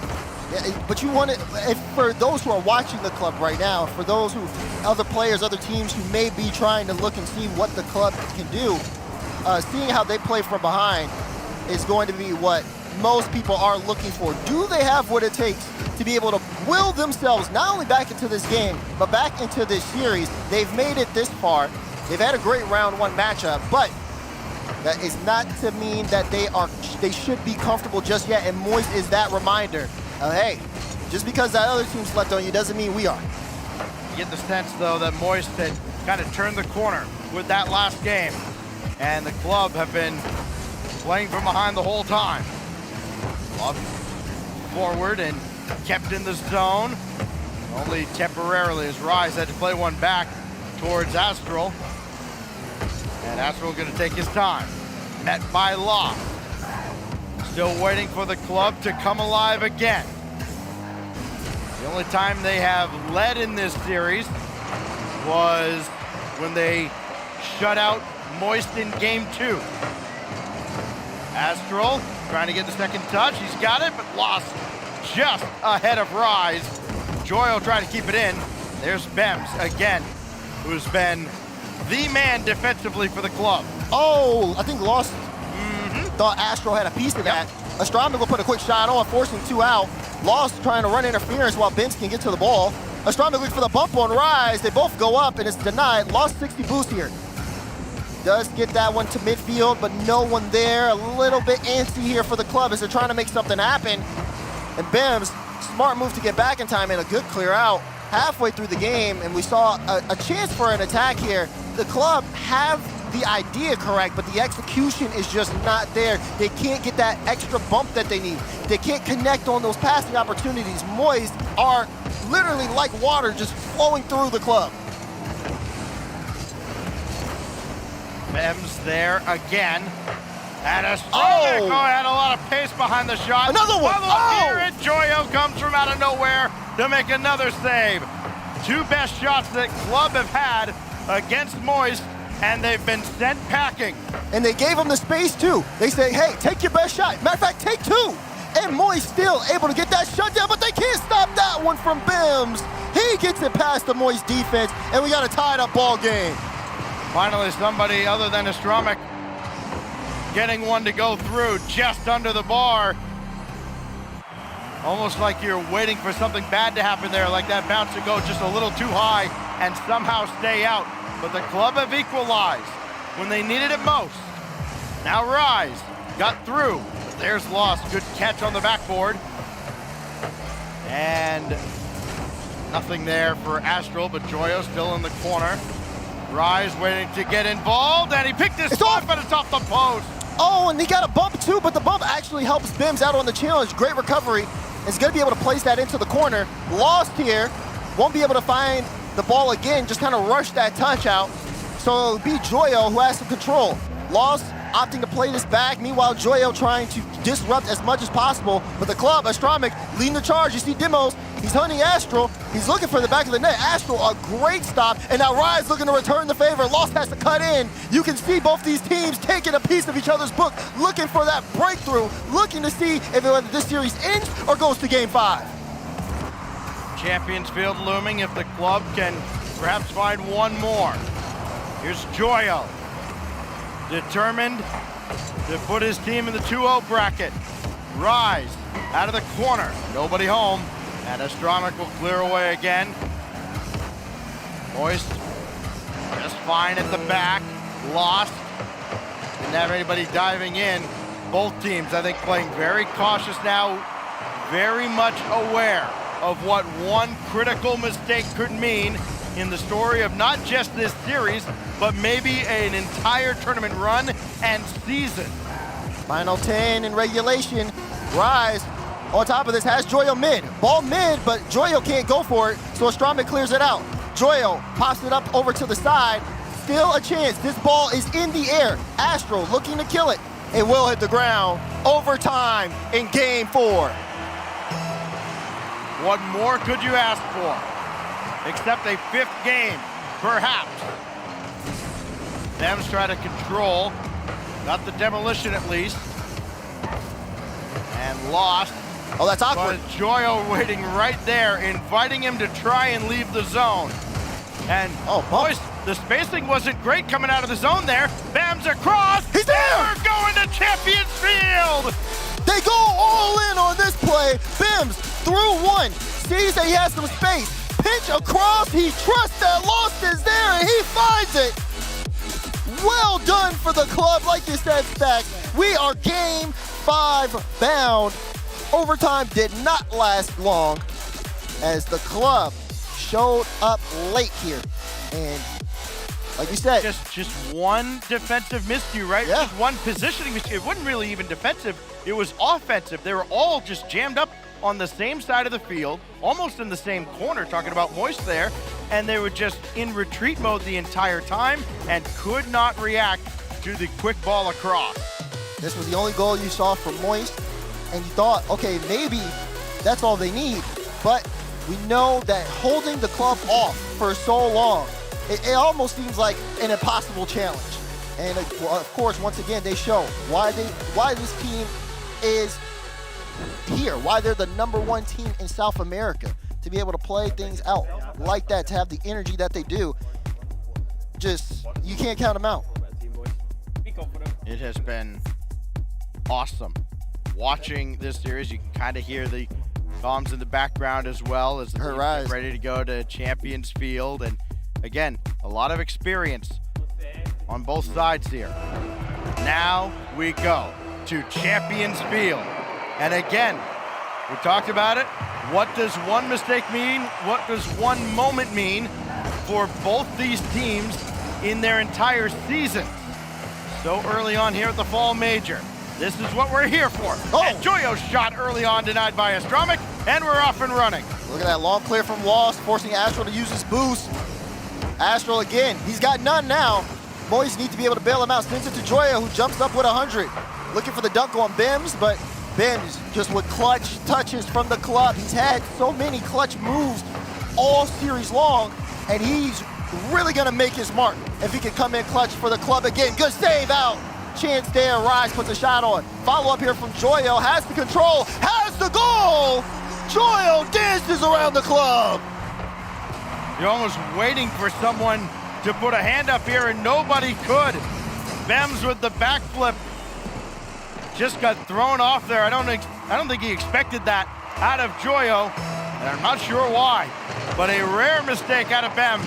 He's human after all, as Lost eats a demolition. Astromic ranging back can only throw this to the corner. Joyo is waiting to wreak havoc again. Just got around Astromic. And there is Astral getting beat, so Rise has to rise up right at midfield and does dump this right back into the zone. Well done. I like the idea there from Rise. You saw him get a flip early. He decided to try to use it when he's toward the ground to get a ground pinch, seeing if he could do something that maybe the club wouldn't expect, but the challenge is there. Again, the club don't want to give Moist too much time in the air. They're very confident in some of the challenges that they make, and for good reason. Moist a solid team. I mean, you see that again. Great save out from Astral to make sure that doesn't go in. The club looking for a way back into this game, but the ball is on Astral. The ball is set for Moist, and Lost has to deny.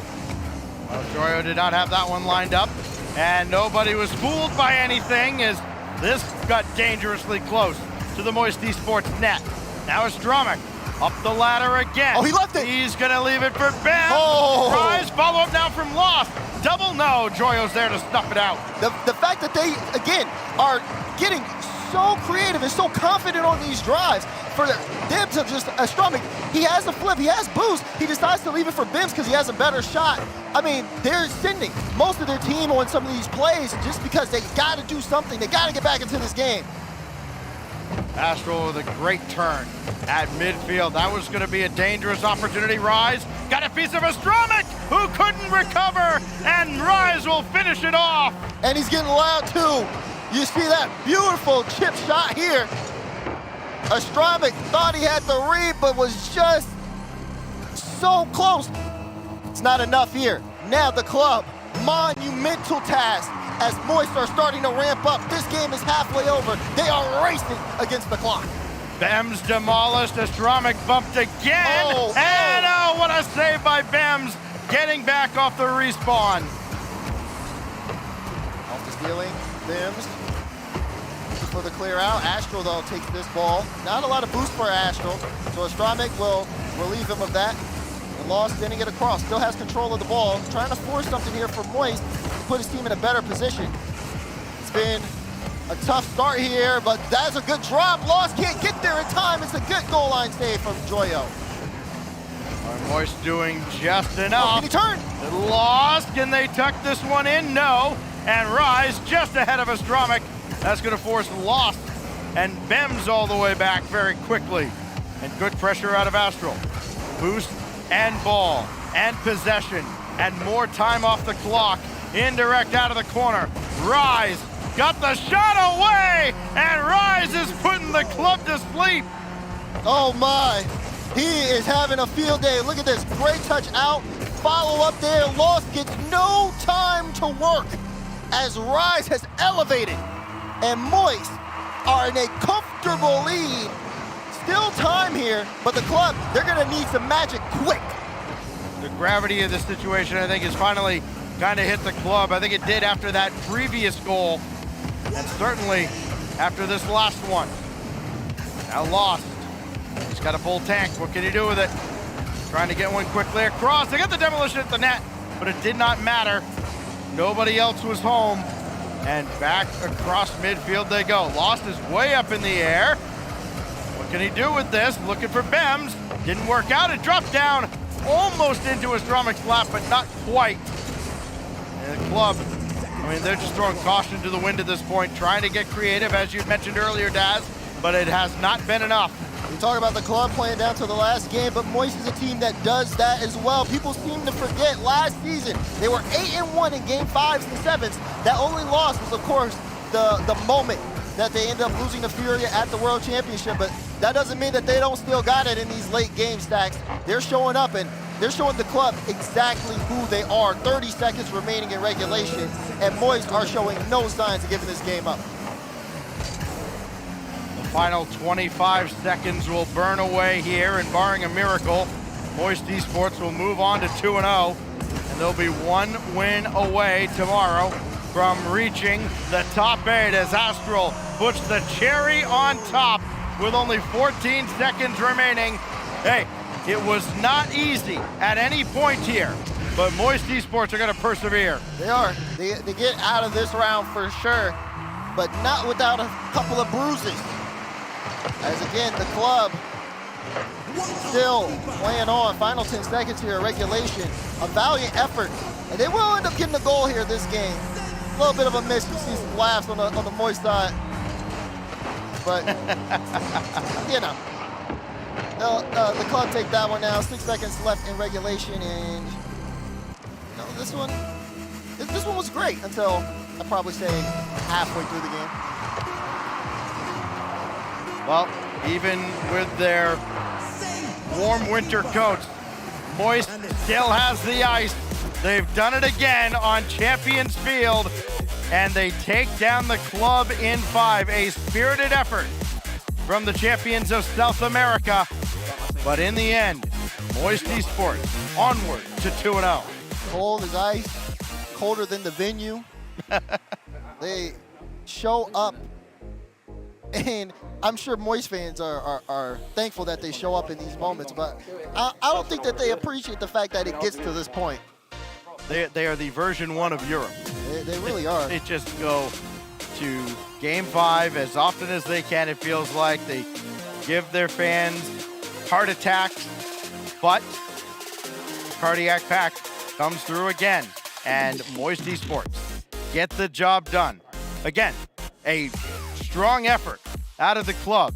Not much to hang their heads over, for sure. Oh, yeah. They go down now to 1-1, but they have, I think they've earned a lot of respect from that performance, and they've got a lot to build on now going into tomorrow and through the rest of the weekend as they try to get back to a top 8. Only two teams end up playing against Moist today. It was FaZe Clan that played earlier, and then it was the club now. The club looked much better against Moist, and that's coming out of that FaZe series that Moist straight up dominated in.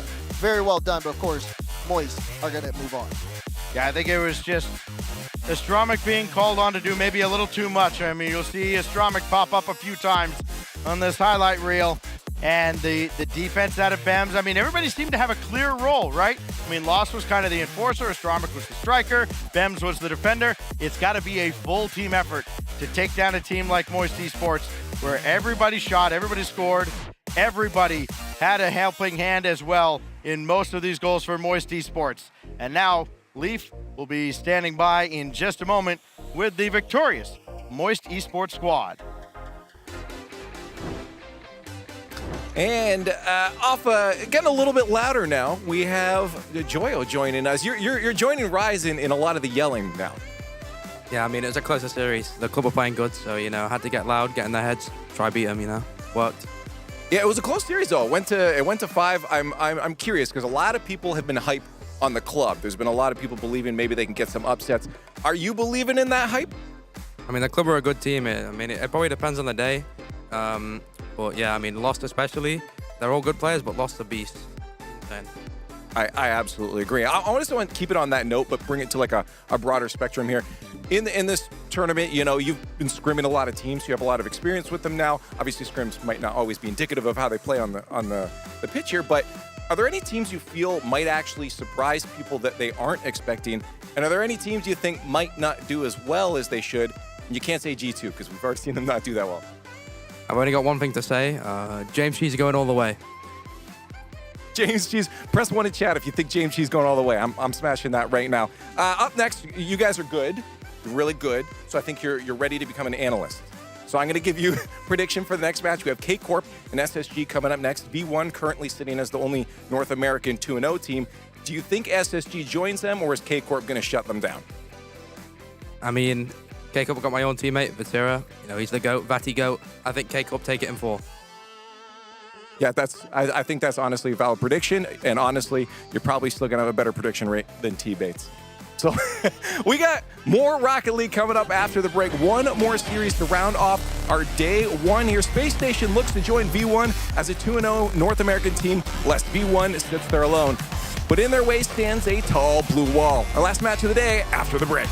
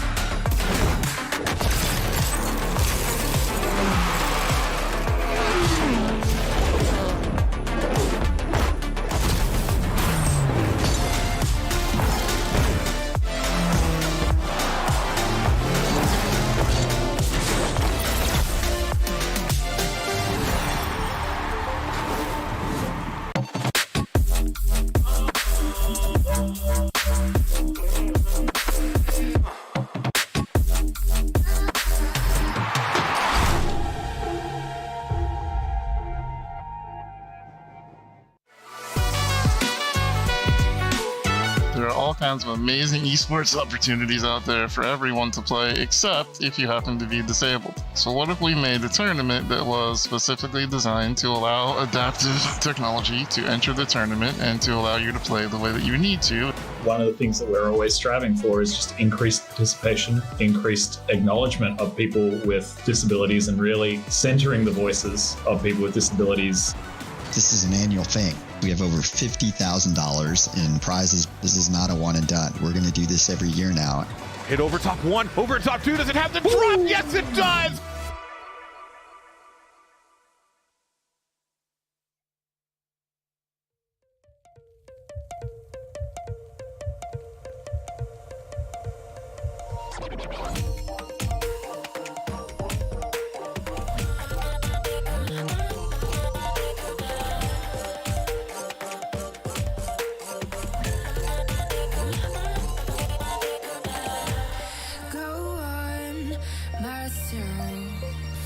I'm cold steel stainless. My glass half full. Always said don't suffer no fools. Serpents daydream. I bite, you call me lovely. Got a sweet tooth. I'm gonna get the sugar from you. When they say I'm a machine gun, I take it as a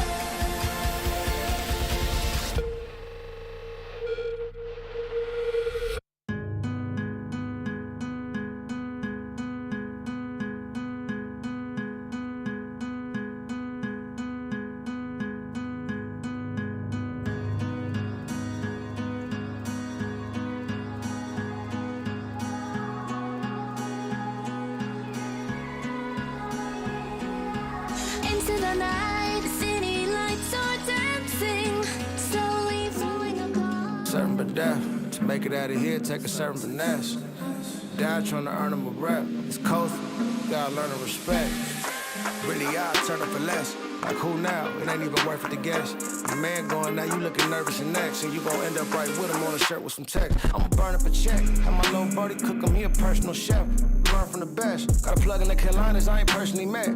But if you ain't paying homage, I'ma service the debt. You know I'm loud with the step, loud with the pressure. That bully bar from the cupboard, the fully stock on the dresser. I put his cardio sucker, you know we rockin' the letter. Not finna let her be on your flight with the extras. Little Twizzy on the stand, you get ass gang. A little winner in that fang, got his ass flame. I told him mirror bust it down, leave the back plane. That's why this in my whip got your last name. Two down, one on top on the phone. Leave the car running, little cutty knock on the door. Why the ones ain't bad to stay talking the most. Lee saying with your chest when you talk to the GOAT.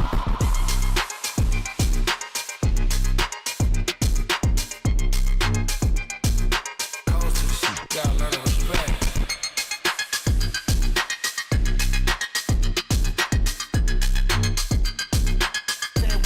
When you talk to the GOAT.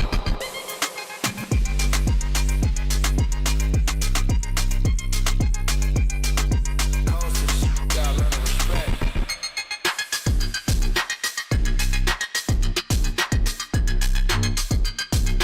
Stand with your chest when you talk to the GOAT. I'ma burn up a check. Have my little buddy cook him, he a personal chef. Learn from the best. Got a plug in the Carolinas I ain't personally met. But if you ain't paying homage, I'ma service the debt. You know I'm loud with the step.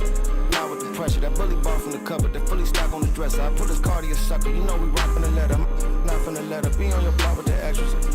Little Twizzy on the stand, you get ass gang. A little winner in that fang, got his ass flame. I told him mirror bust it down, leave the back plane. That's why this in my whip got your last name. Two down, one up top on the phone. Leave the car running, little cutty knock on the door. Why the ones ain't bad to stay talking the most. Lee said with your chest when you talk to the GOAT.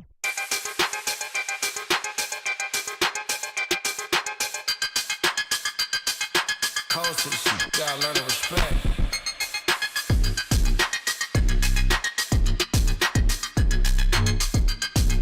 Stand with your chest when you talk to the GOAT.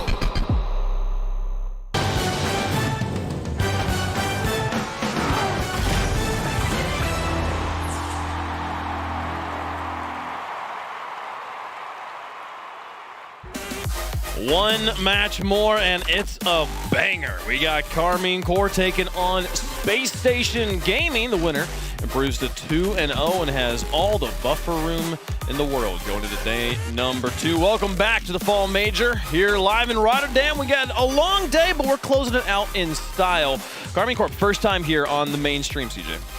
First time on the mainstream, and I think we're seeing a trend, Gibbs, of if the team with the weaker warm-up or perhaps a more dominant first series haven't quite followed it up. Oxygen had the tough one and they came out and dominated. So Carmine coming out, they played James Cheese first up.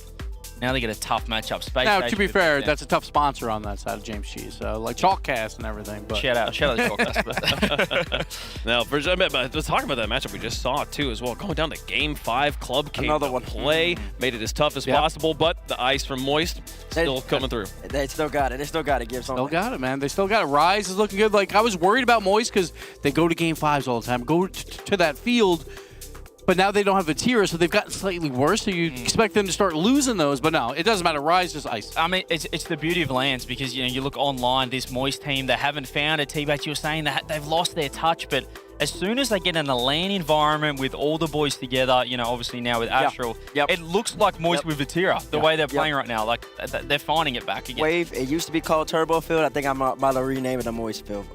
Oh, I can't do that, though. Furia beat them. Furia beat them, though. I can't do it. The biggest matchup they lost. Never mind. I take it back. But for the most part, their win rate is probably phenomenal. D-Rex probably cooking up the numbers right there somewhere in America. And he's going to get it back to me. It's still very strong. Yeah, their numbers on Champions Field are very, very strong. They got to go a few more seasons, win maybe 4 more World Championships before we take that away from Turbo there, folks. But what a day. What a matchup we've had so far. And KCorp going to be coming up into the match. Okay, they did take on James Cheese like 4 hours ago, right? Is that even count as a warm-up at this point? Is it just because it's the stage? Well, I don't think it does. I think with Gen G, we saw that. They handled Power with ease, and then they were yawning going into the next matchup. Yeah. We thought, oh, they're so confident, but maybe they were actually tired and they'd cooled down a little bit. So I don't think the warm-up is going to be too much of an advantage. And if anything, did they have a good enough warm-up to come into a space station now after playing at James Cheese? I know you're not questioning the team that you're sponsoring. Well, no, I'm not. It was a great game as well. Just credit to James Cheese in that series. Like, this was a perfect sweep, but... they played well game one. It was the most competitive, perfect sweep we've ever seen. The best 3-0 you'll ever see. The best perfect sweep. Absolutely. Yeah, that wasn't a bad series. I mean, but on the other side of things, Space Station Falcons, Game 5. Yeah, I mean... That was close. And Space Station, they keep coming out hot at all these majors. And we talked to Arsenal last year about it, and he's like, yeah, we kind of just would begin 2-0, but we didn't feel like we were one of those top 5 teams. We would just, like, place that high. But now in Swiss, when you start 2-0, it's not done yet. You can still finish 9th compared to in winter and spring where you're already top 6 at that point. So they still need to finish it now. They would rather do it here before the crowd gets involved and all that. Because Space Station, obviously, they have fans in North America like crazy, but in Europe, they're not going to get as loud of roars here. So and V1 as well. How many times do we see it? No one backs in V1, 2-0. Yeah. Straight in. Yeah. Like Johnny, I backed them earlier. They just day one, they just show up. They've been here before. The 2-0 thing happens all the time. It's the 3-0 thing that is the kicker. And then that's it's the finishing on Championship Sunday that's the kicker. Yeah. We'll see how that develops as the weekend progresses. It's getting that last one that's always the hard one there. So we'll see if they can make it this time, folks. But they'll have to do that tomorrow. We're not going to see V1 anymore today. Only one more match. I mean, B-Stream, if it's a race between A-Stream and B-Stream, B-Stream have won. logged us. So we've had some fun. We had some fun. When it was Space Pioneers, me and CJ were up here watching our match, and we were like, oh, Pioneers doing really well. They're cheering like crazy. Yeah, they cheered twice, and we're like, they're probably up a game or two. That's what I thought it was 3-2 game 1 FaZe.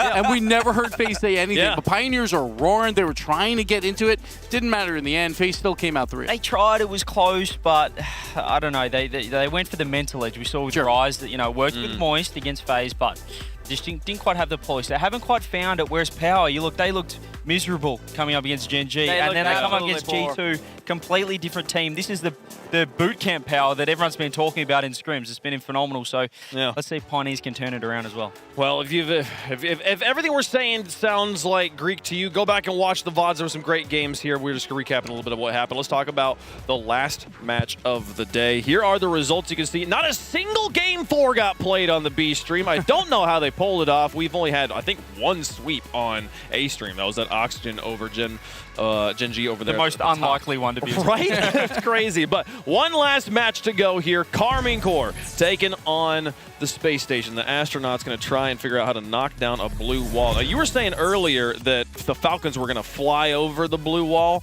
Space stations literally walls don't factor into their ecosystem. Well, the Falcons, they take off from the ground. Space station, they've taken liftoff at the moment. They're trying to go over the blue wall. We're going to see how tall that wall stacks. I know the French army, they haven't gone to sleep just yet. Now let's talk about KCorp here. As they're on the A stream for the first time today. Quite the lineup here. The strongest team coming out of Europe. The strongest team indeed. I mean, we say the maybe a dominant team, but not quite a BDS or maybe an endpoint that we saw last season. They have put in a super consistent performance. They've been consistently the best team. I don't know how far above the rest of the Yeah, they've made 3 grand finals, but they only won 1 of those, and that's been a case. It's been parity throughout Fall Split so far, and we've seen it here in Swiss where teams are just coming out of the woodwork and getting wins, but right here, we see Itachi. They kept him. KCorp was like, we want Itachi, build a team around him. He is the man to be in the front to make some space for the one and only Batir. I just want to shout out Morocco real fast. Itachi, of course, he's Moroccan and Spain. Wow. Ended up going down the World Cup. It's okay, though. You'll get it next time. And Yo, then, he's of having a course, good weekend. This young man here. They call him, is he the Mbappe? Is he the Mbappe of Rocket League? I don't know. He might just be. Vatera, arguably the best player in the world. He left the Moist, went to a French organization. He's back home. He's back in his own colors, and he expects to do nothing else but be the best defender in the world. No question about that. And that was a gamble. That was an absolute gamble. Moist was the #1 overall seed at the World Championship. He left them for this team. It might not just be performance as well. It might just be, a better fit and for the friendship, stuff like that. But with this team, what we do know is they're land boys. All 3 of them, they're going to perform. They're going to step up. Such a difficult thing to do, to transition teams and stay at the top as a player rather than just a team making a roster swap and staying at the top here, right? On the other side of things, though, a team that is been in the running for best team in the world multiple times, yet to get the results to prove it. And for some reason, earlier on this stream, I was doubting him. I didn't know what was going on in my mind. This young man right here, Daniel, he has ascended. Here's his season. Normally in the RLCS, we can go all the way back to Scrub during his rookie season. He was okay, but the next season he took it to the whole Year other level. two is always the one. And made it to the World Championship final. And and won it. He was the MVP. Of that final Yes, as well. exactly. Daniel here in year number 2, he wants to ascend to that type of level. I think he can do it. And of course, when he's got that leader in the middle. Oh yeah, Hype Man Arsenal, and they were very excited about that first result. They were playing Falcons, a very, very tough team, and they took them down. That was an upset, I would say, overall for most people here. Well, and I think that the biggest confidence booster for Space Station fans was LJ's performance in that first matchup. A rookie here, we didn't know what to expect of him. He popped off. Stepping up, I think Coach Chrome has a lot to do with that as well, teaching you to be a positional player and just play solid. You don't have to do anything crazy on land, but this guy didn't make any mistakes in that first series, and Falcons was he was jumping into the fire for that first lane. Yeah. Absolutely. So the full package here from Space Station. They've got all the pieces they need to get Daniel that championship MVP. You need a team around you to do it, and I feel like Space Station's got all the building blocks. Or just like a win. Dan hasn't won a regional yet, so we're talking about whether they can win a major. They just want to win something. It's the same thing as FaZe. SSG, for those of y'all who don't know, I don't know how you wouldn't know. Redos used to play for this team, a stalwart player in himself, plays Optic Gaming now. They replaced him with LJ. They believe that LJ is the upgrade that they need in order to not only contend in the majors, get in the top 3s or so, but to win the major. And this is why you build these rosters. Same thing with FaZe. You add miss to win majors. Anything less than that, I think they'd be disappointed. Yeah, you don't want to be part of the conversation. You want to be the conversation. You want to win these so then next time around you are favorites coming in. Space Station have a lot to prove. They can't win a regional yet, but no one will care about that if they win the Fall Major.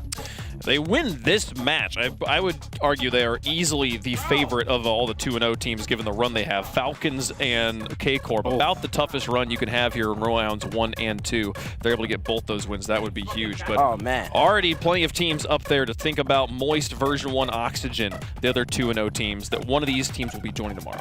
Well, they've had a tough run, but I know Chrome said he prefers to have a tough run first up. Let's play the best teams we can early in the tournament when, the tournament isn't on the line. This isn't a do-or-die matchup, but it's certainly one you want to take out. And that's why it's big, because even if you lose, then you can learn from that. So if you played like a weaker run, which Space Station did last season, they would go 2-0 versus weaker teams, that they would get beneficial brackets, then they would run into like the 2 grand finals teams and didn't have enough time to learn and adapt from that, and they would just go 0-2 out. So now they have a chance to play the top teams early, which would be great for them. And on the other side, for Carmine Corp, you got Vatira. He left the Moist, and Moist already 2-0. If you're Vatira, I know that young man's a competitor. He wants to be a successful one. He is not going to be complacent. He's not going to be happy if he ends up dropping down, going 2-1, while Moist is already sitting there. He's just a competitor, isn't he? Any game you throw him into, I feel like it wouldn't matter if it was a casual game of 2v2 or something. He wants to win more than anything. And we saw that at the Invitational, playing Team Liquid for a grand finals where they were in all 3. They clinched a #1 seed, had so many points. Right after they lost, he was in tears still. He wants to win literally everything, because you never know in Rocket League how long of a career that you'll have. So you got to take advantage of it now. I think Vatira knows that better than anyone here, I think. I love 2-0 Rocket League in the Swiss. The 2-0 round, the 2-0 teams right there in round 3 are they're always going to give you the best games because they have everything to win, nothing to lose. You lose, you've down 1 of your 3 lives. You get to play some other team in the next round. It's fine. It's not a big deal. So you can play your heart out. And we could see Moist versus KCorp, see Vatira versus his old team right there in that round. And the players keep saying oh, we don't care. It's fine. We're all pros. I don't care if they care. We care. We like watching them play. I love watching them. They care. They care. They won't say it on camera most of the time, but they care. They should say it on camera more often. be good for television. Well, we saw that with Apparently Jack and Joris. Joris, I was very happy to take down Apparently Jack. He was very excited about that, and they're really good friends. So no matter what, you move to a new team, you want to prove yourself, and that's what Vatira wants to do here. Speaking specifically about this matchup, let's turn the page a little bit here. if you're SSG, I believe you'd be the underdog in here. I think we'd all agree on that. Absolutely. Sure, yeah. I think you'd be. So if you're SSG, you're Coach Chrome. What are you telling Arsenal, CJ? What are you telling the boys? You're out there. You're about to play against KCorp. How do you beat them? Unleash Dan the man. I think Arsenal has to be the disruptor up front. Just getting. If LJ's going to be the positional player that he wants him to be, he can lock down the back half. And I think they have the trust now after that first series in LJ to be able to lock it down. So Dan should be able to feel a little bit more comfortable to push forward and go for the solo play. And there's a game plan because we saw Team Liquid. They took down KCorp in that Invitational Finals. It was about chaos. It was about playing incredibly fast. KCorp would make mistakes, and then Team Liquid would capitalize. I think Space Station can also do that. They do it in a little bit of a different way with more bumps and demos than the mechanical plays, but they can still get in the face and just punch them in the mouth game one, and you have a shot. The thing about KCorp is in space, you give them space, they don't make mistakes. Exactly. If they have the space, they are so aware of where each other are that offensive drive will be nigh unsavable regardless of who you are. They can create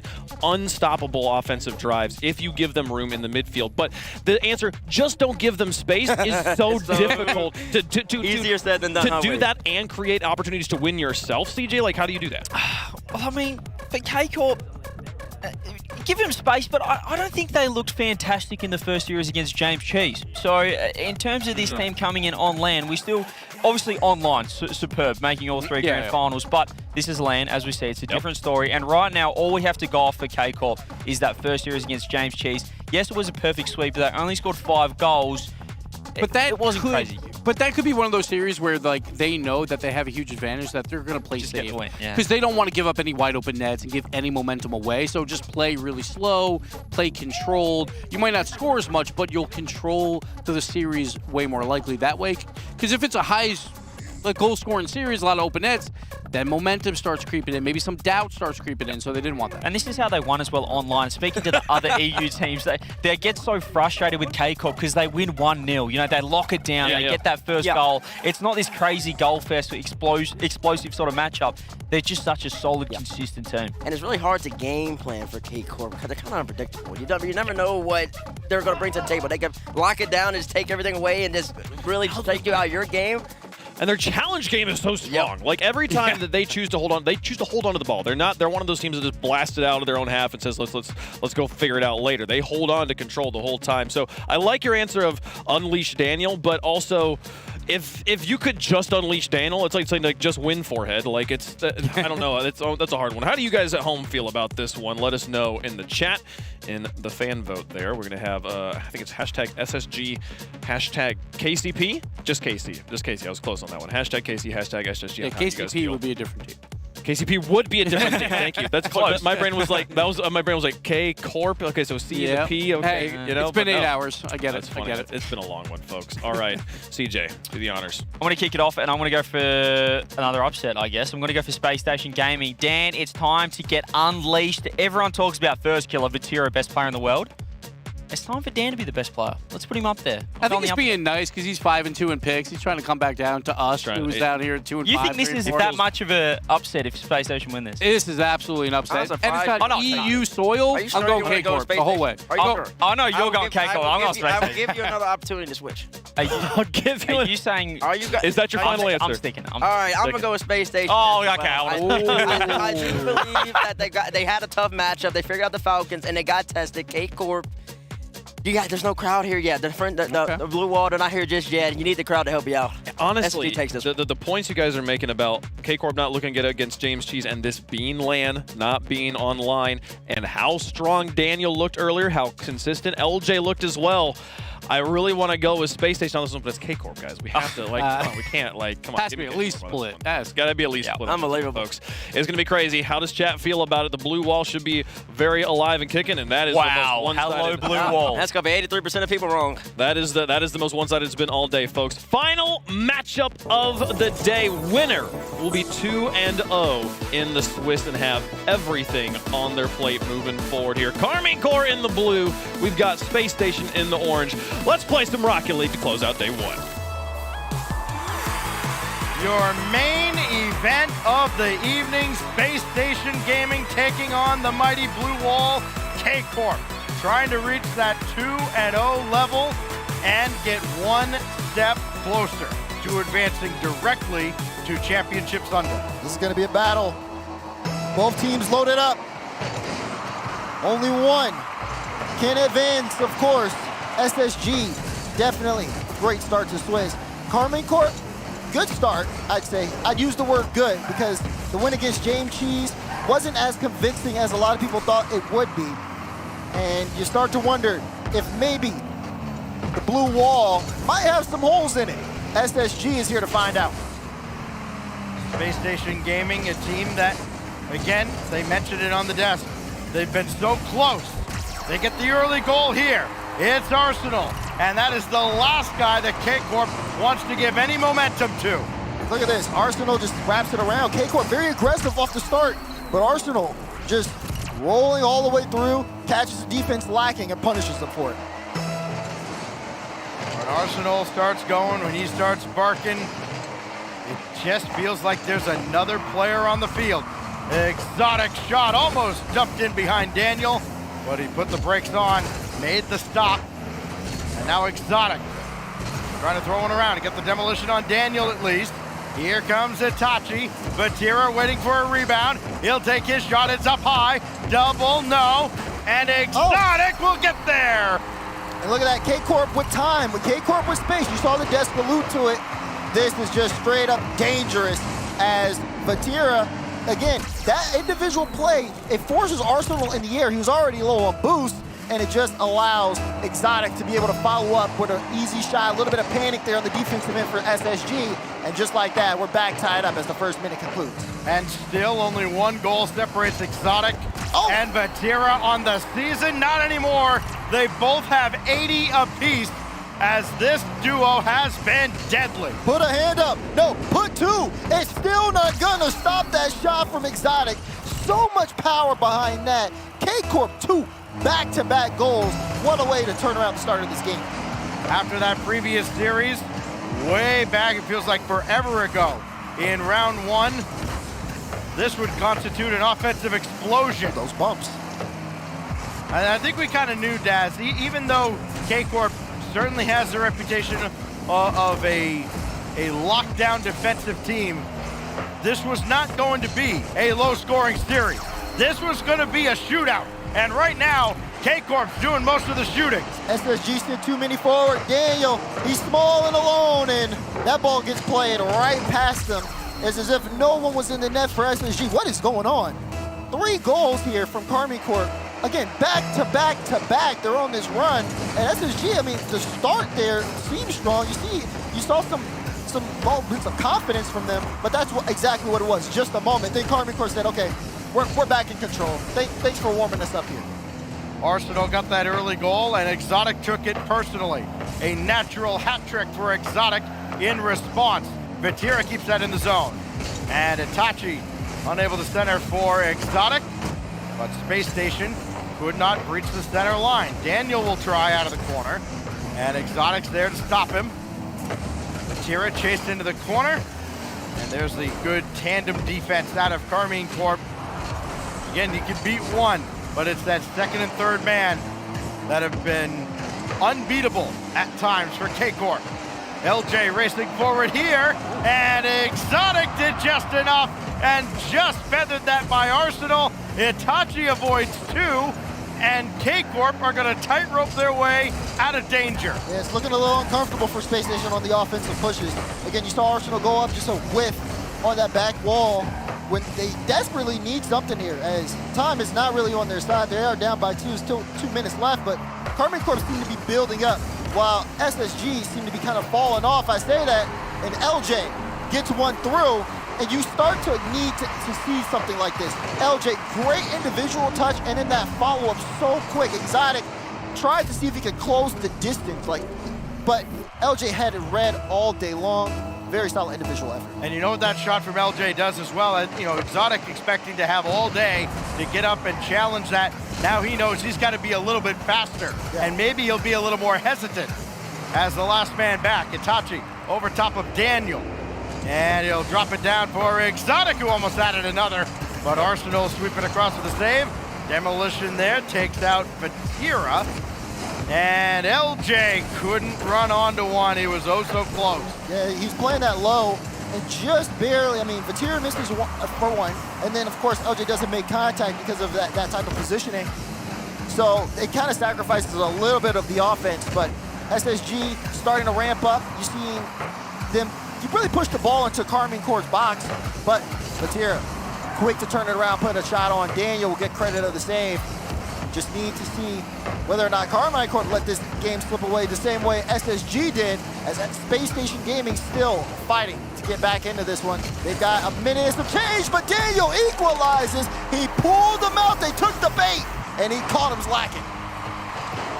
Everybody shoots, everybody scores, all knotted up. 1 goal from Arsenal, 1 goal from LJ, and now Daniel getting in on the act. So it's been exotic on the KCorp side. Everybody from SSG involved. Here we go. Coming up on the final minute. 2-on-1 advantage. And Arsenal cuts through the attack and makes the stop. Here goes Exotic now. Second touch coming from the ground. Did not get there. LJ and Daniel kind of doubled. And it's an opportunity still for KCorp now inside the last minute. Vatira waiting. He'll collect and he'll score. He only needs a moment. That's it. This one, you can watch how this right on the hood, Vatira sees exactly where it's going, sends it high into that left side, because he knows LJ won't be able to get there in time. So Vatira continuing to get involved on both ends of the field. If you had an early candidate for season MVP around the world, he'd be at the top of the list. Daniel got the shot to go! Unreal! Daniel woke up! Oh my goodness! That power! That read! He's the only one who can do it! Top right slot from Daniel! There's 8 goals this game. Every goal KCorp has scored has been assisted. Every goal SSG has scored has not been assisted. And they are just shooting lights out here in game 1. 4-4, and this is the appetizer. Arsenal couldn't get through. Good stop by Exotic, but he doesn't have anything else. Arsenal, no. Daniel, yes! He's done it again! A hat trick! And there's the first assist. Great stretch there from Arsenal. It right over Itachi. He's so awkward, so uncomfortable, and Daniel knows it. Low to the right side is the placement. And even though SSG have been shooting lights out, it's just been the placement has been the biggest factor here to get it past KCorp. My goodness, 9 goals. Will we see 10? Then the final 10 seconds flash on your screen. Vatira's gonna chase this one down, but he couldn't get to it. Arsenal behind Itachi. Full tank of boost, but he couldn't get under this. Just barely did, Still with up. no time on the clock. Exotic! Daniel Exotic! handed it to Exotic, and Exotic made him pay! We got the 10! Look at the stretch from KCorp all the way down the field. They tried to put a hand up. They tried to stop it, but the blue wall stands tall at overtime in game 1. And Chrome just giving an extra consolation there to Daniel, trying to get him focused on the next play. Here is the next play, and Exotic's there to stop him again. Oh, man. Exotic. Oh, just narrowly saved away. How about the performance out of Exotic in this game? 4 out of the 5 goals, he assisted on the other. Here goes Itachi and LJ with a save. Back pass, Arsenal's gonna pick that one up, but Itachi's in the air, so's Exotic. Daniel has to be careful. Great first touch, but Vatira able to read the follow-up. LJ, even in an uncomfortable spot, gets down into space, but KCorp still pushing.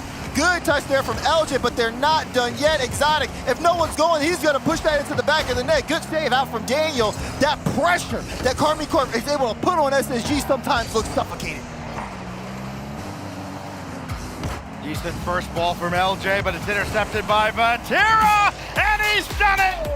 6-5, KCorp takes game 1 as Vatira pops off. He's popping off, he's roaring as he takes that one flip reset like you said, Stack. That's one of the best players in the building, and he shows you why. I mean, we saw highlight after highlight in a single game, 11 goals. Daniel with that beautiful read. Vatira, though, saying, hey, you're not the only one who can really show up, as he takes the spotlight, and he takes that game for KCorp. 18 shots from KCorp. Exotic with a dozen of them. 12. Oh. That is absurd. I mean, yeah, you'll see somebody get to 12 shots in an overtime if it goes 6 minutes. That went less than a minute. And at the end of it all, this wild 6-5 roller coaster ride of Game 1 goes to Exotic, Vatira, and Itachi. KCorp, the blue wall, survives Game 1. Yeah, I mean, I said it going into this one. We wanted to see if the blue wall had holes. Yeah, they did. They definitely did. They gave up 5 there to SSG, but it wasn't without also outputting that same amount of offensive energy. I mean, Exotic starting the game off with a hat trick, but all his goals were assisted. KCorp were playing like a team. Meanwhile, SSG, they started the team plays a little bit late. Again, there was a lot of solo efforts there from them. But when it came down to the overtime, it really just showed you, again, KCorp, twice that game, went on a couple goal runs, at least scoring 2 back-to-back goals. SSG has to get better at shutting those down. We cannot see another game like this. Someone is going to break. That, by the way, the second time we've had 11 goals in a game at an RLCS LAN. That ties the record that was set at the Season 8 World Championship. Knights and Canberra Havoc. I'm sure CJ just had a smile as Vatira scores early on in Game 2, and we may have another shootout on our hands. And this confidence from Vatira is great. You see him on the sidewall as the play starts, has 30 boosts. Immediately, once he knows that Exotic has that ball, full trust, turns in, even after the demo, goes all in on the play. It works out so well, but LJ had that carry. Looked very threatening at first. SSG trying to nullify that early goal. But KCorp still on a solid run, building where they left off in Game 1. And I dare say, by the way, yes, sure, 6-5, you would think, okay, defense abysmal, whatever. Defense wasn't that bad in that first game. This goes across and set right back once it came by Itachi. Another one lobbed in, and Exotic has that away. Daniel turning and waiting. Can he get up to this? He sure can, and Exotic just barely got to the backboard in time. And you can see like how necessary that is. Just knowing that, hey, Daniel might have that, and I don't think we want to take the risk to find out. Just showing, again, the respect, but Exotic, does he have the read on this? Does, drop straight down. Itachi gets there, but not before it's cut off by Space Station Gaming. Oh, Exotic. He had Vatira there with him as well. Now they got to scramble back with Itachi kind of trying to hold the line, and Arsenal. It's an open lane. One under. LJ. Arsenal got the last touch. LJ rolled it through, and we're tied. Arsenal able to pull out all of KCorp, and look at that. Straight over to the right side as LJ is a little off target. Arsenal makes sure that one goes into the back of the net. SSG able to bring things back in this game. Again, the way this ball is moving so much into the air here, as both teams using those individual mechanics to try to break down the opposing defense. Intended back pass has been intercepted, and the demolition, Vatira couldn't finish. Itachi's floater is denied, and KCorp, we gotta feel like they need to have that one back. They should have scored, they didn't, and now Arsenal throwing one over towards Daniel, who's got boost and ball, but only for a moment. Arsenal there, so is Itachi. As we get near the halfway mark of Game 2, what else could be in store? Arsenal tried to center that for LJ. He'll settle for a demolition of Exotic. That's probably the guy you want to take out after his monstrous Game 1. And dropped down is sent away by Exotic. Terra trying to get downfield, but he bumps into Exotic. It could have been a strong counterattack for KCorp. Instead, this ball will settle in the midfield. And you're starting to see a little bit of risk here on both sides. I mean, mainly for KCorp, those double commits could be very costly. We know SSG can catch them. Can LJ catch that one? No. Daniel won't be able to follow this one up. We'll have to wait for this to get cleared into the midfield. And it's tense moments like that that can make the difference here in this game. KCorp getting a little low on boost. A couple of boost steals in a row from SSG. That boost is not going to spawn for Vatira. Even though he's trying to wait, now it finally does. That's a great job by Exotic, holding the line and delaying long enough for Vatira to get that boost. And now LJ up ahead, maybe a little too far. Exotics there waiting. Inside 2 minutes. A much lower scoring affair than the opener. As Itachi up ahead to Exotic. Vatira waiting. And the pass didn't come out. It was a shot deflected away. Daniel has LJ over there, and Itachi with a save. What a read. KCorp started that drive, and SSG literally took control. But this one, they don't have any control. It's all Itachi as he breaks the stalemate. You said it, Stacks. It's been very low scoring, but it hasn't been lacking in the tense department here. Just one solid touch making the difference there. KCorp now in control. That's a great move Itachi put on Daniel, too. Daniel thought he could kind of wait for that to go a little bit wider, and Itachi quickly cuts in. 2-1 lead now for KCorp. Still a lot of time left in game 2 for them to hold on. This goes all the way out towards midfield. Itachi had to play it even further along. Vatira making sure to get that corner boost this time. SSG have been good about trying to starve them out, but not too much effect. Vatira with the double tap. It's Vati! Again, forcing LJ to pop that up, says, thank you for the assist. I'll put the double in the back of the net. Even when you try to put a hand up, he'll just play around you. Wow. Vatira's got 4 goals in this series, so too does Exotic. He had them all, of course, in that first game, did Exotic. This deflects out to the corner. Arsenal whiffed on it, and Itachi made him put the game away. It's a slippery slope, and you can see exactly why. Daniel was waiting. He was expecting a pass over to the side from Arsenal. Arsenal, unfortunately, it's an all-in play for SSG to try to get back into the game. That whiff almost solidifies it. It's a 3-goal lead here. We would have to see a monumental offensive performance here for Space Station to get back into this game. But honestly, it might even be the defense that needs a little bit of work here, because I said it's a slippery slope and Space Station are sliding downward.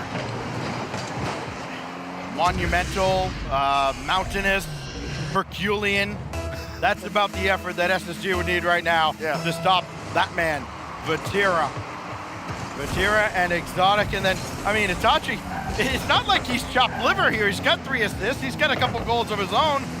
It just pales in comparison to the literal video game numbers that KCorp are putting up right now. Itachi couldn't get that one through, but with a 5-1 lead, is going to prove inconsequential. Man, just goofy stat lines for all 3 of these KCorp players. We can direct off the ceiling, nothing there. Final countdown. Oh, might as well add another.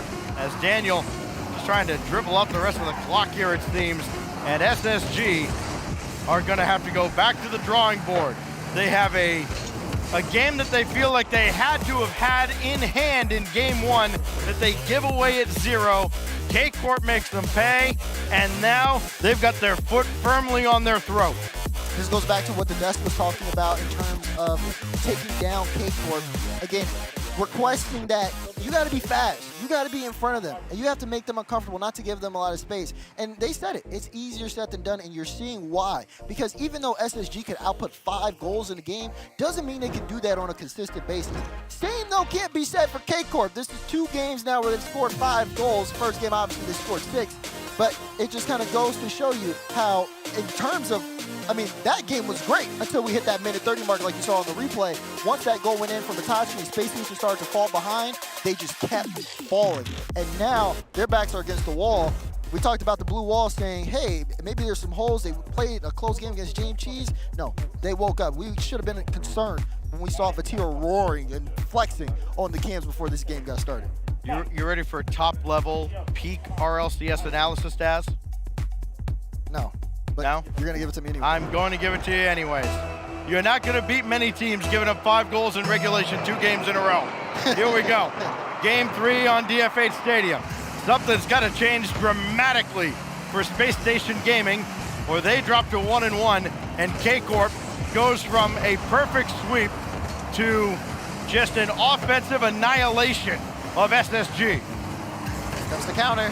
Itachi will lead it. It goes straight to Vatira just as he planned, but the shot from Vatira not necessarily on.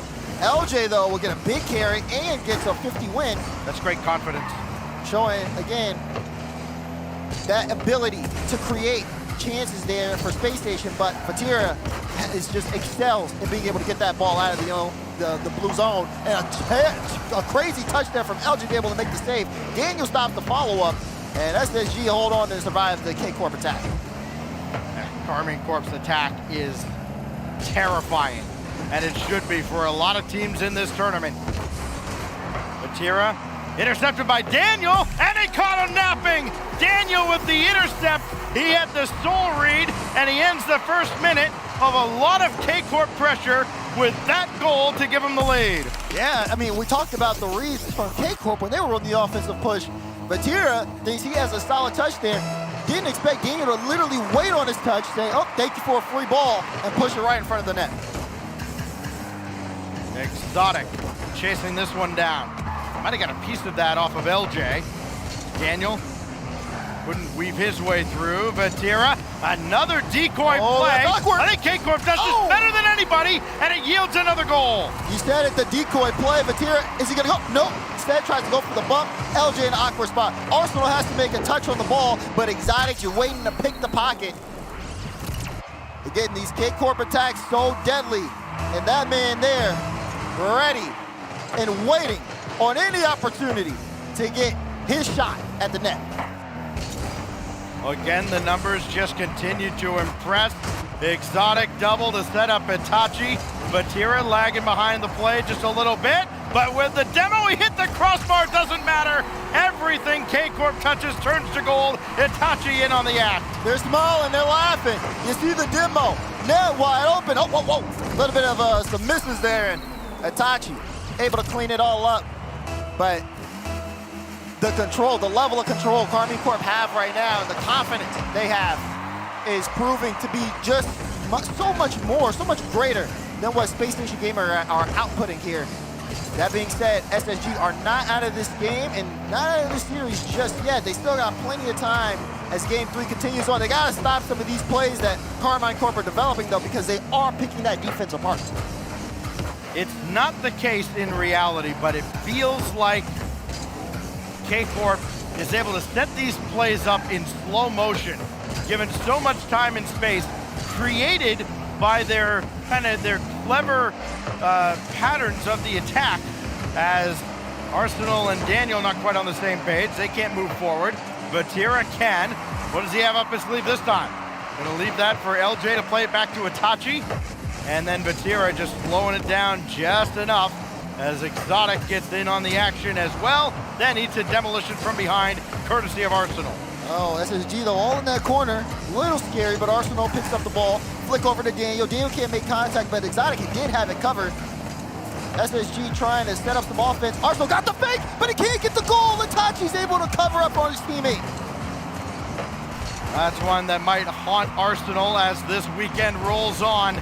If they can't come back here and if they struggle to get into the top 8. Vatira, around 1. Everybody just leaving that corner boost like it's poison.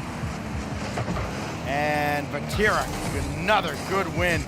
So many. Exotic couldn't force it through. Vatira backflip and still managed to get to that ball first. Again, just KCorp can do no wrong as we get into the final 100 seconds. And Exotic does it again, make it a 6 spot for Exotic. He just can't, if you give him a free shot like that, you gotta expect it to go in. You're putting a hand up, but he has so much space. He has so much time. He has the ability to do whatever he wants with the ball. Great work from Exotic, but Space Station Gaming are just giving the game. They're giving the series to Karmine Corp right now. This is unreal as Daniel will get back one more here. Great setup by LJ, and I don't think enough can be said about the confidence of LJ. No fear at all. He has so much confidence in his own game, able to set that one up and give SSG a shot here in Game 3. Confidence from LJ's big, and so was the confidence from Daniel. He picked up that back corner boost of Karmine Corp's and cut off the rotation.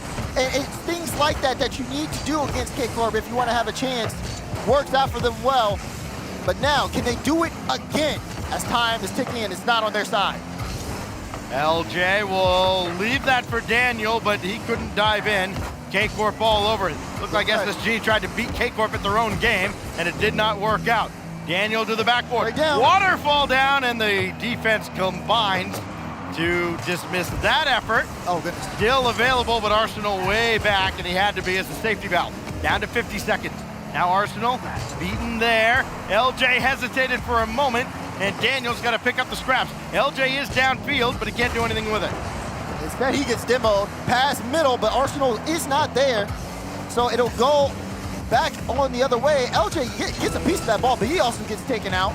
So now Arsenal will go in. There's a demo on the play. Can Arsenal get this one in front? He can! Daniel goes all in! And Space Station got some fight left. We're back tied. No A's, only G's for Daniel. 6 goals, no assists. 3-3. 24 seconds remain. And a similar story to game 1. LJ just with the tail over to the defense. Nobody home on the opposite side. Boost not there for Exotic. But Tierra, no way he got to that. Down to 7 seconds before we go to another overtime.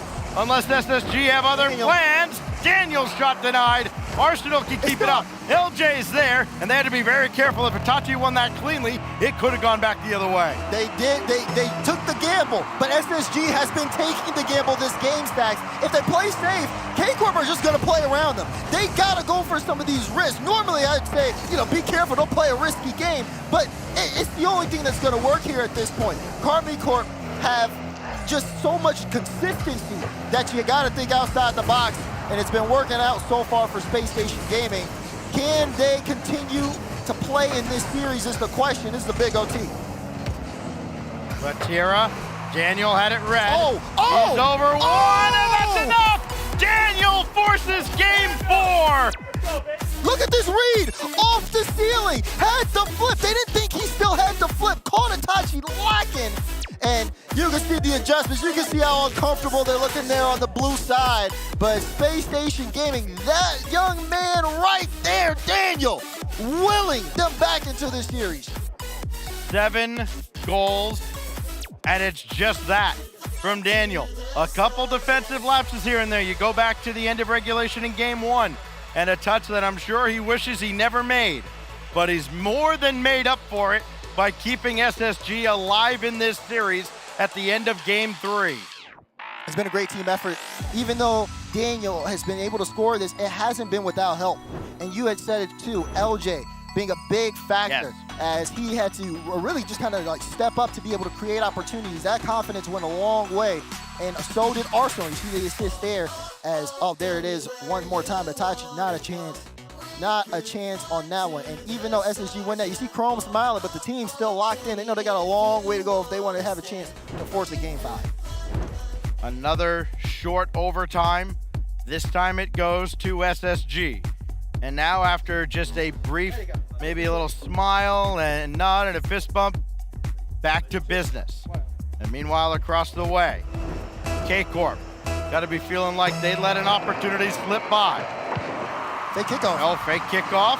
Rolled ahead, and Arsenal peeled off the play, realized Vatira had that, and this may blow up in their face. Tachi getting the initial shot, but LJ does clear the zone, so they try to get creative. Didn't quite work, but you like the creativity there from Chrome and SSG, a wily veteran coach in his own right. Talk about this being a tall task for Space Station Gaming, but last season they became the first team to have multiple reverse sweeps in RLCS land. So if anyone can do it, it's this SSG squad. But this KCorp team rarely gives up opportunities like that. They were really known for closing series out. I mean, we've seen crazy results in this major, Stacks. Yeah, I mean, is there a better closer in the game than Vatira? We will find out, I'm sure, as this major and as this season continues on. Arsenal's right there. Indirect for himself. Daniel waiting. He'll come up for the shot. and Vatira had all the angles covered. Now LJ. What does he have up his sleeve? Got the pass away, but no shot getting anywhere near the net. That ball just played into space, and Arsenal can collect it. He won't be able to do much more with it. He's off the field for a moment.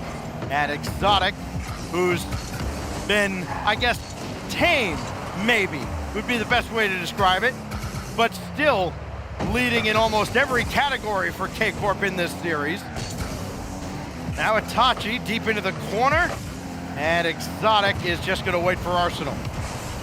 Feels like KCorp are waiting for SSG. I mean, this start has been very much more on the defensive side of things. We know they have the offensive output, but I think that they don't want to stretch themselves too thin. Instead, let them pull Space Station Gaming out and then hit them with a strong counterattack. The problem is SSG continue to attack, continue to stay on the ball, and even when it's the other way, they maintain that possession.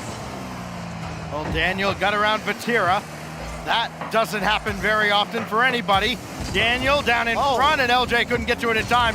SSG sent the house, and KCorp at least got a boost steal there. Maybe they can still punish them for it, but Daniel, a good stop, and LJ will collect, and SSG kind of wiped the sweat off their brow there. They got away with one. I like the idea, though. You saw the ball go towards Arsenal, but still letting LJ stay on that. Let him lead the charge, try to create some offensive opportunities, as he has done so with his confidence over the course of this series. But, oh, man. Great beat from Itachi, putting that on the back wall. It'll be LJ once again to try to get SSG downfield. It's been a very, considering how this series has gone, this is the most quiet game we've had so far. No one able to get on the board, and less than 2 minutes to go in regulation. Exotic to just lob one downfield. Yeah, a series where we've seen 6-5, 5-1, 4-3, just nothing separates KCorp and SSG. Whoa, pitch is that on? downfield is just high, and LJ barely ahead of Itachi. That was a crazy bench, though. You're starting to see a little bit of creativity come out from both sides, but still no one able to break through, and it's getting down to a very tense moment. LJ going for the ground pinch, does find it, but it hits the post. Vatira doesn't have to work hard for that save at all. And SSG, the back pass, still trying to maintain possession, trying to not really give shot opportunities. There hasn't been many shot opportunities this game. Only one shot has been recorded, and it's been from Daniel. Yeah, nothing's been allowed to get near the net. There have been plenty of attempts at goal, but from so far out, they don't register. This is lobbed ahead. Arsenal, can he get one more touch? No, Daniel will try and grab this in the corner instead. Trying to get that corner boost, and he did so. Across this goes. LJ, I believe he got a demo in there somewhere. LJ to center, no, it's not gonna work out. And Itachi stays low to avoid the dunk. That's a strong challenge from Arsenal, very aggressive. And Vatira, though, wasn't able to read the bounce and do much with it. SSG has been going toe-to-toe, scrap for scrap with KCorp. They've had the ball on the end of the blue wall, and that blue wall has been holding on, not letting shot opportunities go through. Again, it's been 2 shots to 0, though. KCorp have not shown any offense this game at all as the final 10 seconds of regulation count down. What a bizarre finish to this series. No! Oh, it's far down and somehow not in. How did that possibly stay out? We go to overtime after KCorp had to have felt like they had it. The series was in the bag. That just needed to go in, nothing flashy. Oh, little bit of mistakes. Exotic's up, and it's blocked out by LJ. We went from no shots to what seemed to be the most clearest one, but that one will hit the back of the net, and KCorp will finish the job finally. Who else but Exotic with his 7th goal of the series to go with a trio of assists, and the blue wall 2-0. And as the desk mentioned, Vatira matches his former squad. You've got Moist at 2-0. You've got KCorp at 2-0. And you've got a spicy upper rounds tomorrow. You do. You definitely do. As you know, teams walk around, say GG's. That ending was odd. I'll say that much. Well, I mean, the teams combined for what? 17 goals in the first 2 games. You had another 7 in game 3. And then game 4 kind of ends with a whimper. Just 1-0. That's it. I mean, we saw KCorp start the attack. It was almost as if they were waiting to activate. And once they did, SSG was confused. They were like, what, wait, what's going on? You guys have been doing this all game. We were used to having the ball on their own half. And once you saw that attack come on for KCorp, that's when you saw, again, that breakdown, as it's been so very tough for SSG to really kind of get in control over the course of this series. Is we take a look at the replays again, plays like that from Vatira were one of the main reasons KCorp were out on top, but it wasn't without some fight there from Space Station Gaming. A long, long day ends with a main event that, even though it did not reach Champions Field, you have to feel like it absolutely delivered. Just a roller coaster of emotions, haymakers back and forth, and at the end of it all, Leafex standing by to talk to KCorp after a great win. That's right, a great win, maybe a bit stressful too there. SSG held off, but at the end of the day, it's KCorp. And joining me, Itachi, talk about that. You guys must be tired after that. Yeah, it was a really tough series. Like, it was weird. We won 3-1, but yeah, we could have finished 3-0, but like, we'll do better tomorrow. We'll do 3-1's not good enough for them. Just 3-0s across the board, right? Now, I want to know coming into this, obviously, across the board, you're pretty much the favorites for this whole thing. Do you guys feel any extra pressure being the favorites? Do you just kind of like push that to the side and ignore it? No, we put it to the side. Like, we work about that. Like, we really don't care about we are the seed 1 or not. We are just going to smash everyone. Even if we're seed 1, 6, 16, we don't care. We just play and we stay in our bubble, and that's it. Well, I want to know then, what is that bubble? What makes you guys so good in your own opinion? In your eyes, why are you dominating everyone else? Is it because you're so focused? Yeah, it is. We're really focused, and also because our way of playing is really cool. We play together all the time. Like, no one is playing alone. We all play for each other, and that's why we're playing that well. Now, I want to know right now, because we've seen G2 go 0-2 earlier. You guys just stomped over SSG. They put up a fight, but obviously it came out looking like the better team and winning. Do you feel like Europe definitively is the better region at this point, or do you think it's still going to be kind of close? Now, for me, clearly EU is clearly like way better. Like, I know I know Oxygen, I know Liquid. Like, I know how they play. I know they are really solid. And even though I couldn't see much of NA yet, but like for me, we're like EU is way more talented than NA, and right now is way better. Those are some definitive words. I'm going to give you a couple more then, because you guys have a lot of fans out there that support you guys to the end. Like, and they're loud, and I know they're going to be loud this weekend as well. Any shouts just before we get to the weekend, what they can expect from you guys? We're going to give our 100%. Thank you for the support, everyone. Merci beaucoup. We will try our best to play as the best as we can do, and to bring the trophy maybe. Hey, so far it's looking good. Congratulations on the victory here. You're looking good so far. There's Itachi. We're going to go over to the desk, though, because we have a little bit to round up. This long day is finally done. Lots of Rocket League the rest of this week, but for now we're done. Let's go to the desk. Thanks so much, Leaf. What a match that one was to conclude the day. I mean, finally we got, like, a real classic match of Rocket League and a shootout for game 1. First one we've had really all day. That was just fun to watch. It was Daniel. It was Vatira. Going back and forth. Daniel put the team on his back. Did he ever? Until the last kickoff of the game. And this happens to Space Station all the time. If you're a Space Station fan, you saw that overtime kickoff, you're like, oh no, not again. And it was Daniel on the kickoff again. It was not a good kickoff. They never got possession of the ball, and they lose in overtime after all that work. But Space Station did battle head-to-head, toe-to-toe with the very best team here. But KCorp is that #1 team. That game 1. The amount of times the game was over in the final minute with the score changing hands in different directions. The 0-second goal from KCorp to force the overtime. You just think if Space Station, if they didn't concede that 0-second goal, this series could have gone completely the other way. But what a series to finish off an incredible day. And it felt like T-Bates, Daniel versus Vatira. Oh, because it was. It wasn't a feel like CJ.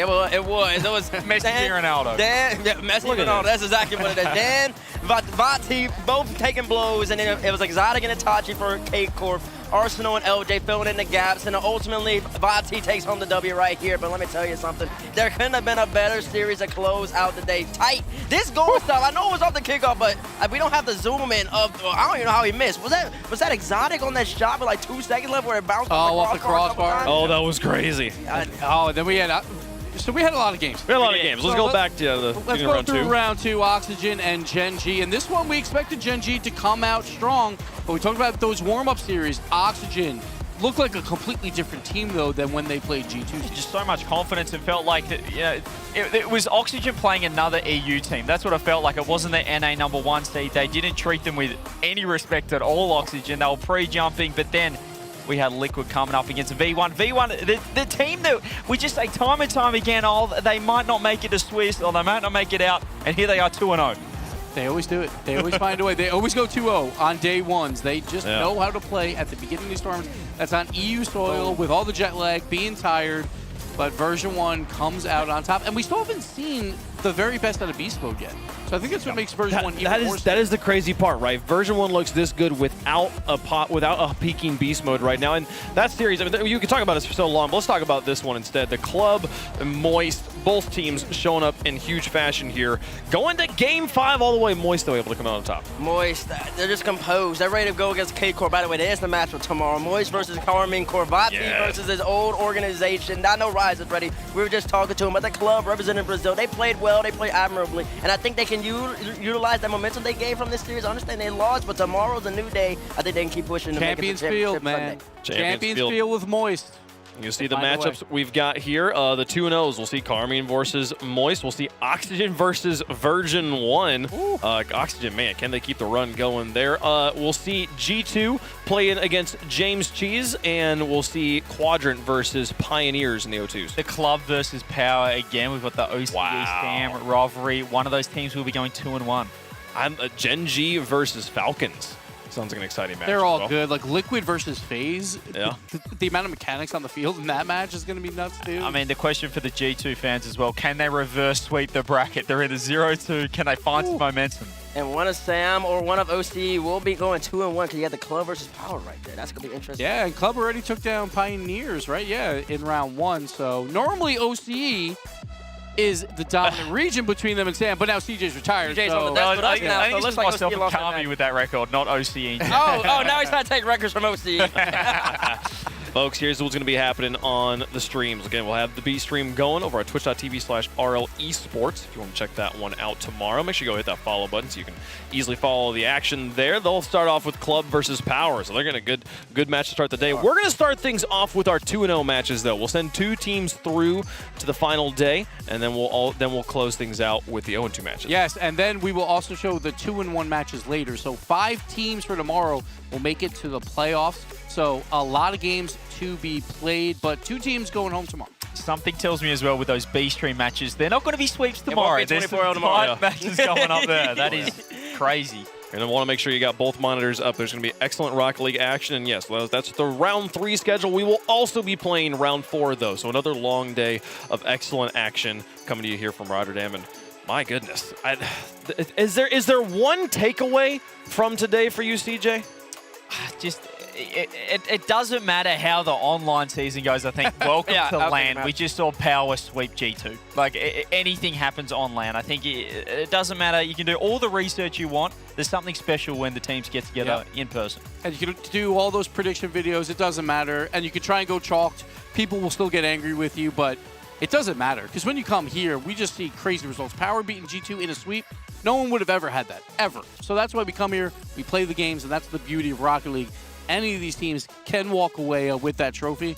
Can't wait to watch 3 more days of this. 3 more marathon days, too. So it's going to be a lot of Rocket League. Bates, does James Cheese get a game? Get a game? Probably. Probably? Wow. That much? Probably. If it's the same G2 form we saw today, most definitely. But it's hard to say. But James Cheese, I mean, they took... What they played earlier, they were playing pretty solid. Was that? KCorp. KCorp, they outshot them. And you just saw what KCorp did against SSG. So and then they played Falcons, and one of those games was 3-2. So, like, they have chances, and they have been scrimming pretty close with teams, so you never know. Well, hey, I mean, but for the G2 fans at home, the Army's going to go home, go to sleep here, get some of that jet lag shaken off here a little bit. We might see a different G2 tomorrow. But they are 0-2 and possibly going home right now. Well, but, folks, not right now. Tomorrow, folks. We got another excellent day of Rocket League coming to you guys at 1 p.m. CET right here on twitch.tv/Rocket League. Thank you guys so much for watching. Rotterdam Fall Major continues tomorrow.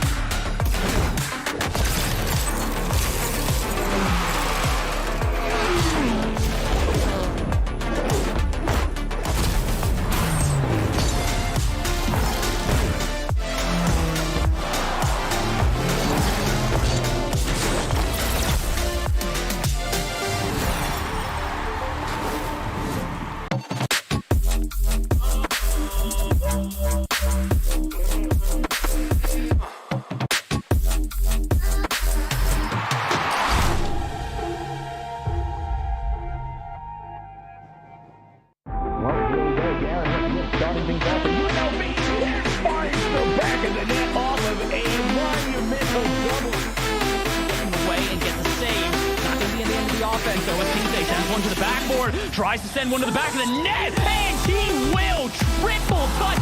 You said the double might work out. How about a triple? Oh my! This time, fire, right, clear this away. Let me call up with the back. Picked up the steam. It's still there. What's your name? He scored!